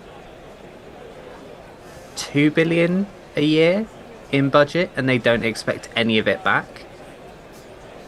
Yeah, well, Or something. surely they expect some of it back eventually. There's got to be a business model that doesn't pour $2 billion down a drain. Well, apparently, not so much. I mean, there will be a point where they want to Oh, start unless it's- making money, but because they make so much money off the tech, the Apple TV side lost of it, they leader. just write off. Yeah. Pulled by Labuschagne off the front foot. This is fucking poor. It's just This is awful. so dull. Off mark. And shit. And it's Well, it's a fall for a boundary where there's a rope. The bowler don't like it, but it has to go. I mean, Potts. I erroneously thought that Potts for Atkinson was a bit neither here nor there, but I've lived to regret that point of view, I think. Yeah, he's just been. I don't really have a problem with Potts. I thought he's bowled all right in England, but I mean he's struggling here. I mean it is Yeah. one of those things where, as I said earlier, he's just been put into a test match in the 5th test because of an injury. Yeah, He is we've all seen very it. much a He's Red not Bull really up kind to of guy, isn't speed. he? He's not really up to speed, is he? It happened to Mason Crane, and he never played another test after that. No, exactly. Left well alone by Labuschagne, end of the 23rd over, 116 for what? I think it's. And it's I think gonna that is happen us to- changing over. It is. It is. Changing over. I've got to say See you that later. Lockie Six has the solution. He's come up with a much better title for the movie. It's called Baz and Ben's Bogus Adventure. And that's Lovely, got to sell lovely into stuff. the US. Yeah, brilliant. A bit of time travel. Oh, yeah, that would help. Yeah, we could. Oh, jeez. Then we're going to have to cast the whole of cricketing history. Well, That'll be even exactly. better. They go back. They go back to the Bodyline series. Oh, wow. Yes, that and could get be very involved in interesting. that. Oh, yes. Yeah, well, who's going to be Douglas Jardine? Well, exactly. Someone like Hugh Bonneville. Someone like that. Yes, actually, that's not a bad call. It's not, is it? Zach says it would probably have to be a terrible title just so that the Americans could understand what it was. Well, they don't have to understand it. They just have to be attracted. Well, there'd have to be a backstory on it, explaining how cricket works as well to the American audience somehow. But that would be quite complicated. What do we say about the cricket as we're watching cricket? It's fucking appalling, this, by England. The bowling is really... Well, I won't say that it was all bad. I think Stokes has bowled really well. Tung's bowled reasonably, but he's had the odd really poor ball. Yeah. And similar with Cast. Cast has bowled okay at times, but too much loose stuff. But Potts is appalling. And dropping Potts catches just doesn't help. No. Hello. Hi, Mark. All right, Mark. Although Weatherall was the one dropped and is at least out. Yes, but that's I can't see Weatherall. I probably won't persist with him beyond this. He hasn't shown enough yet. But no, Potts has been very military medium. Very unthreatening. Well, no slower than Nisa or whatever, but I mean, he's just not putting it in the right bloody place, is he? Yeah. It's either too full, too short, too wide. It's just all over the shot. Very unthreatening. In fact, I think it's been almost T20 style figures against him. Yeah, very much so. I think he's gone for 50 and speaking 5. of T20 and the movie, Platinum Azure says, do we do fireworks every 6 in the T20? That could work in the US. Yeah. Proco Achosia says AI can make this movie a reality for 50 quid. Yeah. Probably could. Mike says even the riches look fucking disgusted by this bowling. Yeah, I'm not surprised. There's still a lot of time for it to change. They're still 270 odd behind, so you know they've got time to switch it around, but they've got to get wickets. Well, Hugo Weaving played Douglas Jardine in the Bodyline series. That's right, he did. So you could get him back. It's a great villain, Hugo Weaving. Isn't he? You've got to have W.G. Grace in that film somehow. I think you've just got to get him involved. Well, maybe we'll have to recast Stephen Fry with a beard. And, yes, that would work. You've got to have Stephen Fry in that movie. That would work for sure. He could also play himself as president of the MCC. Yes, exactly.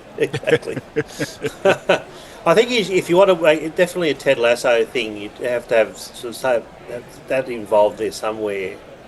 The funny thing about Ted Lasso is, I think it caught on more quickly in America than it did in England. Yes, it did. It absolutely did, and and Australia as well. But certainly, in England, it's like, oh, really? Because it's too saccharine and. I like it, actually. Plus it's about football. Shows about football are generally quite poor, you know.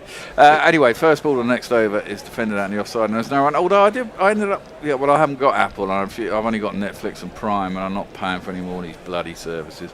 So I torrented it.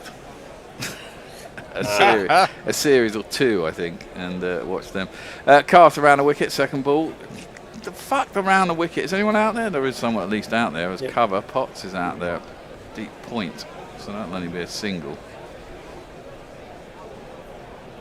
How shall we get head out? Oh, let's bowl short outside the off stump to him. No. I'm sure that'll work. It's been glorious watching it again, and then even Labuschagne has been looking pretty like he's been batting fast. So it's it's because there's so many fucking loose balls, isn't it? You know. Yeah. Yep. Well, interestingly, Joe Root and Harry Brook are now 2 and 3. If Carey gets out for a low score in his first innings, they could end up there as well. Although, if England bowled this poorly, can't see that happening. Cast, that's too wide. But Labuschagne hung his bat out. Could have quite easily got a small nick through to the keeper. There's no run. He's in a bit of pain. He got hit on the end of the thumb, and they've been checking that out. Well, fourth in, I predicted Labuschagne to get out around 30. Follow the script for this game. I was going to say left-handers. Head is fourth on the list. Since 1965. Lockie Six has got Nigel Farage as Jardine. Jeez. Yeah, wow, yeah. Full, horrible ball. Too full, driven. I don't think it's going to get to the boundary for 4. It's been chased down by Pope, who beats Duckett. And they should get back for 2. Do we know what Root has gone off the field for? Was it hand, or was it a back spasm, or was it cramp of some description? Don't know. I'll check cricket info. And I saw earlier that Bangladesh are thinking of refusing to play their T20 World Cup matches in India. They're having a bit of a Barney. Apparently. Yeah. Interesting. Yeah. Wouldn't be surprising considering the history. Yeah, but there's been some stuff. Someone got burnt to death in a Muslim okay. area, and then apparently.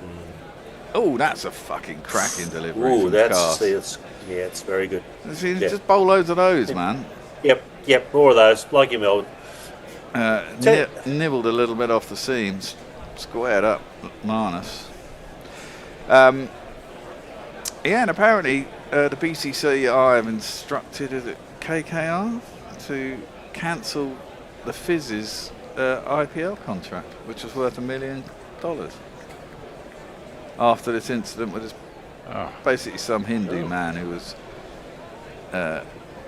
castigating the Prophet, got burned to death in some Bangladeshi area of northern. It's a fucking half volley, for fuck's sake. Yeah, that's a story of Cars's series. Jesus really. Christ, driven for 4 out through the cover. It's Nissan She. It's Nissan She.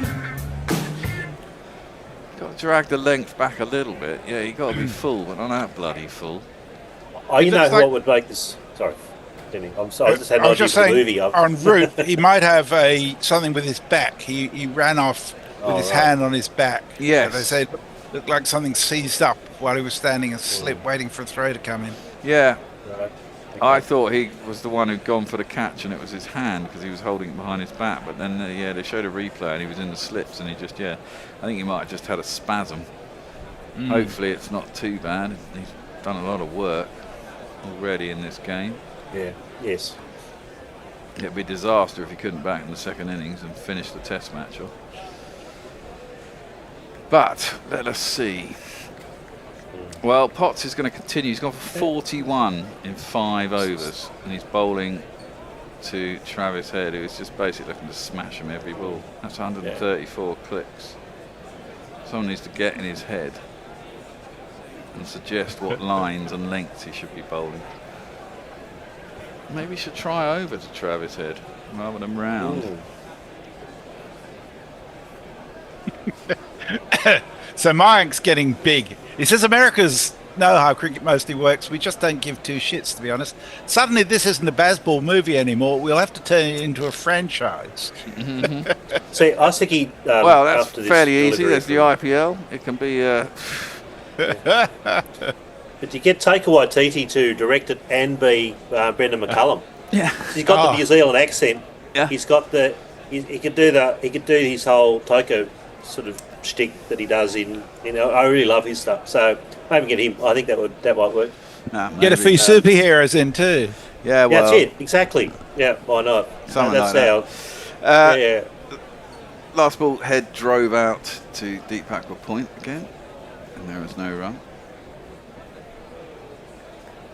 So Potts will now bowl at Labuschagne, who he hit in his last over on the thumb. And he's coming in to bowl to him now. It's better line, better length. And there is no run.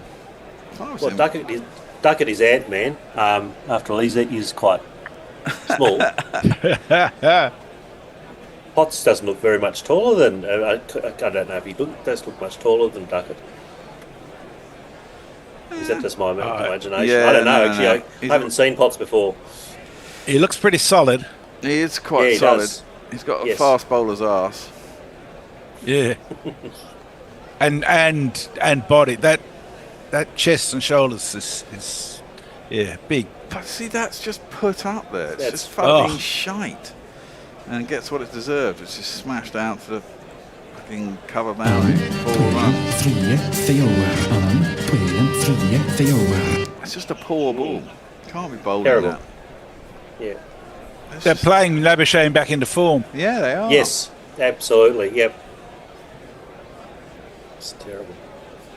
I could also say he's got the body of a darts player, but I mean that's maybe unfair on him. I'm not sure. He's a bit skinny for a darts player. I think Luke Litter won last night, didn't he? Fucking yes, he did. I watched it actually. We watch it from time to time. It's quite entertaining. Yeah, it's crazy, the darts.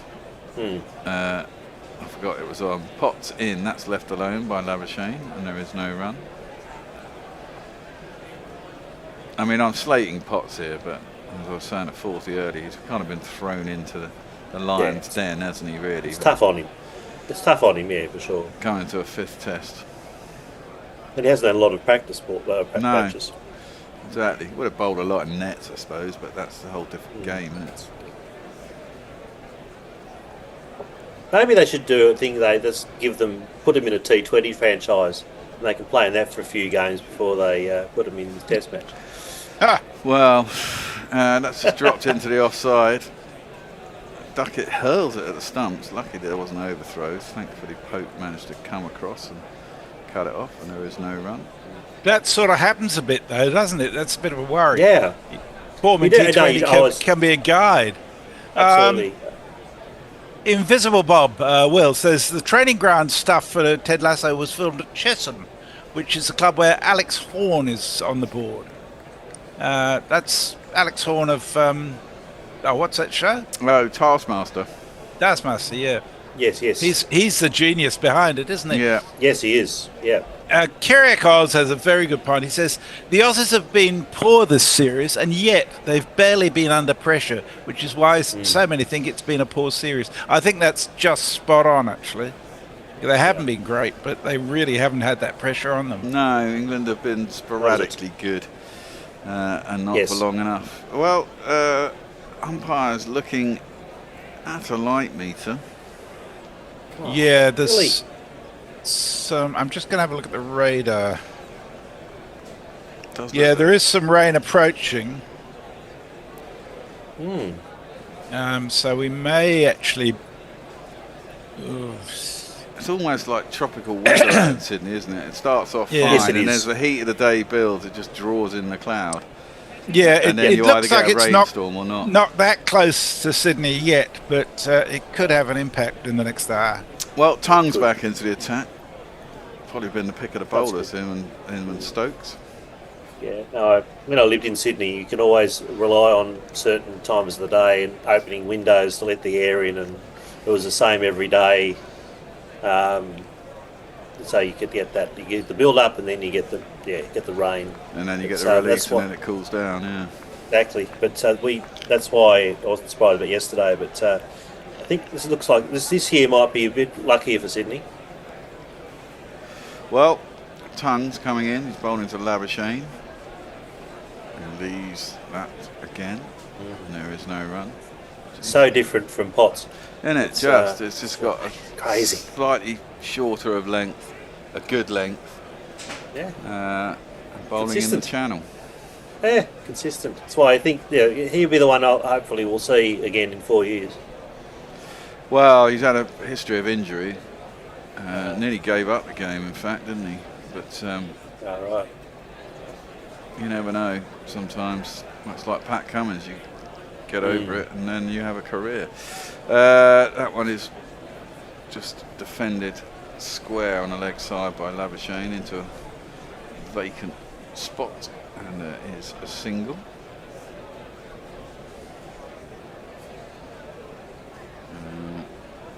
Tongue's only gone for 23. Well, he's going at nearly 5 and over, actually, isn't he? Christ. And he's probably been the better of the bowlers. Is he going to go around the wicket to head? I'd like him to stay over, but he's not going. He's coming round. It's not part of the plan, part of the strategy. No. The vibe.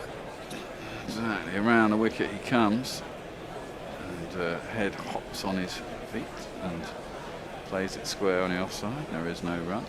I think from memory, some of the reason that Tongue has had a few taken off him is because Head's taken some risks against him. From what I remember. Very that's much the so. difference. He's put him under pressure, but he takes some risks, and that's how you get the scored against. But it's not like Potts, who hasn't been putting any pressure on at all. No, none at all. But you've got to use him. He's one of your bowlers, isn't it? Of course, that's it. Otherwise, you're down to 3 bowlers and Will Jacks. That one's into the pads and clipped into the leg side. It might be worth giving them a shout, though. Well, Australia, though, answered the question earlier about, is there a spinner worse than Will Jackson? Yes, his name is Bo Webster. Yeah. I've never seen him bowl spin before, and now I know why. Yeah. Oh. Well, he wasn't much good with the ball when it was bowling medium pace either. It was very military medium, wasn't he? It was. For someone so tall as well. Yeah, that's what's a puzzle with Webster. Yeah. You know, if you get to this level, being that tall, surely you can bang it in and, you know, create a little bit more pace. Tongue in, Labuschagne defends. Out Maybe to the it's covers, there's no run. Maybe it's indicative where he comes from in Tasmania. Snug. No, in terms of you don't hear a lot of pace bowlers coming from Tasmania, like sheer pace bowlers. True. The wickets down there are quite nibbly, bit like English wickets. So you just need wickets to be or New Zealand ones, and that's Belrive used to be a road, didn't it?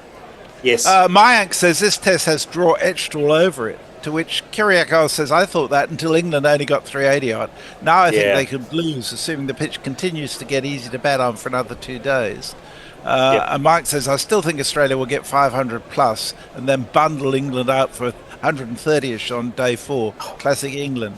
Well, that would be a horrible end to this. I'll give you the odds at the moment. Australia $1.36, England $6.50, the draw $4.80.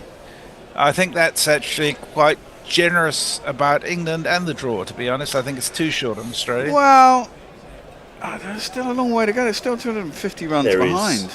You know. And that's what I'm saying.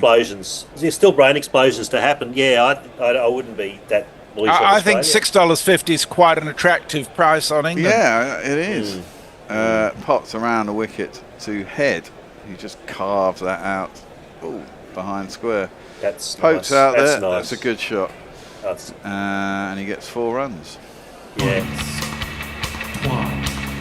3, That's one of my favourite headshots. It's just It's just stand and deliver, isn't it? Yeah. Pope nearly got there, but it went quickly. Try bowling over the wicket, Potsy. Why don't you? Does no one get in his ear and tell him that? No, because Stokes refuses to bowl over the wicket to anybody in the who's left-hander. So that's, but that's Stokes. You know, that's driven well. But that's what I wonder if that's why the rest of them, except now Cass, is deciding to just bowl over the wicket again. Exactly. That was driven out to cover. Good fielding, and there's no run. The Richies. The Richies did only come in on day 2. Or are they there for the whole test? Oh, it's only day 2. No, they're only day 2, and this is apparently the last year they're doing it. I was hearing, which is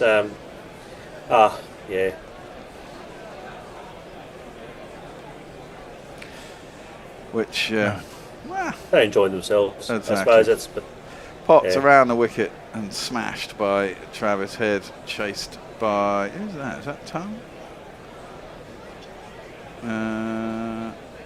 Yeah, it's Tongue.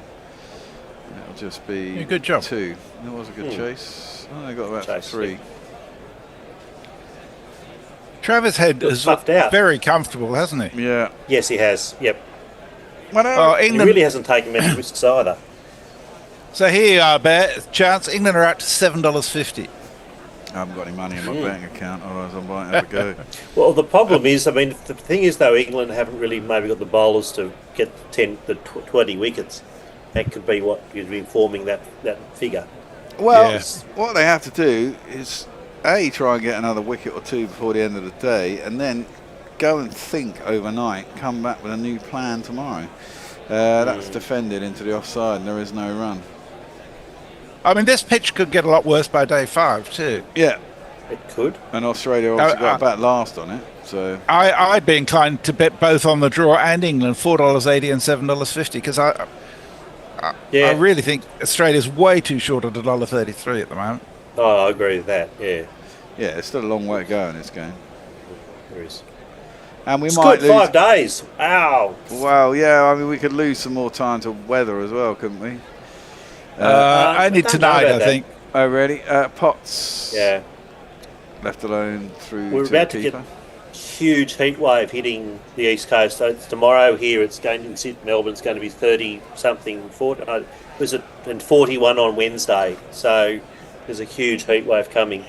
So 28, 31, and 33 for the next 3 days in Sydney. There you go. So that's not a lot of moisture in that. No. But it means the pitch could dry out, break up. Yeah. And then a spinner could... Oh, hang on. No, they can't. There's no spinners. Yeah, there is. There's Will Jacks. What are you on about? And Bo Webster. Joe Root's the spinner to rely on. No, well, That's true. Not if he's done his back. That's a nice drive by Labuschagne out to the cover boundary. That's another 4 runs.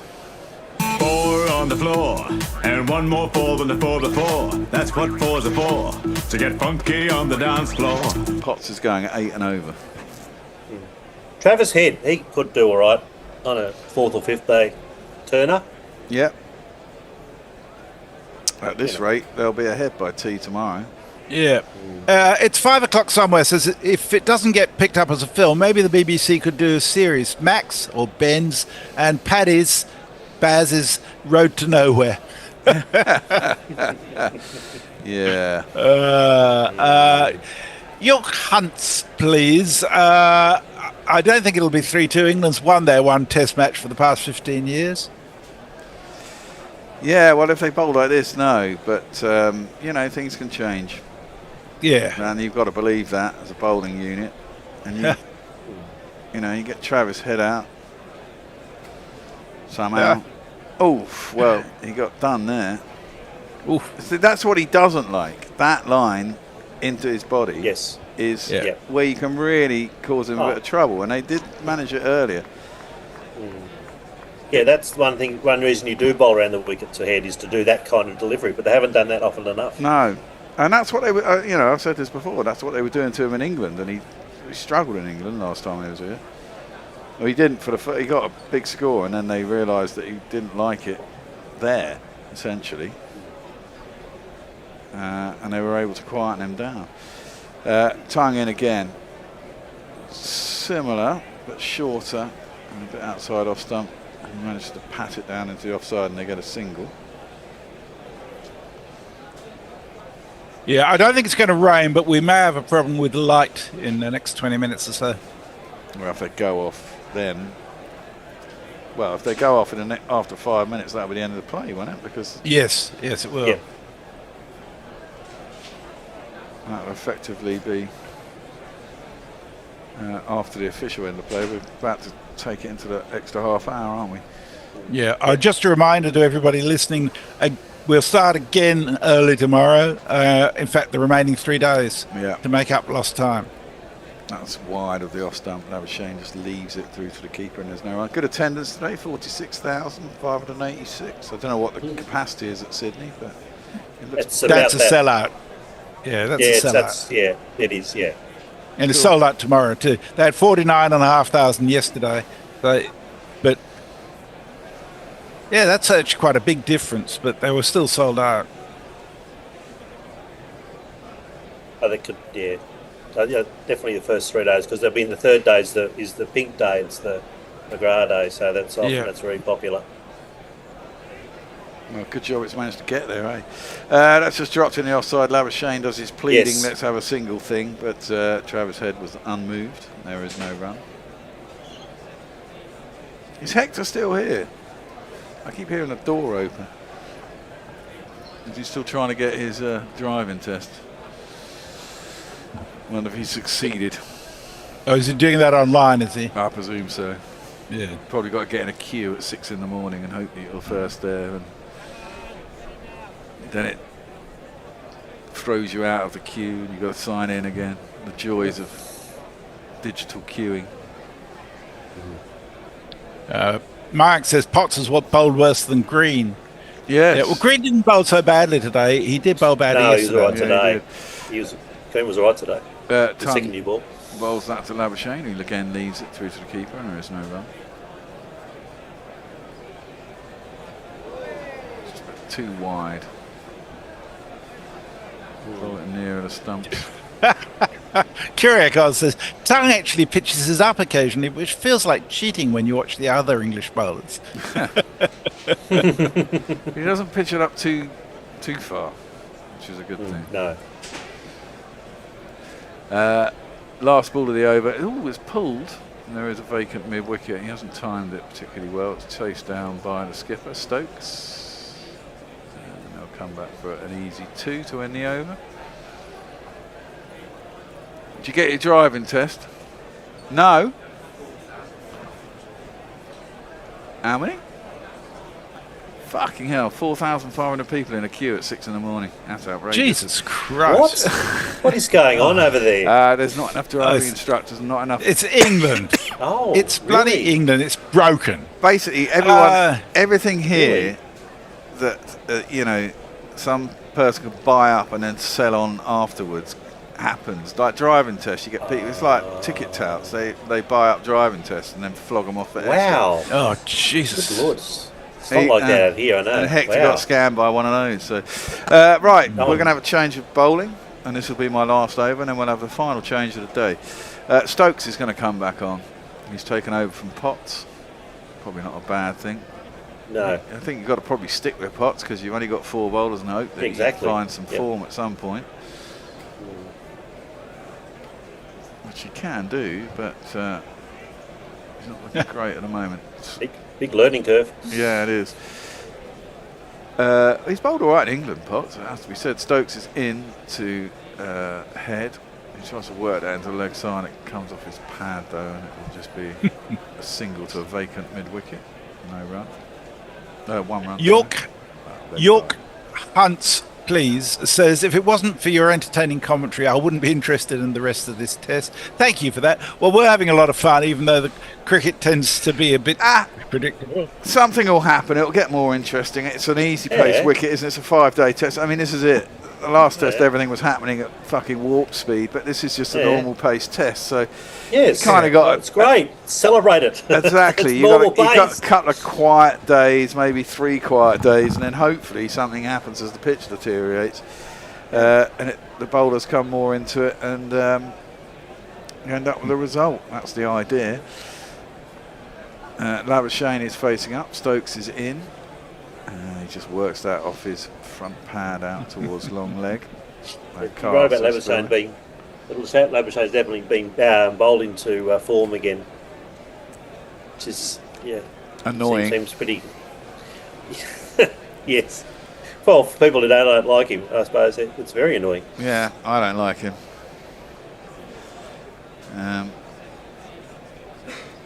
He's an interesting figure. That's all I'm going to say about him. Yeah.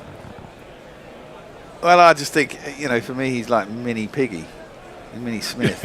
Yeah, absolutely. Yeah. Which is what annoys me about him. Oh, now that was flashed at by head outside his off stump. It's a tired shot. It is a tired shot. I could have quite easily got a nick. Moved a little bit. It looks like it's got humid. They're all really sweaty. It's gone a bit off the deck. Yeah, it would be humid. Yeah, would be humid. That would be this time of day. So if it's humid over here, the ball will be swinging all over the place. But there is just no swing. It's just really annoying if you're an Englishman. Stokes in, defended by head up towards cover. No one. Yeah, it's currently about 72% humidity, which is very humid. I suspect, Potts get swing in England? He's not so much of a swing bowler, actually. No. He's more of a seam bowler. Okay. Thought there must be some redeeming feature. I mean, I just not criticising the guy. He's doing his best out there, but yeah. Yeah. That's full and driven. Yes. There was a little bit of swing, but it was too full. And another head. That's another good head shot. Exactly. Just smashed out through the covers. 4 runs.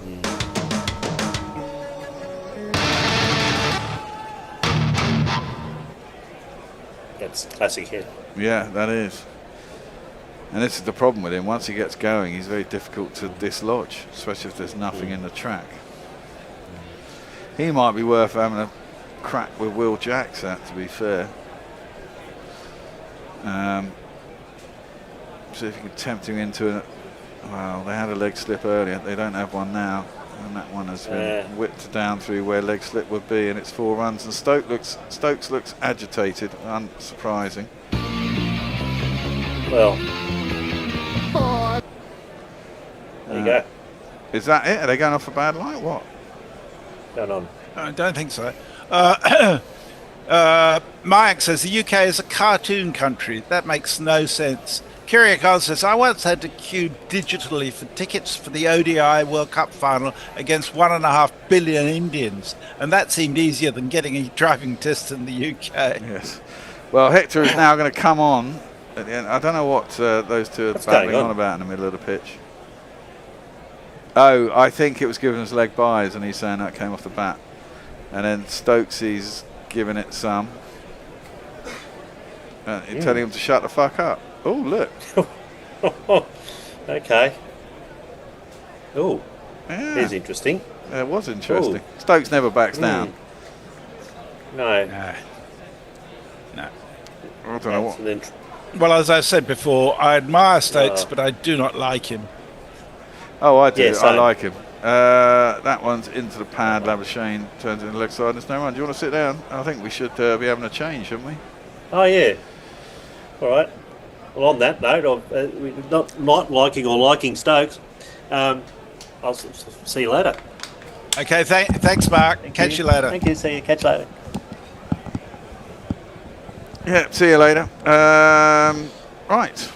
Hector, you can take us through to the close. Yeah, bit aggressive there from Stokes. Arm round the shoulder. It's not happy. Partnership 99 now, 102. His tongue is in short, and Head has a look. Another tired shot from him. Just has a waft of the bat. Short outside off stump. I mean, he could have edged any of these, couldn't he? I mean, there's about 10 balls he could have got a nick through, but he hasn't got in on any of them. Yeah. Well, combination of that and some poor bowling from England means that Australia 156 for 1, trailed by 220. England still got to believe there's still a lot of runs to be scored. And England, I mean, it's still a pretty flat track, but Tongue in again, Furlan driven hard by Head. Good stop there from Brian Carr, sort of wheeling round from a wide mid-off. Ben Stokes, diving to his right, so they'll just get the single. That brings up the 100 partnership, 100 off 104 balls, and it's been pretty plain sailing for them both. Labuschagne 48 from 64, and Head still there on 83 off 78. Contributed 49 to that partnership. A few buys in there. They've got to get in tonight at the end of play and think about what they're going to do tomorrow, and hopefully, I mean, they have done it previously, haven't they? They bowled shit at Adelaide one day, came back, got 6 wickets before lunch the next day. I mean, they are capable of switching it around, but they've got to look deep within themselves for that one. Labuschagne. I think Head looks... sorry, that's a drive. Looked for a second as if he caught the edge, but it was a full ball, must have slipped underneath and just to the side of the edge of Labuschagne's bat, goes through to Smith. I think Head looks as he's most vulnerable at the moment. He's just tired. Another half hour might give an opportunity for England to get him before stumps. England will be hoping they can stay on for the maximum allocations. Got about 24 minutes left in the day. Or 15 overs, whichever comes sooner. Yeah, right. Rattle through them. 2 slips in the gully. Tongue is in again. Labuschagne shoulders, arms. Well, also, there have been so many collapses this series. I know most of them have come from England, but Australia have had 1 or 2 as well. Oh, yes, we certainly have. Yeah. And you look at Cam Green. Yeah, exactly what I was going to say. Yeah. And last test, they batted like shit in the middle order. Yeah, and there's definitely some weakness there. I mean, Alex Carey's had a brilliant series. Steve Smith obviously is an exceptional player. But he hasn't had a great series, Smith, to be fair. No. Last ball of Tongue's 8th over. He has 0 for 28, and he's in to Labuschagne straight and defended.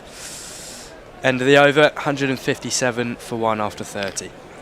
Wino says England needs some mints. Get the ball moving. Kyriakos says Matthew Potts is going at almost 8 to the half and over. I know.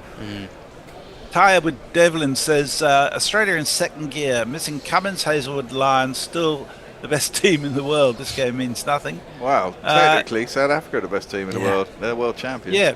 I think there's something to be said for that. Rock Noir says Stokes is just battling the dwindling testosterone of age. Garrick Oz says, shouldn't be touching the batsman, but I appreciated Stokes' sentiments about staying on. And Mike says, I agree with you, Messi. I don't fucking like Stokes. He's a plonker. He is, actually. Some of the stuff he did during that court case, that came up during that court case, just shows he is, or was at least. Well, yeah, people grow, and I think he learned a lot from that. First ball from I hope Stokes, so. defended to mid-off, no run. I like him as a sportsman. I think he's brilliant. I mean, I think what he's done for England has been amazing. I really do. I think actually, you know, when he took that time out as well and he did that documentary, I think That whitewash, where he's interviewed by someone who's a super fan. Yeah, that was nicely done. It was quite interesting. Well, into head here around the wicket, 2 slips in the gully, and it's slightly into the pitch, but head fends to mid-on, no run. He's slightly dropping, 136. Well, late in the day. There's 20 minutes left. Australia trail by 227 runs. Yeah, England desperately do with getting head out. Yeah. Also, I don't want to moan, but it's a bit... Australia, you know, they get the full allocation. England, I'm sure, will be happy if they can get head here. But yesterday, obviously, they were going nicely, and that's a Yorker from Stokes, dug out well. Yeah, definitely that was the case, wasn't it? I mean, England went off at the wrong time. With Brook falling early this morning, you feel last night that wouldn't have been the case. No, exactly. He probably would have gone on to get his 100. Well, mind you, he was playing some crazy shots as well, wasn't he? There's so many ifs and maybes. Yeah. Indeed, well. Yeah, head looks very tired. Stokes looks pretty fed up, and rightly so. He's given so much to this team, which just hasn't given him much back in terms of the bowling throughout the whole series. Barring the MCG and the first innings in Perth. Stokes in again. Shorten, angled into the body from head. He goes to cut. In the end, scoops it over the diving hand of second slip. Top edge. And runs away for one of these. 4 runs. That was a genuine top edge, wasn't it? I see a super chat. Yes, there is, from Brian in Brisbane. Hey. He sent us $5 Aussie. It says, morning all from a snowy Northampton. Good to see Joe Root get his red ball century. Drawn game incoming? Well, in normal circumstances, I'd say yes, but I don't know. I just don't trust this England side to bat it out again. And with cracks potentially coming in for day 5, his head just turns this one down to deep square leg, run through for a single. And with cracks hopefully coming day 4 and 5. If England can actually bowl with some accuracy, they should be able to exploit them and get the ball to move off the pitch. Well, this is it. England have just got to put this session behind them, haven't they? Move on. I mean, how many overs have they had? I mean, what run rate they're going at? Must be going at 6 and over. I shall tell you, it is currently 31 overs. They've had 5.25 over. And you can get 4 to 1 against a draw if you want to. Brian. This is driven from Labuschagne, and that's out. Jacob Ethel takes the catch at gully. It's a very soft dismissal. Labuschagne can't quite believe it. Ben Stokes full and outside off stump, and Labuschagne went to drive. In the end, the easiest of catches for Jacob Ethel Give at him gully. a send off. Give him a send off. Yeah, do it, Stokesy. Why not? Well, I will. Fuck off! Just fuck off!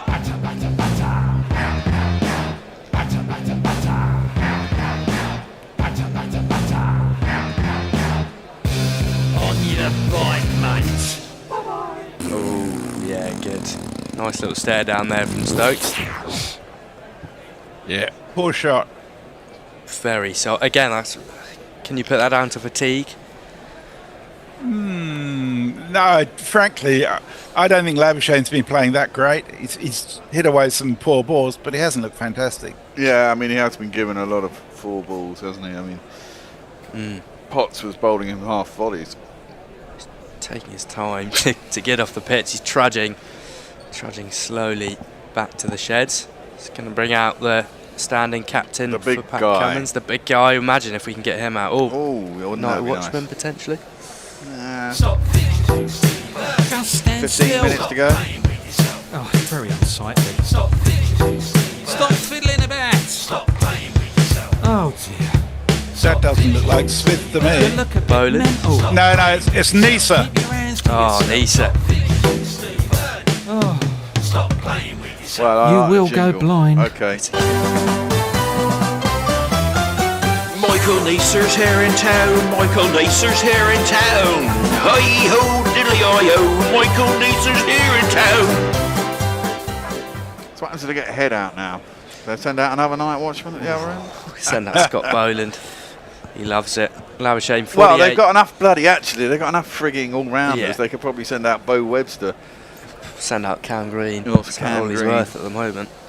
Head still there on 88 of 83. He's going to face up to Josh Tongue. Michael Neese has joined him. Australia 162 for 2, trailed by 222. So Stokes with both the wickets, striking early to get Weatherald for 21. He looked a bit fidgety early on. Stokes struck early into his spell, and he's strucken again with Shane.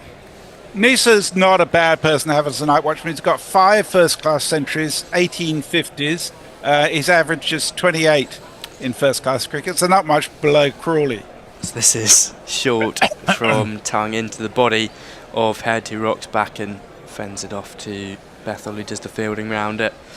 Backward point. Nisa will be facing up. Head moves to 89. Brian in Brisbane sent us another super chat for $2. Said, "Shit, I want my $5 back. That my wicket, that one." Yeah. Thanks, Brian. He's got 3 slips in here. Joe Root still off the field. So Zach Crawley, Harry Brook, and Ollie Pope in his place. Jacob Bethel at Gully, of course, took the catch. 5 to come from Tongue. Nice has got 51 runs this series at an average of 17. As in comes Tongue wide of the crease, over the wicket, and it's a stray short ball down the leg side. A good catch from Smith, who's done well behind the stumps. He's had to collect a lot of loose deliveries this innings, saved a few byes.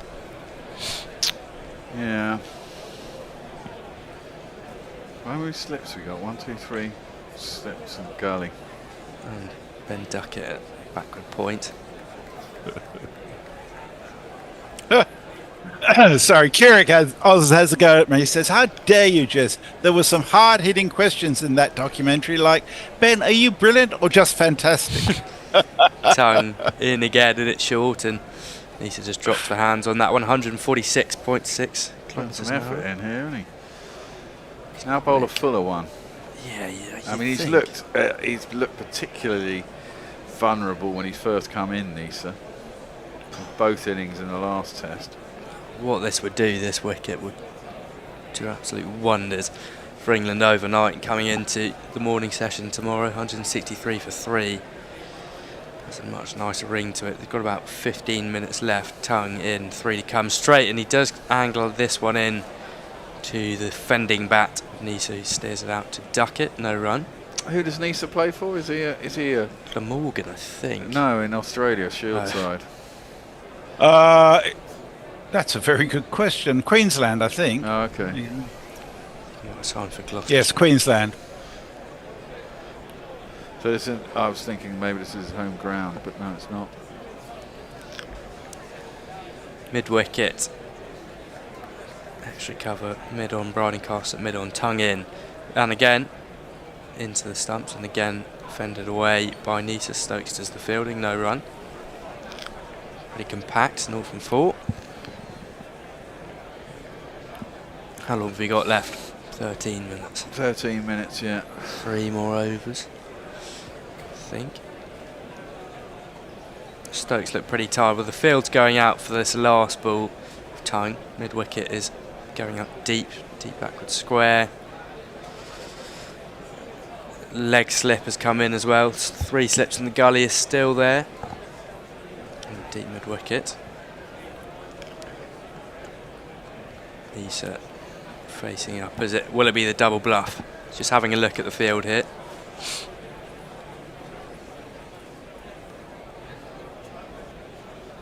And he comes, Tongue, and it is shorter, but full enough that he can play relatively on the front foot. End of the over. It's going to go to the loop. 163 for 2. So Paul O'Shaughnessy says, now they're blaming the rain. I note never a word about Stark being out on a no ball last test. Yeah, fair point. Who is the next opener England has in the wings? Surely can't stick with Duckett moving forward. He'll go back to county cricket. He'll make some runs. He'll be back.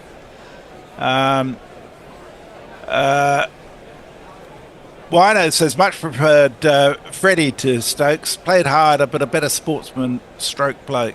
Yeah, he's a lovely bloke, Freddie from Toff. Mayank just says, on your bike, Marnus.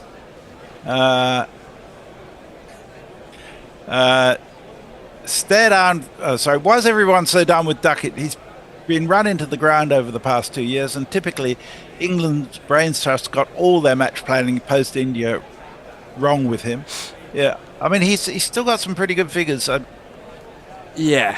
I like to watch him bat, I must admit. First delivery of Stokes' over is short and pushed out to cover by Travis Head. No run. Yeah, I think Duckett's got a long career left. He's still an incredible batsman. He's just in a bit of a slump.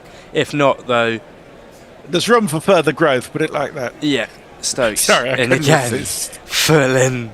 This is flicked, one-footed by Travis Head out to Ben Duckett, doing the fielding at deep mid-wicket. He goes to 90. Nisa will be back on track. If not, I'd have a look when the county season comes back. I'd be watching Ben McKinney quite close. He's a tall left-hander, captained the England under-19s in their last World Cup last year. So I think he's 20, 21 now. He's a really good player. He's quite similar to Zach Crawley.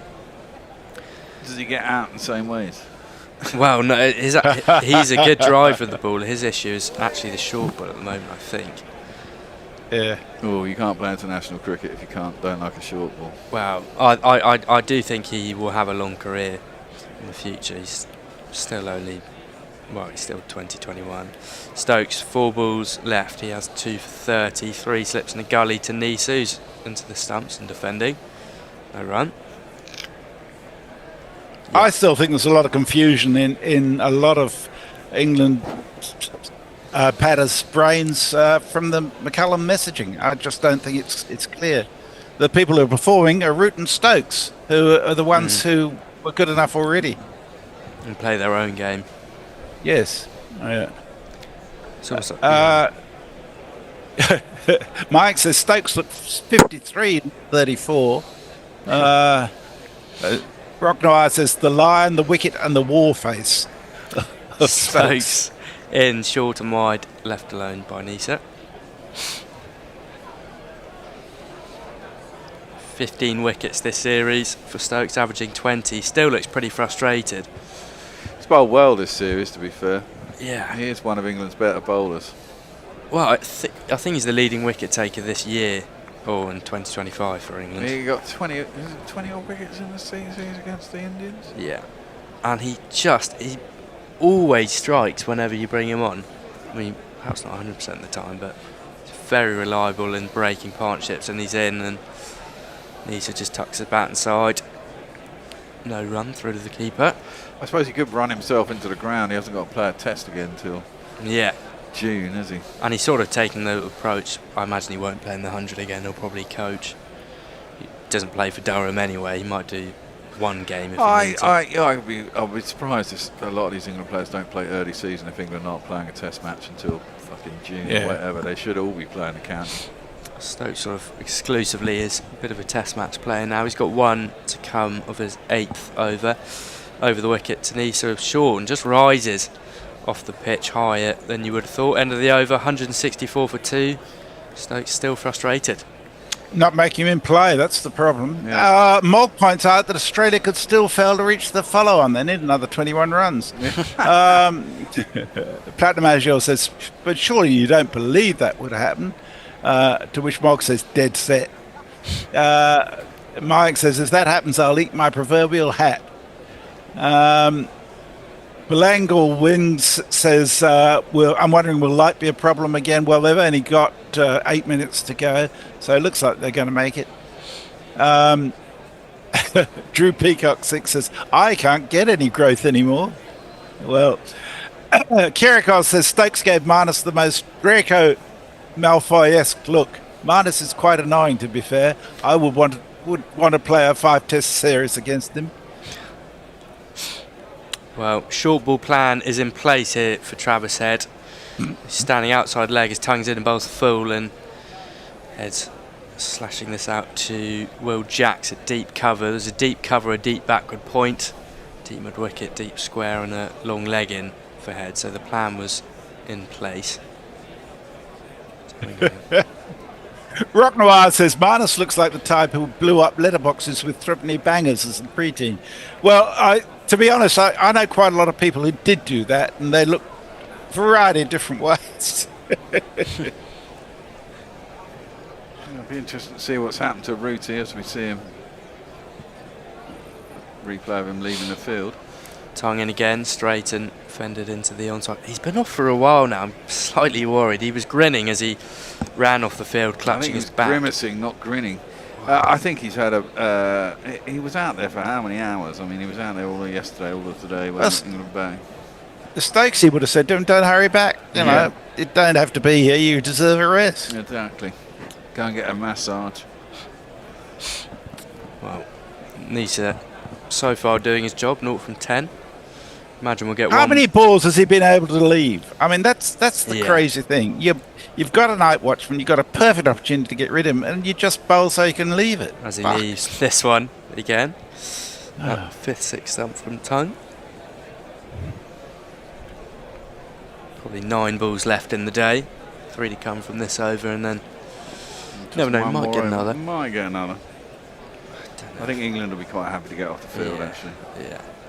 I mean, Nisa's none from 11. Surely it wouldn't matter if you hit a couple of 4s off you because you pitched the ball up or aimed a Yorker at him, whatever. Anything that will make him play. That's what we need. 3 to come from Tongue, 0 for 30, and he is. And this one he plays, that's full and swinging into the bat. He's poked back to Tongue, he throws it.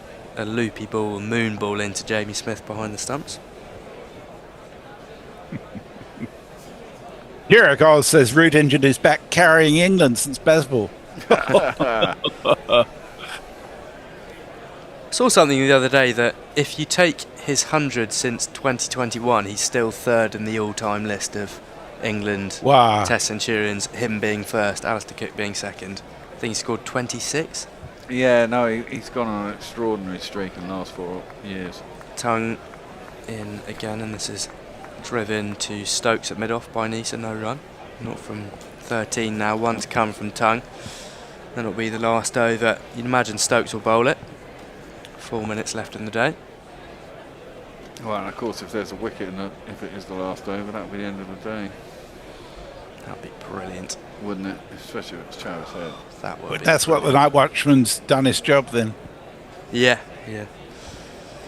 Well, he'll want a single here, but the field is still out for the short ball. There's a deep mid-wicket. Sort of anywhere on the leg side, and Nisa can stroll through for a single, Tongue in and bowls it straight, and Nisa clips it out to that deep mid-wicket and will walk through for a single. Not the cleverest cricket there from England. You've seen it quite Where a lot. have I heard that before? Yeah. Don't understand why you're giving him a single there when you could have 6 at Travis Head. Anyway, end of the over, 166 for 2. Kirikov says Nisa has 5 first-class centuries more than England's number 3. Yes. Speaking of letterbox blowing up, Extra Fluffo says the tip of my left ring finger is probably still in Mr. Hoskins' letterbox. Fatima Azure says Australia is showing us how to leave the goddamn ball. We should be grateful for the lesson. And Whitehouse has agreed shocking bowling, not bowling at Nisa's stumps. Platinum Azure says, I feel like I could bowl Nisa out just by sheer accident as long as I aim at the stumps. Stokes to Nisa, finds an edge, wraps him on the hand, or maybe that was the elbow. Nisa immediately chucks his bat to the ground. Landed short of slips, and Nisa's walking over to square leg. He's taking his glove off and flexing his hand. Looks in serious discomfort. Oh, came off the shoulder of the bat onto his forearm. Aye. Just right where his elbow is. Aye. Painful. Nice ball from Stokes, actually angled in. This will be the last 5 left in the day, and I just do not understand why there was. There was a bit of glove there as well. If his bloody elbow hadn't gotten in the way, it'd have been caught behind. Why are you giving this England? Why he's facing this ball in the first place is beyond me. Well, it's never a bad thing to try and get him out. I prefer to try and get Travis Head out tonight. Well, I would too, but the chance of actually getting him out is pretty slim, isn't it? Although he's looked pretty tired, I would say, in the last few overs. He's played a few tired-looking shots, full shots. He hasn't had much to strike. Nisa 1 from 15. Head's there on 91 from 87. Looks like he's in a lot of pain. If he walks off injured, is that end of the day? I don't know, actually. I doubt it. Because he could easily do that if that was the case. Yeah, but then he wouldn't be able to come back and bat until later, would he? I don't know what would happen. Well, looks like he's just okay. Just going to carry on. If I was Stokes, I'd be bowling exactly the same ball again. Yeah. Followed by a Yorker or something. Yeah, physio is still out there with a couple of 12th men. Travis Head has come over to see how Nisa is. He picking up his helmet. Looks alright. Looks like he doesn't need the tape. Just going to go back. The umpires are flicking the bails off. So what's happened? Has he gone off injured? What the fuck's happened there? Maybe he's just saying. Well, he just seemed to point off like he wanted to go off. Yeah. What is that about? Yeah, he's walking off accompanied by the physio. I think Travis Head's holding his bat for him. That's stumps on day 2. Australia 166 for 2, still trail by 218, but England will be disappointed. Well, hold on a minute. This is getting weirder and weirder. He's either injured, in which case he shouldn't be able to come back in the morning because he's gone off injured. Let me have a look. Or he's okay to carry on batting, in which case they should have finished the over. But we have not had a clear indication because I don't know if he's that injured. He looked like he was about to pick up his gloves and go back to bat, and then it just pointed and said, let's go off. But you have to finish the over just because time runs out. It doesn't work like that. No, it is weird. I think if that is the case, that'll be it's raining. It started to rain. That's what Cricket Info says, match delayed by rain. So presumably it just started spitting with rain, and the umpire said, yeah, let's get out of here. Let's get out of here. Oh, well, fair enough. Well, I suppose we got Labuschagne out at the end of the day, so that helps things along. And Nisa is a night watchman. But, England have got to come back. They've got to sit down overnight, have a bloody good chat with themselves and go, what are we going to do to get wickets tomorrow? Because we bowled like shit today. Someone's got to get in Potts' ear and tell him to actually bowl the ball rather than put it up there. Well, you've got to feel for Potts coming in. I do feel for Potts, but you looked at some of those balls. It wasn't like he was going through with his action. It was almost like he was just putting it up there with no real venom. 7 overs, 58 runs for no wicket, going at 8.3. This Potts cast 9 overs for 43, no wicket. 1 maiden. Tongue 10 overs for 31. He's looked all right. And Ben Stokes 8 overs, 2 for 30. He'll bowl the first 5 tomorrow morning because after the 1 ball of the final over, Michael Nisa wrapped on the forearm, and then in the end the umpires taken off for rain. Joe Root earlier in the day 160. Great innings. Great innings. Harry Brook got 82. Smith got a 46. So that was some good scores from England, but they kind of feel that they left a few runs out there. And again, they'd have been a bit upset that they had to go off yesterday when they were 211 for 3 and looking like they were going to, you know, wrap on to yesterday and get some big runs. It was curtailed and Brook was out quite early this morning, which was a bit upsetting. But hey, such is life. Stokes got reviewed and caught behind, didn't he? Yeah, another bit of naught. I wouldn't say it's controversy because it did look out, but again, Snicko was a frame behind, so didn't really align a fine spike, but it couldn't have hit anything else. There was a suggestion of an elbow. Stokes was quite frustrated when he came off, but looked all right to me. Just a couple of messages before we close. Mog says, I didn't blow up letterboxes, but I did get arrested for throwing water bombs at cars. Of course you did, Mog. Good work. Platinum Azure says, Stokes has all the wickets and has done all the actual work this innings. I think that's not far off the truth, to be honest. Platinum Azure says, there's no retired injured, right? Just ill or retired out. No, you can be retire hurt and come back later when there's another wicket. Yeah. If that happens. But if he's retired hurt, he shouldn't be out coming tomorrow morning. That's the point. But he hasn't. It's definitely raining. Okay. Nisa is tough as heck. Born in Pretoria, raised in Broadbeach. Yeah. And Kiriko says, excellent job today, all. Enjoyed your commentary. Thanks for taking my banter with good humour. My pleasure, our pleasure, Kirikos. It's been good to have you aboard. Indeed. And Mayank says, some of the best banter and commentary in a long time. See you all early tomorrow. Yes, a reminder, we start half an hour early tomorrow to make up for lost time. We'll see you then. I'm about to record a summary of today with Ed, and that'll be up in about 90 minutes on our YouTube channel if you want to catch up on that. Is this today? No, that's just try. How many? Do you know how many runs were scored today? Oh shit! So 100. Good question. England started at 211, didn't they? Yes. Yes. 211. So 173 plus 166 is 340. Oh fuck. 173. Sounds about right. Yeah. Sorry, what did you say? 339. 339. No one there close though. Fuck close. me. G-Man Vancouver had 341. And 329. Wow. Yeah, 329. A lot of entries today, actually. Well done, Pete. Just check that when we get off air, Bear, but I think we're right. No, Ed's done a count. He's good. Oh, good. So, the GPL will be live again tomorrow.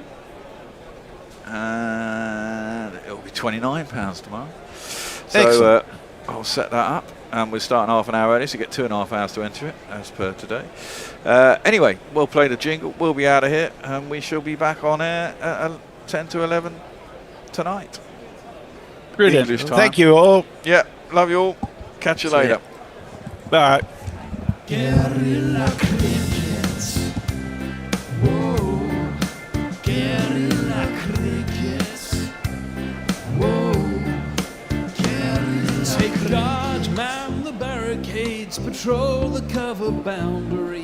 At last the time is come, this is a cricketing emergency.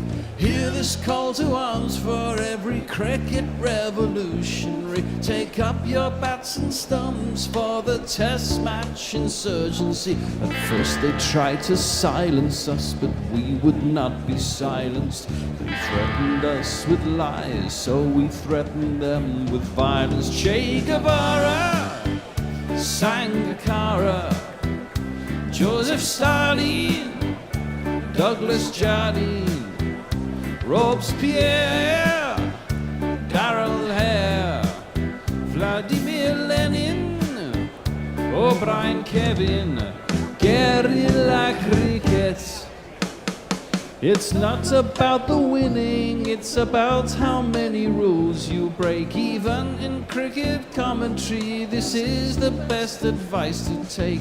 Pick guerrilla cricket, it's the finest choice you'll ever make. There's so much more to cricket than rev counters and a slice of cake. At first they tried to sanitize us and clean up our act, but people like it filthy, and we know that for a fact. Fidel Castro, Lenny Pascoe, Carlos the Jackal, Umar Akmal, Mahatma Gandhi, Grant and Andy, Brendan Behan, Austin Ian, Guerrilla Cricket.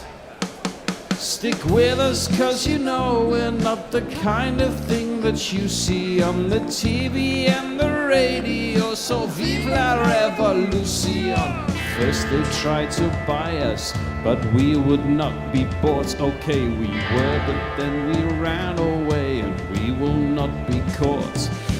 We would not give up the ghost when they left us all for dead.